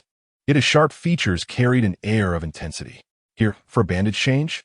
Cheng Jun set aside his computer and retrieved the medical box. Gesturing for Qin Ran to sit while he took a seat beside her. He carefully unwrapped the bandage, revealing the stitches on her wound, which looked quite severe. During summer, palms often sweat, and minor bumps can happen, making contact with the wound unavoidable, resulting in the medication being smeared. Cheng Jun took a cotton swab, gently grasped her fingers, and meticulously cleaned the area with medical alcohol. No matter how careful he was, he inevitably brushed against the wound. That must hurt a bit, right? It's manageable. Qin Ran rested her chin on her left hand, speaking lazily. It's not that serious. Cheng Jun replied with a low remaining silent.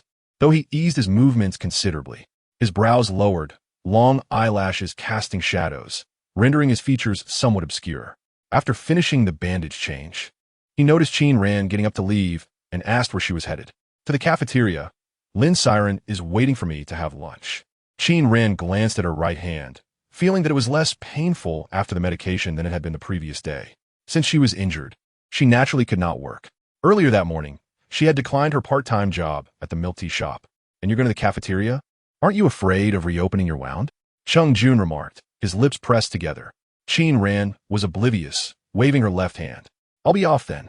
As she stepped outside, she ran into Lu Xiaoying, who had just returned from her phone call, and greeted her. Lu Xiaoying tossed her phone onto the table, scratching her head. "Where did she go? Why didn't you let her stay for lunch?" Cheng Jun turned back to the sofa, his lips pressed tight, appearing rather cold. Lu Xiaoying couldn't comprehend his behavior, but dared not inquire further. She simply changed the subject. Deputy Director Shun went to see Uncle Jiang. Cheng Jun pulled out a cigarette and lit it, smirking. So he is back down? Wasn't he quite imposing? However, the depths of his dark eyes remained frigid, devoid of any trace of mirth. Just then, Cheng Mu entered. With a single finger, he could crush the deputy director. Does he dare not to be intimidated? At the Lin residence, when Su's father arrived, both Lin Qi and Lin Jinxian were absent. Ning Qing sat in the pavilion of the courtyard, entertaining Mr. Su. There had been no further news from the police department, and to gather funds, she sold some jewelry, accumulating 500,000 in a card. Today, Lin Jinxian brought back troubling news. Su Shan's hands were both broken, and the repercussions were severe. To prevent Qin Ran from facing serious legal consequences, Ning Qing exerted considerable effort. She had hardly slept the previous night, using copious amounts of foundation to conceal the dark circles under her eyes. She had not anticipated Mr. Su would come to visit. Mr. Su, familiar with Ning Qing, greeted her. Clutching the bank card, she wished to hide her disheveled appearance from anyone in the Lin household. "Aunt Zhang, please leave us for a moment. I wish to have a private conversation with Mr. Su." Aunt Zhang cast a wary glance her way, but eventually retreated after serving a pot of tea. Inside, Lin Wan, draped in her shawl, had just descended from the upstairs. Aunt Zhang discreetly gestured outside and poured Lin Wan another cup of tea, lowering her voice. "Who else but Mr. Su? I saw the madam holding a bank card." Lin Wan sat down on the sofa, scoffing at the news, and chose not to elaborate further. Outside, Mr. Su sat restlessly on a stool, struggling to find the right words. "I sincerely apologize, madam, my child." His expression was blank, and Ning Qing misinterpreted his silence. She poured him a cup of tea and spoke first, adopting a humble demeanor. Since last night, she had avoided going out, fearing the judgmental gazes of the servants, particularly from the Lin family. "You're aware of Qin Ran's nature. She has always been capricious. Although she learned the violin before you heir, who would have thought that you heir is now nearly at level 9? Yet, Qin Ran hardly practices and has even gotten into a fight with your son. I feel ashamed discussing this." Mr. Su, upon hearing her words, grew more anxious, attempting to sip his water to calm himself, but her remark caught him off guard. He paused, his hand gripping the teacup, bewildered. "Wait, Madam Lin, who said Qin Ran didn't study the violin. She has indeed reached a professional level. Her skills are commendable, and she remains my proud protégée." Just then, a bright voice interrupted Mr. Su's thoughts. "Mom, I'm back." The driver opened the door, and Qin Yu entered, carrying a stack of books. Spotting Ning Qing and Mr. Su in the pavilion, she tilted her head and asked nonchalantly, "Mom, do you have a visitor?" Having never met Mr. Su, Qin Yu scrutinized him but could not recall where she had seen him. He did not seem connected to the Lin family. Otherwise, Lin Wan would have greeted him. Observing the bank card next to Ning Qing, she astutely deduced, "Is this Su Shun's father?" Inside, Lin Wan sipped her tea, adjusting her shawl, her demeanor regal as she gracefully moved towards the exit. The other servants dared not look up, but were careful with their actions, straining to hear the conversation. Ning Qing could sense their occasionally curious glances directed at her. The news of Qin Ran's altercation and subsequent detention by the police had spread throughout the Lin household. After 12 years of cultivating her image as a refined lady, she now felt the sting of ridicule within a mere month. "Mr. Su, this situation has escalated, and it would reflect poorly on both our families. If possible, a private settlement would be the best course of action for our reputations," Lin Wan suggested softly. She had no desire to dwell on Ning Qing's daughter and disdained spending time on such matters.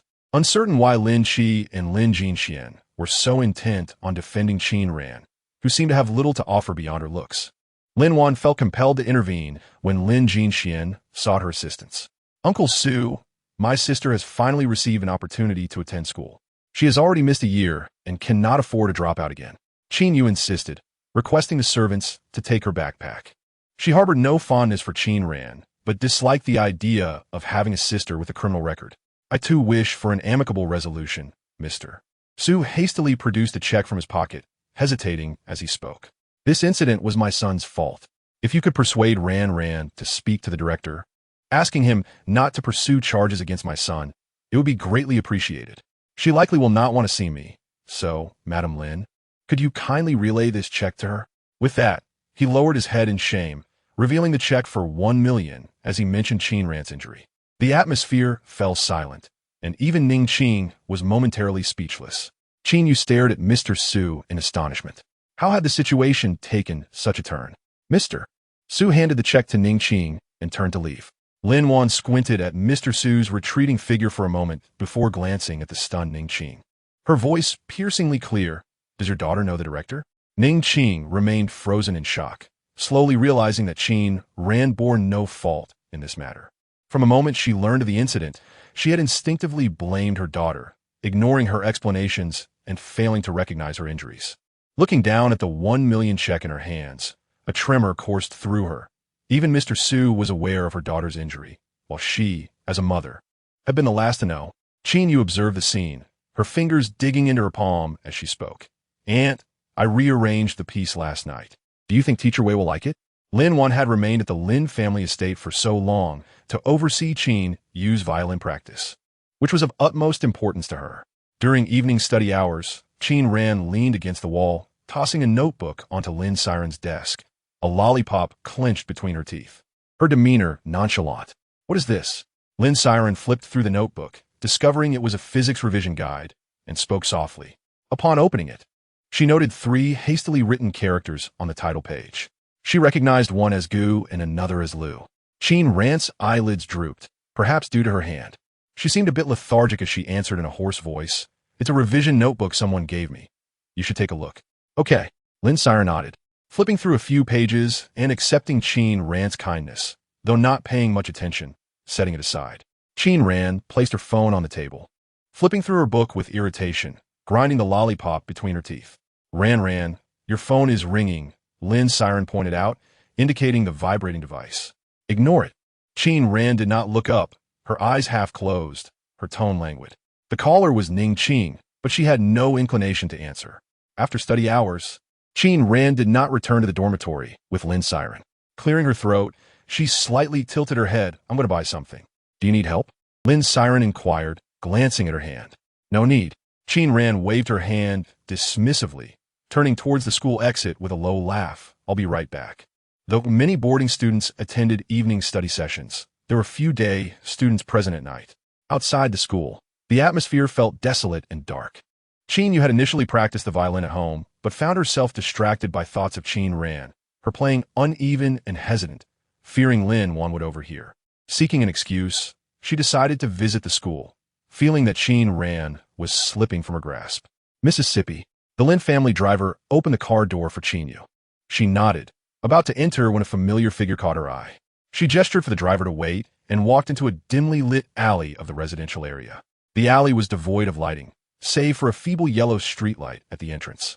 Qin Ran hid at the corner, cautiously peeking out to see a black Mercedes at the end of the alley. Standing beside the car was a man, his back turned to Qin Yu, preventing her from seeing his face, but she sensed he was no stranger, his silhouette vaguely familiar. Qin Yu's heart raced. What was Qin Ran doing with an older man at this hour? The sight of the Mercedes added to her unease. She bit her lip, grappling with a mix of concern and disbelief. Not far away, Qin Ran leaned against the car door, her figure cloaked in a shadow cast by the wall. With her head tilted slightly, she felt the onset of a headache, a situation she deemed unnecessary. I've inquired. You should consume what you lack. Feng Lucheng placed the thermos in her left hand, urging her with sincerity to partake in something beneficial for her beauty. Fine, just this once, Qin Ran replied earnestly, her headache persisting. Feng Lucheng observed her with a fatherly expression, neither affirming nor denying her request. She returned to her dormitory with the thermos in hand. What is this? Lin Siren helped her open it, bringing a bowl along. Wu Yin was bathing in the bathroom. Qin Ran sat on a stool, her gaze lowered, her feet lazily propped on the table as she reclined. I don't know. Lin Siren twisted off the lid and peered inside, exclaiming, Pig's trotter soup, with goji berries floating atop, accompanied by a faint aroma of traditional Chinese medicine. Lin Siren settled into another chair, leaning over the table to watch her drink the soup. Ran. Qin Ran tilted her head, her slightly squinted eyes meeting Lin Siren's, exuding a languid aura. Her voice was low. You speak. It's about our discussion for the class speech competition during evening study. It's the only event we have in our senior year. Will you join us? Lin Siren rested her chin on her hand, blinking. Am I just a number? Qin Ran raised an eyebrow at her. No. You must realize you're the face of our class. Lin Siren's eyes sparkled. Just stand up and read the speech we wrote. You'll surely score 5 points more than the other classes. As the school bell, Qin Ran indeed represented Class 9. So, it was all about leveraging her looks. After finishing the soup, Qin Ran pondered for a moment before nodding decisively. All right. The following day, the Lin family welcomed a visitor. Deputy Director Shun? Lin Chi thought to himself. The Lin family had never been entangled with the political world. It was a complex web where those in politics cherished their reputation and seldom mingled. Only Lin Jinxian knew Feng Ci, and that acquaintance was superficial. With Deputy Director Shun's arrival, Lin Chi and Lin Wan were both cautious. Lin Chi personally poured tea for him. Deputy Director Shun, are you here regarding my stepdaughter? Lin Chi had little interaction with Shun, but upon reflection, he understood the purpose of Shun's visit. Shun, looking rather grim, remarked, I had no choice but to come to you. The events of the previous night were all a misunderstanding. If Miss Qin agrees to settle privately, I, Shun Tao, owe you a favor. Lin Chi had been preoccupied with Qin Ran's affairs just yesterday, unaware that complications would arise within a day. He exchanged a knowing glance with Lin Wan. They understood the situation was far from simple. Lin Chi maintained his composure, setting down his teacup with a smile. Ran is not residing with the Lin family. This matter. To be frank, the director has taken notice of this situation. Shun sighed bitterly. Miss Qin's case indeed harbors deeper issues. If you're willing to assist me, the Lin family can count on my support in future matters. As a businessman, this proposal was undeniably advantageous. However, Lin Chi remained non-committal, stating ambiguously, this is a matter for Ran to decide. Once Deputy Director Shun departed, Lin Wan pressed her brows together. Brother, why didn't you agree? We could have relayed the message. Lin Chi shook his head, his demeanor poised and gentle. But we cannot make this decision on her behalf. Ning Qing observed the two, her phone in hand, deep in thought. Nearby the entrance of First High School, a black car cruised by nonchalantly.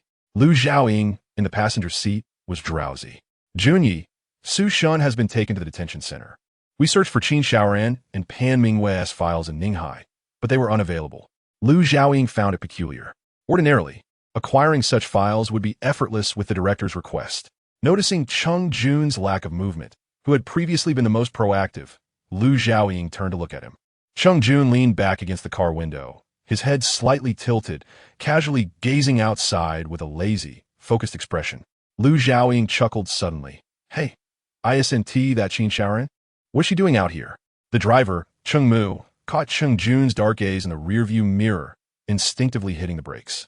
Cheng Jun indeed opened the door and stepped out. Cheng Mu couldn't help but glance at the distance where Qin Ran stood, pondering why this high school girl had garnered his attention. Qin Ran had been called out by Mu Ying. She wasn't answering Ning Qing's calls. So Ning Qing had to contact Mu Ying to fetch her from Class 9. There was a quiet CF near the school entrance, devoid of private rooms. Ning Qing and Lin Wan sat by the window. What do you need? Qin Ran casually pulled out a chair and sat down, her posture careless. She had not been sleeping well lately. Her eyes were tinged with bloodshot hues, and her face bore a cold, restless glare. Leaning slightly forward, she lacked the fierce demeanor she had displayed at the police station days prior, a hint of unruliness. Lin Wan scrutinized her, instinctively frowning. Those who ascended to the position of Public Security Bureau Director generally hailed from reputable families. How could they associate with the likes of her? Sipping her coffee, she diverted her gaze. Ning Qing's attention shifted to Qin Ran's left hand, where she held her phone, her fingers long and delicate. Her right hand was slightly exposed, revealing white gauze. Ning Qing recalled that Qin Ran was left-handed, and as long as her left hand was unharmed, she felt relieved. Is your hand all right? Ning Qing asked, nervously clutching her purse strap. It's fine, not a problem, Qin Ran replied, kicking the trash bin beside her, unsure of how to respond. Ning Qing opened her mouth. Qin Ran, lacking patience, raised an eyebrow, her tone brimming with irritation. Is there anything else? If not, I'll take my leave. Ning Qing observed Qin Ran, her grip on her purse tightening. Your injury seems manageable, about Su Shun. Qin Ran reclined further, squinting at her with a half-smirk. A wild and disheveled demeanor. Ning Qing fell silent for a while. Lin Wan placed her cup on the table, scrutinizing Qin Ran with an air of superiority before slowly speaking. Qin Ran, I hope this matter concerning Su Shun does not escalate to court. What? Qin Ran thought of digging at her ear, doubting her hearing. She shifted slightly, her left hand resting on the chair's back, her expression indifferent as she gazed at the two across from her. Could you repeat that? She inquired politely, albeit without warmth. Lin Wan noted the coldness in her eyes, devoid of any semblance of mirth. Lin Wan frowned, pondering deeply. Did Lin Qi's stepdaughter possess such a gaze? The moment the girl averted her gaze, her eyes drooped slightly. Qin Ran faced away from the sunlight, streaming through the window, the half-open window obscuring her expression. Lin Wan smirked lightly. Perhaps she had misjudged. How could Qin Ran possess such a gaze? Ning Qing believed her thoughts were entirely reasonable, but dared not meet Qin Ran's eyes, unconsciously gripping her teacup tighter. Qin Ran, your actions have rendered Su Shun incapacitated, making his movements difficult. You've inflicted more suffering on him than you've endured. You only injured your right hand. Being left-handed means your left hand remains fully functional. Why engage in a legal battle that offers you little benefit? Lin Wan slowed her tone, observing Qin Ran's silence, assuming her words had resonated, and continued speaking. Qin Ran, however, did not look at her. Her left hand rhythmically tapped the edge of the teacup. She leaned languidly against the chair, exuding an air of nonchalance. Raising an eyebrow, she urged to go on. It's merely children squabbling. The other party has suffered no significant harm. Lin Wan paused, then continued. You and that girl Haven T sustained serious injuries. Why cling to this matter so tightly? Even if you acted in self-defense, with the extent of your injury, a legal case would likely result in nothing more than a fine for medical expenses. You might not even face criminal charges. What is the point? Such a compelling rationale. Because her hand was unharmed, because Pan Mingyue was unscathed, everything could be brushed aside as if it had never transpired. An inexplicable fire ignited within Qin Ran, a simmering intensity. A mere spark is all it takes to ignite a fierce blaze. Ah! Qin Ran tilted her head, observing Lin Wan for a moment. A slight smile gracing her lips as a soft chuckle escaped her throat. What if I choose not to? What if I insist on pursuing this matter? Lin Wan raised her eyebrows in surprise, taken aback by Qin Ran's unyielding demeanor. Given her advantageous marriage, the Lin family had always catered to her whims, bestowing upon her a commanding presence. Here is 1,500,000, aside from the 1 million from the Su family. The remaining 500,000 is my additional compensation for you. Lin Wan produced a check from her bag and slid it across the table to Qin Ran. Her voice lowered. Lin Wan's patience had reached its limit. 1,500,000, a staggering sum for someone who had never encountered such wealth before. Lin Wan understood Ning Qing well. She was selfish, timid, vain, and greedy. It was likely her daughter inherited the same traits. Qin Ran gazed at the check on the table, her eyes cast downwards. Lin Wan lifted her teacup once more, taking a sip, and observed Qin Ran fixated on the check. She spoke again. This is a check. It can be exchanged for cash at the bank. Qin Ran merely smiled. A rather indifferent smile.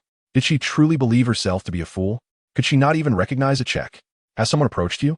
Let me guess. Is it that Deputy Director Shun? Qin Ran's voice was soft as she turned her gaze to Ning Qing, her tone devoid of emotion. What benefits did he offer you?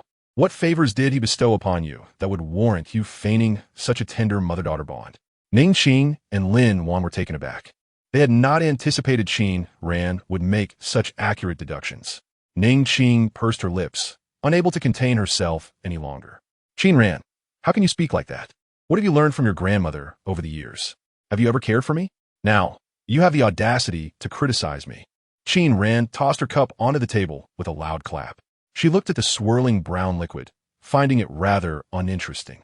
If there is nothing else, I shall take my leave. She pulled out her chair and stood up. 1,500,000 is enough for you to live carefree for a while. Young people should not aim too high and risk falling hard. Be cautious, lest the cost outweigh the benefits. Lin Wan remained composed across from her, her words laden with implication. Did she believe 1,500,000 was insufficient? Qin Ran nodded, casting a glance at Lin Wan. She had not touched the coffee on the table. Licking her lips, she remarked, I concur with your sentiment. One should not overreach, or the fall will be severe. Lin Wan felt a jolt at her words. Yet, after much contemplation, she could not fathom where the issue lay. Watching Qin Ran turn to leave the CAF, Lin Wan smiled graciously. I recall your grandmother is in the city hospital, correct? The doctors in her ward were all arranged by my brother. Qin Ran paused, slightly turning her body, her dark eyes devoid of the fear Lin Wan anticipated. Instead, they were calm, radiating a chilling indifference. Are you angry? Lin Wan, accustomed to wielding power, saw nothing wrong in her actions. Of course, I would not harm your grandmother, but you must realize, even seeking a doctor or hospital requires our Lin family's assistance. So, Lin Wan smiled gently. Can you guess? Do you think I would allow you to find a lawyer willing to represent you in Yin City? Qin Ran, heed my advice. Ning Qin interjected, trembling with anxiety. Her throat dry. Oh, what a minor issue. A bright male voice drifted in from the door, languidly. Lawyer Qi, are you aware? If you do not come to Yin City soon, we shall be reduced to the point of not finding a lawyer. Who informed you she is left-handed? Cheng Jun had not intended to enter, waiting outside instead. Lu Zhaoing exited the passenger seat, stating her long-standing desire for coffee. Cheng Jun pondered for a moment, and then walked toward the CAF. At this hour, the CAF was sparsely populated, and he easily spotted the trio seated by the window. Cheng Jun stood by the door, with Qin Ran's back facing him. From this angle, he could not see her face, but could observe the woman opposite her. Chin held high with an air of condescension. Lu Zhaoing approached the front desk to order coffee. 1 cup to go, please. Thank you. Cheng Jun declined coffee. Leaning lazily against the counter, his gaze fixed on Qin Ran. He held a cigarette between his lips, remaining still. After Lu Zhaoing collected her coffee, she prepared to leave, and he merely sought an excuse to enter, not genuinely intending to disrupt Qin Ran. Before they reached the door, they overheard an uncomfortable voice. Can you guess?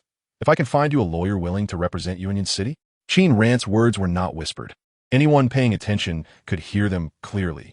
Both were aware of Su Shun's situation. Presently, that woman was threatening Qin Ran. Having spent years in the capital, Lu Zhaoing had never encountered anyone daring to challenge Cheng Jun. Those who attempted were swiftly dealt with. Cheng Jun's footsteps halted as he slightly tilted his head, cigarette still in his mouth, narrowing his eyes. His expression remained impassive, succinctly uttering 3 words. Lu Zhaoing. Lu Zhaoing had already pulled out her phone, dialing without hesitation. Before Qin Ran could speak, she directed her voice toward the receiver. Lawyer Qi, are you listening? If you do not come to Yun City soon, we shall find ourselves unable to locate a lawyer. The weather was still warm as October approached, and the CAF was nearly empty in the afternoon. The air conditioning long since turned off. An inexplicable heat lingered in the air. The sudden intrusion slightly diffused the tension brewing between Qin Ran and Lin Wan. Qin Ran turned slightly to see Lu Zhaoing holding her phone, one hand tucked in her pocket, raising an eyebrow in their direction, her smile disarming yet commanding. Lu Zhaoing nodded at Qin Ran, continuing to speak into the phone. Qi Cheng Jun, who do you think you're joking with? Come here soon. She ended the call abruptly. Madam, I do not engage in underhanded tactics. I can have you find a lawyer. It matters not how many. Cheng Jun, biting his cigarette, added, you can also guess who will emerge victorious in the end. Cheng Jun's gaze fell on Qin Ran's face, then slid to her right hand. His voice low and commanding, come here, we are leaving. Qi Cheng Jun, Lin Wan, seated at the table, was familiar with that name. Recently, her husband's family had encountered a significant economic dispute. Initially, it seemed a dire situation, but the elder had managed to engage Qi, a lawyer reputed to have never lost a case. Although Lin Wan had married into a family of lesser standing in the capital, she had never brushed shoulders with the elite. It was through this incident that she learned of Qi's formidable reputation in the capital. Without the elder's personal favor, even he would struggle to secure Qi's services. Lin Wan assessed Cheng Jun and Lu Zhaoing. They wore well-tailored clothing, but bore no labels. Ning Qin, upon seeing them, felt a shiver run through her. The memory of Cheng Jun brandishing a scalpel before her in the hospital was still vivid. Her complexion paled slightly. Lin Wan glanced outside, observing the 3 entering a black car. From a distance, she could discern the prominent Beijing license plate, and the Volkswagen emblem. She maintained a stoic expression, scoffing at the thought of those two, assuming they were also from the capital, aware of Qi Chungjun's connections. How naive to think Qi would be easy to engage. Lin Wan concealed the check on the table, her expression darkening. She had initially perceived Qin Ran as a simple girl, believing it would require minimal effort to manage the situation, but now it seemed more complicated. A vague sense of unease crept in her heart. Meanwhile, Ning Qing lifted her cup, sipping her coffee, her hand trembling slightly. Qin Ran, her hand bleeding, took Qingjun's car to the school infirmary. The infirmary was empty during class hours, tranquil and quiet. Qin Ran sat on a nearby bench, her legs slightly propped, revealing a glimpse of her fair ankle. Qingjun fetched a bandage. Leaning one hand on the back of the chair where Qin Ran sat as he reached for the medicine on the shelf, his expression notably stoic. They were oblivious to their proximity until Qingjun leaned forward, closing the distance between them, causing Qin Ran to soften her breath. Qingjun paused momentarily before quickly retracting his hand, his gaze heavily settling on her right hand. You mustn't exert any force. How many times have I told you this?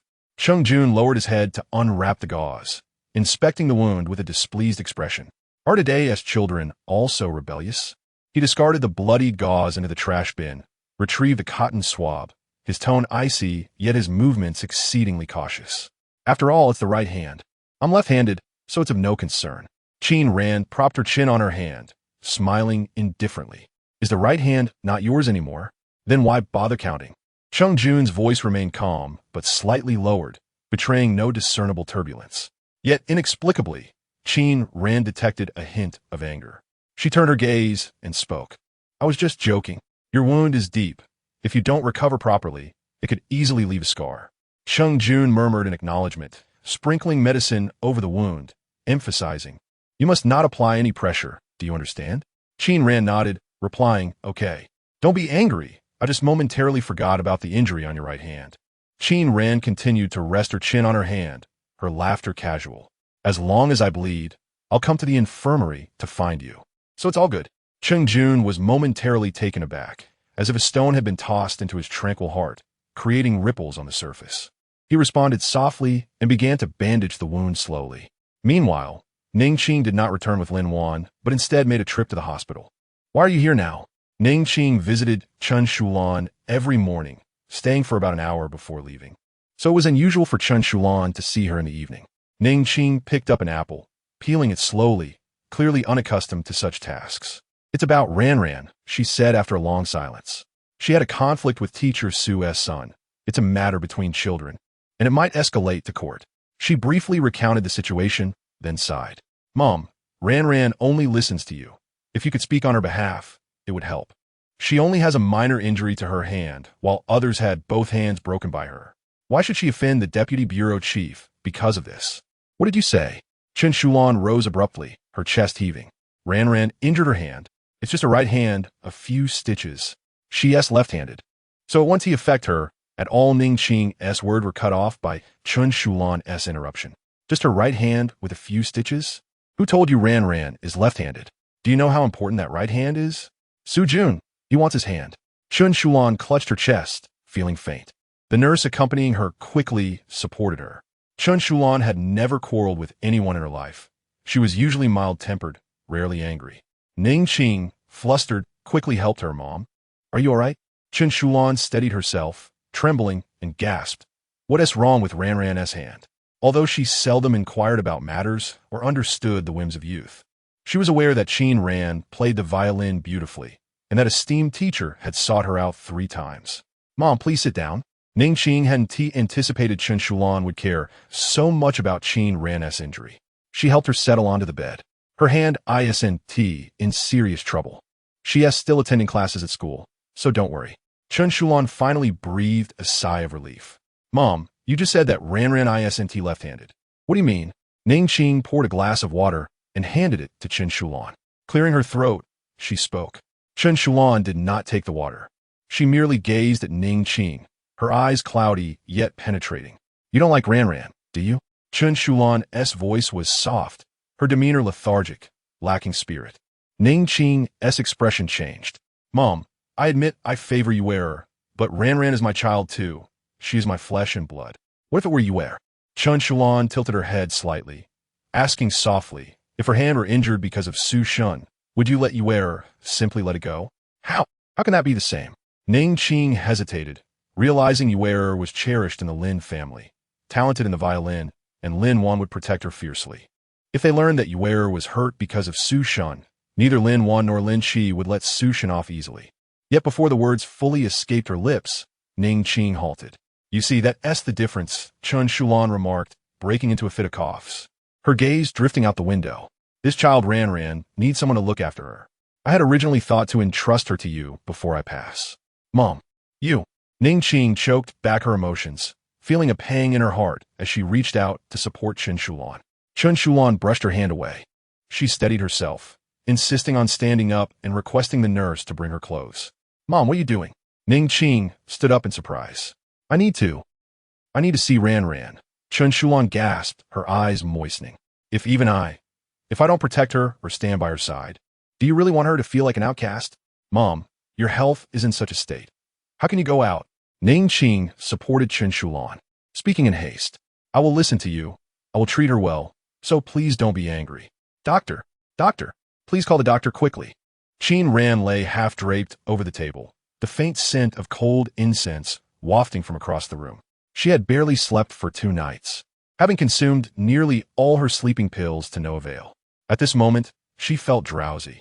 Cheng Jun had finished tending to Qin Ran's wound, and upon raising his head, he noticed she had fallen asleep, her left hand trapped beneath her sleeve. From this angle, he could only see half of her face, shrouded in shadow, her long eyelashes casting downwards, the area beneath her eyes faintly bruised. Cheng Jun sat opposite her for a while, smirking softly. She can actually fall asleep like this. Lu Xiaoying entered after extinguishing his cigarette outside. He had seen Qin Ran's injury before. He himself had sustained numerous injuries, nearly losing his life to a stab wound in the abdomen during his time in the Middle East. Yet upon seeing Qin Ran's stitched wound, he felt a surge of discomfort. Suddenly, he understood why it had been the doctor who stitched Qin Ran's injury that night. Entering, he saw Cheng Jun gently withdrawing his hand. Lu Xiaoying mouthed a question. She is asleep? Cheng Jun nodded, gesturing for Lu Xiaoying to step outside with him. The two stood in the courtyard. Cheng Jun pulled out a cigarette, not lighting it, just biting it between his lips. Has Qi Qingjun arrived? Lu Xiaoying checked the time on his phone, fiddling with his ear studs. He had boarded the plane while on the phone, so he should have landed by now. Cheng Mu checked and revealed. That Lin Wan is a member of the Shun family in the capital. The Shun family? Cheng Jun turned slightly, narrowing his eyes as he gazed at Lu Xiaoying with a perplexed expression, seemingly pondering the significance of the Shun family. Honestly, I'm not entirely sure. There are hundreds of families in the capital, and I can only remember a few. I just deal with them as they come. Cheng Jun replied in a low, irritated tone, ultimately not lighting the cigarette. As for Su Shun, I want his hand. Is that appropriate? Lu Xiaoying was aware of some details, knowing the Su family had connections to teacher Qin. Having known him for a short time, Lu Xiaoying recognized Qin Ran's deep emotional ties. It seemed the Su family had a significant relationship with Qin Ran. Cheng Jun slowly turned around, his eyes dark, smirking as he replied, and what of it?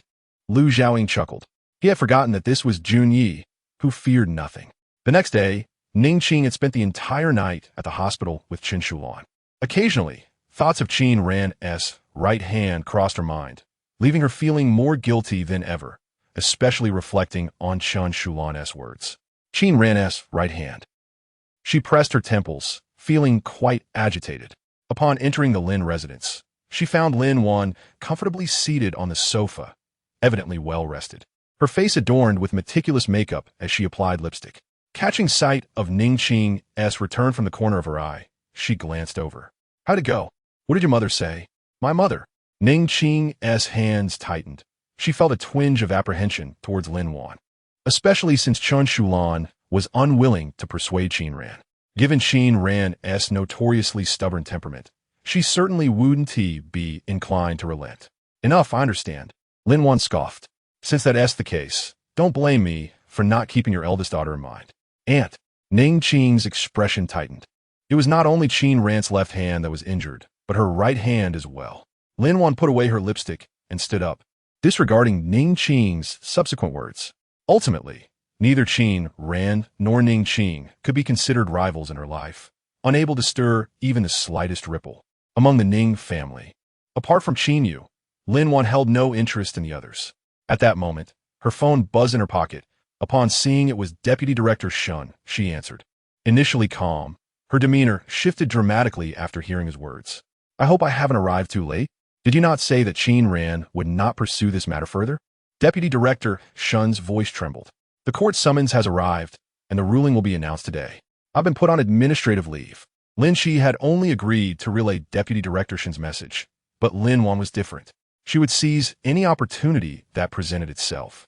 In her eyes, Qin Ran was merely a burden to her sister-in-law, unlike Qin Yu, who was accustomed to the opulence and power of the capital. Lin Wan held Qin Ran and her kind in disdain. She had thought this trivial matter would be easily resolved, yet just yesterday she had confronted Qin Ran, and now the court summons had arrived with astonishing swiftness. It was a blatant slap in the face. Lin Wan's expression darkened. In the Lin family, even Lin Shi had to give her face. She was used to being revered and had never encountered such blatant defiance. Your daughter is the one responsible. After hanging up, Lin Wan's chest heaved, a cold smirk on her lips. What's wrong? Ning Qing asked, taken aback. Lin Wan gathered her belongings and headed outside. Su Shun was in a car accident on the way to court. Coincidentally, the brakes failed. Ning Qing, how many years do you think she'll be sentenced for attempted murder? As Lin Wan reached the door, she turned her head slightly and sneered. Do you think she can find a lawyer today? An Zhang respectfully followed Lin Wan, escorting her out. Ning Qing collapsed onto the sofa, feeling anxious, her hands trembling as she dialed Qin Ran's number. Ran, we're discussing the content for the group debate today. Would you like to join us? Lin Siren asked softly after class. Qin Ran sat languidly in her chair, her eyes downcast, dismissing the incessantly ringing phone. Her left hand idly flipping through a foreign language book. I'm just selling my face. Just give me the speech later. You all go ahead, Qin Ran replied, nonchalant. Lin Siren sensed that Qin Ran would contribute much to the discussion and nodded before retreating with her book. The excitement for the upcoming speech competition in Class 9 was palpable. Xiaosheng sat down at Lin Siren's table, dribbling his basketball, and said, I can't believe you're participating in such a mundane activity. I should have signed up too. Qin Ran tidied her foreign language book and replied casually, just showcasing my face. She stood up, grabbing her phone. Over the past 2 days, she had been wearing loose school uniform trousers, with no outer garment, just a simple white t-shirt. From the side, the baggy pants accentuated her slender figure. Xiaosheng chuckled, putting his basketball away. Are you heading to the cafeteria? Lin Siren asked me to help you get in line. No need, Qin Ran said, stuffing her phone into her pocket, clutching her thermos. I'm going to the school infirmary to change my dressing. Su Yaowang had clearly advised Xiaosheng to avoid the infirmary unless necessary. He remembered this and escorted Qin Ran to the infirmary door before heading to the basketball court. This early in the morning, the infirmary was relatively empty. As Qin Ran pushed the door open, a pleasant fragrance wafted toward her. She peered inside to find Lu Zhaoying speaking softly with Cheng Mu, while Cheng Jun stood lazily next to a mannequin, holding a scalpel. Hearing the door open, he turned slightly, his voice low. You're here? There's porridge in the pot. Lu Zhaoying playfully kicked Cheng Mu, prompting him to fetch a bowl of porridge with goji berries from the kitchen. He placed it on the table alongside a few common breakfast items, occasionally stealing glances at Qin Ran. The incessantly ringing phone in her pocket only heightened her unease. She looked at the steaming bowl of porridge on the table, and her previously cold demeanor began to warm. After finishing her meal, Cheng Jun set aside the scalpel and approached her to inspect her injury. Qin Ran lowered her gaze to her right hand. Her grandmother was unaware of her injury. Aside from her, nearly everyone believed she was left-handed, and even she felt slightly disoriented, as she usually acted with abandon. She often overlooked her injured right hand, which had been bruised and bled from minor accidents. She was accustomed to being rough and felt no particular concern. However, Cheng Jun insisted she visit the infirmary during mealtimes to check her wound. Subconsciously, Qin Ran began to pay special attention to her right hand, recalling Cheng Jun's advice to avoid straining it. When he confirmed there was no bleeding, Cheng Jun relaxed, pouring her a cup of water from the thermos and handing it to her, his clear brows and eyes exuding a sense of calm. You're doing well today. After Qin Ran left for class, Cheng-jun watched a retreating figure until it disappeared from view. Today was the court hearing. Lu Xiaoying, after reading a message, leaned back with a smile. Uncle Jiang is quite prompt. Indeed, Cheng-jun replied, picking up the scalpel, lightly tapping it against the back of his fingers, and lazily added, he is quite swift. Cheng Mu, listening to their conversation with a stoic expression, internally scoffed, does Jiang dare not be quick? If he delays, young Master Cheng could turn this entire Yun City upside down. In Yun City, at the courthouse, Qin Ran did not answer Ning Qing's calls, leaving Ning Qing with no choice but to follow Lin Wan. It was a weekday, and the peak hours had passed, making Yun City's roads relatively clear. In less than half an hour, they arrived at the courthouse. Upon seeing that Qin Ran was not represented, Ning Qing panicked. Trembling, she set aside her pride and called Lin Qi. Moving to the side, she lowered her voice and spoke urgently. Which lawyer would be willing to take on Ran's case? The Lin family had recently expanded into new markets and were preoccupied, leaving Lin Qi unaware of Lin Wan's actions. As he listened to Ning Qing's disjointed words, he quickly pieced together the situation and spoke sternly. Put the phone on for my sister. Brother, don't get involved in this matter. Lin Wan is brazen, Ning Qing warned. Lin Wan hung up the phone, casting a dismissive glance at Ning Qing, smirking. I told you, no one will dare take on your daughter's case. Just then, the previously noisy courtroom fell silent. Everyone turned to the entrance. A young man walked in, escorted by two others, as a deputy police officer opened the door. After receiving a document from one of his companions, he looked up, smiling. I am Miss Qing's lawyer. I hope I haven't arrived too late. The courtroom was enveloped in silence. Do you truly think I am easy to deal with? The man glanced at his wristwatch, chuckling lightly. 9 o'clock, just in time. He took his seat, opened the documents on the table, and politely addressed the judge. We may begin. The Su family had engaged a middle-aged lawyer, wearing framed glasses and exuding an aggressive demeanor. In contrast, the young man before them wore a gentle smile, radiating tranquility and even sophistication akin to a star. He lacked the overt assertiveness typical of the Su family's lawyer. The middle-aged lawyer presented evidence and argued passionately, clinging tightly to Su Xin's injury. The young man rested his hand on the case files, occasionally glancing at the middle-aged lawyer, maintaining an air of refined composure, revealing no discernible change in expression. He remained silent. The middle-aged lawyer laid out a series of documents, articulating the legal points with impressive clarity. After a lengthy presentation that left him parched, he took a sip of water and nodded to the judge. My statement is complete. Ning Qing scrutinized the young man intently, feeling uncertain. Why was he not speaking? Wasn't he Qin Ran's lawyer? Why was he not refuting or arguing his case? At such a young age, could he merely be a fade? As she pondered, the young man finally rose to his feet. He did not present any documents. Instead, he began with a smile. By the special authorization of Miss Qin, I shall serve as her litigation representative in this court. Prior to this, I meticulously reviewed the case materials and have 3 points of contention regarding the factual basis presented by the opposing party. Firstly, according to legal statutes, acts of violence such as assault, robbery, kidnapping, and other serious crimes that endanger personal safety, resulting in casualties among the perpetrators, do not constitute excessive self-defense. The claims of excessive self-defense put forth by the other side are utterly devoid of merit. Secondly, Thirdly, the young man's arguments were clear-cut, his evidence ample, his reasoning coherent, and his language succinct.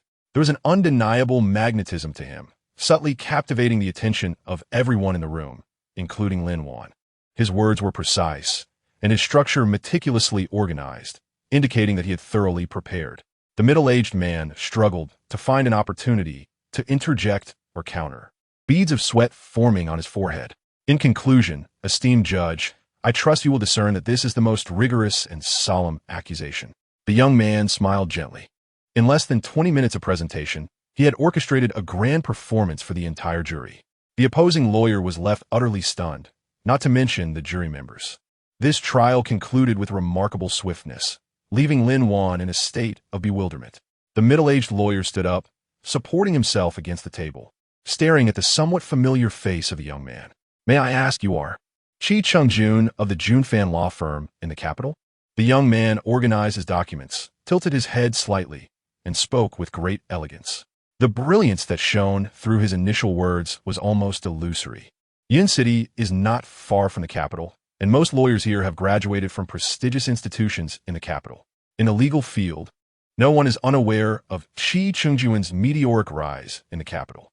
Lin Wan had felt the young man was familiar, and now, upon hearing his voice, she felt as if she had been struck down into her seat. No one around her spoke. Lin Wan's complexion turned pale. Qi Chengjun? It truly is him? Qi Chengjun is renowned in the capital for both his reputation and prowess. He is the legal consultant for numerous prominent corporate groups. It took immense effort for the Shun family to secure his services, and now she finds him in Yun City, a place that perhaps doesn't even qualify as a second-tier city. If old Master Shun were to find out, Lin Wan shivered, suddenly realizing that she had truly messed this up. Later that evening, in the school infirmary, the alarm clock was set, and she remembered to take her medication. Chengjun leaned back against the sofa and handed his phone to Qin Ran, suggesting that Cheng Mu drive her. Qin Ran took the phone with a smile, nonchalantly replying, "It's all right. I can just hail a car." She intended to visit Chen Shulan in the hospital, though she was reluctant to do so. However, Chen Shulan had unexpectedly called her, expressing a desire to see her. If she refused, her grandmother would surely suspect something. She threw on a long-sleeved coat, preparing to head to the hospital. Chengjun said nothing but cast a cold glance her way, his eyes as still as a deep lake, revealing no thoughts. "Just be careful," he remarked, visibly displeased yet refraining from further comment. After all, he couldn't physically force this young lady into the car, could he? Once Qin Ran departed, Lu Xiaoying leaned closer, whispering, "Why does she have to act so cool when she can't even move her hands? Can't she just show us a little vulnerability?" Sighing, he thought of Ning Qing and felt a wave of frustration. Reflecting further, with a mother like that, who could she afford to show weakness to? Chengjun glanced at him, his mood not much better. "Get lost," he replied tersely. Finally, he tugged at his collar, exasperated, and added, "Where's Qi Chengjun?" "Haven't come over." Outside the school gate, Qin Ran squatted by the roadside, waiting for her ride. Her left hand held her phone as she checked the alarm.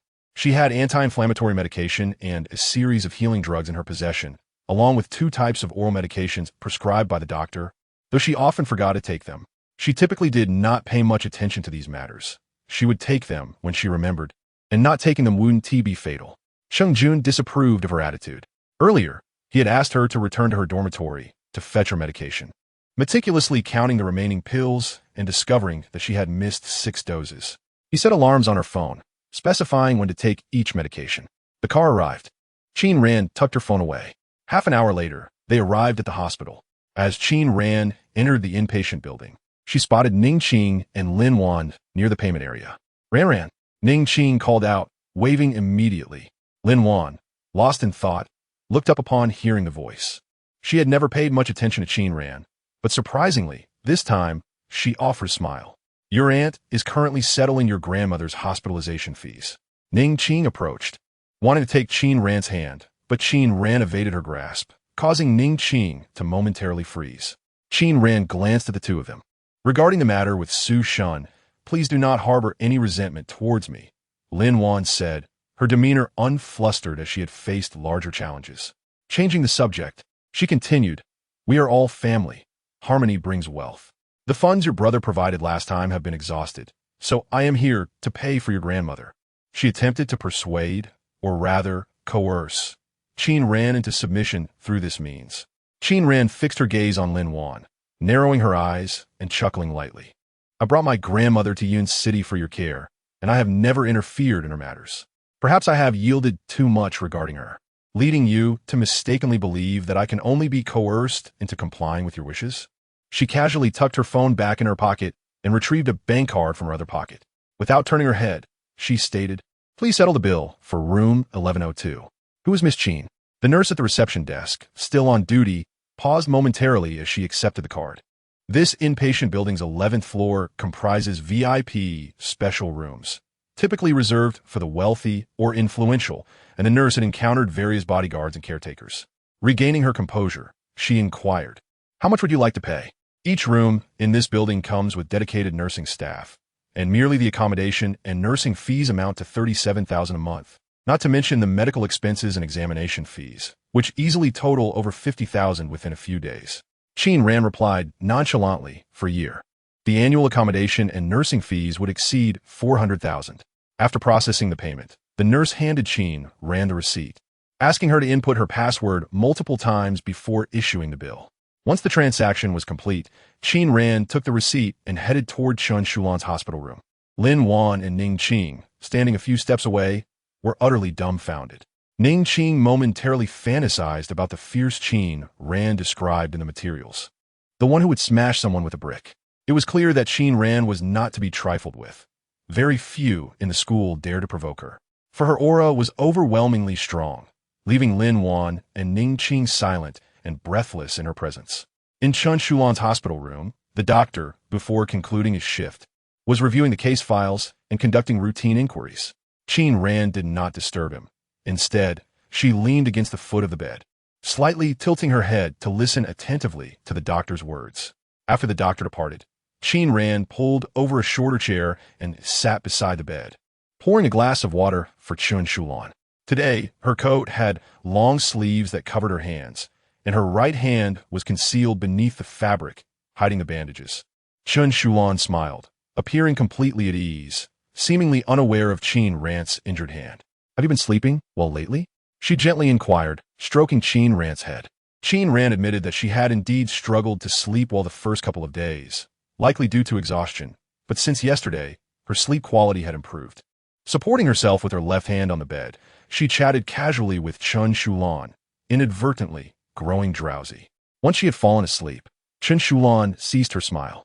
Gradually, she lifted the blanket, waved off the nurse who had come to assist with medication, and then crouched beside Qin Ran, pulling back her drooping sleeve to reveal the concealed right hand, which was wrapped in layer upon layer of bandages. Chen Shulan silently observed for a long while. She knew Qin Ran well. She had a tendency to neglect her own well-being, having fought with others in her youth without a care for her injuries. Had it not been for her occasional discoveries, Qin Ran would truly remain indifferent to her wounds. Even if there were instances of re-bleeding after dressing, that was nothing unusual. Unlike Qin Yu, who would cry for hours after a fall, needing both Ning Qing and Qin Hanqiu to comfort her. Qin Ran's right hand was wrapped in a circle of gauze, and Chen Shulan felt a pang of distress, knowing that a few stitches had been made. After a few seconds, Chen Shulan noticed something amiss. The wound was impeccably clean, devoid of any trace of blood, suggesting it had been meticulously cared for, which differed from her initial expectations. As she gazed at the pristine gauze, her mind began to wander. At the Lin residence, Ning Qing and Lin Wan were unable to complete their payment and dared not face Chen Shulan, silently following Lin Wan back home. Her emotions were a tumultuous mix. Lin Qi had postponed several meetings and returned early. He hadn't anticipated the court proceedings for Qin Ran's case to be so swift, nor the verdict to arrive so soon. Typically, such cases required at least a week or two for deliberation. His gaze fell upon Lin Wan, his fingers tapping rhythmically on the teacup lid as he inquired in a low voice, "What is going on with you today, brother?" I thought Lin Wan had always perceived Qin Ran as a financially incapacitated high school senior, and had never regarded her seriously. Who would have guessed that matters would escalate to this point? As I said, how to handle this should depend on Ran's own wishes, Lin Qi stated, placing the teacup down with a sense of authority. His eyes glimmered with intensity. "This is Yun City, not your capital. What do you mean no lawyer would take on Ran's case?" "Lin Wan, does that sound like something an elder would say?" He was a businessman, known for his straightforwardness and integrity, and even in speech, he maintained a humble demeanor. It was rare for him to display such anger. The servants held their breath, not daring to make sound. Lin Wan had not faced such reprimand from Lin Qi in years, her face flushed with embarrassment. His gaze shifted to Ning Qing. "And you? What are you meddling in?" "She is your daughter, not your enemy. If you don't trust your own daughter, what kind of mother does that make you?" "Lin Wan, pack your things and return to the capital tomorrow." His frustration was palpable, and he had no desire to waste more words on these two women. He grabbed his phone and headed upstairs to call Qin Ran. Lin Jinxian pursed his lips, glancing at his phone. He had called Qin Ran a couple of days ago, asking about her situation. Her tone had been pleasant, and she hadn't mentioned any incidents, leading him to only now realize that she had received stitches.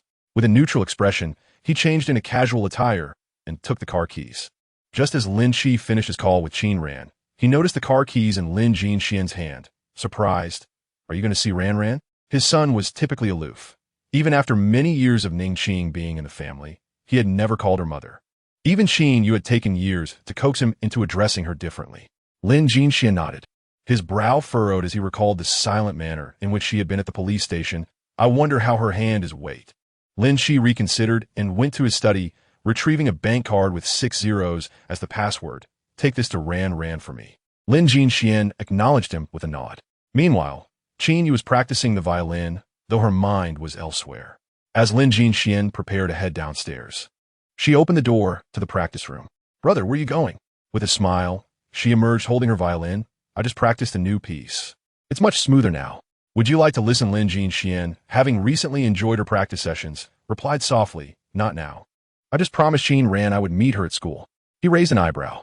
Qin Yu tightened her grip on the violin, yet maintained a fade of nonchalance. Oh, in the school infirmary, Chi Changjun set down his documents, surveying the room, curious about what magic it held that could lure Changjun from afar. Changjun leaned lazily against the desk, comparing the human model, quiet and focused, his brows low like a painting. Brother, we share a telepathic connection. I called you yesterday. And you boarded a plane? Lu Xiaoying joked, patting Chi Changjun on the shoulder. Chi Changjun frowned, disdainfully shrugging off his hand. Get lost. Who shares a telepathic bond with you? After a moment's thought, he turned to Changjun. So, who exactly is Miss Qin? Changjun tossed a scalpel onto the table, tilting his head, thinking he had misheard. What? What do you mean who? She's just a poor girl. Lu Xiaoying scoffed lightly. She doesn't even know how to act cute. Wait a minute, Changjun paused. Why did the 129 Detective Agency personally reach out to me, asking me to come to Yun City for this case? 067. Qin is indeed a big deal, Lu Xiaoying remarked in astonishment. When he called Chi Changjun yesterday, the latter was already at the airport. Lu Xiaoying had assumed Chi Changjun had received prior notice. No, something is off. What is going on with 129? They're taking on such trivial matters? Lu Xiaoying couldn't accept that. He had limited interactions with core members of 129, only knowing a few prominent figures among them, including one who charged exorbitant fees and was notoriously difficult to deal with. What does that have to do with their little poor girl? Is Qin Ran a member of 129? Don't joke around. He had never considered that possibility. Changjun narrowed his eyes, no longer focusing on the human model, but instead dragged a chair over, gesturing for Chi Changjun to sit. So Chi Changjun pondered, not probing further. I believe a person with the surname Feng was involved. I got it. Lu Xiaoying slammed the table, seemingly grasping a thought. Uncle Jiang mentioned that Feng Lucheng had contacted the police chief. He asked the mayor of Yun City. It seems the prompt court date was approved by Mayor Feng. Feng Lucheng was someone Changjun had some impression of, a capable individual on the brink of promotion. I originally thought he was trying to curry favor with you, but now it seems otherwise, Lu Xiaoying mused. So he is merely doing this for Qin Shaoran? But was it necessary to go through such lengths to summon Chi Changjun from afar? I thought only you would engage in such trivial matters. Qin Ran even knows the mayor? Lu Xiaoying was genuinely surprised and intensely curious. How could Qin Ran possibly know Feng Lucheng? He suddenly perceived Qin Ran as enigmatic. Despite her seemingly ordinary background, the connections and backgrounds surrounding her were increasingly impressive. Feng Lucheng could be overlooked, but not 129. Changjun remained silent. Having not investigated her background, he only reviewed her file after the incident occurred. His understanding of Qin Ran was limited to her relationships with Ning Qing and the Lin family. Her family background was simple. Her parents were divorced. In the realm of politics, who didn't have a few layers of depth? Feng Lucheng didn't appear to be a benevolent character. Let's go back. Changjun decided, grabbing his coat. I'll re-examine the records from the incident in Ninghai Town 3 years ago. As Qin Ran made her way from the hospital to the school, night had nearly fallen, and the streetlights outside the school glowed brightly. Lin Jinxian stood beneath one of the streetlights, his tall figure casting a striking silhouette. At this moment, the first long evening study session had begun, and many students seized the opportunity to step out for a late-night snack. Lin Jinxian's handsome appearance caught many eyes. Noticing Qin Ran emerge from a taxi, he slightly furrowed his brow, his gaze shifting to her hand. Is your injury all right? Does it hinder your daily life? It's manageable, Qin Ran replied, raising an eyebrow. Lin Jinxian, unsure of how to interact with girls, thought that if it were Qin Yu, she would certainly have complained to him. and he would have handed her the bank card. But with Qin Ran, she appeared unfazed. The disparity in their personalities was striking. If you encounter any difficulties, remember to call me. Lin Jinxian sighed, reflecting on Ning Qing's attitude towards Qin Ran, leading him to empathize with her. Take this card. After a moment's consideration, he gently patted her on the head, lowering his voice. Have you eaten dinner? Qin Ran evaded, maintaining her cool demeanor, speaking little. Her expression aloof. Not far away, Qin Yu stood with a group, biting her lip. Knowing Lin Jinxian would visit Qin Ran, she had asked the driver to bring her over, claiming she had left her exam paper in class. Who is that person beside Qin Ran? He is really handsome. Seems a bit familiar. A girl with a baby face whispered to Qin Yu. Qin Yu fell silent, her fingers tightening around the book she held. Lin Jinxian was notoriously difficult to approach. It took her several years to draw near to him, as she was often the one clinging to him, never having witnessed him extend a hand of intimacy to anyone else. This scene was indeed quite irksome. She could not comprehend why Qin Ran, despite lacking any remarkable qualities aside from her appearance, seemed to effortlessly garner the favor of those around her. While she dedicated herself to her studies and diligently practiced the violin, it appeared that Qin Ran had no need to exert herself to receive such attention. It seemed that Qin Ran exchanged few words with Lin Jinxian, and within mere minutes, they had entered the school gates. Lin Jinxian lingered for a few moments, watching her retreating figure before he departed in his car. Let's go. Qin Yu did not return to the Lin residence, but headed straight to class. She glanced at her phone, a heavy look clouding her expression. Qin Ran did not proceed directly to class. The gatekeeper called out to her, Qin Ran, come here. You have a package. The gatekeeper recognized her due to her striking beauty and noticed her frequent comings and goings. Lately, the gatekeepers had been inquiring about her hand, often asking her additional questions. The package was somewhat heavy, and the gatekeeper, after weighing it, offered, I'll help you carry it to your dorm, and the dormitory supervisor could take it from there. He easily lifted the box.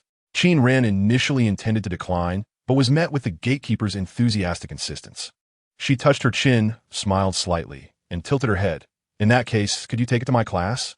Certainly. That evening, only half of the students were present in the classroom due to the end of classes, creating a scattered ambience. Lin Siren was engaged in a discussion about a problem set with Xia Fei.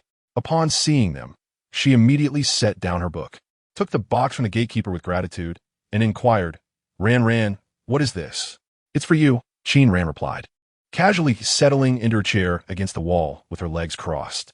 She rummaged through her desk and pulled out a foreign edition of A Brief History of Time. Initially, she considered retrieving some candy, but decided against it, recalling her injured hand. Lin Siren's eyes lit up. Can I open it now? You can open it whenever you wish. Qin Ran responded, flipping her book open. Lin Siren quickly reached for a blade from the front desk to open the box, and the curious classmates gathered around, including Qiao Sheng, who perched on the edge of Lin Siren's chair. Hurry up, we have class soon. The box appeared sizable. Is it a doll? Let's see what our Qin Dao Lao has gifted you. Qiao Sheng began, but abruptly halted, his voice trailing off as he stared blankly at Qin Ran. The crowd that had gathered for a closer look fell into silence. Inside the box were 6 albums, neatly arranged, accompanied by a trophy shaped like a horn, resting on a base.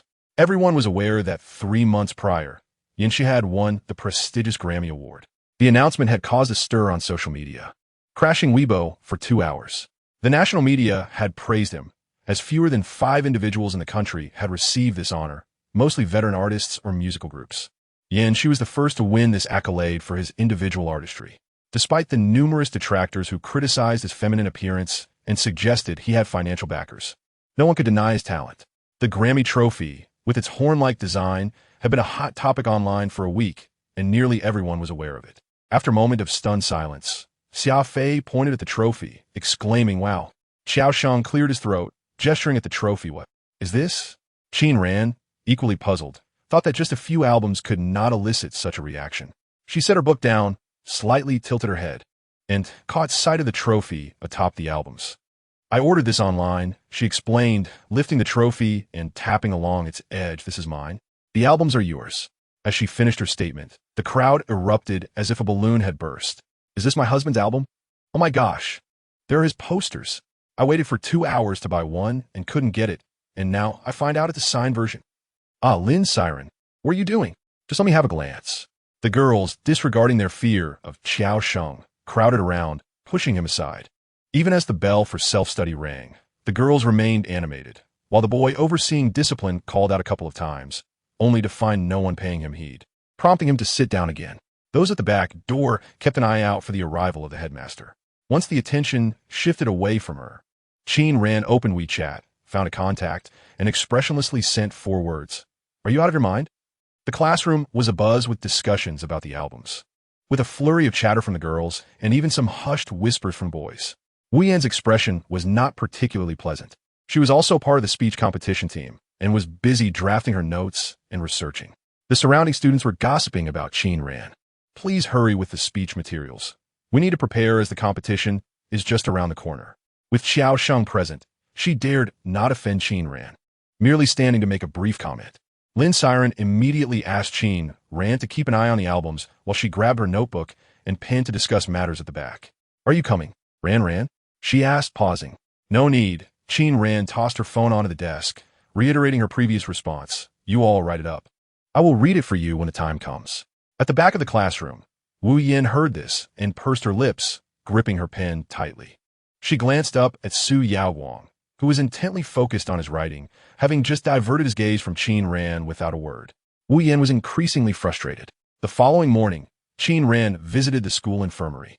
Lu Xiaoying was absent, and Cheng Jun examined her injury, his fingertips feeling cool against her skin. The bandage was damp, and after a prolonged silence, he scoffed. "Did you go mining with your hands yesterday?" Qin Ran rested her hand on the table, noticing that her previously healing hand had bled again. She glanced at it, realizing why it hurt so much. "No, I was bumped by my roommate last night." Wu Yan had been carrying a large basin of water when she was jostled by the girls crowding into the dorm to see the albums, causing her hand to strike the table and spill water. Cheng Jun remained silent for a while, seemingly lost in thought, and remarked, "Your hands are only good for eating." Qin Ran leaned her chin on the table, observing him, and surprisingly refrained from retorting, instead smiling softly. This scene felt familiar. It reminded her of a time in her childhood when Qin Yu had scraped her hand and sought comfort from Ning Qing and Qin Hanqiu. Despite their harsh words, their actions were gentle, careful not to hurt Qin Yu. As Qin Ran's gaze returned to the table, she noticed a brown file folder marked with 5 characters, Ninghai, 712. Her hand hesitated briefly, but her expression remained nonchalant. When she returned to class, Lu Xiaoying came back holding his phone. Spotting Qin Ran, he ended his call, greeted her, and inquired about her condition before entering the infirmary. Upon entering, he saw Cheng Jun sitting with a bloodied bandage before him, devoid of expression. "So, Qin Shaoran got scolded by you again?" Cheng Jun withdrew his gaze, casting a casual glance at him before murmuring a nonchalant HM. His attention shifted to the materials at hand. He raised his hand to pick them up and spoke softly regarding the case 712. "I have reviewed it twice and discovered several discrepancies. She was indeed present, but the records have been erased." "Huh?" Lu Xiaoying, belatedly realizing, responded. The Shi Cheng Jun referred to must be Qin Ran, though her role in this matter remained unclear. During lunch, Li Ai Rong assigned an English test. Qin Yu discreetly approached the English class representative, stating, "I happen to be looking for the physics teacher. I can help you fetch it." The English representative quickly clasped her hands in gratitude. Upon reaching the office, Wu Yan arrived to collect the English tests, her expression appearing rather grim. "What's wrong?" Qin Yu inquired, seemingly innocently. Wu Yan, a supporter of Qin Yu, sensed the latter's disdain for Qin Ran. There was a speech competition in their grade, and the selection of participants had been determined by votes. Wu Yan had finally squeezed her way into the group alongside Su Yaoguang and others, while Qin Ran had simply walked in without raising a hand. The bitterness surged as she continued. "It's only Qin Ran, who has done nothing. And yet they unanimously decided to let her present last. What gives? She does nothing but takes credit for our efforts. What will she do when the teacher questions her?" Listening to this, Qin Yu fell into silence.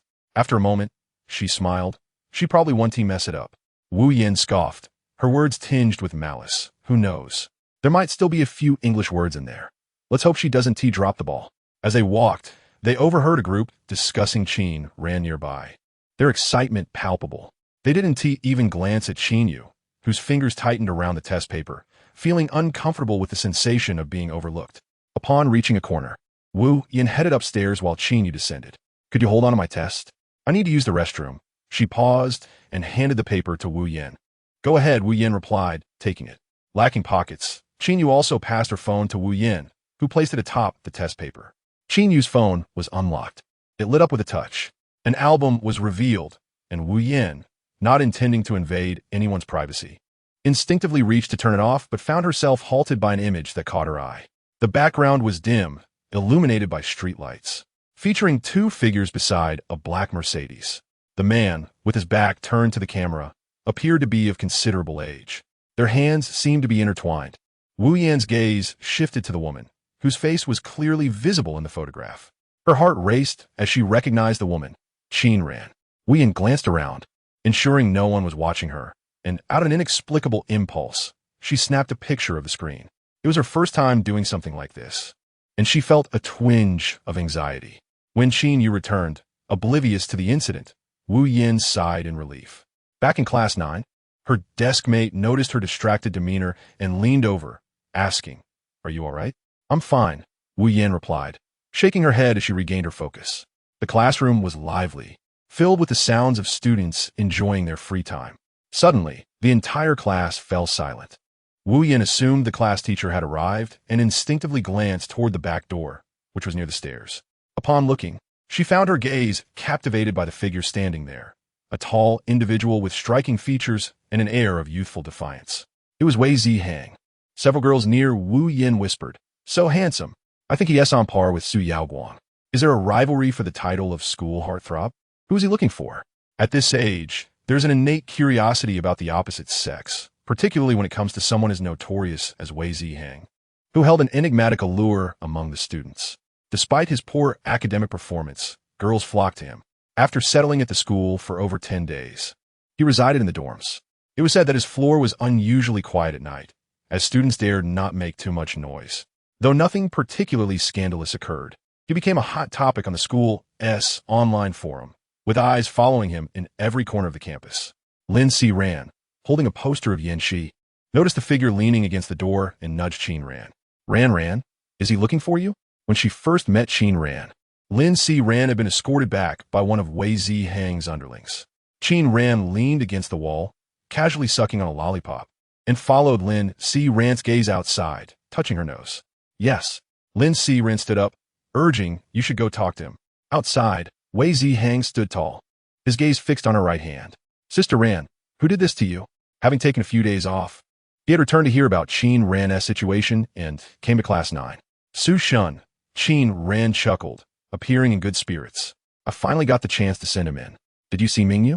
Wei Zihang squinted, cursing under his breath. Damn. Why didn't I get to meet that bastard? I gave him a good beating, Qin Ran said, crunching the lollipop with a smile. Even included your share. That's good. Wei Zihang contemplated for a moment before scrunching his nose in disapproval. Even if you were to send him in, there was no need for you to get involved. Your hand is far more valuable than his worthless life. It's fine.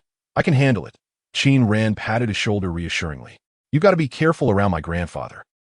Wei Zihang mumbled before stopping himself. All right, class is starting. I'm in class 3. If you need anything, just let me know. Their conversation was hushed, unheard by others. Nonetheless, speculation was inevitable. Qin Ran returned to her seat under the watchful eyes of nearly everyone in the class, where silence prevailed. During evening self-study, the classroom was sparsely populated. Nearly half the boys were absent, having gone to the restroom to catch a live stream of the JoJo Games finals. Lin Si Ran turned to Qin Ran, excitedly exclaiming, the guy from QTS, the Sun God, is so cool. He got 4 kills the other day and made it to the finals. Tonight, he might win against YKT and take the national championship. JoJo Games is a global card-based competitive tower defense game. Lin Si Ran wasn't particularly skilled at it, but she enjoyed the vibrant atmosphere. Qin Ran leaned on her book, smiling. Yes, they can do it. By the way, Ran, we've almost finished the speech draft. Would you like to review it tomorrow at noon in the comprehensive building? Lin Si Ran asked, pulling out a notebook. Qin Ran pondered for a moment. Just familiarize me with it tomorrow morning. After saying this, she resumed copying Lin Si Ran's English test. As Wu Yin collected the test distributed at noon, she overheard their conversation and glanced at Qin Ran, who was once again copying answers. Annoyed, she interjected, time to hand in the tests. Qin Ran finished filling in the last option and passed her answer sheet to Wu Yin. The following noon, Qin Ran visited the school infirmary for a dressing change. Cheng Jun, who had been on a phone call, paused upon seeing her. Lu Zhaoying, having just seen off a female student, approached with a smile. Qin Xiao Ran. You've changed your style today. You look lovely. Today, Qin Ran wore a longer t-shirt, a departure from her usual white round-necked attire.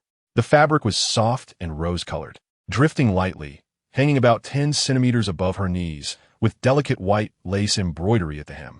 Typically clad in stark black and white, she had transformed the simple garment into a statement of individuality that remained stunning. Occasionally donning other colors made her even more conspicuous. The rose hue accentuated her cool demeanor, her fair complexion glowing. The black jeans that hug her legs were long and slender. Although the outfit was simple, it exuded an effortless charm.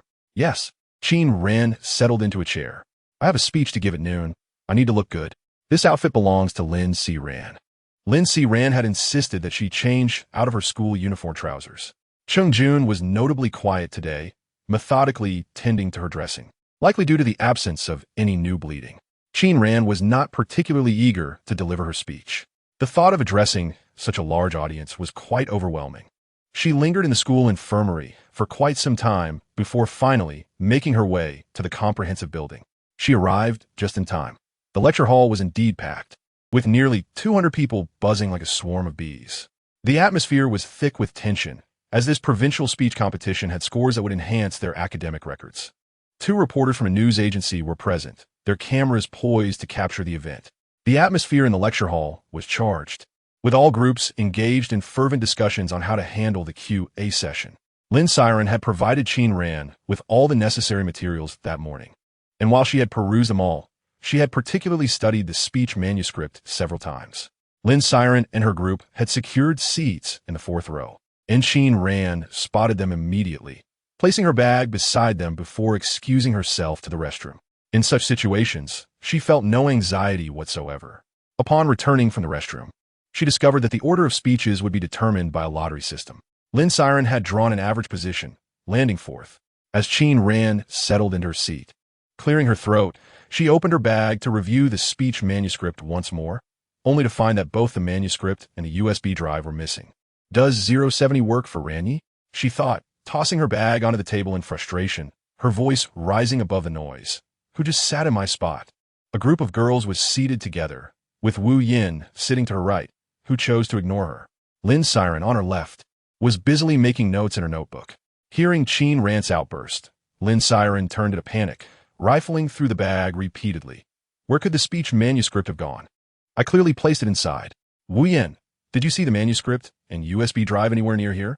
Lin Siren inquired, looking towards Wu Yin and the others. They all shook their heads. Wu Yin smirked sarcastically. The manuscript is the collective effort of all of us. You discarded it so carelessly? Please help us look for it. Lin Siren requested, frowning, but she was reluctant to create discord at that moment. The other girls began searching around as well. The USB only contained slides, but the speech manuscript was meticulously organized, spanning 4 pages, an embodiment of their collective effort. If it were lost, their preparation for the speech would be rendered meaningless. In that instant, Lin Siren suddenly comprehended Qin Ran's fury. The bag was specially prepared for exams, equipped with buttons that made it impossible for items to fall out. Clearly, someone had taken it deliberately. This action seemed targeted at them, or specifically at Qin Ran. Yet, Lin Siren had to admit that this tactic was effective. Without their speech manuscript, how could they take the stage? Su Yaowang, seated in the front row with several boys, turned at the sound, his gaze cold and distant. He was typically unapproachable, his voice always measured and cool. Lin Siren stood up, scanning the ground anxiously, and looked towards Su Yaowang. We've lost our speech manuscript and USB drive. Su Yaowang and his group were evidently caught off guard. Lin Siren's eyes reddened with frustration. She glanced around, unsure of who was responsible for this mischief. Let us search for it, Su Yaowang suggested calmly, standing up to instruct others to check the trash bins in the hallway. Xiao Sheng, a respected figure in their class, followed his lead. And as soon as Su Yaowang spoke, several students stood up to assist. Wu Yin also rose, casting a glance at Su Yaowang, biting her lip. Su Yaowang had always held a strong opinion against Qin Ran. It was well known in the class that he disapproved of her. Yet not long after, when Lin Siren had asked Qin Ran to present the speech, he had not objected. Now that the manuscript was lost, he had refrained from blaming her and even offered to help find it. The group left to search, as remaining behind seemed too conspicuous. Wu Yin could not help but steal another glance at Su Yaoguang, who had his head down, inquiring something of Qin Ran. She turned away, following the other girls out. The speeches had already commenced for some time, with Qin Yu from Class 1 presenting. It was no surprise, as she spoke clearly and articulately, drawing attention.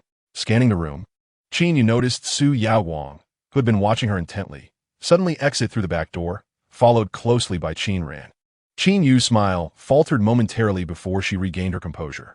After finishing her speech, the judges posed a few questions, which she answered diligently, while other group members stepped up to represent their team. Subsequently, it was time for the judges to deliberate and assign scores. Returning to her seat in the third row, Qin Yu wondered why the students from Class 9 had all left. She peered towards the back door, pondering aloud. It seems that Qin Ran has misplaced the USB drive and manuscript. Although Class 9 had been quiet, they were all aware of the unfolding situation. Qin Yu turned back, her expression one of surprise. The manuscript is lost? Qin Ran is in serious trouble, with cameras from both news agencies capturing the event. Any misstep could lead to public embarrassment among all students and faculty. Class 9 searched thoroughly, ultimately discovering the shredded manuscript and a waterlogged USB drive in the trash bin. Lin Siren gritted her teeth, realizing that this was a deliberate act of sabotage aimed at Qin Ran, fueled by jealousy. A circle of students stood around the trash bin, enveloped in silence. The malice directed towards Qin Ran was unmistakable. Wu Yin broke the silence, directing her words towards Qin Ran. Well, now our class's manuscript is gone. Wu Yin, please stop, someone interjected, noticing Qin Ran leaning against the wall, a bottle of water clenched in her hand, her expression devoid of emotion. Why shouldn't I say it? I've always said she shouldn't have come. She is only causing us trouble. Su Yaoguang shot her a cold glance, prompting Wu Yin to bite her lip and fall silent. The judges had already finalized their scores. It was now Class 9's turn. Su Yaoguang glanced at Qin Ran, contemplating before quietly saying, Lin Siren, lend me your notebook. I will go up. He had contributed to writing the manuscript and had structured the entire presentation. He remembered every detail, even if it lacked embellishments and nuances. Without a script, no one was better suited than he. That won't be necessary, Qin Ran replied, casting a glance at Wu Yin, smoothing her attire and crushing the empty water bottle in her hand. It made a sharp noise as it hit the trash bin, finally settling inside. Without looking back, she declared, I will go up. What a bold move from Ran Yi. Su Yaoguang stepped forward. This was indeed improvised. A misstep could lead to humiliation before the entire school and countless cameras, creating immense pressure. The other students in Class 9 felt that, under the current circumstances, it seemed only Qin Ran was truly fit for the spotlight. Lin Siren, realizing this, attempted to reach out to Qin Ran, urging, please, Qin Ran, don't act impulsively. This isn't your fault. Let's sue. But her hand failed to grasp Qin Ran's.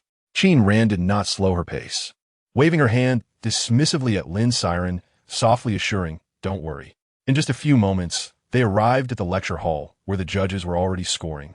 Nearing their class, seeing Qin Ran approach the podium, Lin Siren quickly grabbed her notebook, exclaiming, then I'll give you my notes. Qin Ran stood at the edge of the stage, her fingertips cool against the surface. Meanwhile, the judges had completed their scoring. A few municipal leaders were present at the judges' table. The score was an average calculated by discarding the highest and lowest marks. Qin Yu ended up with a score of 8. 7. The others were abuzz, discussing Qin Yu's score. The top scores from the previous two classes had only reached 7. 6, making Qin Yu's score significantly higher. We achieved 8. 7. A girl beside Qin Yu exclaimed, barely containing her excitement. The disparity in scores led to a flurry of chatter among the audience regarding Qin Yu's outstanding performance. All eyes were focused on her, as Qin Yu smiled softly, her peripheral vision catching sight of Su Yaoguang and the others returning. She wondered if they had yet to find their speech manuscript. It seemed that Qin Ran had gone up empty-handed, indicating they had not located it. The girls shook their heads. Such a lapse at this critical moment would surely provoke the ire of the headmaster. To falter in front of city-level officials was inexcusable. It was rumored that the speech manuscript was under Qin Ran's care, which was rather concerning, remarked another girl in a hushed tone. Chin chuckled lightly and stood to collect feedback from the leaders. They praised her, while others engaged in quiet discussions, seemingly commenting on Chin Ran, with two individuals admiring the school's aesthetic appeal. Chin, being familiar with the headmaster, lowered her gaze and spoke softly. Headmaster, Chin Ran's class has lost their speech manuscript. It may not go smoothly. Please don't be too hard on her. The headmaster paused, nodded, yet his expression darkened. Losing the manuscript reflected a lack of seriousness. Soon, it was Class 9's turn. Lin Siren, seated, gestured to Chin Ran with her notebook. But Chin Ran did not approach to retrieve it. Instead, she simply mouthed a reassuring message. Reassuring? Lin Siren thought it impossible to feel at ease. Su Yaowang settled himself, glancing at Chin Ran. She stood tall, her expression serious, radiating confidence that belied any signs of stage fright. Meanwhile, others were still searching for the manuscript, and the indignation over someone having deliberately taken Chin Ran's work was palpable among Class 9. Accusations were hurled, questioning who could be so malicious. Wu Yin scoffed sarcastically, stating, "She never contributed to the writing, just loafed around. I said from the start she shouldn't have been involved." "That's enough," Wu Yin, a girl, interjected, frowning. No one anticipated such pettiness among students. Wu Yin, feeling the weight of the reprimand, fell silent, casting a glance at Chin Ran, her lips pressed together, fingers gripping the hem of her clothing tightly. Chin Ran had just finished greeting a few judges when the headmaster raised his hand, his tone devoid of emotion. "Where is your speech manuscript?" "Lost." Chin Ran leaned against the podium, offering a polite smile. "Esteemed judges, I merely memorized the speech in advance and did not bring the manuscript." Everyone understood that losing the manuscript at such a significant event was a grave disrespect to the occasion and the judges.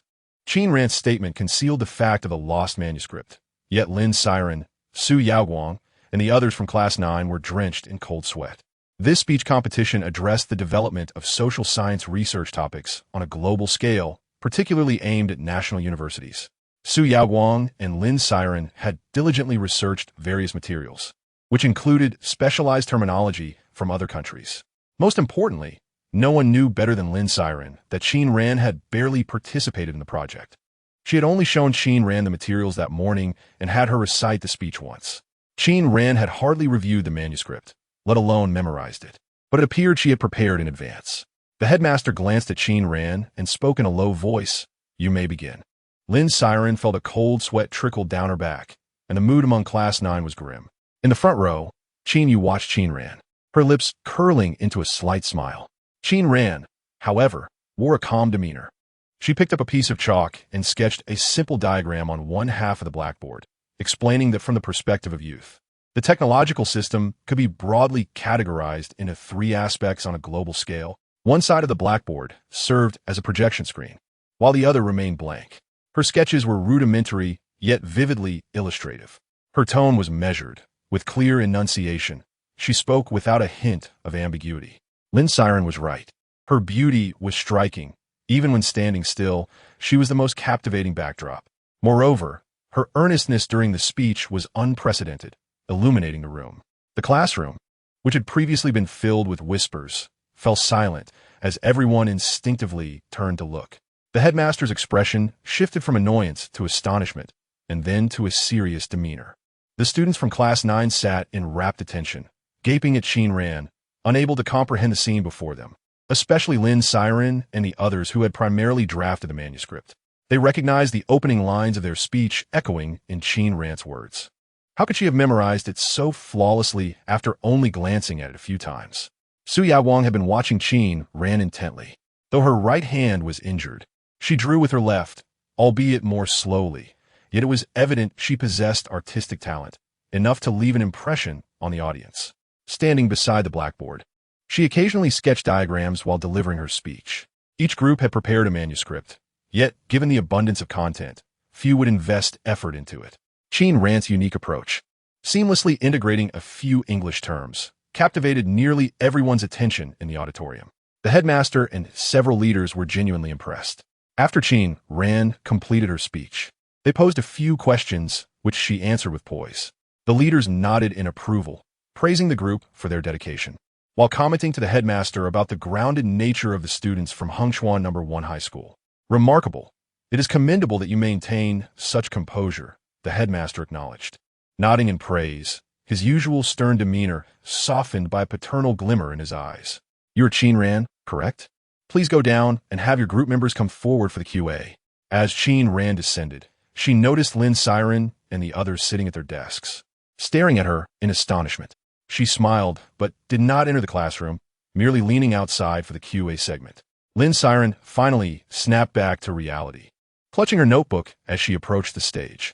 Their group ultimately scored a remarkable 9.7, and had Lin Siren and the others not brought their notebooks to the stage afterward, they might have scored even higher.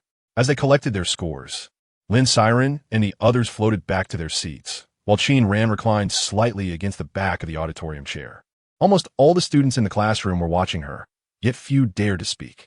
Only those from Class 9 were animatedly chatting with Qin Ran, full of excitement. Once Lin Siren and the others returned, the surrounding students began to whisper to them. The subsequent speeches lacked any standout moments. Not only did the students find them uninteresting, but even the judges appeared disengaged. A total of 17 classes participated in the competition, and following Qin Ran, the scores plummeted significantly, with no other class exceeding 8 points. A girl beside Qin Yu patted her chest in relief, exclaiming, "Thank goodness we presented before Qin Ran. Otherwise, we wouldn't have even scored 8 points." Though this statement carried a tone of luck, it was not an exaggeration. The school had two prominent figures, Su Yaoguang, who consistently secured first place, and Pan Mingwei, who was perpetually the runner-up. With Su Yaoguang from Qin Ran's class and Pan Mingwei absent from their speech, it was evident that Class 9 had triumphed in content. Furthermore, based on the performers' presentations, Qin Yu felt overshadowed. Had she presented after Qin Ran, whether she could have secured 8 points remained uncertain. Qin Yu smiled as she conversed with her classmates, yet internally, she was exceedingly uncomfortable and instinctively glanced over at Qin Ran. Su Yaoguang also turned slightly to observe Qin Ran, his gaze contemplative. Qin Yu bit her lip, growing increasingly restless. The conversation around her regarding the manuscript loss was becoming unbearable, and her smile was on the verge of faltering. Ultimately, they secured first place.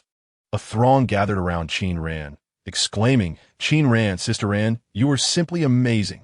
How did you memorize such a lengthy speech?" Having clinched first place, they returned to class, where self-study resumed, and everyone congregated around them. Qin Ran raised her lips slightly as she settled into her seat, smiling with a casual air that radiated humility. Observing her surroundings, she effortlessly committed everything to memory. Xiao Sheng playfully chided her, questioning why such a sharp memory wasn't applied to her studies. Others echoed his sentiments, adding compliments about her artistic talent, but Qin Ran chose to ignore them. Once Xiao Sheng finished speaking, he remembered the pressing matter at hand. He flashed a smile at Qin Ran before striding confidently to the podium, leaning against the lectern. With a chalkboard eraser in hand, he struck the desk with a resounding thud, commanding silence.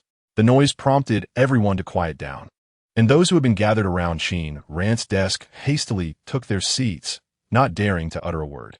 Lin Siren remarked that the speech drafts had been limited to Class 9, stating she had inquired of several classmates, none of whom had seen anyone from other classes approaching.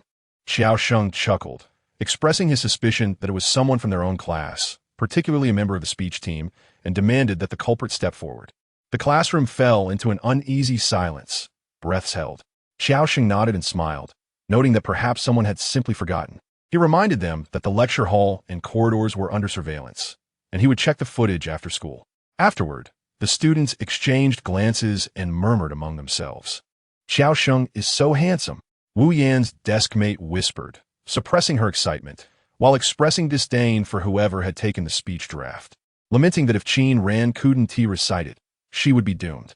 Wu Yan chuckled in agreement, though her grip tightened, indicating her distraction. After school, Xiao Sheng did not retrieve his basketball or head to the court.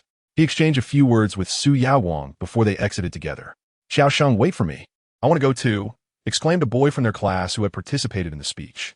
He was eager to see who among them lacked team spirit. Wu Yan's complexion paled as she glanced in Qin Ran's direction. Qin Ran was known for her reluctance to leave early, preferring a leisurely pace. Others urged Wu Yan to hurry. She lingered, distributing the English answer sheets collected the previous day, which had been graded by the teacher. When the sheets reached Qin Ran, she saw she had scored only 4 points. Wu Yan's gaze held no mockery. She observed a few classmates still discussing problems and, after a moment of contemplation, decided to join those calling for her. In the school infirmary, Qin Ran arrived to collect her sleeping pills.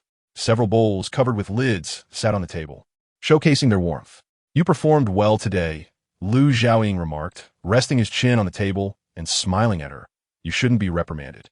Cheng Jun was absent from the infirmary. As Lu Xiaoying mentioned, he had stepped out. "Excuse me, are you here for treatment?" he asked, noticing a young woman outside.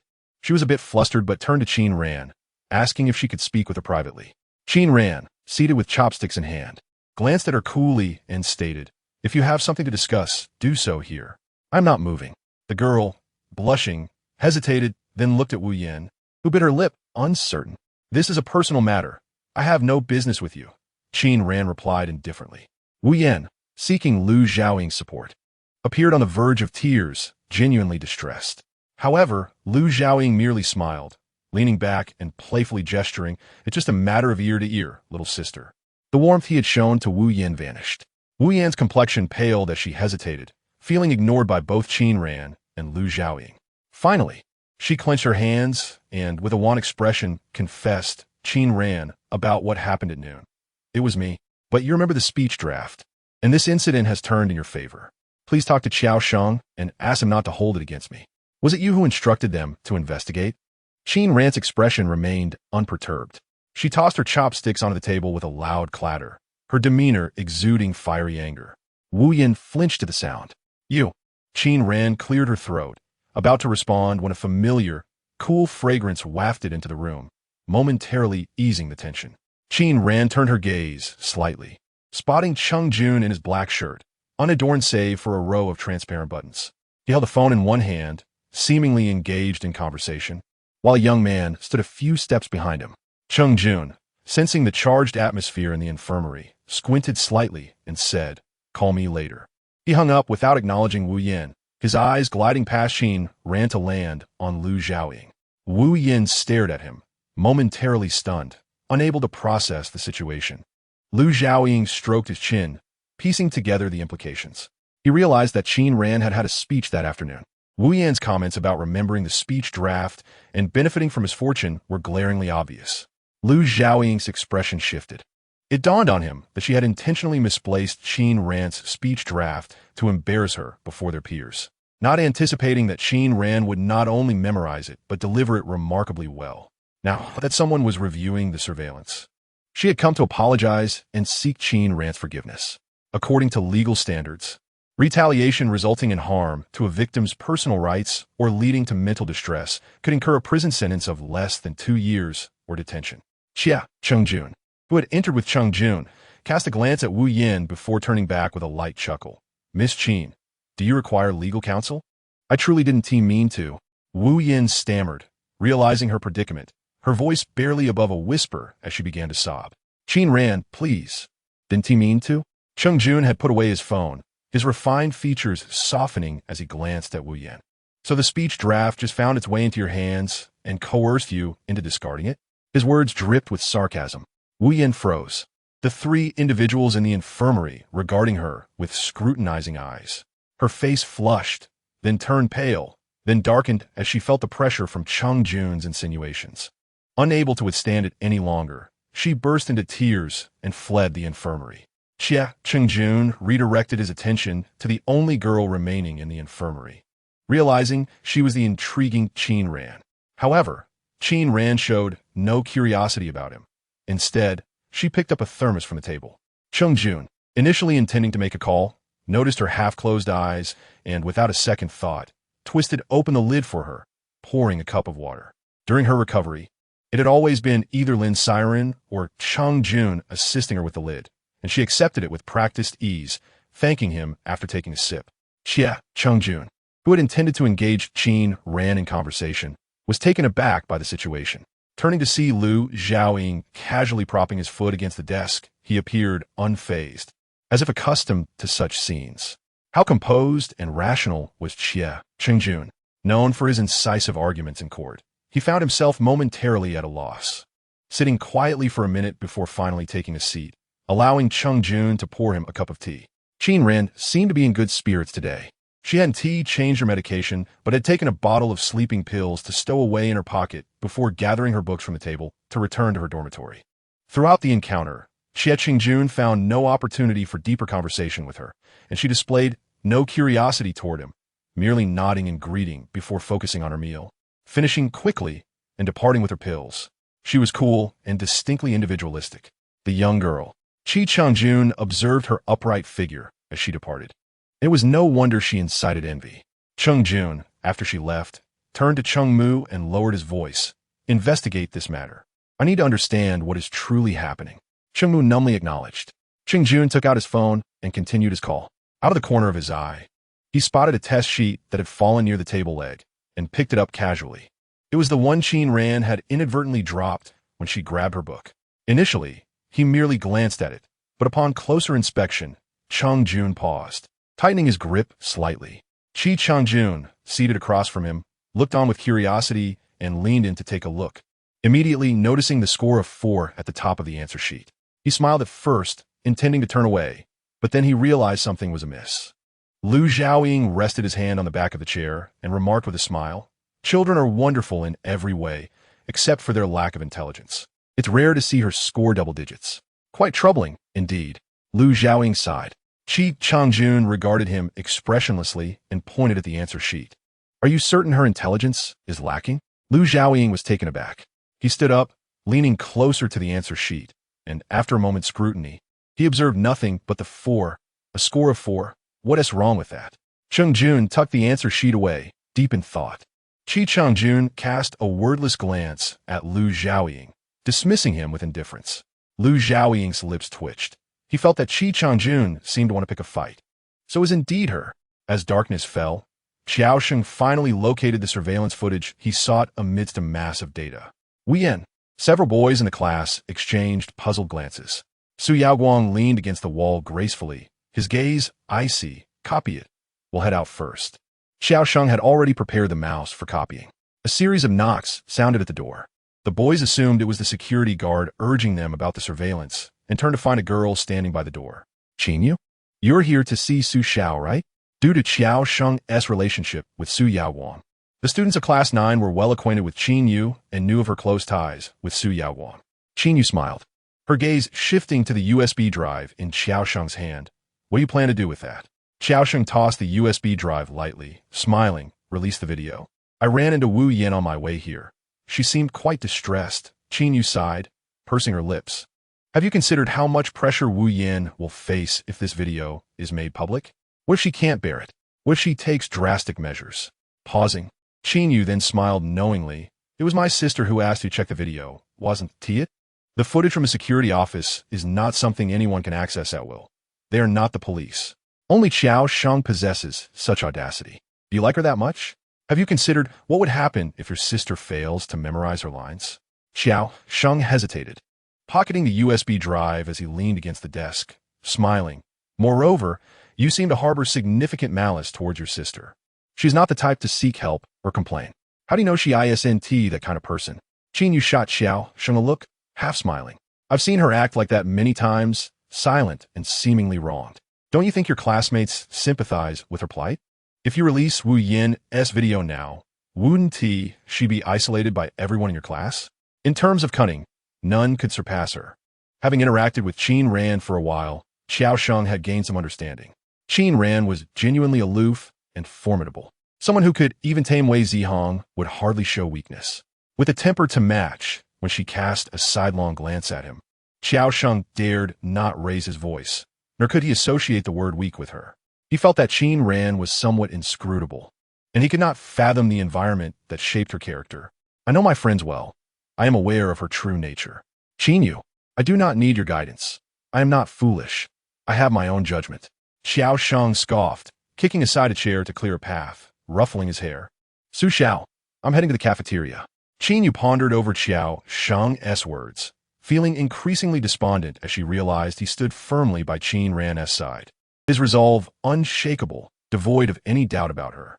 Qin Yu remained rooted to the spot, sensing the gaze of the two boys upon her, and she bit her lip, taken aback that Xiao Sheng had shown her no consideration whatsoever. Her eyes flickered as she called out, "Xiao Sheng, we've known each other for 2 years. You can't possibly be closer to her after just a month? At least she wouldn't gossip about me in front of you." Xiao Sheng momentarily halted, turned his head, and clicked his tongue. Qin Yu clenched her teeth, incredulous as she watched Xiao Sheng's retreating figure. Qin Ran's tactics were indeed impressive. Silently, she had managed to win over Lin Jinxian and Xiao Sheng. Qin Yu took a deep breath, casting her gaze in Xiao Sheng's direction, her eyes flashing with a hint of unwillingness before quickly masking it.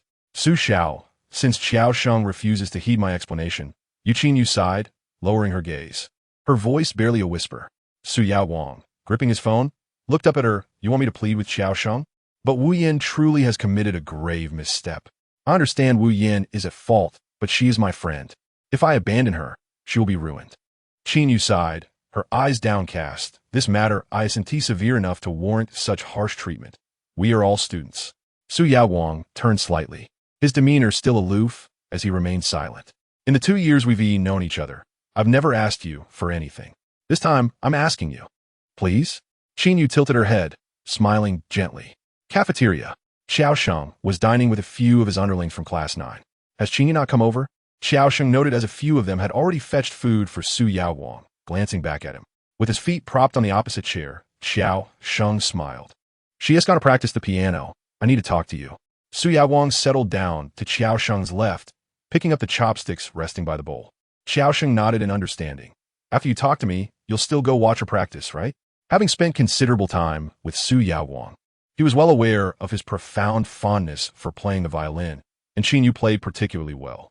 Xiao Sheng had often accompanied Su Yao Wang to listen in the past. However, he had not been engaging with Qin Yu much lately, and rarely went to see her. "Yes," Su Yao Wang replied, placing a piece of vegetable into his mouth and chewing before speaking again. "Regarding Wu Yin, let us handle it privately and refrain from releasing the video." Xiao Sheng halted, slamming his chopsticks down in frustration, his hands pressing onto the table. "Su Xiao, did Qin Yu ask you?" "Yes," Su Yao Wang did not deny it. "Damn." Xiao Sheng's hands clenched into fists, banging the table in exasperation.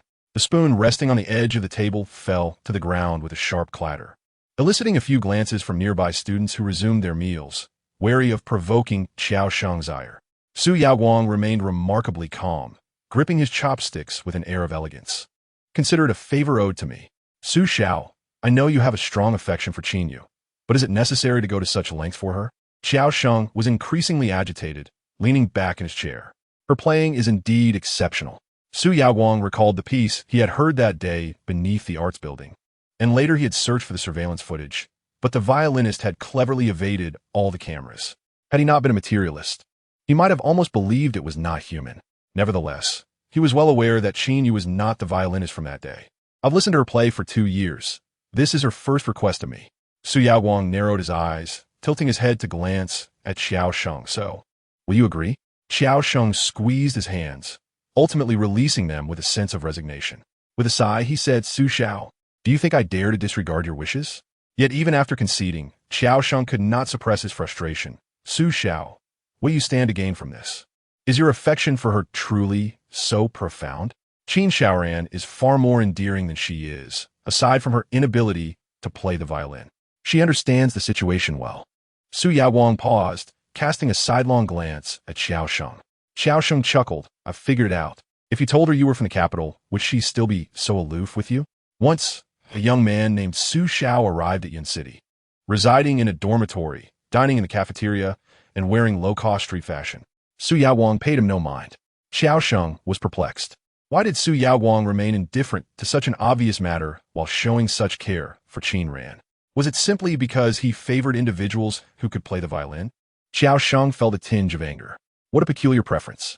That evening, he chose not to attend a study session, feeling too embarrassed to face Qin Ran. Instead, he returned home, spending the night staring at her profile picture on his phone, ultimately sending her a message. "Qin Ran, under duress, I have wronged you, but I shall ensure Wu Yin receives a thorough reprimand." The next day, Qin Yu sought out Wu Yin early and recounted the events. "Thank you so much, Yu," Wu Yin exclaimed, astonished at the lengths Qin Yu had gone to help her. Su Xiao really does have your back. Wu Yin recalled the unspoken rule at school. One must not provoke Qin Yu, for she was under Su Xiao's protection. We're friends. How could I not assist you? Qin Yu smiled gently. Class is about to start. You should return to your seat. Wu Yin cast a grateful glance her way and headed back to Class 9. Taking her place, she pulled out her literature book to memorize her lesson, casting a furtive glance in Qin Ran's direction. Leaning against the wall, Qin Ran was engrossed in her phone when she noticed a message from Qiao Shang sent 3 hours earlier. She squinted slightly before turning to look at him. Qiao Shang was slumped over his desk, sleeping with his head buried in his arms. After the morning reading session, Wu Yin approached Qin Ran's desk and whispered, "You didn't expect this, did you? You don't even need to speak up. Without Qiao Shang's protection, what would you be in this school?" Yesterday, when she had implored Qin Ran for help, Qin Ran had rejected her, fueling Wu Yan's resentment. Listening to Wu Yan's words, Qin Ran's mind began to churn, and she surmised the meaning behind Qiao Shang's words. She pulled out a workbook, crossed her legs, and, in a cheerful mood, glanced at Wu Yan. "Who told you I needed someone to protect me?" Wu Yan was taken aback by Qin Ran's lack of anger and her smile, which was unexpected. At that moment, Lin Siren, sitting in Xia Fei's seat and checking her phone, suddenly stumbled upon something, froze for a moment, then abruptly stood up, angrily confronting Wu Yan. "Wu Yan, why did you throw away Ran's speech draft?" The classroom fell silent for an instant. A few girls who were participating in the speech competition blinked in confusion.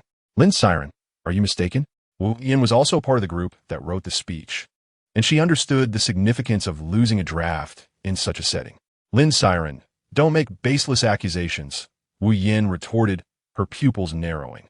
Yet recalling Qin Yu's words, she relaxed. Is someone trying to sow discord? Perhaps she memorized it beforehand and deliberately tore up the draft for attention. After all, with her intelligence, how could she remember such a lengthy speech? Everyone knew she was referring to Qin Ran. Qiao Shang's words were not to be ignored, and Wu Yan was certain of this. With these two intervening, the video would undoubtedly not be released. This realization bolstered Wu Yan's confidence. Her reasoning was sound. To everyone, Qin Ran was not seen as a studious individual, so her ability to memorize the speech was indeed puzzling. Wu Yan wore a face of innocence, appearing as if she had been wronged, while Lin Siren considered that perhaps this matter was a misunderstanding, urging everyone to remain calm. What misunderstanding? Wu Yan recalled how Qin Ran had treated her with disdain the previous day and the humiliation of being the center of attention. She opened her mouth, a condescending smile forming. "Lin Siren, it was Qin Ran who told you, wasn't it?" At that moment, the entire class instinctively turned their attention to Qin Ran. Holding her workbook, she tapped her fingers idly on the cover, wearing an indifferent smile, her back against the wall, chin slightly raised. Her emotions were typically quite apparent, but the others in the class could not discern her expression. They exchanged glances, uncertain about how to proceed. How annoying. Just then, Qiao Shang, who had been resting his head on the desk, stood up, visibly irked, kicking his chair. "Everyone return to your seats. Stop disturbing my sleep." Although Qiao Shang was from a wealthy background, he usually carried himself casually. His low voice commanded silence in the classroom. Wu Yan felt a surge of frustration. Since Qiao Shang had promised not to release the video, she knew he would keep his word. His standing up was merely to defend Qin Ran. Why should that be the case? Why should she, when seeking Qin Ran's help, be met with indifference? Yet now, Qin Ran was to be treated with leniency. Lin Siren, Qin Ran, whether out of jealousy or another sentiment, Wu Yan felt a surge of anger. "You both must clarify this matter with me today." "Wu Yan," Qiao Shang shot her a warning glance, and if she continued to be obstinate, he would not hesitate to escalate matters. Wu Yan bit her lip, feeling discontent, but too intimidated to speak further. The exchange between them led the other classmates to perceive that Qiao Shang was deliberately supporting Qin Ran, implying that she was indeed at fault. Only Xia Fei and Lin Siren remained silent. "Enough, Wu Yan, let it go." Wu Yan's desk mate, who shared a close bond with her, reached out to pull her back. Wu Yan's face was a picture of genuine grievance. "Huh!" Lin Siren suddenly laughed. "Wu Yan, if I were unaware of the truth, seeing you in such a pitiful state, I would think you might genuinely be wronged." Wu Yan had just reached her desk when Lin Siren's words pierced through her, causing a burst of indignation. "What do you mean by that?" "Fine. I hadn't intended to hold this against you, but you keep slandering me because of Qin Ran's one remark." Others noticed that Qiao Shang was becoming increasingly irritated. Wu Yan's desk mate immediately tried to calm her down. This matter could very well be a misunderstanding and has nothing to do with you or Qin Ran. So just let it go. Wu Yan's eyes turned red with fury, her expression one of someone who felt utterly wronged, prompting her peers to comfort her, presenting her as the true victim of the situation. Lin Siren observed Qin Ran sitting quietly at her desk, speechless, and felt a twinge of discomfort. After the morning self-study session, Lin Siren approached Xia Fei to inquire about a math problem. The teacher had covered it in class, and Lin Siren had grasped most of it. Qin Ran had circled a few questions she didn't understand and requested Lin Siren to explain them to her. Despite knowing Qin Ran's academic struggles, Lin Siren had no intention of being dismissive. They began discussing the problem, working through the concepts and formulas to gain a thorough understanding. Once they had completed their discussion, Lin Siren began jotting down her thoughts, while Xia Fei resumed scrolling through her phone. As Lin Siren was about to leave, she noticed Xia Fei's expression was off. Glancing at her phone instinctively, she saw a segment of surveillance footage. In the hallway, a girl, viewed sideways, was tearing up a piece of paper. Though not very clear, it was unmistakably Wu Yan. Lin Siren had intimately experienced the anxiety of having a speech draft discarded. In that moment, the draft had been thrown away right before Qin Ran's eyes. Had it not been for Qin Ran's good memory, they would have faced embarrassment before school officials and the media, rendering their days of hard work futile, with all blame likely falling on Qin Ran. Thus, when the class learned about the discarded draft, they banded together in outrage against the perpetrator. Discovering that it was Wu Yan who had committed the act filled Lin Siren with disappointment and anger. What surprised her most was that, after revealing this information, Wu Yan still wore the expression of a victim. Wu Yan's desk mate glanced at Lin Siren and said, "Lin Siren, perhaps you should say less." Due to Wu Yan, the people in the class might perceive Lin Siren as somewhat troublesome. If you wish to argue, so be it, Lin Siren thought, as she took the phone from Xia Fei's hand, no longer even smiling or explaining. Instead, she merely tapped on the large screen and tossed it into Wu Yan's hands, softly stating, "Take a look." Wu Yan simply chuckled, not caring in the least. However, her desk mate, who had been holding her hand, suddenly released it for reasons unknown. "What's on there?" Wu Yan sneered, lowering her head. She had initially intended to mock Lin Siren, but before the words could escape her lips, her expression abruptly froze. Realizing she wanted to delete the video, Lin Siren cast her a glance, recognizing that it was a video posted on the forum. It could not be erased. The others in the class instinctively pulled out their phones, navigating to the school forum, where the post easily appeared on the first page. Wu Yan subconsciously glanced around, and the desk mate who had just defended her took a step back, eyeing her warily. The video clearly showed Wu Yan's profile. Although the clarity wasn't in high definition, one could still discern her expressions, tearing up several sheets of paper, tossing a USB drive into the trash, and while pouring water over it, her face wore a sinister and peculiar smile. The sight of Wu Yan left the entire Class 9 in stunned silence. She had claimed that Qin Ran was orchestrating everything, and that Qin Ran was deliberately framing her. Yet now, it was evident she was merely slapping her own face. The surveillance footage made it unmistakably clear who was innocent and who was the true culprit. Just moments ago, Wu Yan had appeared wronged, and many genuinely suspected that Qin Ran was the one acting. Now, however, it seemed unbearably ironic. Wu Yan, the genuine perpetrator, was being defended, while Qin Ran, the one who had single-handedly salvaged Class 9's credits and reputation, was subjected to suspicion and scorn. Even they felt a pang of regret for Qin Ran. How had Wu Yan managed to feign such indignation, projecting all the blame onto Qin Ran? "Qin Ran, I'm sorry." Wu Yan's desk mate bowed her head in contrition towards Qin Ran. Returning to her seat, she neglected Wu Yan, moving her books to the center of the two desks. Such a young age, yet so scheming. Had it not been for today's surveillance, wouldn't Qin Ran have been left with no defense? Others who had previously spoken to Wu Yan approached to apologize. "I'm sorry, classmate Qin Ran." Wu Yan trembled, her mind blank, staring in disbelief. The string in her head snapped with a resounding crack. What had she just claimed so resolutely? She had asserted that she would not hold a grudge against Qin Ran, and because of this statement, the class had instinctively believed her. Yet now, it appeared that her words had been nothing but a farce. She could not bear to face those who had once been on friendly terms with her, for they now regarded her with disdain. She had thought that without Xiao Sheng revealing the surveillance, no one could challenge her. She had believed she was in total control. Yet the footage had thoroughly exposed her true nature. Wow, Wu Yan's actions are truly disgusting. How could she act so wronged and indignant when it was all her doing? Someone murmured, "How shameless." She just envious of Xiao Sheng's good relationship with Qin Ran. Wu Yan's backseat companion pushed her desk back and cursed loudly. Faced with the evident rejection and accusations from her classmates, Wu Yan bowed her head, covering her face, and stumbled out through the back door. Some were still apologizing to Lin Siren, who was in a foul mood, shaking her head as she returned to her seat. Tilting her head, she quietly asked, Ran, are you all right? I'm fine, thank you, Qin Ran replied, her gaze lowered as she glanced at the video on her phone, which she had obtained from the campus surveillance last night. Initially, she had intended to reveal it, but had not yet done so. She lowered her head and navigated to the school forum, where a post had been made by an ID called Leiphone. There was little to discern from it.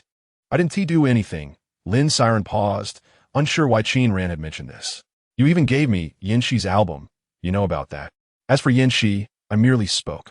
Qin Ran set her phone down, resting her chin on her hand, her fingers pale and cool, not to the extent of you. Lin Siren lifted her gaze to meet her. Qin Ran smiled, choosing not to elaborate further. After a moment, she tilted her head to look at Lin Siren again. In less than a day, following that video, the people of Class 9 were once again riled up, embellishing Wu Yan's incident on the forum. The news spread throughout the school. In Mu Ying's class, the students spent the entire afternoon discussing the matter, marveling at how Qin Ran had turned the tables after her paper was torn and gossiping about Wu Yan. To these younger students, Qin Ran had become a figure even more enigmatic than Su Yaoguang. What a big deal. Qin Ran is Mu Ying's cousin. Li Yuhan linked arms with Mu Ying, asking, after school, can you take us to meet your cousin? Mu Ying, surprised, noticed the eager and astonished expressions from several classmates. Coming from a modest background, she had never received such attention before. Strangely, Mu Ying agreed to let them wait at the base of Qin Ran's teaching building after school. That evening, Qin Ran, as usual, left later than others.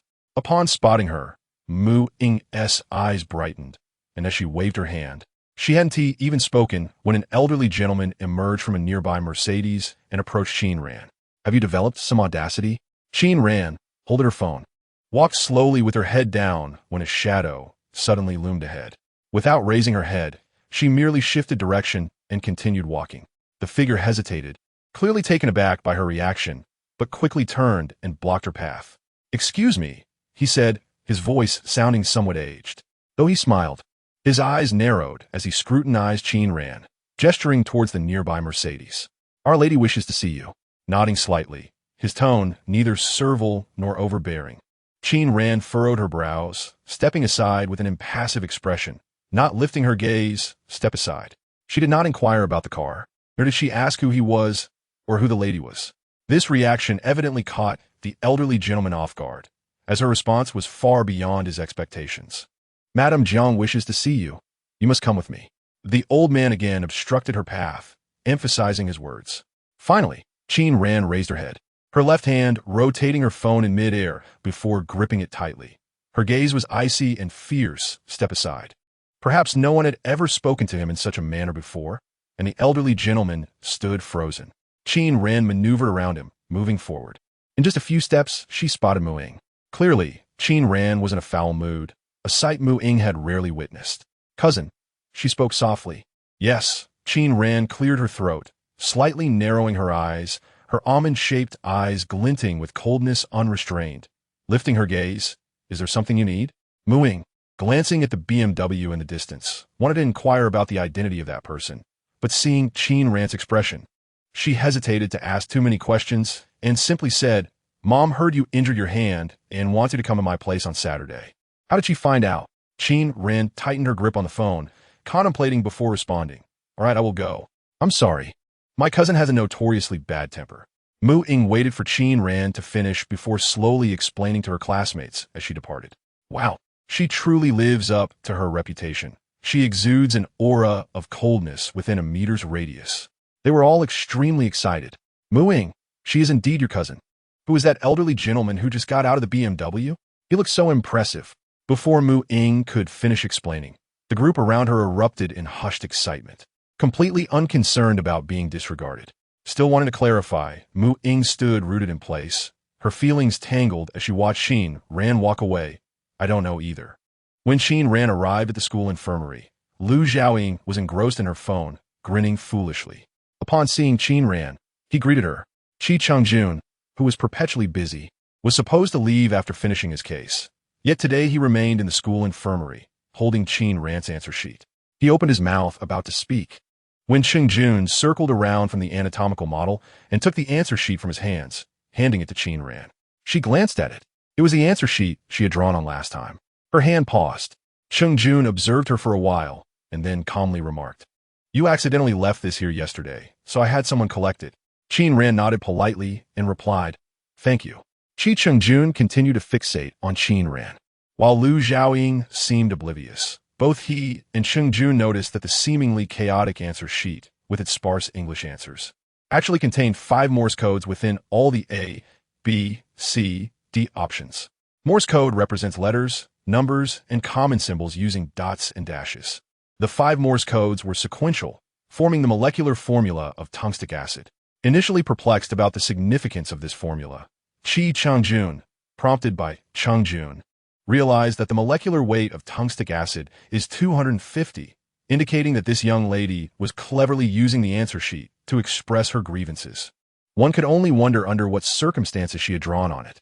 Seated on the sofa, Qi Chengjun rested his fingers against his lips, observing as Chengjun treated Qin Ran's wound. At that moment, the infirmary door was closed, and someone outside knocked twice, urgently and loudly. Lu Xiaoying, with his leg propped up on the table, casually called out, "Come in." The door swung open with a loud thud. Was there such urgency? Lu Xiaoying squinted upwards, immediately spotting Principal Su, who was still in his suit and seemed to have just returned from a business trip. He hastily removed his leg and stood up. "Principal Su, you must be looking for Qi Chengjun."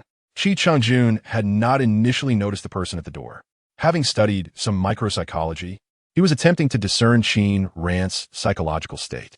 Before he could analyze anything further, he heard Lu Xiaoying's voice, causing him to freeze momentarily before standing up and turning towards Principal Su, feeling a bit tense.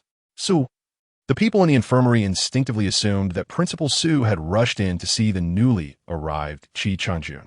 However, Principal Su did not even glance at Qi Chengjun and headed straight for Qin Ran and Chengjun. At that moment, Chengjun had just unwrapped the bandage and was cleaning the edges with alcohol. Days had passed, and the wound on her palm was beginning to heal, appearing slightly red and swollen with a purplish tint and visible stitching, looking even more gruesome than before. Principal Su's expression changed almost instantly. "What happened to your hand?" "Principal Su?" Qin Ran was surprised to see him. She glanced at her hand and smiled casually. "Don't worry, it's nothing." "Nothing?" "Doctor, her hand." Principal Su's face darkened as he ignored her and looked at Chengjun, realizing that he was the one treating Qin Ran's wound. After a moment of shock, he remarked, "With you here, her hand should be all right." Principal Su sighed in relief, but couldn't help glancing at Chengjun, noting that he only performed 1 surgery a month, which had become routine.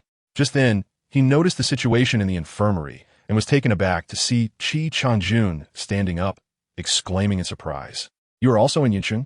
Qi Chengjun smiled faintly, opened his mouth as if to speak, but saw Principal Su turn back to Qin Ran. "What on earth happened? How could someone let you injure your hand like this?" Principal Su's expression darkened again, and he focused solely on her face, demanding, "Tell me what happened to your right hand. Who dared to touch you?" He was unaware of the situation.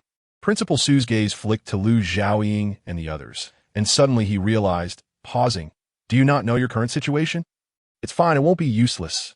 Qin Ran supported her chin with one hand, her fingertips resting against her lips. Principal Su, typically composed and scholarly, was a paragon of rationality and restraint. This was the first time Chengjun and the others had heard him curse.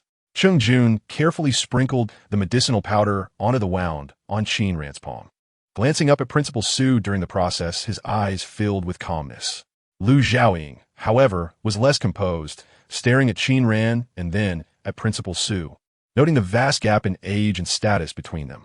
The Su family may not rival the 3 at the pinnacle in Beijing, yet Principal Su held significant sway in the capital, allowing the Su family to be ranked just below them. Many sought to befriend the Su family and get close to Principal Su. He had never imagined that Principal Su and Qin Ran not only knew each other, but appeared quite familiar with one another. Glancing sideways, Qi Changjun, who went from being momentarily stunned to entirely composed, caught Lu Xiaoying's inquisitive gaze. Is this strange? Qi Changjun raised his eyebrows slightly, drawing his eyes back from Qin Ran, and spoke slowly. I can accept that something is amiss with Junyi. What more could be expected from Principal Su? Truly a lawyer, straight to the point. Lu Xiaoying paused, realizing that indeed, it seemed to be the case. But what could be the reason for Principal Su's familiarity? Was it merely because she was pleasant to behold? After exchanging a few words with Changjun, Qin Ran exited the infirmary. The hotel staff had already delivered dinner, which consisted of crayfish. Initially, Qin Ran was excited, until she noticed a layer of garlic paste on the crayfish. Lu Xiaoying and Qi Changjun opened a bottle of beer, and Qin Ran grabbed a bottle, inserting a straw, but it was swiftly taken away by Changjun. Tonight's main dish is shrimp. He placed milk in front of her, pointed at the table, and reminded her not to drink alcohol. Qin Ran poked at the rice with her chopsticks and glanced at him. Spicy is the best. Changjun looked at her, then lowered his head to peel a shrimp. His technique was not very practiced, but was meticulous. After all, he was the leading surgeon, and he peeled the shell neatly. He placed the plump, glistening shrimp meat into her bowl and took a piece of paper to wipe his long fingers, testing the shrimp. Qi Changjun paused, marveling. You see, it's just like this. He leaned slightly closer and lowered his voice to speak with Lu Xiaoying. Compared to now, what was Principal Su's reaction? Can you find anyone in Beijing who could make Junyi bow down? Lu Xiaoying, unfazed, just crossed his legs and asked Qin Ran. Qin Xiaoran, how do you know Principal Su? Principal Su came to our town for poverty alleviation, and I got my admission letter to the first high school from him. Qin Ran nibbled on the shrimp, her expression revealing no other unusual emotions. Lu Xiaoying scratched his head, feeling this was too absurd. He opened his mouth to ask something else, but Changjun shot him a sidelong glance, prompting him to seal his lips. Changjun lowered his gaze. While his demeanor appeared serene, inwardly, he was not as tranquil as he seemed. Who exactly was this child? In the major case of 712, her presence was noted, and half of the information was still classified. Feng Luqing had sought 129 for her, and even the usually composed Principal Su was protective of her. Her logical reasoning astonishingly sharp, a most enigmatic individual. Meanwhile, in a suburban community, Wu Yin, I am truly sorry. I never anticipated that Xiao Sheng would disregard even Su Xiao's words, causing you. Qin Yu stepped into Wu Yan's room. Wu Yin sat dazed on her bed, slowly processing the words. It's not your fault. This matter isn't Xiao Sheng's doing. Her voice was hoarse, her eyes cast down. The white phone lay discarded beside her, the screen displaying a forum page. Almost every post on the forum now condemned her, and Wu Yin couldn't even bear to look. If it wasn't her, then who else could have accessed the surveillance footage? Qin Yu looked at Wu Yin, astonished. Who else could it be? Wu Yin smiled somewhat strangely, as if recalling something, but the words she had yet to utter were swallowed back down. And she awkwardly changed the subject. My parents plan to transfer me to another school next semester. Qin Yu's lips curled slightly, but only for a moment before she composed herself. If you need anything, just let me know. I will certainly help in any way I can. Wu Yin nodded aimlessly, waiting until Qin Yu left the premises, disappearing from sight. Only then did she pick up her phone, her fingers tapping open the photo gallery, and immediately she spotted the image she longed to see. Her grip tightened around it, cold and sinister, her eyes reflecting sheer madness. The following day, Saturday, Qin Ran did not visit the hospital. Instead, after making a phone call to Chun Shulan, she went to Ning Wei's house for lunch. Ning Wei was resting today. When Qin Ran arrived, the aroma of food wafted through the air as Ning Wei busied herself in the kitchen. Cousin, you're here, Mu Ying said, opening the door for Qin Ran. Upon entering, Qin Ran discovered that both Qin Yu and Ning Qing were seated on the sofa in the living room. After their previous fallout, Ning Qing had been reprimanded by Chun Shulan, and this was the first time she saw Qin Ran. She awkwardly picked up a cup of tea from the table. Ran, your hand. She noticed Qin Ran's right hand and thought of Chun Shulan's words, wanting to inquire about it, a matter that had troubled her greatly during this time. But before she could finish her sentence, Qin Ran turned to the kitchen to check on Ning Wei. Ning Qing, stiffening her hand. lifted the cup of tea Mu Ying had poured for her to mask her embarrassment. Second cousin, have some tea. Mu Ying handed another cup of tea to Qin Yu. Qin Yu regarded the teacup, accepted it, but did not drink, instead placing it on the table, aware that this glass had been used by countless others. And Ning Wei's house lacked even a sterilizer. Mu Ying did not assist Ning Wei, and Qin ran in the kitchen. Instead, she sat beside Qin Yu, observing her as she remained engrossed in her phone, smiling sweetly. Your watch is beautiful. Noticing that Qin Yu was scrolling through the school forum, Mu Ying couldn't help but pick up her phone. Second cousin, what are you looking at on the school forum? Habitually clicking in, she casually browsed until she spotted a post titled with the words School Beauty, knowing it referred to Qin Ran, and she clicked on it. Immediately, she saw the striking top image and the obscured title beneath it, her eyes widening, her fingers freezing in disbelief. Just then, Qin Yu put away her phone and slightly turned her body, puzzled. Mu Ying, what's wrong? Ning Qing's gaze also shifted over. In the kitchen, Ning Wei capped a jar and turned to see the thick bandage wrapped around Qin Ran's palm. Stay put, don't get wet. Ning Wei waved her hand, urging her to leave. Qin Ran pondered for a moment, tossed the vegetables back into the sink, but did not leave, merely leaning against the doorframe, squinting. Ning Wei, considering the relationship between Ning Qing and Qin Ran, sighed inwardly, but did not force her to leave. Did you have someone install the air conditioning here? It must be hard for you to work. Don't spend it all on our family. Although Aunt isn't capable, she can still support the family. Ning Wei chattered on, continuing, and please don't buy clothes for Munan next time. Previously at school, Qin Ran had asked Mu Nan to bring back a bag of new clothes. Qin Ran stared at the steaming jar absent-mindedly, responding with a casual acknowledgement. Ning Wei understood her temperament. Despite her words, she would still buy next time. Several main dishes were prepared, and the soup had been simmering since morning. Ning Wei took the soup out first, while Qin Ran leisurely followed with several bowls. The atmosphere in the cramped living room was rather tense. Ning Qing stared at her phone, her brows knitted in silence, while Qin Yu sat beside her, looking worried. Mu Ying fidgeted with her skirt, unable to sit still. Ning Wei placed the jar on the table and instinctively asked, "What is the matter? Why the long faces?" Ning Qing lifted her gaze, slamming her phone down on the table. She did not look at Ning Wei, her eyes fixed on Qin Ran, her voice trembling. You need to tell me honestly, where did the money come from that you gave to your grandmother last time? Qin Ran bent down to place the bowl on the table, then dragged out a chair and sat at the dining table, replying impatiently, for myself. And what about this? Ning Qing stood up from the sofa, picked up the phone she had slammed on the table, and walked over to Qin Ran, showing her an enlarged photo. Qin Ran poured herself a glass of water, leaning back against the chair. The photo had a dark background, featuring a streetlight, somewhat blurry, but it was clear that it was her, with a person whose face was obscured, but clearly not young. Next to them was a Mercedes. Such a photo was rife with implications. Qin Ran halted her hand holding the cup, turned her head, scrutinizing it for a moment before smirking. Is your money from him? Ning Qing's mind was racing.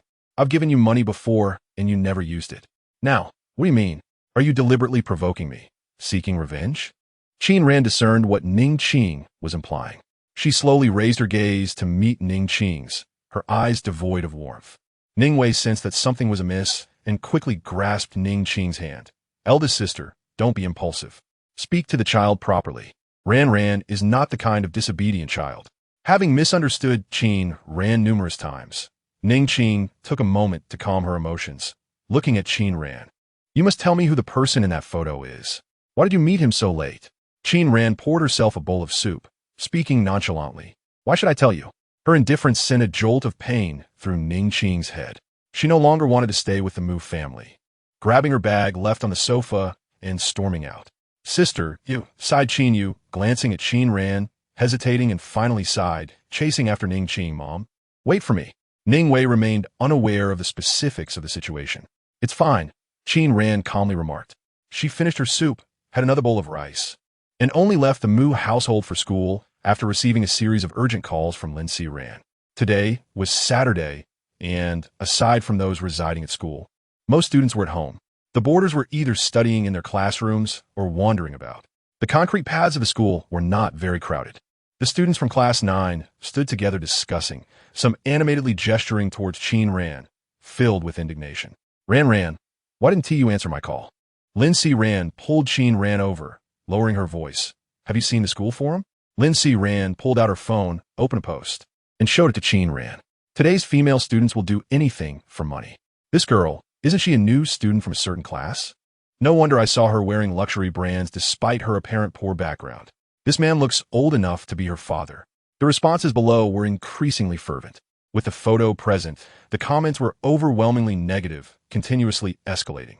Qin Ran merely observed with indifference. Just then, there was a knock at the door of Class 9, and a teacher stood straight at the entrance, calling out, "Is Qin Ran here? Please step out." After handing her phone back to Lindsay Ran, Qin Ran followed the teacher to the office. The students in the classroom watched her leave, and once she was gone, they resumed their hushed discussions about the matter. On the other side, Qin Ran followed the teacher into the office, where several teachers were seated.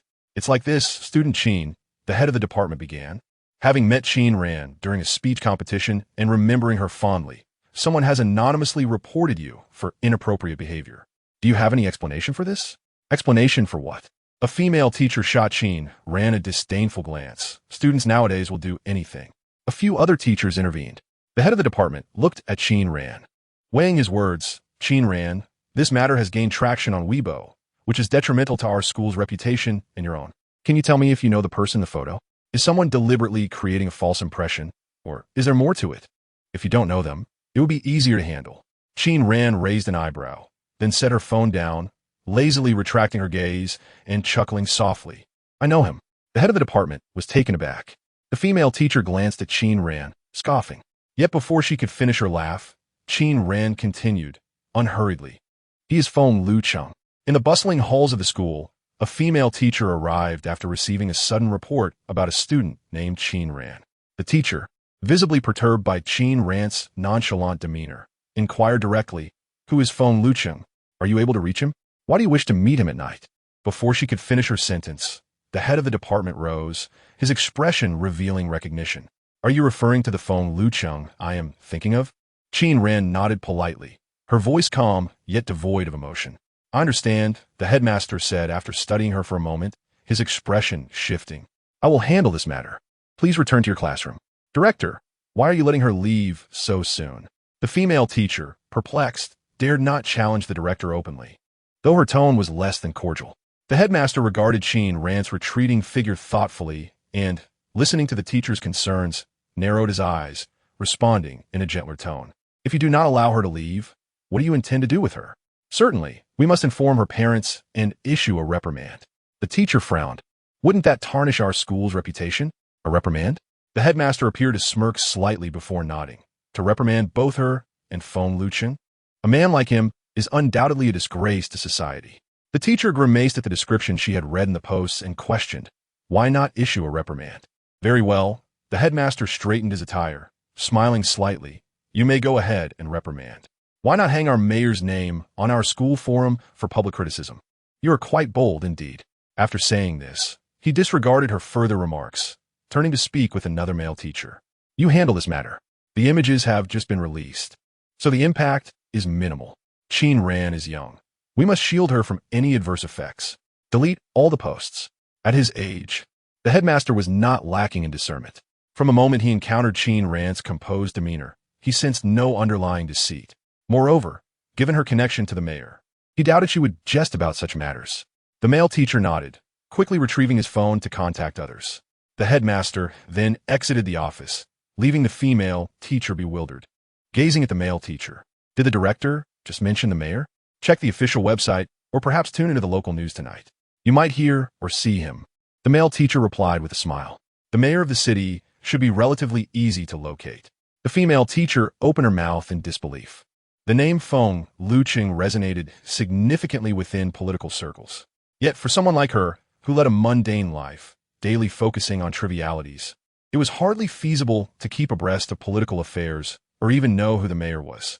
The position of mayor felt far removed from her daily existence, and she had never contemplated such matters, let alone learned the mayor's name was Feng Lucheng. What had she intended to do? Reprimand Qin Ran alongside Feng Lucheng? The male teacher continued conversing with a group of forum administrators, but she found herself lost in thought, sitting on her chair, feeling a sudden chill at her back. As evening approached, Qin Ran visited the school infirmary to change her bandages. Recently, Chi Chungjun had been spending considerable time there, and Cheng Jun appeared quite busy as well.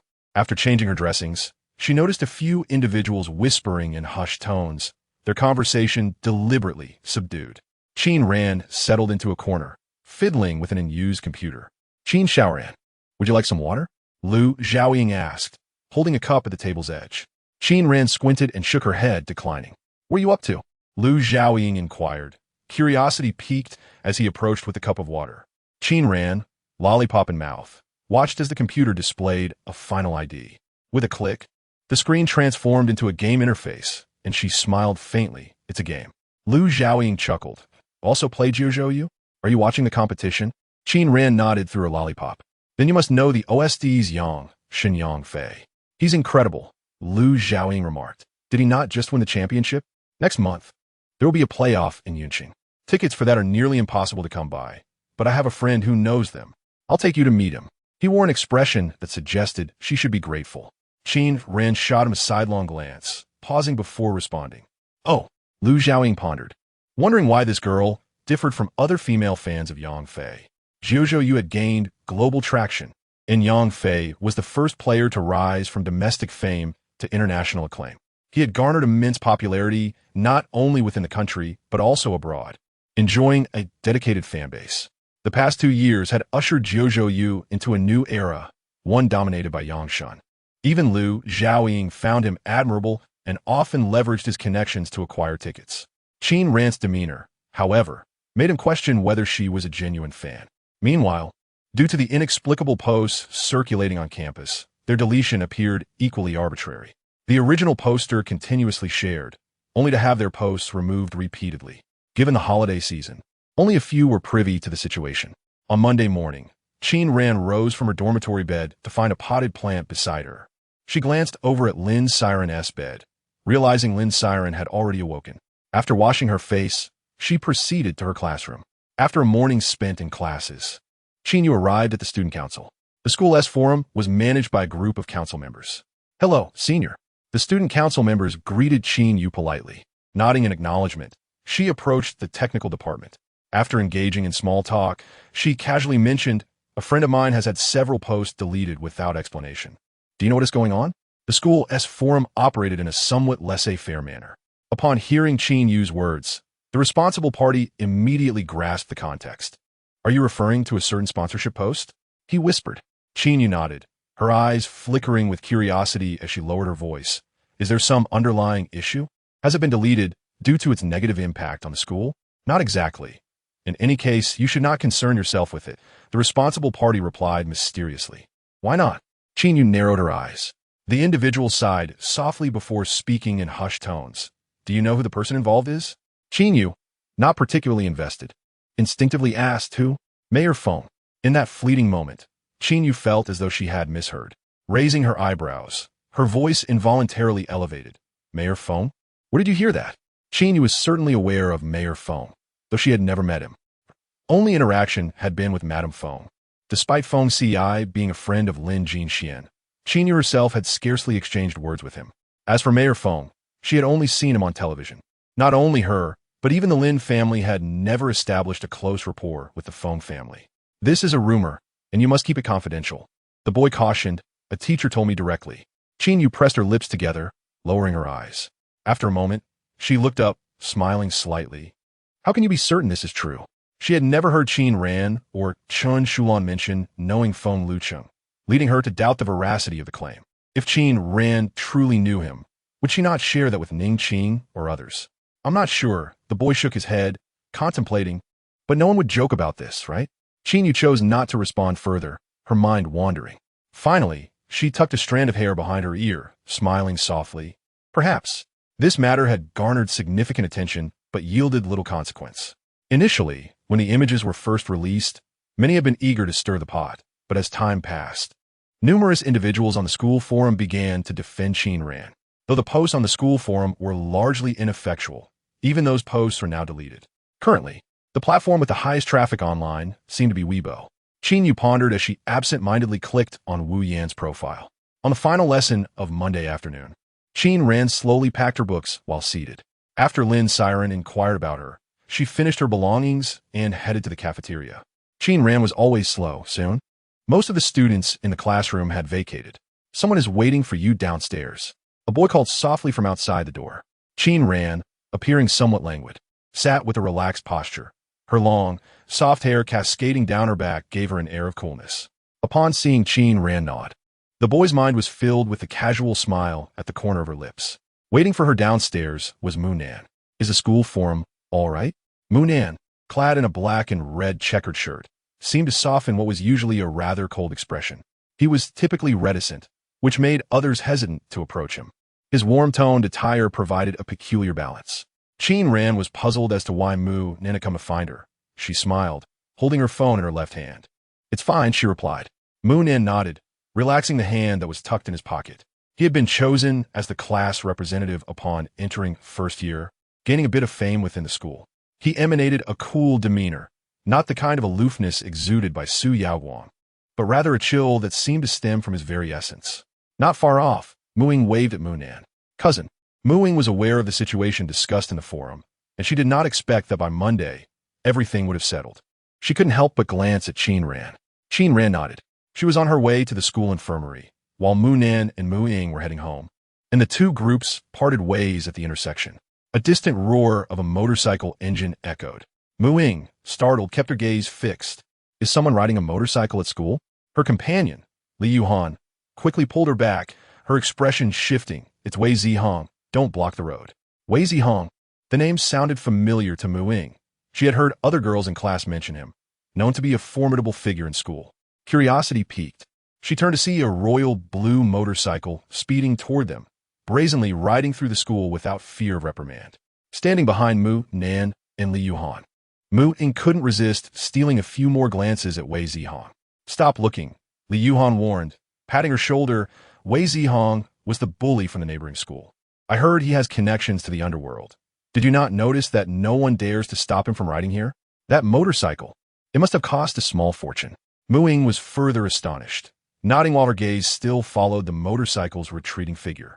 Meanwhile, at Inya Hotel, Qin Yu stepped out of the car, where Ning Qing awaited her at the entrance. Just in time, upon seeing Qin Yu, Ning Qing's lips curved into a smile. Madame Feng is already waiting upstairs. Do get along well with her. Qin Yu was well aware of such matters without Ning Qing's reminder. Nodding, she followed Ning Qing upstairs. Feng Xiai was not present today. He was supposed to come, but something had come up last minute. Lin Jinxian was there, however. I hear you're going to the capital to study under a renowned master?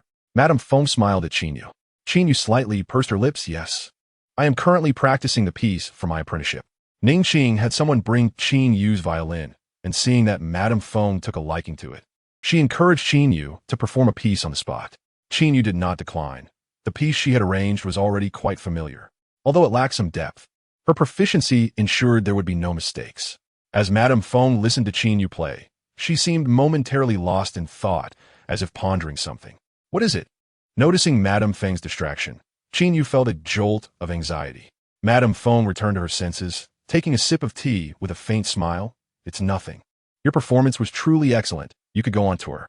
However, there was a hint of familiarity about the style, as if she had heard it before, though she couldn't quite recall where. Qin Yu, having received compliments from a few individuals, felt a measure of confidence. By the way, mother, there is something regarding my sister that I am unsure about. Ning Qing furrowed her brow, instinctively sensing what Qin Yu was about to say, and quickly signaled her not to mention it in front of Madame Feng. Qin Yu bit her lip, hesitating as she looked at Madame Feng. Go ahead, Madame Feng prompted, pulling out a tissue to dab her hands. Qin Yu seemed to struggle to articulate her thoughts, finally sighing and saying, I heard someone say my sister knows Mayor Feng. Is that true? 082. The scheming Jun Yi is trended. Madame Feng's hand paused, her head slightly lifting in surprise. You have a sister? Out of courtesy, Madame Feng did not know much about the Lin family, thus unaware of Qin Yu's sister's existence. Qin Yu also looked up, surprised that Madame Feng was oblivious to Qin Ran's existence. Ning Qing instinctively picked up a cup of tea, avoiding Madame Feng's probing gaze, as she usually made a point to keep Qin Ran out of her conversations with acquaintances. Yes, Qin Yu realized, smiling, but then feeling uneasy, she bit her lip. I told someone I was close to Mayor Feng, and I just thought to ask you. Little did she know, Madame Feng was entirely unaware of her sister's existence. You claim to be acquainted with our old Feng? Upon hearing Qin Yu's words, Madame Feng seemed to grasp the situation, holding her teacup while smiling sarcastically. That is quite peculiar. Old Feng truly has very few close acquaintances. It turned out they were not acquainted. Qin Yu lowered her head, stifling a laugh. I must have misheard. Since Feng Xiai was absent, Lin Jinxian, seated nearby, was merely tidying the tableware for the ladies and had not said much. Hearing this, he lifted his gaze toward Qin Yu. Who did you hear that from? She doesn't seem like the type to say such things. Lin Jinxian had a decent understanding of Qin Ran. She was not talkative, and her demeanor was cold, a stark contrast to Qin Yu, whose youthful exuberance was evident. This prompted an instinctive defense of Qin Ran. Qin Yu pressed her lips together, looking at Lin Jinxian, feeling somewhat depressed, yet managing a smile. I heard it from someone else as well. Madame Feng showed little interest in Qin Yu's sister, redirecting her inquiries back to Qin Yu. In the socialite circles of Yun City, Qin Yu was not the most outstanding, yet she had some reputation, especially for her violin skills, which seemed to eclipse the gloom of Pan Minuet back at home. Madame Feng held Qin Yu's hand, chatting for quite a while. Once Madame Feng departed, Ning Qing asked Qin Yu, "What is the deal with your sister?" "I don't know. I heard from others that she used the mayor's name to resolve the forum incident." Qin Yu replied nonchalantly. At the infirmary, Qi Changjun had somehow acquired a curly-haired dog, its shiny black eyes sparkling. "Cheng Mu, prepare a cage for me. I will have someone ship it back to give to your goddess. Make sure to put in some effort." Cheng Mu, usually slow and serious, suddenly perked up at the mention of his goddess, quickly taking out his phone to arrange this for Qi Changjun. Lu Xiaoying was scrolling through his phone, seated beside Qin Ran, explaining without lifting his head, Cheng Mu's goddess likes dogs. Besides Junyi, she is the one he cares for the most. He casually tapped his phone while explaining. Unbeknownst to him, a certain page on his screen caught his attention, and his smile faded. Turning his head, he saw Qin Ran engrossed in a foreign book, her brow slightly furrowed in concentration. Lu Xiaoying pursed his lips, put away his phone, and stood up, signaling to Cheng Jun, who was pondering a human anatomy model on the other side. Cheng Jun had initially intended to ignore Lu Xiaoying, but upon catching the name Qin Xiaoran, he paused, deliberating, and slowly followed him out. A photo of Qin Xiaoran with Feng Lucheng had been posted on Weibo, fought its way onto trending searches. Lu Xiaoying frowned, feeling anxious. Last time I got to school to release surveillance footage to post on the forum of Hengchuan No. One high school. I suspect this incident was orchestrated by that person. Cheng Jun acknowledged with a hum, his expression steady, though his gaze darkened. The marketing accounts have always been quite repugnant. What should be done now? Should I have these marketing accounts removed? Lu Xiaoying was not clear about the relationship between Qin Ran, Feng Lucheng, and Principal Su. However, he understood that it must be connected to a case from 3 years prior. He handed his phone to Cheng Jun for inspection. Cheng Jun scrolled through it. The discourse on Weibo regarding these matters was typically sensitive and disdainful. The comments below were naturally unpalatable. Lu Xiaoying observed Cheng Jun's expression darken. "You handle this," Cheng Jun muttered, pulling a cigarette from his pocket, seemingly lost in thought, without lighting it, merely toying with it, the usual lazy smile absent from his face.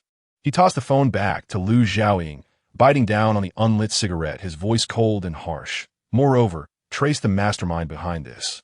The individual purchasing so many marketing accounts is certainly not an ordinary person. I'm curious to see who harbors such malice toward a high school girl. Lu Xiaoying pondered, who in the capital was unaware of Jun Ye's cunning. Any fool would be devastated to learn that Jun Ye was orchestrating matters from behind the scenes. The situation on Weibo escalated in a way that none at the school had anticipated. Lu Xiaoying had suppressed most of the marketing, yet by early the next morning, netizens had already unearthed the identity of the student from Hengchuan No. 1 High School. The personnel department of the first high school convened an emergency meeting regarding this issue. When it initially began to fester on forums, no one anticipated it would escalate to this extent.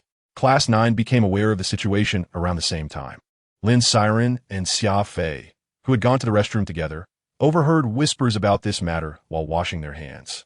They quickly searched, revealing a plethora of trending Weibo posts. They hurried back to Class 9 to find Qin Ran. Ran, you need to find our homeroom teacher immediately, Lin Siren urged. Frowning, the comments on Weibo are absolutely insane. They don't even know you, yet they're making such wild accusations and even attempting to track you down? What Weibo? Qin Ran lazily glanced over. Don't you have Weibo? After a moment's pause, Qin Ran chuckled. I haven't used it in 6 months. You need not concern yourself with that Weibo incident. Just go find our homeroom teacher. Lin Siren had a clear thought process. This was beyond their control, and they needed the school to intervene. Having spent considerable time together, Lin Siren was aware of Qin Ran's disposition, knowing she typically did not care for such matters. Thus, she pulled Qin Ran toward Gao Yang's office. To their surprise, Gao Yang was also looking for her. Perfect timing. The school leadership is seeking you as well. Come with me, Gao Yang said, adjusting his glasses with a warm smile. Qin Ran followed closely behind Gao Yang to the grade director's office. The previous female teacher was also present. Feeling apprehensive about encountering Qin Ran, she opted to leave with her belongings. However, upon exiting, she spotted Qin Yu ascending the stairs with a stack of documents. The female teacher recognized her, and they exchanged greetings. Qin Yu glanced into the office, understanding the situation. Oh, it's Qin Ran. The female teacher expressed surprise. Are you quite familiar with her? Not really. I just spoke with Mrs. Feng yesterday, Qin Yu replied, tucking her hair behind her ear. She's the wife of Mayor Feng. I heard from the student council that Qin Ran knows Mayor Feng. I casually asked Mrs. Feng about it during dinner last night, but she was unaware of her. The female teacher halted abruptly, turning back. Qin Ran, thank you so much. Instead of leaving immediately, she hurriedly turned to the director's office. After a night of inquiries, Lu Xiaoying's team had pieced together much of the situation. When he received the documents, even he was taken aback. Who? Cheng Jun inquired, setting down his pen, his tone unhurried. Leaning against the wall with one hand in his pocket, Lu Xiaoying tossed the documents in front of him. You would never have guessed that I traced it back to the Su family. This individual has some connection to them. The Su family? Cheng Jun leaned back, tapping the desk, narrowing his eyes. Old Su is not that kind of person. Of course not. This is merely a minor character with ties to the Su family. Hardly someone who would know Old Su. Lu Xiaoying chuckled, his demeanor confident. He is merely acquainted with young Master Su. Cheng Jun regarded him thoughtfully, pondering the name, uncertain. Su Yaowang? That's him. Lu Xiaoying replied with a click of his tongue. However, the individual directly contacting the marketing accounts is not young Master Su. It's Qin Yu, the younger sister of Qin Shaoran. She likely got to know this minor character through young Master Su. Lu Xiaoying couldn't be bothered to remember names. Cheng Jun chuckled, quite audacious of her. She probably didn't expect someone would trace her back. Lu Xiaoying scrutinized him closely when Junyi made that statement. There was indeed no trace of amusement in his eyes. You have secured the evidence, I assume? Cheng Jun picked up his pen again. The screenshots and transfer records were all present.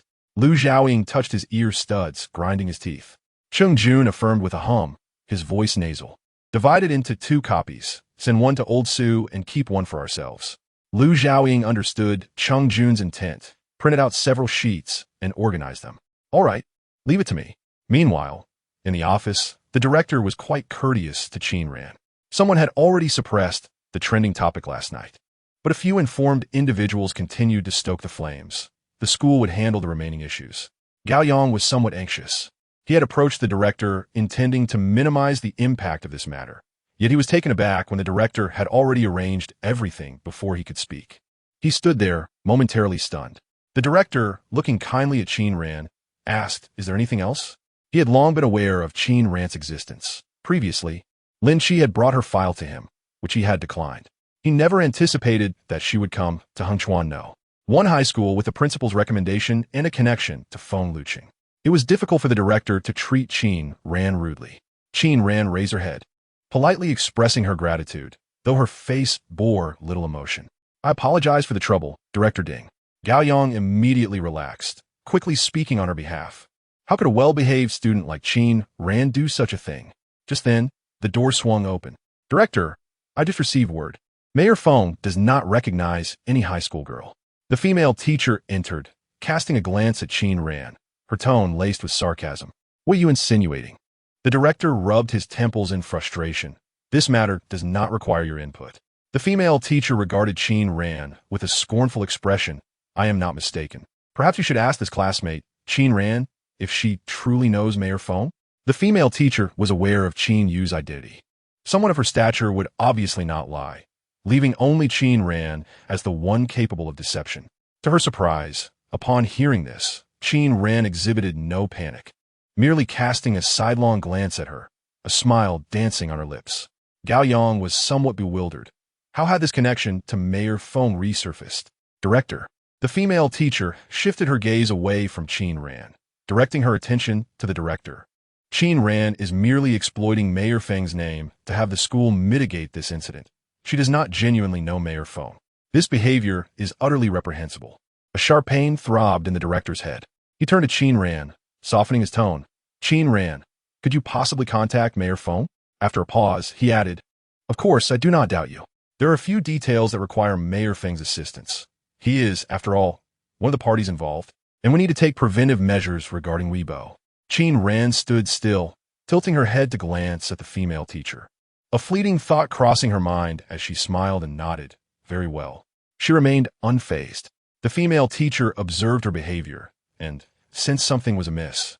Yet she could not comprehend it fully. Instead, she handed over her phone, stating, Wait, I'll look up the mayor's hotline for you to call. She presented the device to Qin Ran. Without raising her gaze, Qin Ran simply adjusted the phone and navigated to her contacts, selecting one name from the limited few available. The teacher leaned in to take a glance, noticing the 3 characters displayed. Feng Lucheng. It appeared quite convincing. The teacher did not doubt the validity of Qin Ran's information and was eager to expose her, tauntingly suggesting, You even have the mayor's private number. Why not dial it now? Ignoring her, Qin Ran tapped the name. 084.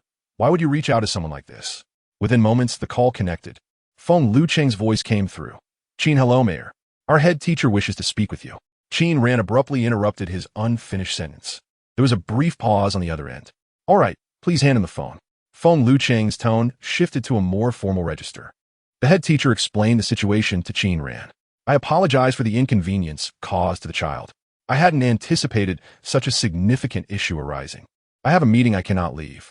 I will send my secretary to the school to handle this matter. You need not worry. I will take care of it. The office was enveloped in silence, and Feng Lucheng's voice was distinctly heard by those present. After all, he was Feng Lucheng, commanding and articulate. The teacher felt an ominous foreboding as he began speaking. During the ensuing silence, a knock echoed through the office 20 minutes later, prompting the head teacher and others to stand attentively. However, it was not Feng Lucheng's secretary who entered, but rather Ning Qing, who rushed in, her makeup slightly disheveled. I'm terribly sorry, Director. The child has caused you trouble. Ning Qing quickly apologized, glancing over to see Qin Ran sitting quietly on a chair, engrossed in her phone. Qin Ran, she called out, her tone sharp.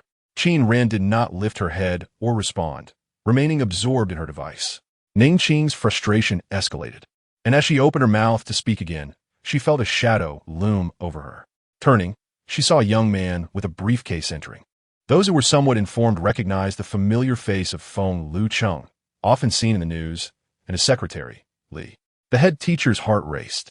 Feng Lucheng was indeed concerned about Qin Ran. Miss Qin, Li greeted her with utmost respect before turning to the head teacher with a congenial smile. Presenting a business card. Good day, Director. I am Secretary Li to Mayor Feng, here specifically to address Miss Qin's situation. He exchanged a handshake with the head teacher, who was left speechless, while the female teacher turned pale with fear, her face darkening as cold sweat beaded on her brow. Qin Ran clearly told me they were unfamiliar with each other. Director, if there is nothing else for me, I shall return to my class. Qin Ran nodded to them and made her way towards the door. In the office, aside from Secretary Li, no one dared to utter a word. Ning Qing, who had come to the school in a fit of anger, now stood dumbfounded, staring at Qin Ran's retreating figure, and then at Secretary Li conversing with the head teacher, her mind buzzing in disbelief. It is widely known that matters trending on Weibo must be swiftly downplayed to quell public interest. 3 days later, there was no trace of the incident involving Qin Ran on Weibo. Not even a keyword could be found. It was as if a drop of water had vanished into the ocean, creating no ripples. Qin Ran received a document from Cheng Jun. This is the information. After unwrapping it, Cheng Jun advised her on several important points before handing it over. With the Weibo buzz dissipated, it was now time to uncover the mastermind. He refrained from overstepping, entrusting the matter entirely to Qin Ran. Of course, fearing she might mishandle it, he concurrently consulted Principal Su, knowing that with Principal Su's concern for Qin Ran, he would not let the matter go unnoticed.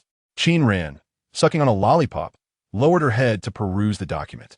She possessed a copy herself, more detailed than Chung Jun's. Is it good? Chung Jun inquired.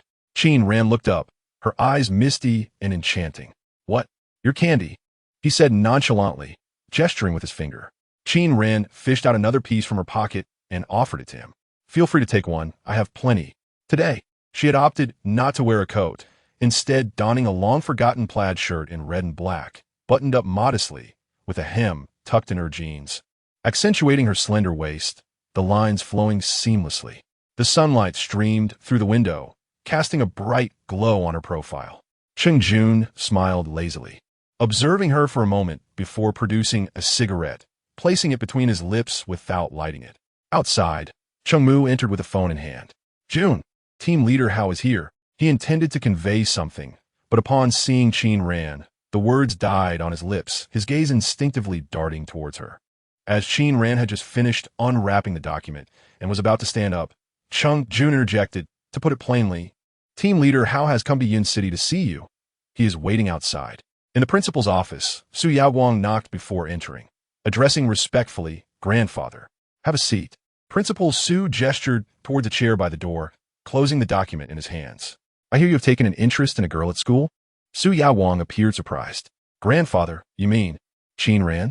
She leveraged your reputation for some matters, though that doesn't imply you cannot utilize your connections and status. Principal Su drummed his fingers on the table, pausing briefly before continuing. I simply cannot comprehend why you initially overlooked Qin Ran, but chose someone like her. As he spoke, Principal Su pushed a document across the table towards Su Yaowang. Take a look. Unmasking Qin Ran's true nature. Su Yaowang halted momentarily before casually reaching for it. The document was comprehensive, provided by Lu Zhaoying. Su Yaowang flipped through several pages, his gaze lowering, a cold glint in his eyes. After a prolonged silence, Principal Su took a sip of tea. Do you have nothing to say about Qin Ran? I would like to hear your perspective. Su Yaowang flipped through a few more pages before returning the document to the table. He looked up at Principal Su, seemingly contemplating before speaking, his tone respectful. Grandfather, why do you believe I have feelings for her? Principal Su, having lived many years, was adept at reading people, particularly his grandson, who, despite being exceptionally talented, was reticent and could not meet his expectations. He was taken aback by Su Yaowang's response. You do not like her? Indeed. Then why did you refuse when I arranged your engagement? I had never contemplated marriage. Su Yaowang's clear and cold demeanor remained unruffled. Principal Su was momentarily at a loss for words. When Su Yaowang exited the principal's office, he did not take the document with him, opting instead to linger at the end of the corridor, gazing at a group of students on the playground, competing for a ball, vibrant and lively. His grandfather, Qiao Sheng, a student from the first high school, seemed to believe that even Qin Ran thought he harbored feelings for her. At the Lin residence, Zhang saw, please tidy up a room on the second floor. Lin Qi instructed at the dinner table. Ning Qing had been preoccupied with thoughts of Qin Ran and Feng Lucheng for the past couple of days, surprised at this revelation. Is someone coming over? It's Xin Ran. She is also in her senior year and needs to return to Yun City for her college entrance exams. Lin Qi replied, placing his chopsticks down. This was only mentioned to me by Dahai today. Regarding the Meng family's affairs, Lin Jinxian's maternal grandfather had passed away many years ago. Yet the two families had maintained their connection. In recent years, their business focus has shifted to the capital. If it weren't for Meng Xinran being a senior this year, she wouldn't have returned. At the dining table, Lin Qigin and Lin Jinxian deliberated on this matter, while Qin Yu appeared rather distracted. Days passed. The trending topic on Weibo was retracted, and Wu Yan's whereabouts remained a mystery. Qin Yu was unable to reach that blogger again. Su Yaowang, who used to seek her out for discussions or to listen to her play the violin, now seemed distant, which only heightened her unease. For several days, her thoughts were tumultuous during class. Sitting on a chair, her long hair cascaded down her shoulders, obscuring her deep, dark eyes. After a prolonged silence, she lifted her head and said, Mom, regarding Teacher Wei in the capital, I would like to bring my sister along. You know, she has also played the violin. Ning Qing was taken aback. Take her with you? Qin Yu nodded. Lin Qi had nearly finished his meal, but remained seated. Upon hearing this, he raised an eyebrow in surprise. Have you discussed this with your aunt? I will inform her about it. She is unlikely to refuse. Qin Yu replied with a gentle smile. Ning Qing was well aware of Lin Wan's temperament. If Qin Yu were to broach this matter abruptly, It might provoke Lin Wan's resentment. In the past, Ning Qing would have certainly discouraged Qin Yu from taking such a risk. However, recalling the city mayor's secretary she encountered a few days prior, she inexplicably nodded in agreement. Qin Yu bowed her head, her eyes filled with deeper confusion. In the afternoon, school had just ended. After removing her stitches, Qin Ran was nearly recovered. She intended to visit Qin Shulan at the hospital when she noticed a call from Ning Qing on her phone. She contemplated ignoring it. Yet Ning Qing continued her persistent attempts. After a moment's deliberation, Qin Ran answered.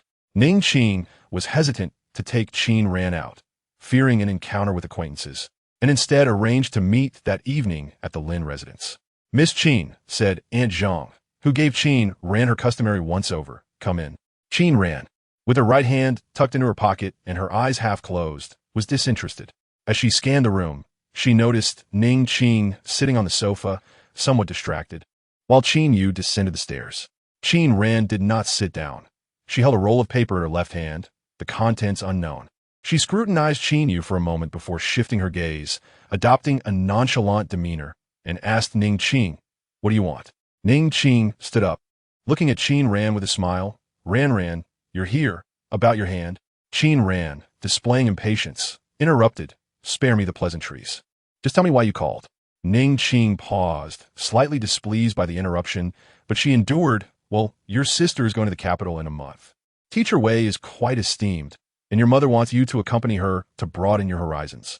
Qin Ran tilted her head, her hair brushing against her brow with a hint of coldness, a smirk playing on her lips as she looked at Qin Yu. "You want me to go to the capital? Are you sure this is well-intentioned?" Ning Qing grew somewhat irked. "What do you mean it's not well-intentioned? Your grades aren't great. Learning the violin could allow you to pursue a path in the arts. Your sister is genuinely looking out for you." "Sister, don't misunderstand. I just want the best for you. You're aware of your academic performance." Qin Yu paused, then continued. "Teacher Wei has a great reputation. Even if he doesn't accept you, a few words of guidance will be immensely beneficial." Qin Ran scoffed. She had always been like this, her temper cold and her demeanor aloof, her gaze often imbued with a mixture of disdain and mischief, unlike Qin Yu, who was obedient and quiet. Ning Qing was stung by her expression. "What kind of look is that? Your sister is only trying to help you." At that moment, Lin Shi entered from outside, handing his briefcase to Aunt Zhang. His gaze swept over Ning Qing and Qin Yu before landing on Qin Ran. Smiling, Ran, you're here." After a brief pause, he added, "What is going on? Are you arguing?" "Dad, it's nothing. It's my fault for upsetting my sister." Qin Yu bit her lip, lowering her head, her face obscured. Lin Shi was taken aback, his tone softening. If there is something, speak openly with your sister." She isn't. Smack Qin Ran raised her hand and tossed the papers on the table. Looking at Ning Qing, "There's nothing to discuss. I expect you to take care of Qin Yu. Uncle Lin, since you've helped me, I want to involve the authorities." Qin Yu glanced at the papers on the table, an instinctive unease creeping in. Lin Shi, unaware of the recent Weibo incident, picked up the documents, and his expression shifted from confusion to silence, eventually darkening. The papers contained correspondence between Qin Yu and Wu Yan, as well as her introduction of that blogger to Wu Yan, concluding with a bank transfer of 200,000 yuan from Qin Yu to Wu Yan. After reviewing everything, Lin Shi grasped the situation. "Uncle Lin, please take a look. I'm heading back to school," Qin Ran said, turning to leave. Perhaps due to the atmosphere, Lin Shi no longer wore his usual gentle demeanor. Qin Yu found herself at a loss for words. Lin Shi instructed the driver to take Qin Ran back to school, but she refused, opting to walk outside alone. When he returned, his expression was calm, but his eyes were frosty. "This is what Ran just gave me. Both of you should take a look," he said, handing the papers to Ning Qing.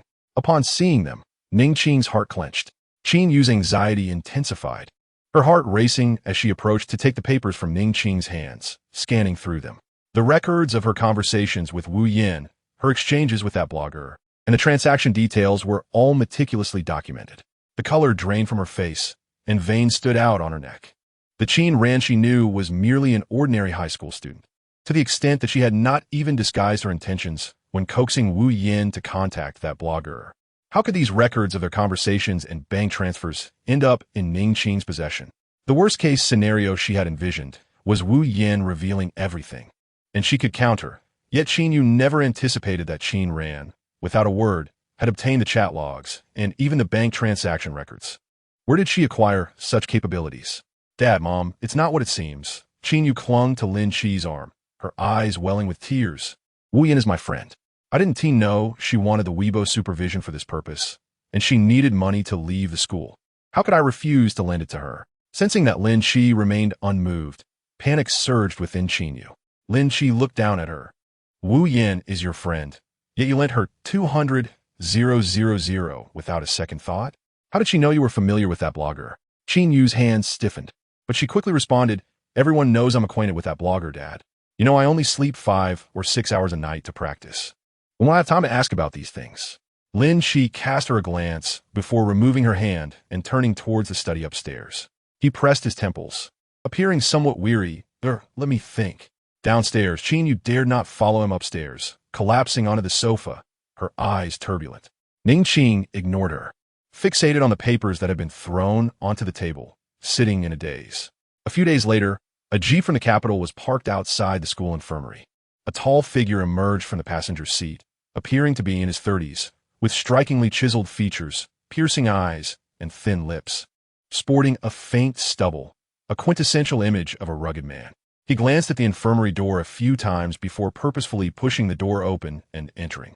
Qin Ran's right hand had nearly healed, leaving only a fading scar, while Cheng Jun was preparing medication for her. It was a light green ointment that Qin Ran had never seen before, offering a cool sensation when applied to her wound. Just then, a man in his 30s entered, holding a stack of files. He halted mid-sentence upon noticing the girl seated across from Cheng Jun, clearly realizing that the matter at hand was not suitable for general knowledge. Qin Ran, naturally, sought to avoid the situation. Cheng Jun leaned back, casually speaking, "Wait, dinner will be served soon. Take a seat." That is Captain Hao, the head of the Beijing criminal police. He then turned his gaze toward the man, speaking slowly. "If you have something to say, please do." Captain Hao paused, glancing at Qin Ran several times. She had her eyes lowered, tapping her delicate fingers, resembling green onions, on her lips. Her features were exquisite and striking, exuding an air of coolness. Such a beauty was indeed rare. After a brief moment of surprise, he exchanged a few words with Cheng Jun, deliberately avoiding the topic of Qin Ran. Before long, Cheng Mu, Lu Zhaoying, and Qi Chongjun returned from outside, visibly pleased to see Captain Hao. "Captain Hao." Lu Zhaoying enthusiastically embraced him. Cheng Mu and Qi Chongjun maintained a serious demeanor, greeting him respectfully. It was evident that the two held Captain Hao in high esteem. Captain Hao cast a puzzled glance at Cheng Mu, which was directed at Qin Ran. Cheng Mu shook his head blankly. As they prepared the meal, most of the conversation came from Lu Zhaoying, who was trying to make small talk. "Captain Hao, isn't my goddess coming?" Cheng Mu looked at him expectantly. Captain Hao shook his head. "She has matters to attend to and cannot leave Beijing." "Oh," Cheng Mu replied, clearly disappointed. "If my goddess could come, this case would be much easier to solve." Captain Hao nodded, speaking vaguely due to Qin Ran's presence. "Yes, this case is difficult to crack. Similar to the case from 3 years ago on July 12th. If we could locate the person who managed that case back then, I would have a 90% certainty of apprehending the entire group." Captain Hao seemed to possess some insider knowledge. Lu Zhaoying, resting his chin in thought, noted that Captain Hao, the top figure in the criminal investigation team, rarely showed such deference to others. Looking surprised, "Captain, you too can be so accommodating?" "About the person from July 12th. Captain Hao finished his meal, setting down his chopsticks, as if about to speak. However, upon noticing Qin Ran sitting nearby, he quickly swallowed his words. "It's nothing." Qin Ran had kept her head down.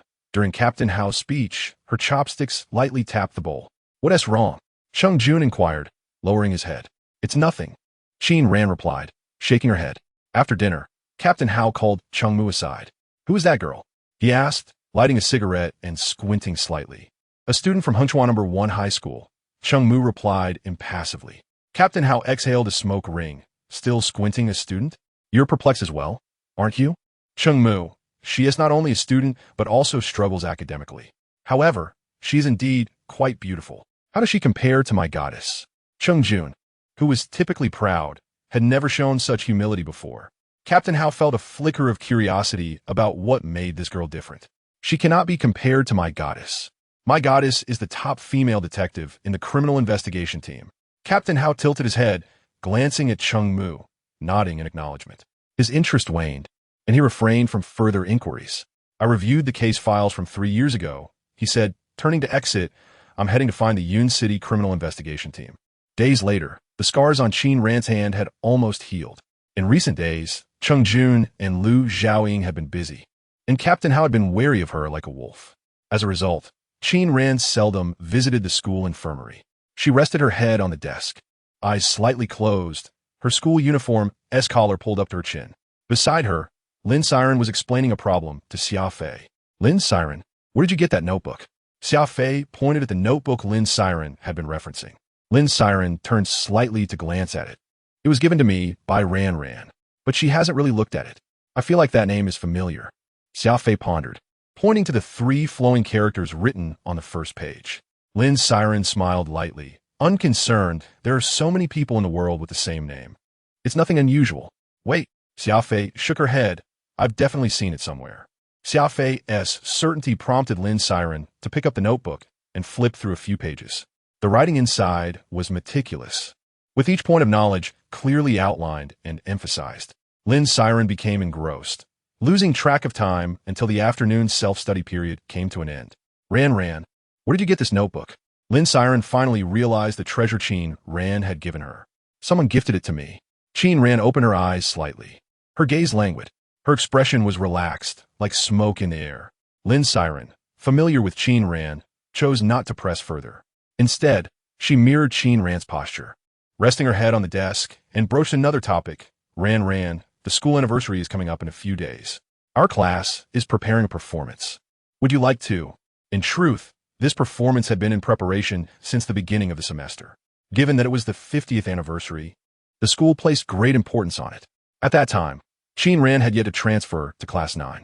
After she arrived, her demeanor was so cold that the cultural committee members hesitated to approach her, only recently mustering the courage to ask Lin Siren for assistance. When Lin Siren remained silent, Qin Ran pulled the book over her head, her voice muffled. I refuse. Lin Siren looked at her, pained, declaring that she was wasting her talent. Qin Ran simply put on her headphones. It's too noisy.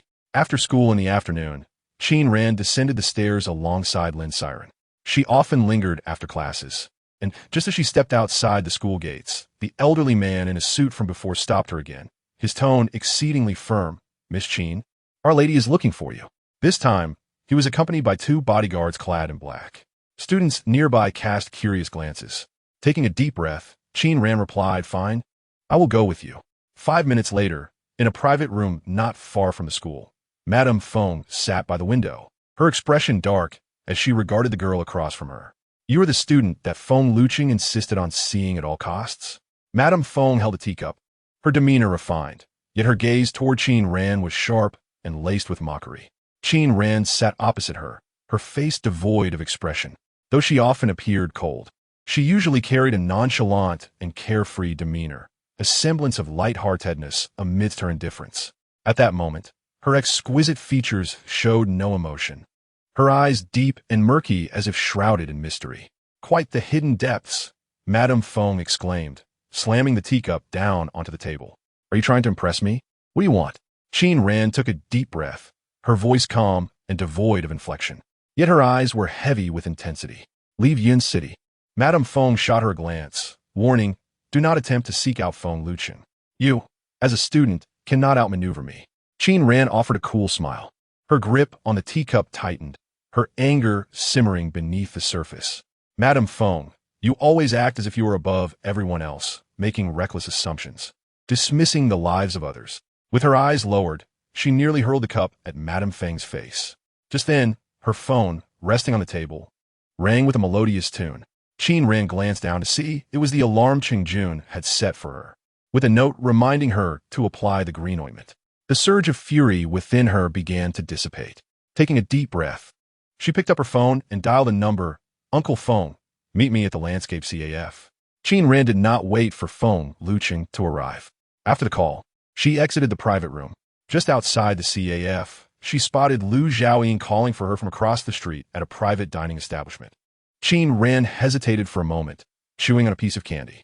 She held her phone tightly, contemplating before finally striding toward them. Chi Cheng-jun was absent, but Cheng-jun, Captain Hao, and Cheng-mu were all present. "Why aren't you at school?" Cheng-jun asked, hanging up the phone and glancing down at her. Cheng-ran smiled gently, her expression calm. "I came out to meet someone." Cheng-mu and the others overheard, but they assumed her someone referred to a fellow classmate, and thus paid little attention. Cheng-jun paid no heed to Hao and Cheng-mu, directly bowing his head to inquire of Cheng-ran, "Shall we go in for a meal?" While seated with Madame Feng, Cheng-ran had indeed felt no hunger. She hadn't even sipped her tea, let alone nibbled on any snacks. However, at Cheng-jun's inquiry, she realized she was somewhat peckish. Thus, she accompanied Cheng-jun to the private dining room, where Liu Xiaoying, showing little interest in the case, decided to join them. The trio had barely dined for 10 minutes when Cheng-mu and Captain Hao entered, looking rather lethargic. Liu Xiaoying, twirling her ear stud and crossing her legs, smiled, clearly unperturbed. "So, did Captain Qian not see you?" Captain Hao sat down in silence, his demeanor heavy. Though he was the captain of the capital's criminal police team, and there were many across the nation, Captain Qian, despite being based in Yun City, had a reputation that even overshadowed Hao's. Liu Xiaoying chuckled as she glanced between Cheng-jun and Cheng-ran. Finally, she picked a piece of meat and placed it in her bowl, leaning towards Cheng-ran to enlighten her about Captain Qian, the head of the Yun City criminal investigation team, who had risen to fame 3 years prior after joining a detective organization, which she was certain Cheng-ran had never heard of as it was not open to the public. 088 has taken a liking to Ran. Where is she? Liu Xiaoying began to draw Cheng-ran into her circle, slowly sharing insights. However, much to her surprise, Cheng-ran did not inquire further and maintained a placid expression, even serving herself some greens, her heart devoid of any tumult. Liu Xiaoying anticipated a flurry of questions from Cheng-ran about the detective agency and Captain Qian's role. But when none came, she sighed and leaned back in her chair, smiling wryly. "Why am I even sharing this with you if you don't understand?" With a heavy sigh, Liu Xiaoying remarked, "Junyi, this is quite a challenge." She tilted her head towards Cheng-jun, speaking softly. Cheng-jun, however, disregarded her, merely glancing at Cheng-ran's wound, asking, "Have you applied the medicine today?" During her healing period, Cheng-ran had been tempted to scratch her wound, prompting Cheng-jun to give her a tube of cooling ointment to apply regularly. "Yes," she replied, squeezing her palms together, speaking vaguely. Cheng-jun scrutinized her for a moment, his concern evident. He then took her right hand, glancing over it with a bemused smile, asking, "Where is the medicine?" Cheng-jun's fingers were cool to the touch, his fingertips a pale white, with faint blue veins visible beneath. His fingertips bore slight calluses. Cheng-ran tilted her head slightly to meet his gaze, noticing his apparent displeasure, which made her smile as she reclined against her chair, softly stating, "If the wound is healing, then it's no longer an issue." Cheng-jun regarded her silently, his expression unreadable. Captain Hao seemed quite irked. After a few bites of the meal, he set down his chopsticks, pulled out a cigarette, and placed it in his mouth without lighting it. Cheng-jun shot him a glance, calmly suggesting, "You should go outside." Captain Hao was taken aback for several seconds before he silently exited with the cigarette. Shortly after, Cheng-mu followed him out with a cigarette box in hand. "What is going on with Junyi?" Captain Hao exhaled a smoke ring, squinting at Cheng-mu. Cheng-mu's expression was complex as he shook his head and replied, "It's just as you see. This Miss Chen, is she really a student from No. 1 high school?" Captain Hao turned to Cheng-mu, his face showing hesitation. "Could she possibly be like your goddess?" "Impossible. Don't compare everyone to my goddess." The mention of Cheng-mu's goddess ignited his enthusiasm. Just after finishing their meal, Cheng-jun's phone rang. It was Jiang Hui calling. Given that Jiang Hui had previously assisted Cheng-jun regarding Cheng-ran, he did not decline the invitation. "Chen Xiaoran, brother will take you out to broaden your horizons." Liu Xiaoying insisted on bringing Cheng-ran along. "Do you know how to play billiards? I can teach you." It was Friday, and there were no classes the next day. Though Cheng-ran had never played billiards, having only seen it on television, she ultimately relented to Liu Xiaoying's insistence and went along. The area surrounding No. 1 high school was dotted with clubs, and after a short drive of less than 10 minutes, they arrived at a members-only club that appeared quite upscale and serene. Instead of proceeding to the private room, Cheng-ran first entered the restroom. Upon emerging, she spotted Lin Jinxian standing in the corridor, engrossed in a phone call. "What are you doing here?" Lin Jinxian, momentarily taken aback upon seeing Cheng-ran, quickly ended his call. Tall and lean, his shadow stretched elegantly in the corridor. Qin Ran was equally surprised to encounter him here. Ever since the incident on Weibo, Lin Jinxian had sought her out multiple times, primarily regarding Qin Yu's misdeeds. As an elder brother, he felt compelled to clean up after his sister. A girl shouldn't wander around places like this, especially someone like you. Come with me to the private room. Lin Jinxian firmly grasped Qin Ran's sleeve, his handsome features earnest, adding, is also here. She should apologize to you in person for her part in this. Qin Ran pulled her sleeve free. Lin Jinxian had approached her several times in recent days, his car often parked at the school gate, all for Qin Yu's sake. After some contemplation, she resolved to address this matter first. Lin Jinxian had numerous friends, and most of the crowd here comprised the affluent second generation of Yin City. When he entered, the lively group momentarily paused. The girl, trailing Lin Jinxian, had her uniform jacket tied around her waist, exuding a carefree nonchalance that was hard to conceal. Among the crowd, Qin Ran recognized only Feng Xiai, who appeared momentarily stunned upon spotting her, as if recalling where he had seen her before. She's still in high school. Please don't act recklessly. Lin Jinxian shot a warning glance at Qin Yu, reminding her to apologize to Qin Ran. Qin Yu pressed her lips together, seemingly hesitant. Lin Jinxian appeared preoccupied. Before he could exchange a few words with Qin Yu, his phone buzzed again. He turned to Feng Xiai, instructing him to keep an eye on Qin Ran, then made a few remarks to the group of young men engaged in more rowdy activities. Is that girl your brother's girlfriend? A woman in a black dress whispered to Qin Yu. Why is he so protective of her? Just stepping out for a call. And he specifically tells Feng Xiao to watch over her. The women were astute, aware of whom they could antagonize and whom they could not. As she spoke, a man with dyed yellow hair smirked. Yeah, haven't you seen? She is your brother's girl. The attention of the room gravitated towards Qin Ran. No matter how hard anyone tried, as long as Qin Ran was present, she seemed to capture everyone's gaze. Qin Yu smiled lightly and said, actually, she's my older sister, just a year older than me. She hasn't been in Yin City long. She took a year off from high school and doesn't live with my family right now. Besides, it's quite an honor for you, second young master, to take a liking to her. The surrounding boys and girls exchanged surprised glances, particularly the second young master, whose gaze lingered on Qin Ran's long, straight legs before shifting to her cool demeanor tinged with a hint of melancholy as he pondered the implications. Meanwhile, in Jiang Hui's private room, the atmosphere was calm, with only Lu Zhaoying and a few people from the prosecutor's office present. These individuals wielded considerable influence in Yun City, yet when seated beside Cheng Jun, they hardly dared to speak. Cheng Jun abstained from alcohol, cradling a cup of tea instead, his gaze fixated on the door. After a prolonged silence, he slightly turned his head, casually tapping the table while looking at Lu Zhaoying, his dark eyes inquiring, "Where is she?" Lu Zhaoying, caught off guard while discussing matters with Captain Hao, realized with a jolt, "Where is Qin Xiaoran?" He set down his cup and glanced towards the door, noting her absence. "She just told me she was heading to the restroom." Cheng Jun shot him an impassive glance, remaining silent. "No, at that moment, you were conversing with Uncle Jiang, so she just mentioned it to me," Lu Zhaoying murmured, pulling out his phone to check. Qin Ran has been gone for quite a while, and Lu Zhaoying knows her well. She would never vanish without a word. Upon checking his phone, he discovered that Qin Ran had indeed left him a message on WeChat, stating that she had gone to the C5 private room and had encountered an acquaintance. This establishment operates on a membership basis, with fees starting at 5 million, indicating that those who frequent it are far from ordinary individuals. Junyi, does Qin Xiaoran truly have such affluent friends? Lu Zhaoying pondered. Yet he still felt something was amiss. She is, after all, quite impoverished. Cheng Jun cast a sidelong glance at him before lowering his eyelashes again, speaking to Jiang Hui with an air of indifference. Lu Zhaoying deemed it necessary to act. He sent a WeChat message to Qin Ran and stood up to search for her. Cheng Jun tapped the edge of the table with his index finger, his fingertips a pale, translucent hue. "I'll step out to the restroom," he stated. Jiang Hui nodded, yet as he observed Cheng Jun's retreating figure, he was taken aback. Something was off. Their private room was equipped with a restroom and 2 small compartments. Why were both of them heading outside? You would never guess their intentions.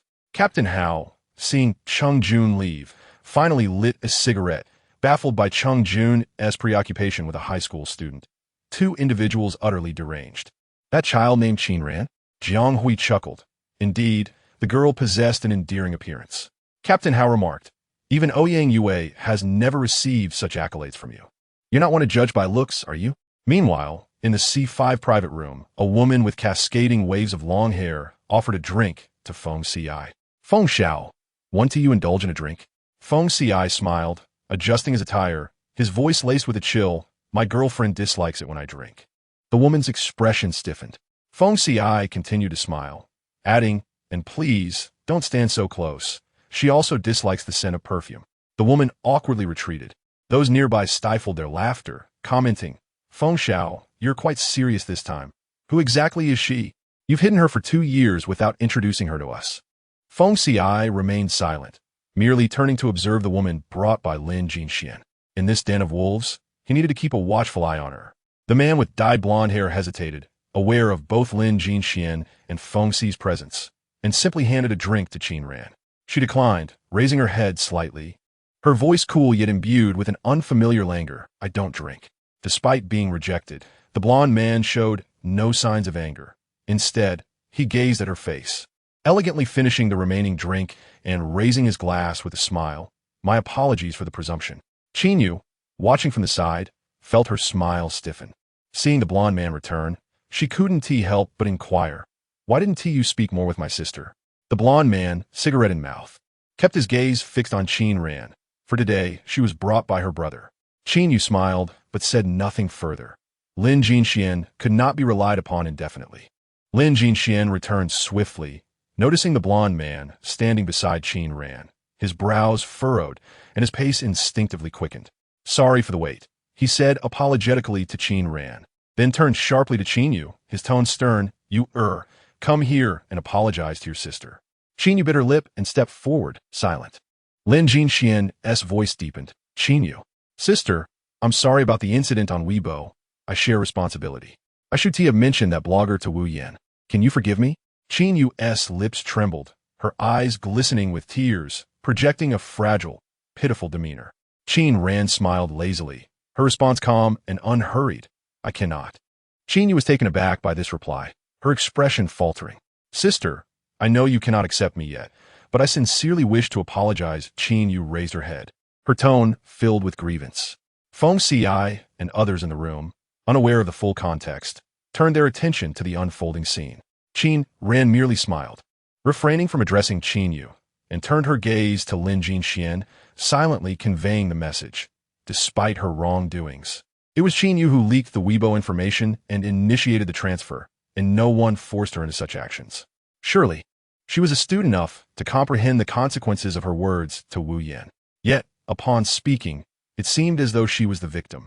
Qin Yu's complexion paled, her body trembling, tears spilling forth.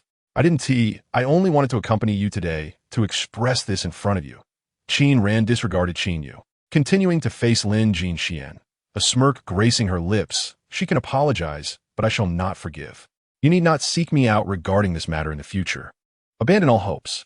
Sister, I didn't mean it. Can't you forgive your sister? Qin Yu's tears flowed freely, taken aback by Qin Ran's audacity in front of so many witnesses. Did she fear being labeled malicious? Don't try to outsmart me.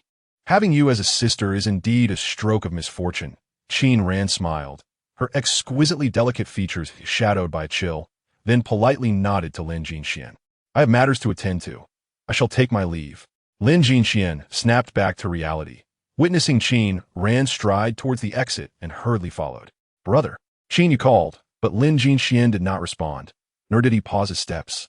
Her face turned as pale as a sheet. Lin Jinxian trailed after Qin Ran, concerned for her safety. This establishment housed many formidable individuals, and even he dared not stir trouble here, for Qin Ran's visage was a magnet for conflict. Lin Jinxian quickened his pace, rounding a corner to find Qin Ran, and the man standing before her made him halt abruptly, astonishment etched across his face. Were you discussing with her? Lin Jinxian had sensed something amiss when he first spotted Qin Ran in this venue. She did not seem like the type to frequent such places. Now, upon seeing the individual conversing with her, his pupils constricted slightly. The man, facing Qin Ran, lowered his head, obscured by the shadows of the dim lighting, but a fleeting glance sent a jolt through Lin Jinxian. His mind raced back to Feng Ci's earlier warning about 2 individuals arriving from Yun City, whose identities Feng Ci himself regarded with trepidation. to the point where he barely mentioned them. Lin Jinxian had committed their faces to memory, yet now he found himself at a loss for their names. Suddenly, a realization struck him. How could Qin Ran be associated with this person? As they neared the corner, Qin Ran noticed Lin Jinxian had emerged, yet she wished to avoid entanglements with the Lin family and did not halt to greet him. What brings you out? Upon seeing Cheng Jun, she raised an eyebrow. Cheng Jun shifted slightly to obstruct Lin Jinxian's view before responding, restroom. Lu Zhaoying, having taken a longer route, missed encountering Qin Ran before Cheng Jun. He felt a lingering dissatisfaction. Once Qin Ran returned to the private room, he clamored to teach her how to play billiards. Captain Hao, noticing Qin Ran's entrance, lowered his voice while conversing with Jiang Hui.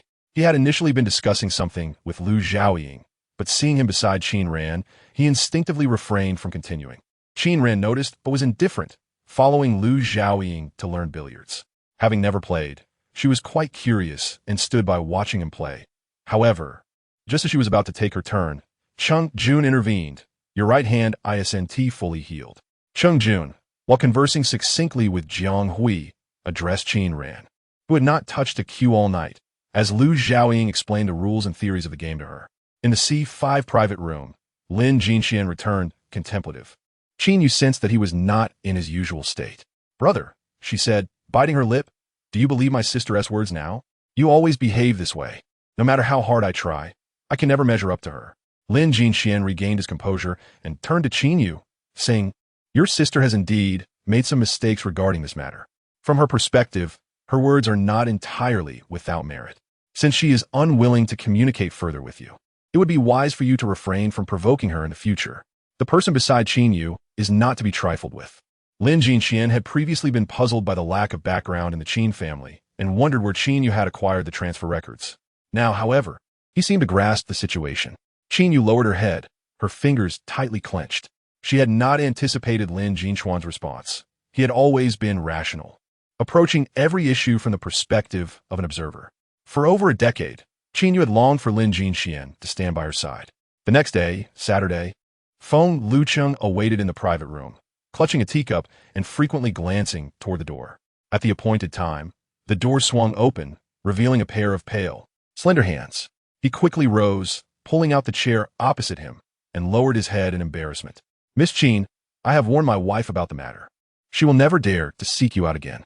Qin Ran picked up the cup on the table, gently swirling it, and replied slowly, Feng Lucheng studied Qin Ran's expression, relieved to see she truly seemed unconcerned, before resuming his seat. He rang the bell to summon the waiter and continued, recently, someone has been searching for the money team, attempting to investigate that incident. Qin Ran raised an eyebrow, appearing indifferent. Oh.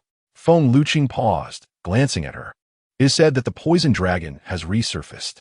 It has been 3 years. You should have moved on. Uncle Feng, let's eat, Qin Ran interjected, tapping the table with her hand. Very well, is your hand healed? Feng Lucheng sighed inwardly, redirecting his attention to her right hand holding the cup. Qin Ran then set the cup down, unfolding her hand for him to see.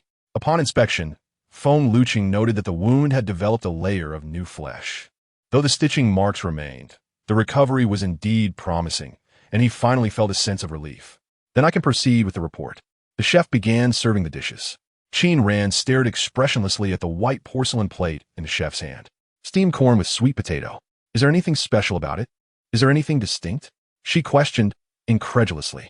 What kind of home-cooked meal is this? Cheng Jun had recently been practicing with a scalpel on a human model, preparing for a surgery scheduled for today. He typically performed about 1 surgery a month. Having been in Yin City for nearly 2 months, this was his second operation.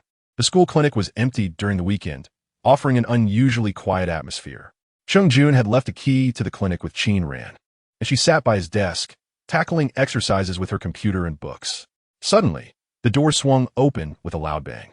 Lu Zhaoying rushed in, followed closely by an anxious-looking team leader Hao. They searched the clinic, but found no sign of Cheng Jun. Where is Jun? Lu Zhaoying panted. Qin Ran, casually crossing her legs, flipped a page of her book before glancing at Lu Zhaoying. Did you forget he has a surgery today? Damn! Lu Zhaoying slammed the table, usually relying on Cheng Jun for support. In his current state of panic, he had indeed forgotten. I'll go find that money team. Team leader Hao, not finding the Cheng Jun he sought, turned to leave. Liu Xiaoying wiped the sweat from his brow. He may not see you. Wait for me. What's going on? Why the rush? Qin Ran scanned Liu Xiaoying and team leader Hao, raising an eyebrow. Liu Xiaoying had nothing to hide from her and hurriedly explained, last night, team leader Hao had Cheng Mu investigate something, but he has gone missing. Jun is in surgery and likely doesn't have his phone. You should wait at the hospital. When he comes out, tell him about this. Team leader Hao, already troubled by Cheng Mu's disappearance, grew impatient upon hearing Liu Xiaoying explain the situation to Qin Ran. What are you telling her for? Creating chaos? Qin Ran dismissed team leader Hao with a casual roll of her sleeves, responding nonchalantly. This was her way of acknowledging what Liu Xiaoying had said. How? Liu Xiaoying had always defended Qin Ran, but with the urgency of the situation, he had no time for pleasantries. He shot a warning glance at team leader Hao, quickly informing Qin Ran before rushing out the door. After they left, Qin Ran placed her book back on the table, contemplated for a moment, and ultimately decided to take the key and head out. Half an hour later, she arrived at the city hospital. Today, the hospital seemed unusually crowded, especially with luxury cars from other provinces parked outside, drawing a multitude of onlookers who took pictures to post on Weibo. Qin Ran entered Chen Shulan's hospital room without a change in expression. Ning Wei, Mu Ying, and several others were present. I've been feeling quite well these past few days. You all shouldn't visit so often, Chen Shulan said, her gaze drifting to Qin Ran's right hand, her long-held anxiety finally dissipating. Qin Ran took a fruit knife, sitting down with ease as she began peeling an apple for Chen Shulan. Who visited yesterday? She asked, handing the chopped apple pieces to Chen Shulan. She glanced at the tulips on the bedside, lowering her voice. It was Jin Xian. He comes to keep me company whenever he has free time. That boy is very polite and knows how to cheer me up. Chen Shulan smiled fondly at the mention of Lin Jinxian. He seems far more filial than your biological granddaughter. Qin Ran cleared her throat. Since Chen Shulan was hospitalized, Qin you hadn't visited even once.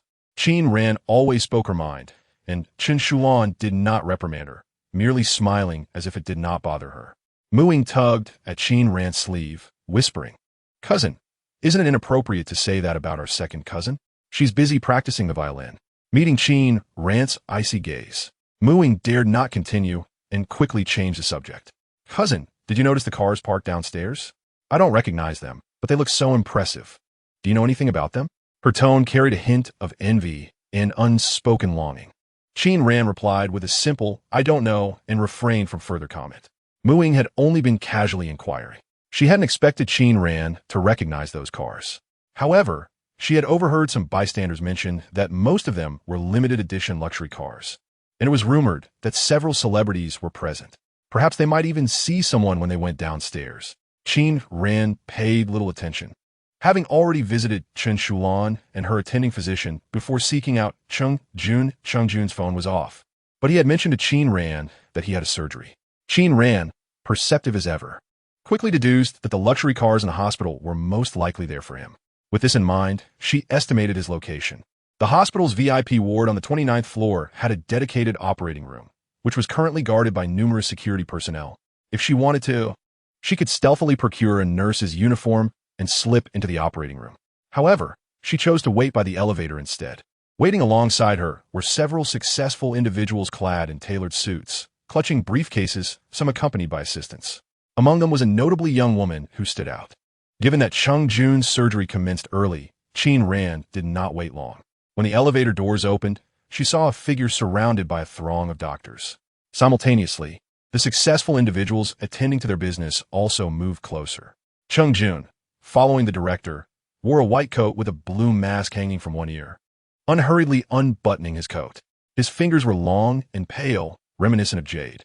Despite having undergone several hours of surgery, he appeared utterly composed. Though the crowd pressed in around him, they instinctively maintained a distance of 10 centimeters, lowering their voices in his presence, creating a remarkably serene atmosphere. The next surgery will depend on the situation. His voice was slightly hoarse from dehydration as he accepted a pen from the director, preparing to head to the conference room for discussions. Upon raising his gaze, he caught sight of the cool, distant figure leaning against the wall not far away. Cheng Jun paused momentarily. The financial luminaries and hospital heads instinctively halted near him. Cheng Jun had earned a stellar reputation in the medical field. with an esteemed cardiology academy member having publicly declared that he was born for medicine. Every month, a surgical procedure is performed, predominantly those that other doctors shy away from due to their dismal success rates of less than 10%. Under his skilled hands, however, failure is virtually non-existent. Such a doctor would typically be sought after by those with influence, eager to employ his talents. Curiously, no one dares to challenge him. Even the titans of the financial world regard him with profound respect, and within the medical community, little is known about the enigmatic figure who stands behind him. Regardless of one's stature in any field, all must adhere to the rules set forth by Cheng Jun. Cheng Jun approaches surgery with the utmost seriousness, turning off his phone during procedures. After each operation, he dedicates 3 to 4 hours to help his peers and others organize their thoughts or conduct on-site teaching, never straying from his principles. Consequently, those familiar with his ways were left bewildered when they witnessed him remove his white coat and, with a gentle demeanor, inquire about a young girl's well-being. Most remained in a state of confusion. The situation concerning Cheng Mu was pressing, and Qin Ran succinctly conveyed the details. "I understand," Cheng Jun said, retrieving his phone while briefly conversing with the dean before escorting Qin Ran out, his expression grave, unconcerned with the astonished faces behind him. He dialed Lu Zhaoying, shared a few words, and then turned to Qin Ran, saying, "Wait here for a moment. I will fetch the car." Qin Ran intended to protest, suggesting that she need not accompany him since Team Hao seemed quite dismissive of her. In fact, he held her in considerable contempt. However, noticing Cheng Jun's urgency, she refrained from speaking up. Before long, Cheng Jun arrived in a vehicle. It was not the familiar black car, but rather a striking blue Lamborghini. "My car was taken by Cheng Mu last night. This is a temporary vehicle sent by Uncle Jiang. It's aesthetically pleasing, but not particularly reliable on mountain roads," Xing Yun explained. Meanwhile, Mu Ying, having finished her visit with Chen Shulan, descended the stairs to head home.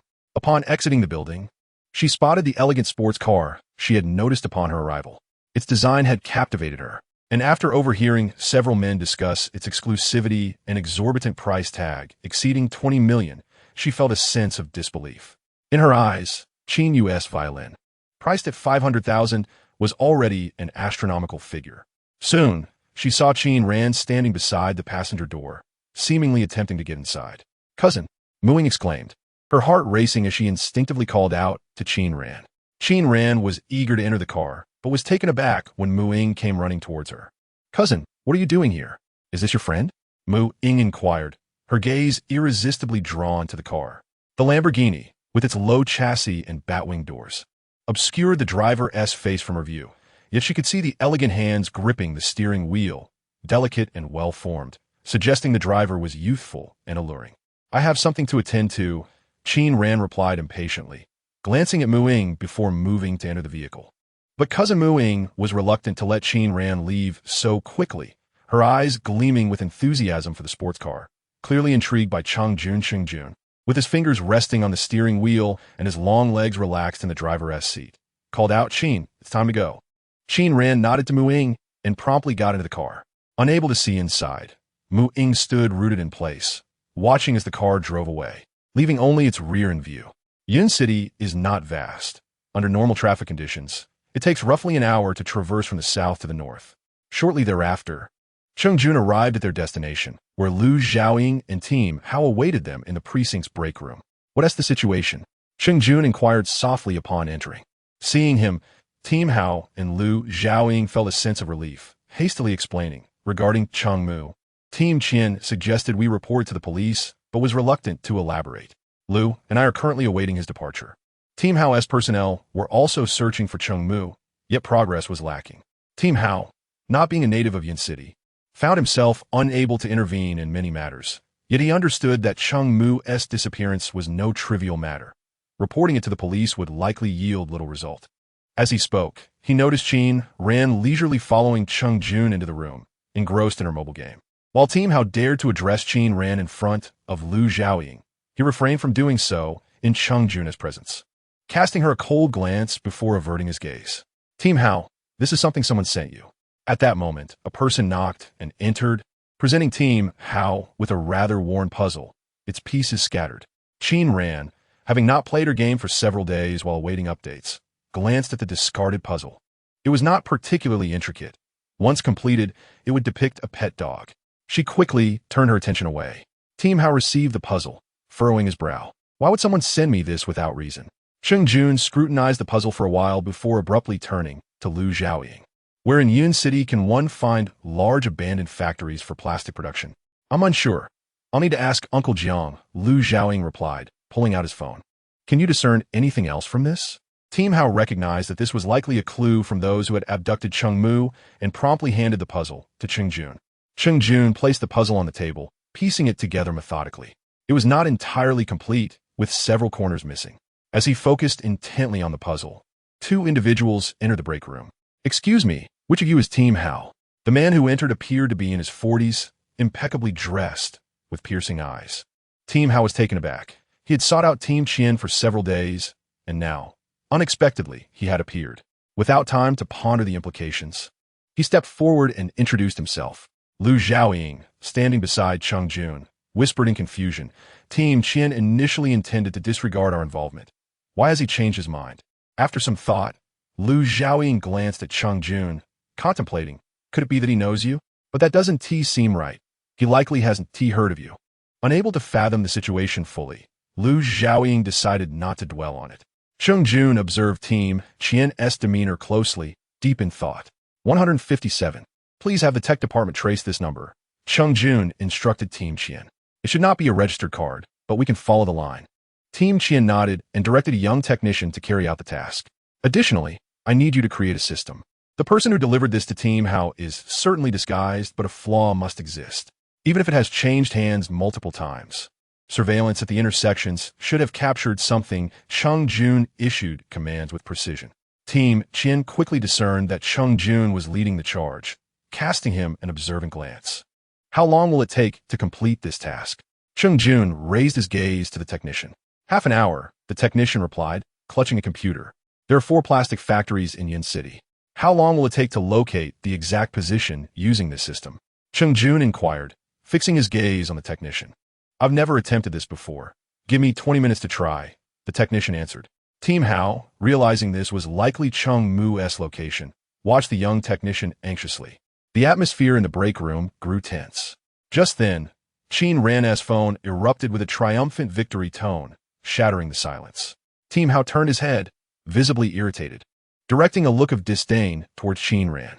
Qin Ran lowered the volume, and upon raising her eyes, she encountered Team Hao's impatient expression, his demeanor decidedly unwelcoming. Who would engage in gaming during such a serious moment? Madam, please refrain from disturbing the technicians here.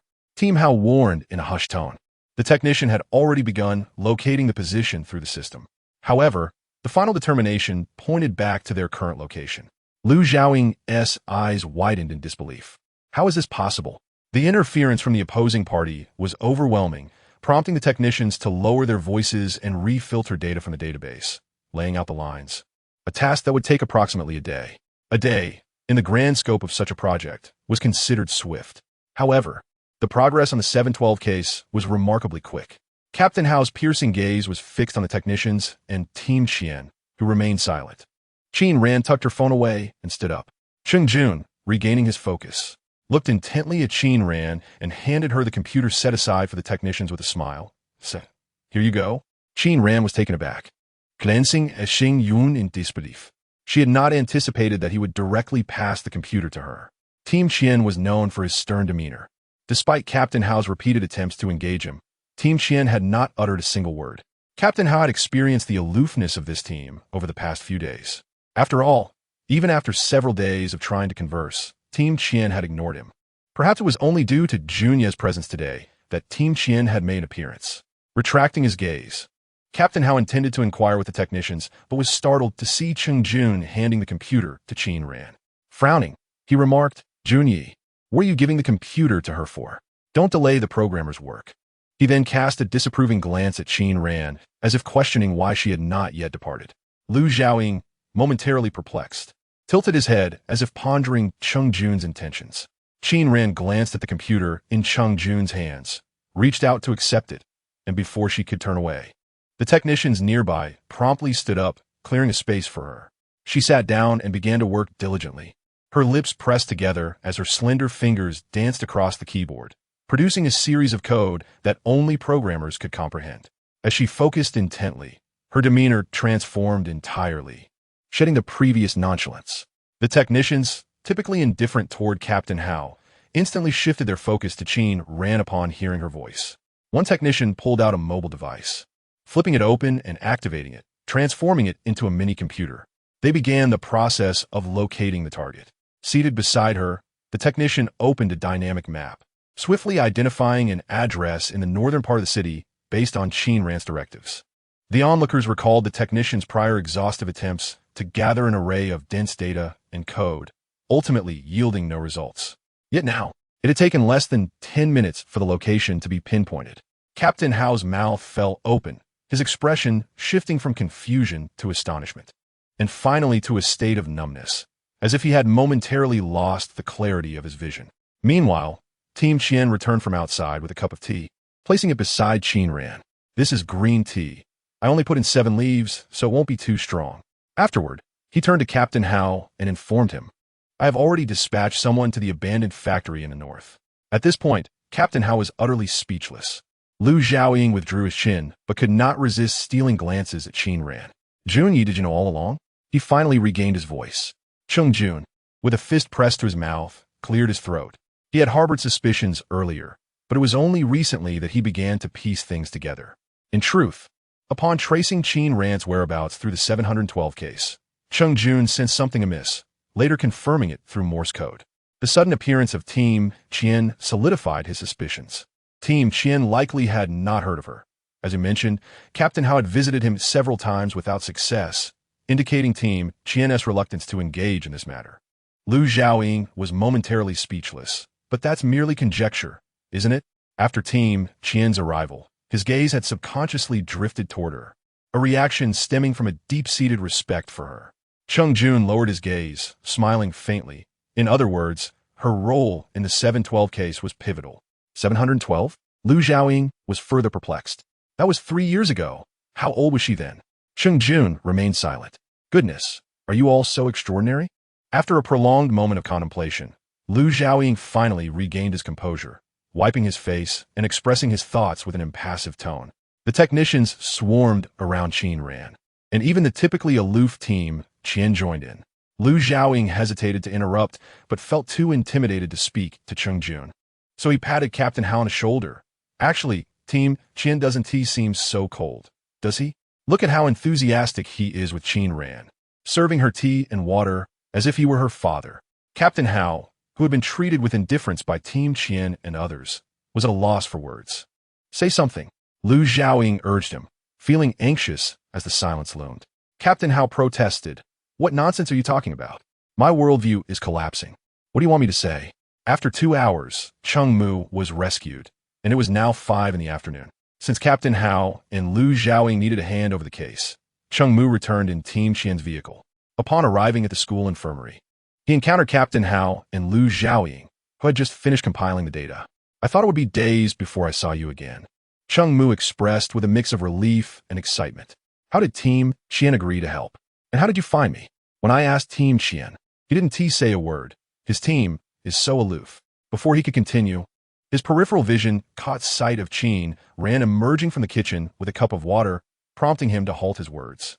Qin Ran took a sip, glanced at him, and then returned to her seat, crossing her legs and leaning her chin on her hand, appearing rather nonchalant as she began to work on her exercises.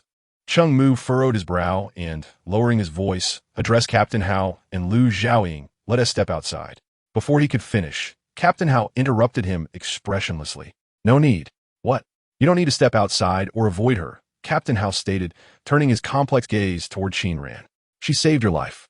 Wasn't Team Qian supposed to be cold as ice?" Chung Mu was at a loss. He had been rather animated moments ago, now rendered silent by the revelation. Lu Xiaoying paid no heed to Chung Mu any longer, moving directly to Qin Ran's desk, leaning on it without uttering a word, simply gazing at her as if seeing her for the first time. Chung Mu, feeling numb, turned to Captain Hao. "But didn't you and Team Qian rescue me? The situation is complex. Your location was ambiguous, and the technicians could not ascertain your exact position." Captain Hao explained succinctly. It was her computer that pinpointed your location. Otherwise, you would still be trapped. Thus, it can be concluded that Qin Ran indeed saved Cheng Mu, without any doubt. The technicians surrounding Captain Qian were uncertain about the location. Yet ultimately, it was she who determined it. Cheng Mu recounted this stiffly. Indeed, even though he had personally experienced it, recalling the situation left Captain Hao in disbelief. He emphasized, in less than half an hour. Cheng Mu fell silent. The school medical room was enveloped in quietude. Previously, Cheng Mu had not paid much attention to Qin Ran. Now, however, he was astonished by her unexpected prowess. It was inconceivable that Captain Hao would jest about such a matter. But how could she possess such abilities? This conundrum perplexed Cheng Mu.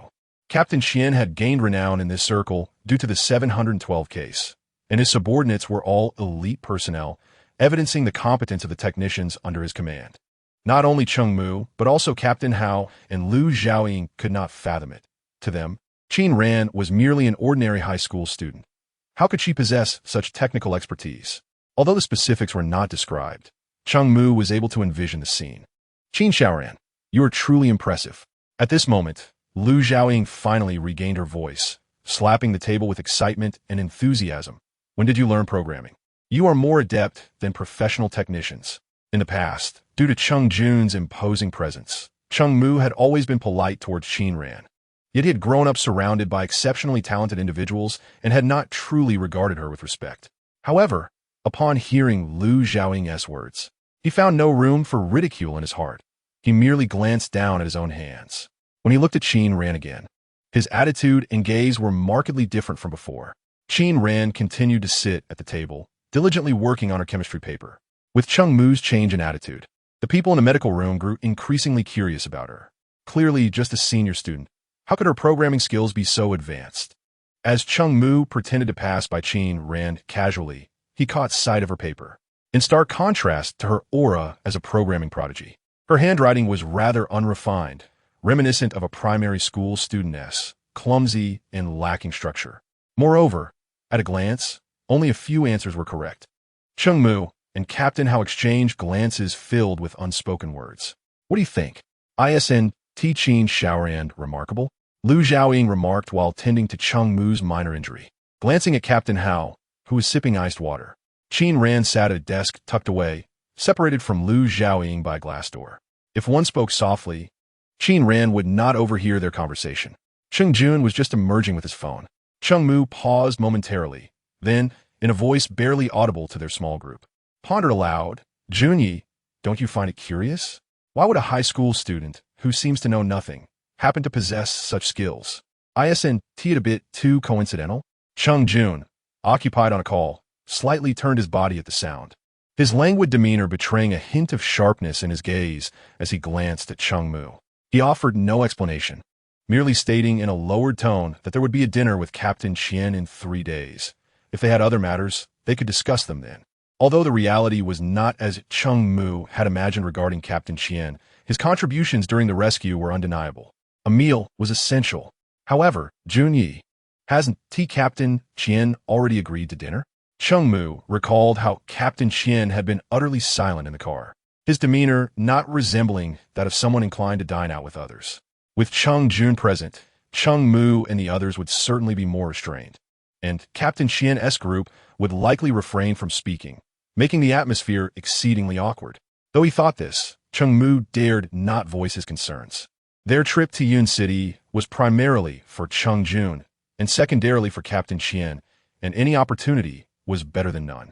3 days later, at noon, Cheng Mu and Captain Hao arrived early for the dinner.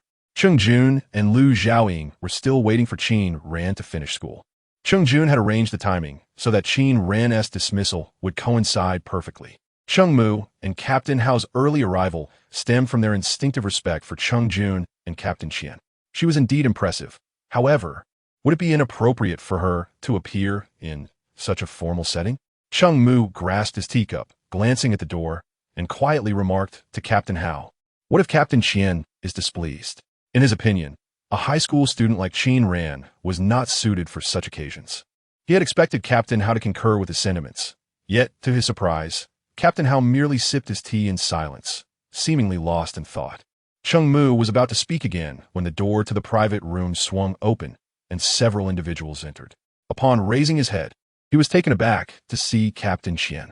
Cheng Mu had presumed Captain Qian would arrive at the last moment, like Cheng Jun typically. Those who arrived early to a dinner did so out of either great respect or desire for casual conversation.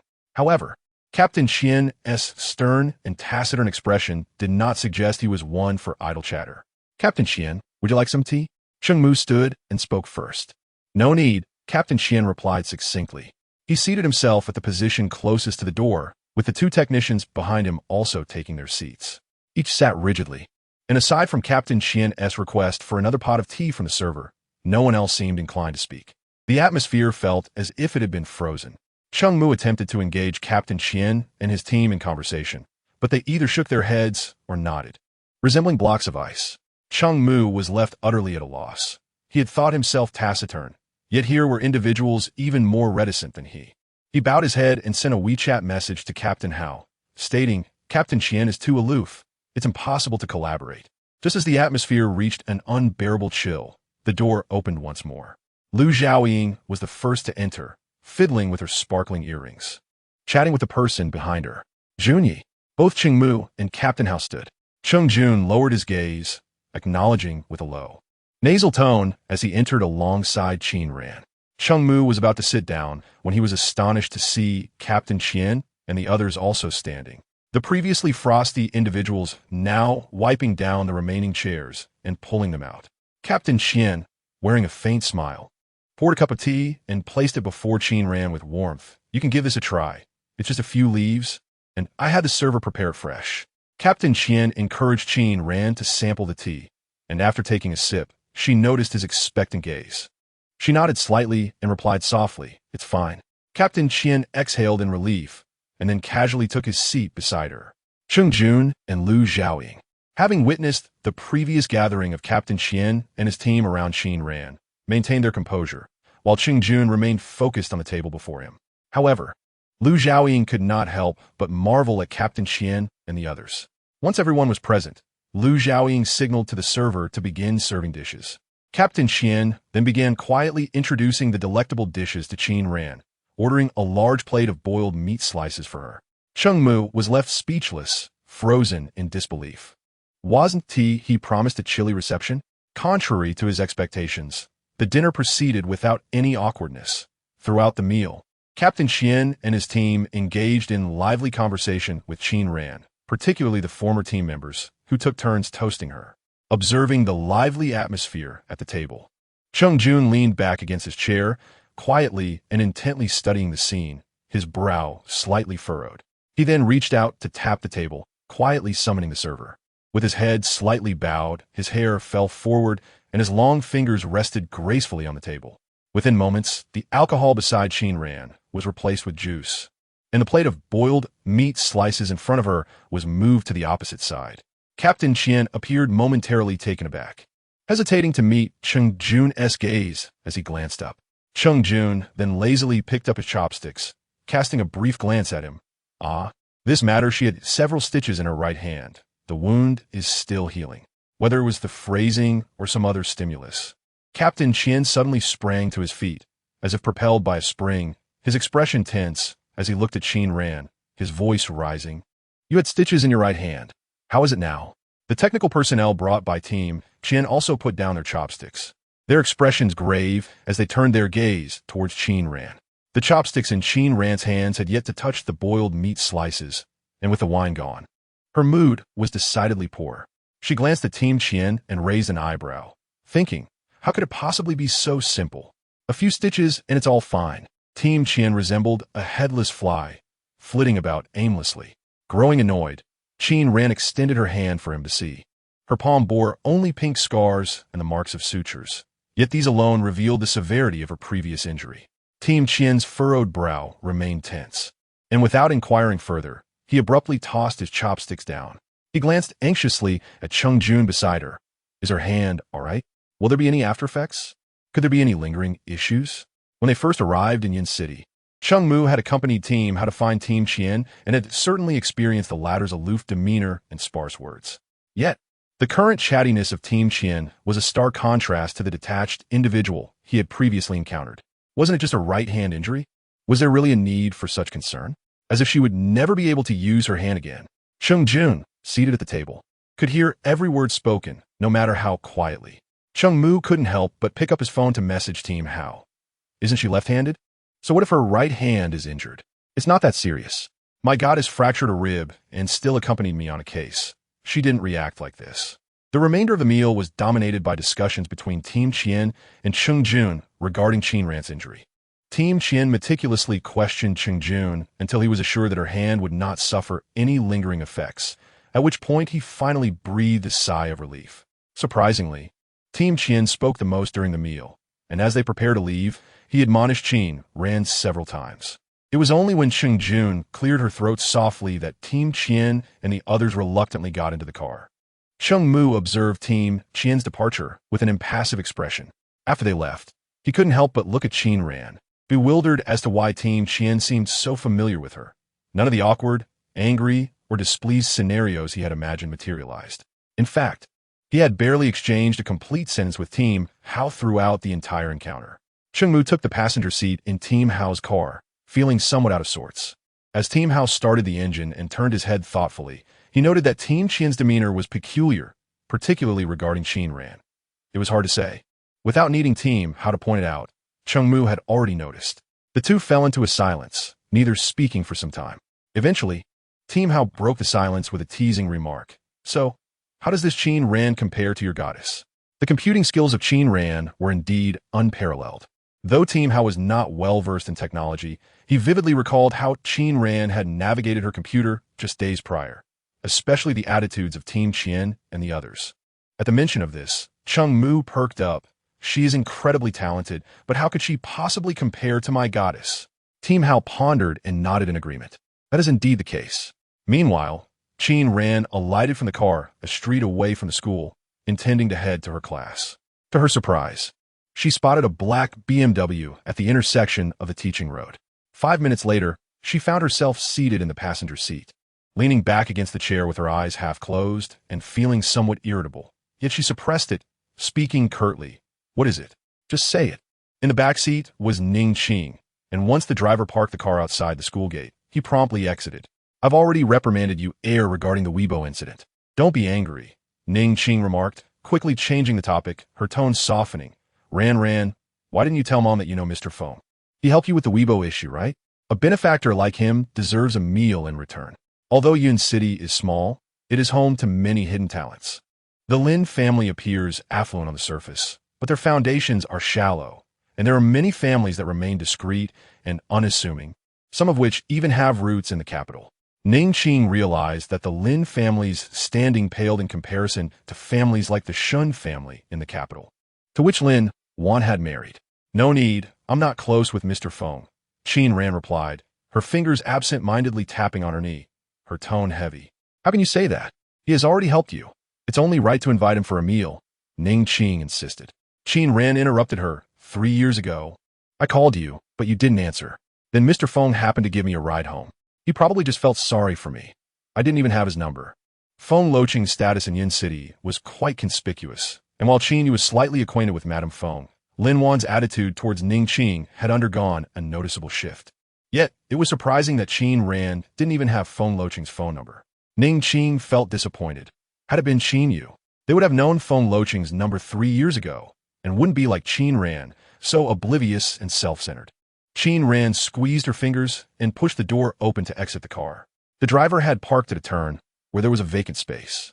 Just as Qin Ran stepped out, an extravagant Ferrari sped towards her, executing a flawless drift that halted precisely at her feet. Suya Wang was only interested in 2 things. Qin Ran stepped aside, not believing the supercar was there for her.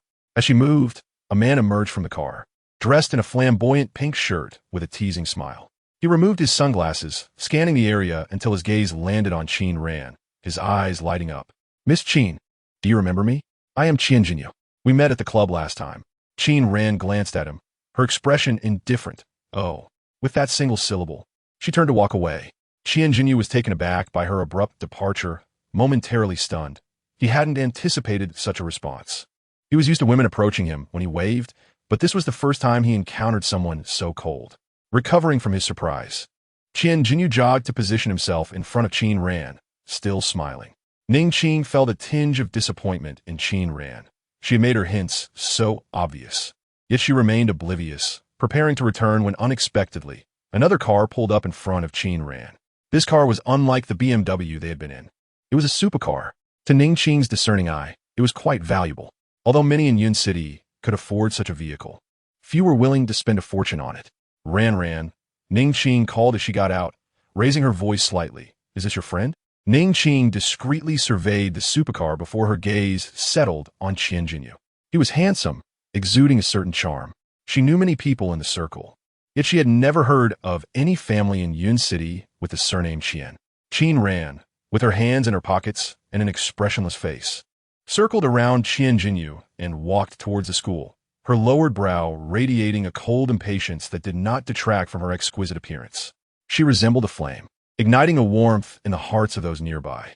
Qian Jinyu had intended to stop her, but upon seeing her, he was momentarily speechless. You are. However, once he confirmed she was a student of Hengchuan No. 1 Middle School, he relaxed and turned to converse with Ning Qing. I am Ran's mother. Ning Qing smiled. Qin Ran walked unperturbed to Class 9. At that moment, the afternoon self-study period had yet to conclude. As she entered, Su Yaowang happened to be exiting. Qin Ran slightly shifted to allow him to pass, but he kept his head down, not lifting his eyes, appearing quite indifferent. Su Yaowang was headed to the office to retrieve the exam papers. Physics had weekly quizzes, and the difficulty was steadily increasing. When he left, Qin Yu was still in the office, also retrieving her physics paper. This physics test is particularly challenging, Qin Yu remarked, slightly tucking her hair behind her ear with a smile. I only scored 81. I was stumped on the last major question. The physics exam was graded out of 100 points. Su Yaowang glanced at her, a rare flicker of emotion crossing his brow. Achieving an 80 is quite commendable.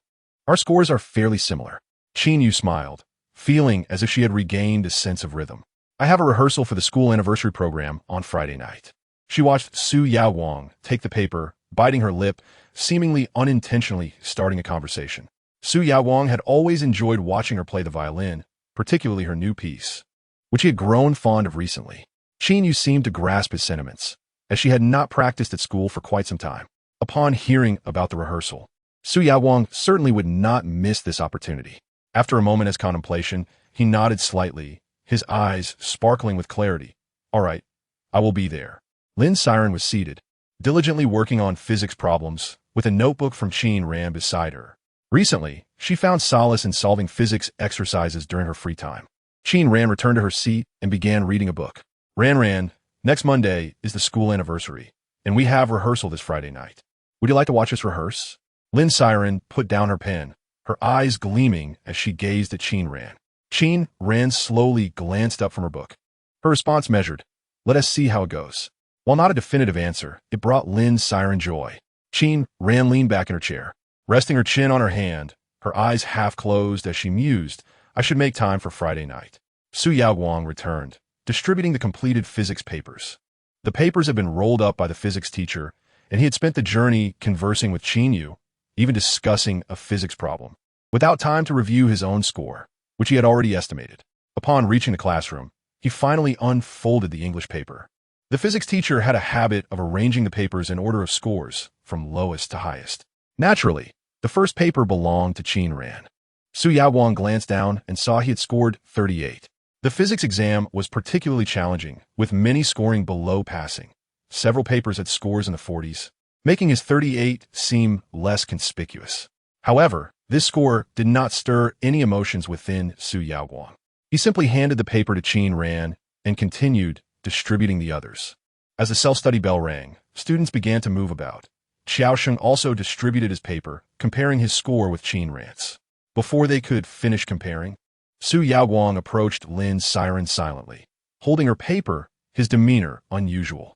Unbeknownst to others, Xiaosheng was acutely aware of Su Yaowang's interests, the violin and physics. Despite excelling in mathematics, he had chosen to be the physics class representative, while Qin Yu had managed to excel in both areas. Observing Su Yaowang's expression, Xiaosheng was momentarily taken aback. Su, what is wrong? Do you know what a violin is? Su Yaowang responded without speaking, placing Lin Siren's paper on her desk. He cast a glance at Lin Siren, his eyes still cool, his voice gentle. You scored 93 in physics. He and Qin Yu barely surpassed 80. Upon hearing Su Yaowang's words, other students gathered around. This physics exam was notoriously difficult, interspersed with several Olympiad questions. Those scoring 80 were often students who had previously participated in physics competitions, let alone achieving a score of 90. However, Lin Siren was not among them. It was well known that while Lin Siren excelled in Chinese, biology, and chemistry, she struggled with mathematics and physics, often falling short of the top 5 in her class. How could she possibly score 10 points higher than Su Yaowang?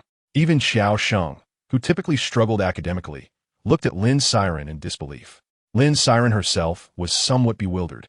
She glanced down at her paper, flipping through it. I don't know. During the exam, she felt quite at ease. Yet she hadn't expected to have only made one minor error on the last major question. Su Yaowang regarded her thoughtfully, then politely inquired, How did you solve the last question? May I borrow your paper to take a look? Of course. As Lin Siren handed her paper to Su Yaowang, she suddenly recalled something and glanced at Qin Ran. The latter was lazily seated at her desk, casually flipping through an extracurricular book while chewing on a lollipop. Lin Siren blinked, suddenly remembering, I checked the last question in the notebook.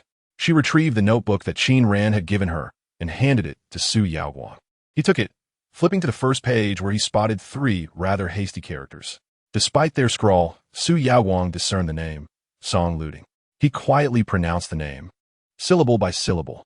Xiao Sheng leaned in to see, looking back at Lin Siren. Who is this person? Are they from our school? No. Su Yaowang flipped to the next page, his gaze lowered, lost in thought. He is a year above us. He then looked up at Lin Siren, his eyes brightening. Do you know Song Luting? I don't. Lin Siren shook her head, her gaze instinctively drifting to Qin Ran, biting her lip. Without Qin Ran's consent, she dared not divulge anything to Su Yaowang. Su Yaowang's attention shifted from Lin Siren back to Qin Ran, a glimmer passing through his eyes before it vanished. He returned to his seat with Lin Siren's physics paper. Xiao Sheng, oblivious to this exchange, returned the paper to Qin Ran and sat down, stretching his long legs into the aisle, inquisitively asking, Su, who is Song Luting? The champion of the IPHO last July. From Yunqing, Su Yaowang replied softly. IPHO, the International Physics Olympiad. Su Yaowang considered the possibility of a namesake, yet upon opening the notebook, he felt the chance of that was slim. Could Lin Siren truly be acquainted with such an extraordinary individual? Xiao Sheng lightly tapped his leg, clearly astonished. Su Yaowang said no more, his gaze inadvertently drifting towards Qin Ran. Friday noon. The scar on Qin Ran's hand was gradually fading as she sat in the school infirmary, completing her assignments. Cheng Mumu silently poured her a cup of water and attentively asked, Miss Qin, would you like something to eat? His demeanor was noticeably respectful. Although Cheng Mumu typically remained quiet, he had never openly displayed deference to Qin Ran. However, his attitude had evidently shifted. Qin Ran, casually crossing her legs, flipped a page and began writing with a flourish, responding nonchalantly, No, thank you. Cheng Mumu immediately retreated, allowing her space. Due to the rehearsal program in the afternoon, the entire school was on break. After 2 hours of solving problems, Qin Ran began to pack her belongings. Cheng Jun was half reclined on the sofa, conversing quietly with Lu Zhaoying, both wearing somber expressions. Qin Ran, seated at a table not far from them, was dressed in her school uniform jacket over a red and black checkered t-shirt. She occasionally furrowed her brow in concentration, yet her vibrant aura lit up the room, creating a pleasant atmosphere in the infirmary. Cheng Jun, having been attentive to her, turned his head, squinting slightly as he observed her. Aren't you on break this afternoon? I have rehearsal. Lin Siren asked me to check the program. Qin Ran finished packing her things and stood up, estimating she would return in about half an hour. All right. Cheng Jun nodded slowly, leaning back and letting his gaze drift to her right hand. Don't overexert yourself. Even if your hand is healed, it still needs a couple of weeks of rest. Without turning her head, Qin Ran dismissively waved her hand behind her. Lu Zhaoying couldn't help but chuckle. What a cold-hearted girl.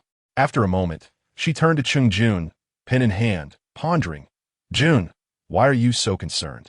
Qin Shaoran's hand has been functional for quite some time. Cheng Mumu silently agreed. Setting aside the fact that she was left-handed, The scar was nearly gone. Why the fuss over rest? Chung Jun shot a glance at the two, his expression calm, his tone languid. Do you know why I'm Jun and you are not? Why? They instinctively asked. Because your IQ is low, Chung Jun replied politely, his fingers long and elegant as he held his folder. The two were left speechless. In the auditorium of number 1 high school. The auditorium is vast, capable of accommodating over 1,000 individuals simultaneously. The cacophony within suggests the presence of a ceremonial procession echoing in one's mind. Upon entering, Qin Ran furrows her brow tightly, enveloped in an atmosphere of low pressure. Just as she reaches for her phone to contact Lin's siren, Xiaosheng taps her shoulder with his device in hand. The noise is overwhelming, and he instinctively raises his voice. Lin's siren and her group are still in line. She asked me to escort you to the small auditorium. Having spent considerable time together, both he and Lin's siren are aware that Qin Ran is quite sensitive to loud sounds. In crowded situations, her expression turns cold. The small auditorium is separated by a door. Typically, it is sparsely populated, but today it has been designated by the school for Qin Yu to practice the violin. As Qin Ran steps inside, she notices that Qin Yu is not rehearsing new pieces, but rather performing repertoire pieces. After listening to the new compositions for an extended period, the repertoire has become rather uninspiring. Su Yaowang, who had been attentive, diverts his gaze towards Qin Ran when she enters, inadvertently stealing a glance at her. Xiaosheng whispers to Su Yaowang, who responds slightly, his focus waning as he listens to the violin. Qin Yu, who has been observing Su Yaowang's reactions, feels the weight of his distraction. Her violin playing is commendable, significantly more advanced than that of an average player. Xiaosheng quietly comments to her, she plays fairly well. Qin Ran acknowledges this with a soft hum, recognizing that, among amateurs, Qin Yu indeed holds her own. Noticing that both Qin Ran and Xiaosheng appear to be quite observant, Su Yaowang quietly explains, what she is playing is double harmonics. At her age, few can achieve this level of proficiency. Xiaosheng, however, is not fully engaged, scratching his head. It sounds pretty much like the others to me. Qin Ran nonchalantly concurs. It's mediocre, not very smooth. Upon concluding her practice, Qin Yu overhears their comments, purses her lips, and finally exclaims, what do you know about double harmonics and left-hand pizzicato? Come back to critique my violin playing once you understand these concepts. I don't require unprofessional opinions on my performance. Su, their noise is utterly distracting. Please ask them to leave immediately. Isn't double harmonics merely the bow touching the string lightly without pressing down, requiring precise placement to control the string's vibration? As for the left-hand pizzicato, while its technique is more challenging than double harmonics, anyone with a basic understanding of the violin would recognize this method. Is knowing this something to be proud of? Qin Ran's critique lies not in their understanding, but in Qin Yu's lack of finesse with double harmonics and left-hand pizzicato. Her execution is stiff, producing inconsistent vibrations, and her right hand is somewhat clumsy, leading to a lack of fluidity in sound. Moreover, her left-hand pizzicato presents a significant issue. When she attempts to pluck the D string, the sound is dull, indicating her hesitance. Qin Ran suspects that Qin Yu has likely attempted to produce a clearer tone, but she would surely strike the E string if she were capable. In summary, while Qin Yu's fundamentals are decent, her technique is lacking. Unfortunately, she insists on showcasing her skills within a piece, thereby undermining its beauty, which is the source of Qin Ran's remark about its lack of smoothness. However, she refrains from voicing these thoughts. Instead, she retrieves her headphones, sits on a nearby stool, and turns the music up to its maximum volume, gradually alleviating her agitation. With Qin Yu's outburst, the atmosphere in the small auditorium shifts to one of solemnity. Xiaosheng conceals his previous indifference, turning his head with a wry smile directed at Qin Yu. Qin Yu, feeling intimidated by Xiaosheng's gaze, fiddles with her fingers and slightly closes her eyes before addressing Su Yaowang. So, you intend to allow her to remain here? Su Yaowang, now aware of his surroundings, glances at Qin Ran, his cool eyes revealing a profound depth, and then turns to Qin Yu. As a violinist, you must be prepared for critique from both professionals and amateurs. There's no need to take offense. But what if her presence disrupts my concentration? I cannot continue to play. Qin Yu retorts, avoiding any eye contact with Qin Ran. Su Yaowang does not respond immediately, contemplating her words. He then looks at Qin Ran, his meaning clear. Qin Yu exhales a sigh of relief, standing above and looking down at the seated Qin Ran. Xiao Sheng, astonished, exclaims, Su? Su Yaowang remains silent. Just then, Qin Ran's phone vibrates. Lin's siren is calling, and she answers. The performance has reached Lin's siren's turn. Rising from her seat, she removes her headphones and casually informs Xiao Sheng. It's Lin's siren's turn. Let's go. Xiao Sheng shoots a glance at Qin Yu, his eyes glinting with ice, and promptly follows Qin Ran as they exit. Once they leave, the small auditorium falls silent once more. Su Yaowang's expression remains unchanged, coolly regarding Qin Yu. Now that they are gone, continue. As Qin Yu picks up her violin, Su Yaowang's voice rings out again. Does your sister play the violin? Though phrased as a question, it carries a tone of certainty. She learned a bit when she was younger, but lacked dedication, quitting after a few years, even having a confrontation with her teacher's child. Qin Yu replies. Su Yaowang nods, falling silent, his gaze distant. Qin Yu notices this change and realizes that he is no longer as engaged as before. Outside, Qin Ran spots Lin's siren, who is among the other performers from Class 9. What's going on? The group has already left, she murmurs. Lin's siren, recognizing her, furrows her brow in uncertainty. Regaining her composure, Lin's siren produces a small glass vial containing a plant and hands it to Qin Ran, saying, Here, take this. What is it? Xiao Sheng leans over to take a look. Lin's siren smiles lightly, her demeanor serene, just a blade of grass, nothing significant. Upon hearing this, Qin Ran regards her expressionlessly. Xiao Sheng, not overly concerned with Qin Ran's reaction, inspects the vial and realizes it truly is just a blade of grass, thus refraining from further comments. The girls can indeed be quite frivolous. That evening, after completing her rehearsal, Qin Yu returns home deep in thought. Ning Qing is on the phone, exuding a joyful demeanor. After sipping some water and skipping her own violin practice, Qin Yu waits for Ning Qing to finish her call before casually inquiring, Mom, where did you find that piece of paper last time? Ning Qing, having just hung up, pauses. What paper? Qin Yu bites her lip. When you were sorting through Grandma's things, a piece of paper fell out. Ning Qing ponders for a moment, recalling only faintly. Paper? That must have belonged to your grandmother. I'm not sure. Why don't you accompany me to visit her tomorrow and ask? Chen Shulan? Qin Yu's impression of Chen Shulan is limited to that of a modestly dressed elder. She knows little about her. However, the nuances and techniques within the sheet music intrigue Qin Yu, leading her to believe it may not be closely related to Chen Shulan. She is merely curious about its origin. Nodding slightly, she states, I'll go with you to see Grandma tomorrow. Qin Yu has noticed that Su Yaowang seems more interested in her adapted new piece than in her other music, yet she possesses only a single sheet of that music. Nonetheless, she has not connected the sheet with Chen Shulan, hoping merely for a stroke of luck. The next day, Qin Yu, unusually, accompanies Ning Qing to visit Chen Shulan.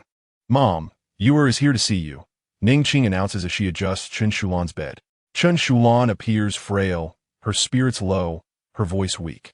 Qin Yu does not sit at the bedside, but chooses a chair nearby, expressing her concern with several inquiries.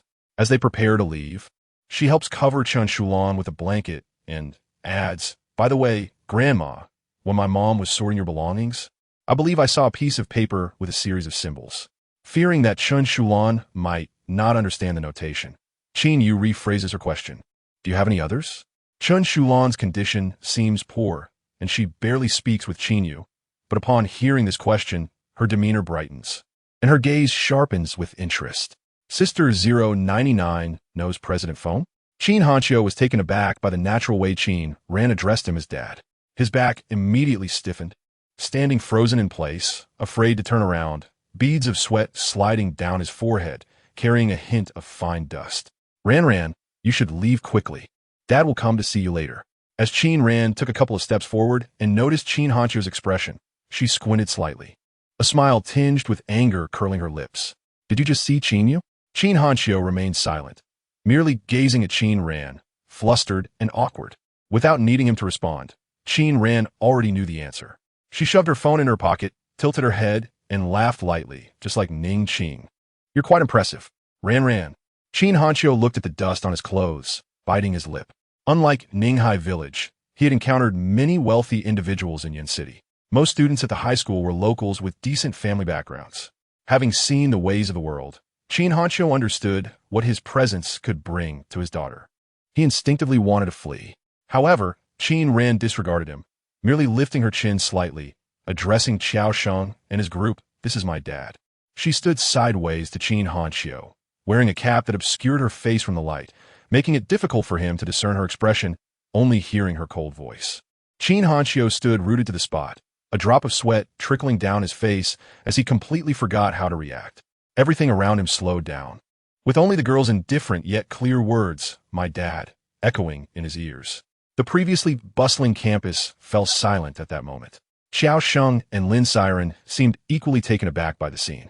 Yet, as Qin Hanqiu scrutinized, he noticed that despite being somewhat darker, those eyes resembled Qin Ran's. So, you're an uncle. Qiao Sheng immediately stood upright, greeting Qin Hanqiu with utmost respect and politeness, fidgeting with his clothes. I am Qiao Sheng, Qin Ran's classmate. Li Siren's face flushed slightly. Uncle, I am Ran's classmate. You can call me Siren. Uncle, I am Xiao Fei. Uncle. The repeated uncle left Qin Hanqiu somewhat bewildered. He responded with a light acknowledgement. Uncle, is this your first time here? Let us show you around the campus. By the way, have you eaten? Lin Siren was quite enthusiastic. Qin Hanqiu nodded stiffly. Today is the school celebration, and there's a performance. Siren thought for a moment and turned to Qiao Sheng. Xiao, I'm not part of the student council and don't have tickets. Do you have any tickets left? Qiao Sheng waved his hand. Uncle, just come along. I will definitely get you a ticket. Ran, what do you think? Qin Ran pressed down her cap, her brows arching nonchalantly. You should ask him. Qiao Sheng's gaze turned earnest as he looked at Qin Hanqiu.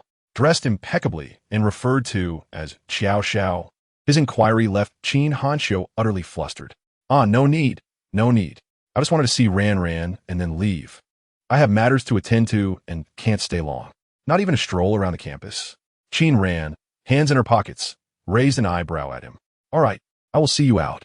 As Qin Hanqiu was escorted out by Qin Ran and her classmates, he felt as if he were floating.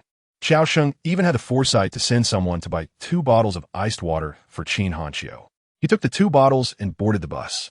His phone buzzed in his pocket. It was a call from Qin Yu, presumably checking if he had boarded. Qin Hanqiu did not look at it. Instead, focusing on the sight of Qin Ran leaving with a group of people, his eyes growing misty. The school celebration was crowded. Qin Ran and Xiao Sheng swiped their tickets to enter. At first, the performance was enjoyable, but as more people began chatting, it felt as if 1,000 birds were chirping in his ears. The air was stifling and oppressive. Class 9's choir was set to perform in the penultimate segment. Lin Siren went backstage to prepare, and Qin Ran followed to get some fresh air. Don't be nervous during the performance. I'll be watching from the audience. Ning Qing's gentle voice floated from the opposite side of the mirror. I'll record a video for you to show your dad, brother, and aunt later. Qin Yu responded softly. Suddenly, a harsh sound pierced the air. Qin Yu and Ning Qing both noticed it. This was backstage, where unauthorized individuals were not allowed. The doll-faced girl next to Qin Yu glanced at Qin Ran. How did you get in here? Ning Qing also cast a glance at Qin Ran, pursing her lips, seemingly wanting to say something, but then holding back, lost in thought. Qin Yu was preoccupied with her violin, merely casting a fleeting glance at Qin Ran before shifting her attention away, seemingly dismissive. Qin Ran slowly put on her headphones, ignoring everyone backstage, and left. Xiao Sheng was waiting for her outside. The upcoming performance was the choir led by Lin Siren. The song was an old classic, and as soon as Qin Ran finished listening, she intended to leave. Most of the audience remained to await Qin Yu's finale, so it was the perfect time to exit. Aren't you coming to the celebration party later? Xiao Sheng, keenly observing Qin Ran's movements, called out as he saw her preparing to leave. Qin Ran fiddled with her ear, catching a glimpse of Qin Yu taking the stage with her violin. A wave of screams and applause surged through the air. Qin Ran's brow twitched.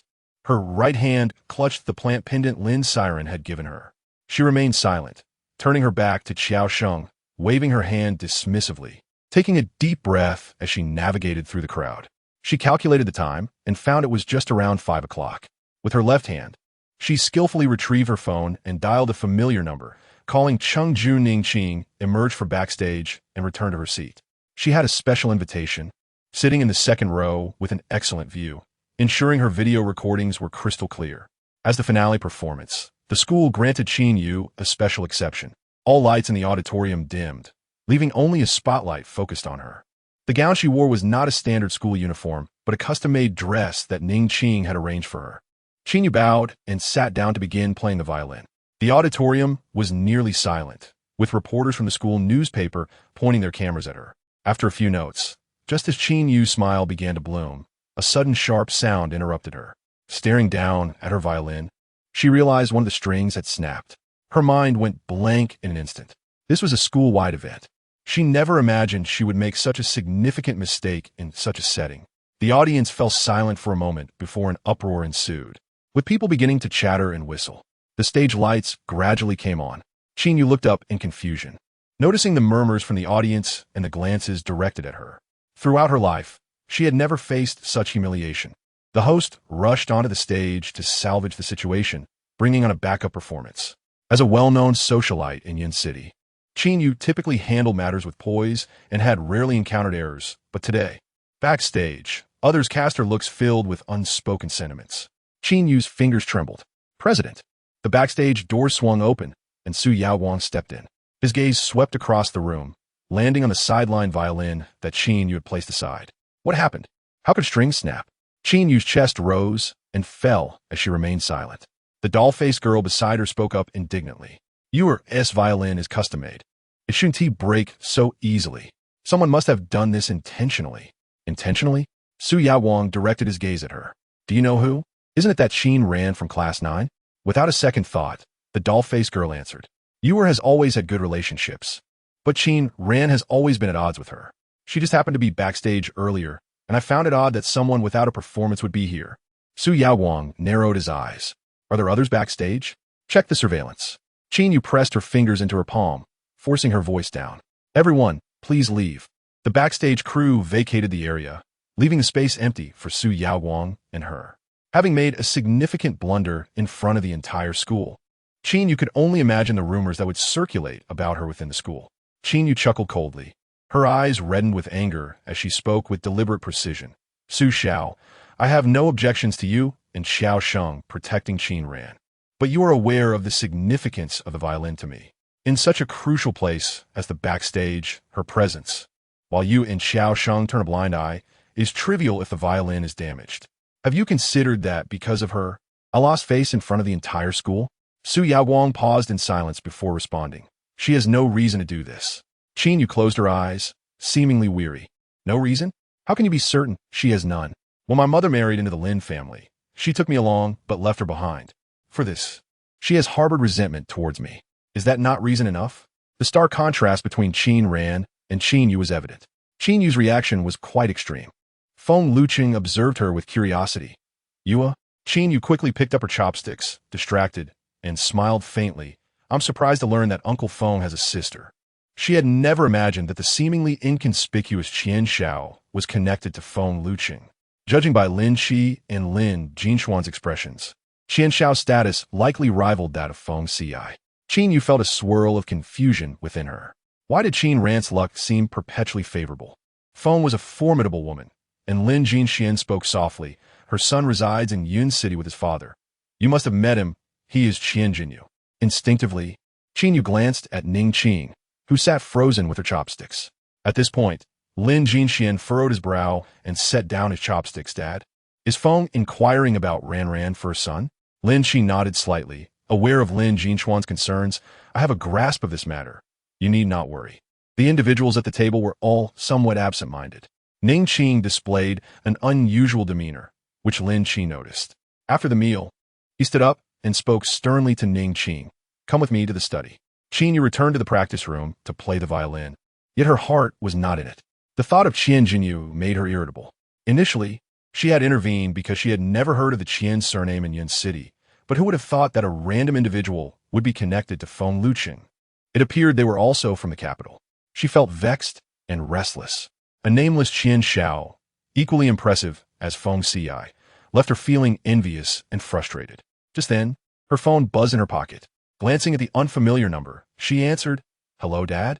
Qin Yu frowned slightly, but spoke sweetly. You'll be in Yun City in a few days? Great. Let us meet at our usual spot. After exchanging a few words, she hung up. That evening, Cheng Jun invited Team Qian for dinner. He had tasks to accomplish in Yun City. Although Team Qian presented a cold demeanor, it seemed he had received some prior guidance. As he maintained a respectful attitude towards Cheng Jun, albeit with few words. However, Cheng Jun, lounging casually in his chair, remained silent. His brows and eyes were strikingly expressive, exuding warmth, yet his presence was formidable, causing Team Qian to hesitate in initiating conversation. The dialogue continued primarily between Lu Xiaoying and Team Qian. Hao Team and Cheng Mu sat nearby, and once Lu Xiaoying finished speaking, Cheng Mu turned to Team Qian. Do you know Miss Qin? Team Qian, typically aloof and disinterested, perked up at the mention of Qin Ran. I know her, he replied succinctly. Cheng Mu was taken aback. Then do you know what Miss Qin likes? What are her hobbies?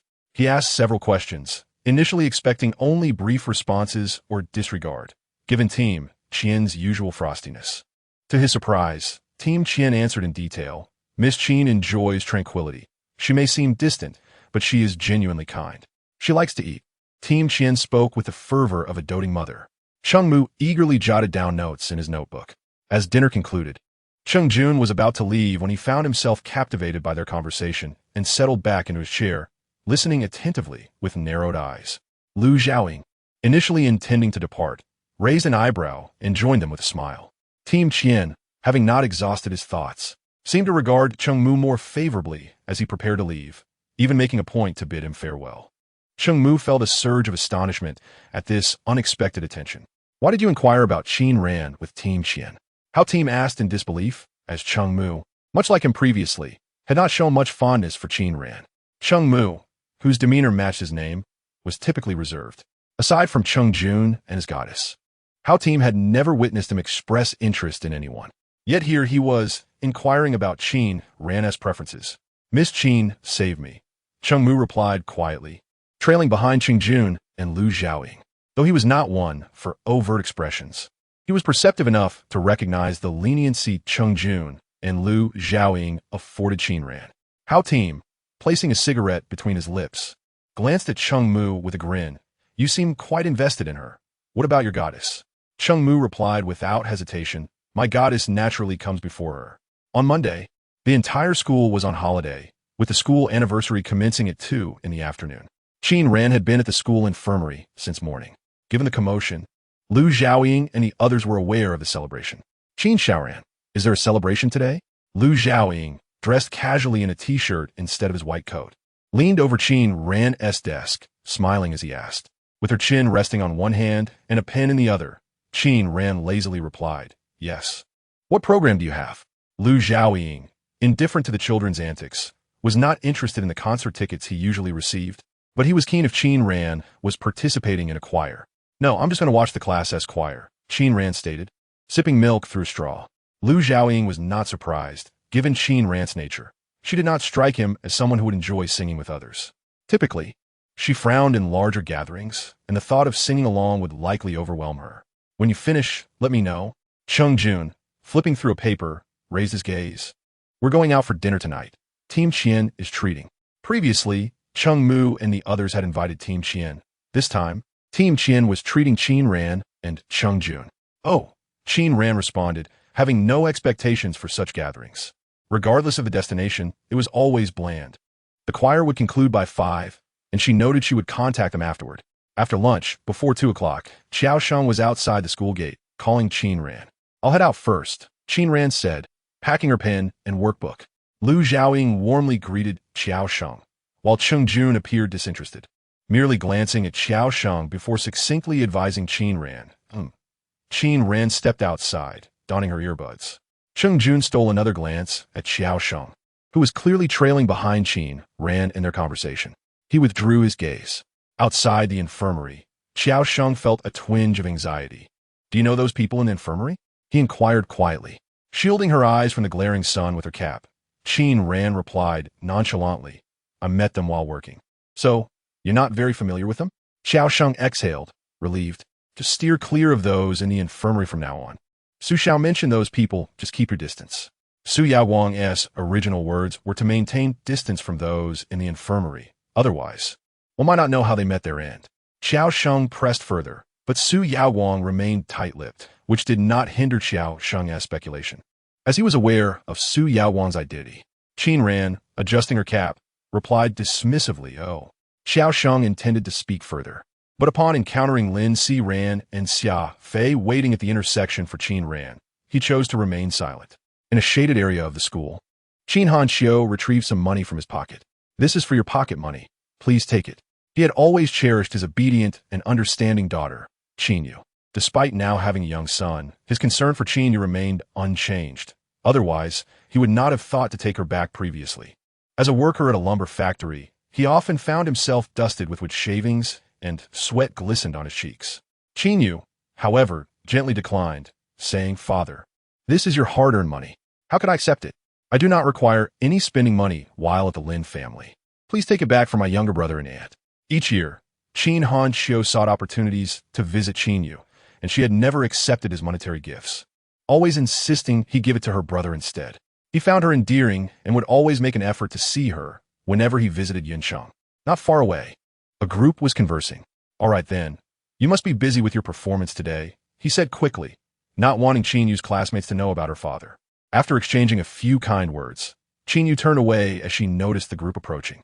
Qin Hanxiu watched her retreating figure, feeling a sense of joy knowing she was about to perform on stage, before turning back towards the main road.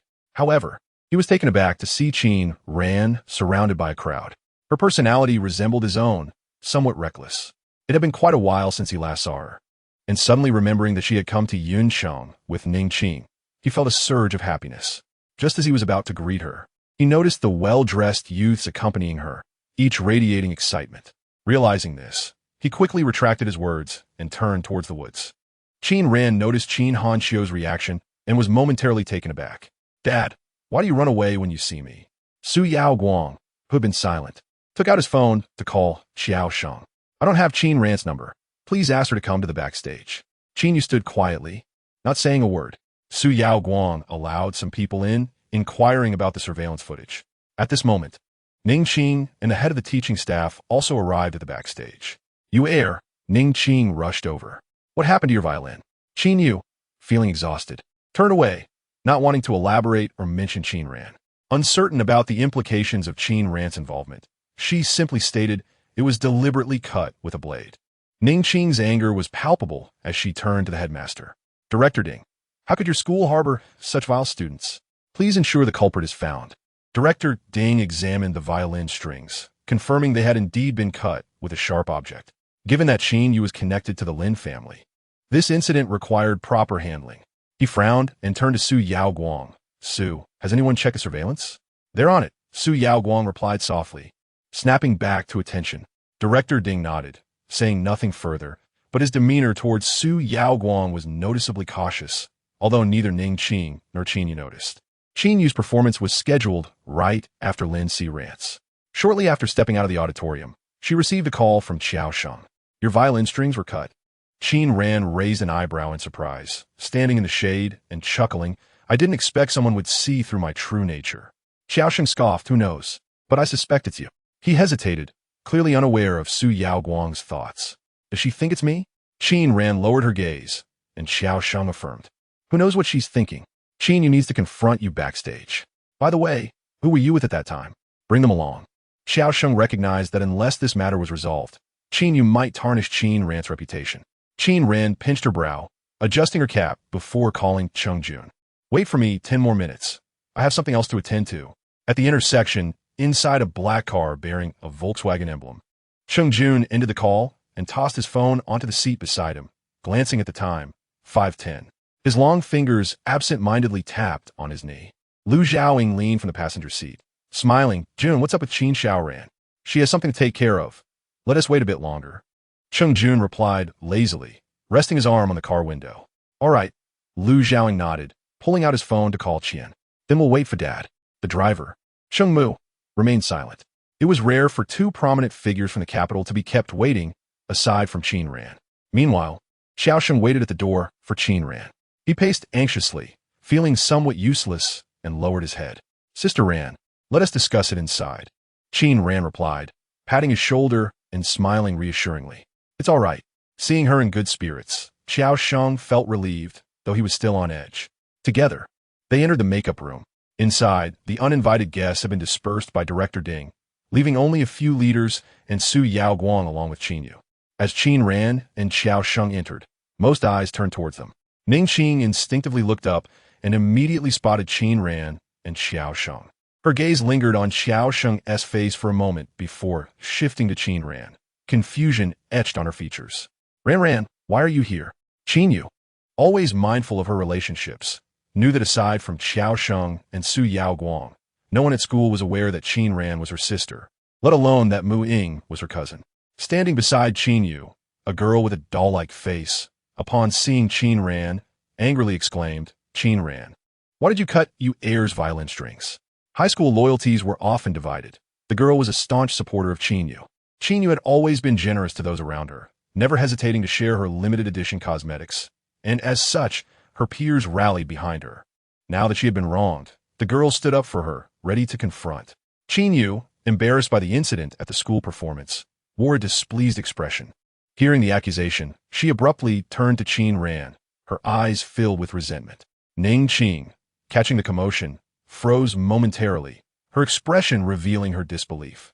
Ran, did you cut you hair strings? Though phrased as a question, her expression suggested she believed it. Those in the makeup room were unaware of the incident on Weibo's connection to Qin Ran, but Ning Qing was informed. She scrutinized Qin Ran, her lips pursed. Qin Ran, feeling the coolness of her fingers, removed her cap in the presence of Director Ding and several teachers. Ignoring Ning Qing, she addressed them politely. I wouldn't stoop so low. ISNT, there's surveillance in the hallway? We can check that. Her tone remained calm, devoid of anger or panic. Her demeanor unchanged from her usual self, still holding her cap with a composed elegance. Qin Ran, I accept your hatred towards me, but why act out at this moment? Do you take pleasure in watching me be ridiculed by the entire school? Are you feeling triumphant now? Qin Yu's eyes were bloodshot, her fingers trembling as she approached Qin Ran. In a moment of unthinking rage, she slapped her. However, Qin Ran's agility prevented her from succeeding. Stepping back slightly and shifting to the side, she was simultaneously intercepted by Xiao Sheng, Su Yao Guang, and Director Ding, who sought to restrain her. Su Yao Guang fixed her gaze on Qin Yu, stating, I've already sent someone to retrieve the surveillance footage. Qin Yu pursed her lips, feeling the sting of disbelief. Xiao Sheng had long sided with Qin Ran, and while Qin Yu had managed to contain her emotions, she never expected Su Yao Guang, who had always supported her, to doubt her. The three most authoritative figures in the makeup room stood firmly with Qin Ran. Their instinctive reactions felt like a resounding slap to Qin Yu's face. Su Yao Guang kept her eyes downcast, their icy clarity untouched by other hues, suggesting that waiting for the footage was a prudent course.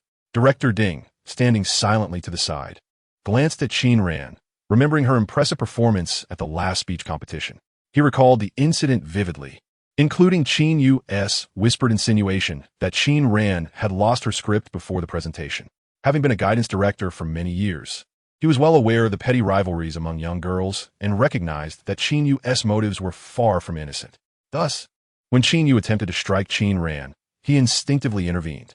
Meanwhile, at the school's entrance, Cheng Jun suddenly opened his half-closed eyes. Checking his phone, he noted it was precisely 5:20 p.m. Lowering the car window, he scanned the bustling crowd at the intersection. Qin Ran possessed a unique aura that made her stand out effortlessly among the throng. However, she was nowhere to be seen. Cheng Jun stepped out of the car, while Cheng Mu, who had been following him, rested his hand on the door. I heard Lu Xiaoying is engrossed in a video game, he remarked, raising an eyebrow at Cheng Mu as he attempted to exit the vehicle. Cheng Mu, realizing his misstep, withdrew his hand and returned to his seat with a stoic expression. Lu Xiaoying, with her legs casually crossed, finished a game and started a new round. Her gaze lifted, spotting a short-haired girl walking slowly by the roadside, head down and glasses on, exuding an air of heaviness. Pausing, Lu Xiaoying absent-mindedly touched her ear stud and tossed her phone to Cheng Mu. Play around for me. In the Grand Hall's makeup room, several individuals had returned with the surveillance footage, only to discover it had been deliberately destroyed. A teacher handed a computer to Director Ding, revealing that nothing of significance could be captured. Thus, they were unable to identify the true perpetrator behind the damage to Qin Yu's violin. The situation seemed to reach an impasse. Qin Yu, fixing a cold smile on her face, directed her scorn at Qin Ran. You must have known from the start that the surveillance would be useless, right? You're clever enough to have anticipated its sabotage. Director Ding frowned, interjecting without evidence. We cannot proceed on mere allegations, Qin Yu. Ning Qing, with a deep gaze, glanced at Qin Ran, her exhaustion apparent. I apologize, Director Ding. This is our family matter. A trivial dispute among children. Your involvement is truly unnecessary. Her words, intended to exonerate Qin Ran, ironically drove the nail of shame deeper into her. One was a daughter she had always held prejudice against, the other a daughter she cherished and nurtured. It was clear where her biases lay. Moreover, she was aware that Qin Ran had not forgiven Qin Yu for the incident on Weibo, making the potential for animosity palpable. Qin Yu was evidently displeased with this resolution. With her head bowed, Qin Ran's fingers traced the brim of her cap. The makeup room, though not crowded, was quieter than the chaos outside. Yet within Qin Ran's mind, it felt as if someone were stirring a pot, her thoughts muddled like paste. The tension that had been taut within her suddenly snapped. Raising her head, she licked her lips and turned to Qin Yu and Ning Qing. Am I familiar to either of you? She was accustomed to resorting to physical confrontation over words, brash and straightforward. However, today, her rationality had not entirely faded. On the edge of her composure, a voice, languid and soft, resonated within her, as if it bore the gentle warmth of shattered stars. What was happening? The door swung open, revealing a figure clad in a sleek black shirt with long, elegant fingers that glimmered like jade. Looking up, one was met with eyes reminiscent of the vast cosmos. Even Qin Yu found herself momentarily stunned. Among those in the makeup room, only Su Yaoguang recognized Cheng Jun, gazing up at him in disbelief, not expecting his presence here. Had Qin Yu observed Su Yaoguang at that moment, she would have noted how rarely he lost his composure. As for Director Ding, he was oblivious to Cheng Jun's identity, but had been cautioned numerous times by Principal Su regarding the necessity of keeping the school doctor undisturbed. To avoid complications, Principal Su had ensured that photographs of the individuals in the infirmary were shown to Director Ding and others. Ning Qing, recognizing him as the one who had threatened her at the hospital, instinctively took a step back in fear. Cheng Jun, however, paid no mind to the others. His gaze remained fixed on Qin Ran, his brows furrowing ever so slightly as he approached her. The familiar scent of cold fragrance recaptured Qin Ran's attention. Cheng Jun did not look at her, but directed his focus to the only familiar face in the room, Su Yaoguang. Upon regaining his composure, Su Yaoguang dared not meet Cheng Jun's gaze, lowering his head as he recounted the situation. Cheng Jun's commanding presence seemed to guide the room, and though the others were unfamiliar with him, they instinctively followed his lead. He glanced at the computer on the table, pressing the power button. So, the surveillance data was destroyed? Su Yaoguang and Director Ding nodded in affirmation. Cheng Jun tapped the computer lightly, then turned to Qin Ran, asking, "Is there a way to recover this data?" "Mr. Cheng would like to see you," came the voice from the makeup room, which startled everyone, leaving them momentarily speechless. Qin Ran collected herself, adjusting her cap, clearing her throat before responding, "As long as the data existed at some point, I can recover it regardless of how thoroughly it has been obliterated." Cheng Jun regarded her with a nod, then stepped aside to make room for her. "Be careful." "I know," Qin Ran replied, sitting down and focusing on the data recovery. At that moment, Qin Yu finally grasped the situation. "You're not planning to destroy the evidence completely, are you?" She stepped forward, but before her hand could touch Qin Ran, it was blocked by a cool comb. Raising her gaze, she encountered Cheng Jun's languid expression. With an air of calm authority, he stated, "Miss, please do not disturb her." Qin Yu stared at him, opening her mouth to retort, but Cheng Jun turned away, tossing the comb onto the table without a glance. Initially, the others in the makeup room were taken aback. However, as Qin Ran began typing seamlessly on the programming device, their attention was drawn to her hands. Watching Qin Ran code was a spectacle. Data boxes popped up one after another, her eyes never straying from the screen, fingers flying across the keys. Ning Qing was initially puzzled by Qin Ran's actions, but as she saw the sudden intensity radiating from Qin Ran, she instinctively paused. Not only those with a modicum of understanding of databases, like Xiao Sheng and Su Yaoguang, but even those completely unfamiliar, like Ning Qing and the innocent face girl, stood transfixed, watching Qin Ran press one character after another. In less than 20 minutes, Qin Ran successfully recovered the surveillance footage. She slid the computer aside and raised an eyebrow at Cheng Jun, stating, "It's done." Cheng Jun had long been aware of her exceptional talent, so he was not surprised. He simply handed the computer to Director Ding, saying, "Take a look." The others in the room remained in a daze, unable to comprehend the situation. Director Ding, momentarily stunned, accepted the computer. Particularly, Qin Yu, who had always viewed Qin Ran as inept, failing exams consistently, could hardly believe that she was capable of programming.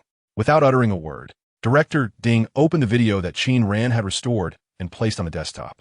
The video displayed a gray surveillance feed. Upon magnifying the footage, the figures in the room became distinctly visible on the computer monitor. A girl, holding a utility knife with utmost caution, was seen cutting the strings of Qin Yu's violin. In less than a minute, she turned her head, revealing a clear profile on the screen. Xiao Sheng gasped, "Wu Yan, how could it be her?" The others in the makeup room, unfamiliar with Wu Yan, could still discern that the person was certainly not Qin Ran. At this point, the truth was evident, and no further words were necessary. It was indeed not Qin Ran. Director Ding regained his voice and remarked dryly, but no one responded to him. Xiao Sheng and Ning Qing had shifted their gaze from the computer screen to Qin Ran, particularly Ning Qing, who had never anticipated that Qin Ran could recover data. She stared at Qin Ran, her pupils constricting dramatically, leaving her in a state of bewilderment and shock, akin to encountering a ghost. Xiao Sheng closed his chin with his hand, mechanically raising his arm, but failing to react. Qin Yu felt the weight of others' gazes on Qin Ran. She was astonished to discover that the person who had tampered with her violin strings was not Qin Ran, and even more so that Qin Ran had managed to recover the data, hiding such a skill. The atmosphere was stifling, and if Qin Ran lingered any longer, she felt she might explode.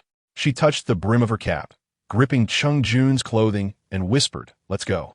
Cheng Jun lowered his head, glancing at the corner of his clothing held by her delicate fingers. From this angle, he could only see her dark cap and her slightly pursed lips. He had encountered Qin Ran's mother before. When he arrived, her eyes were red-rimmed, and he could easily imagine the scene she had faced prior to his arrival.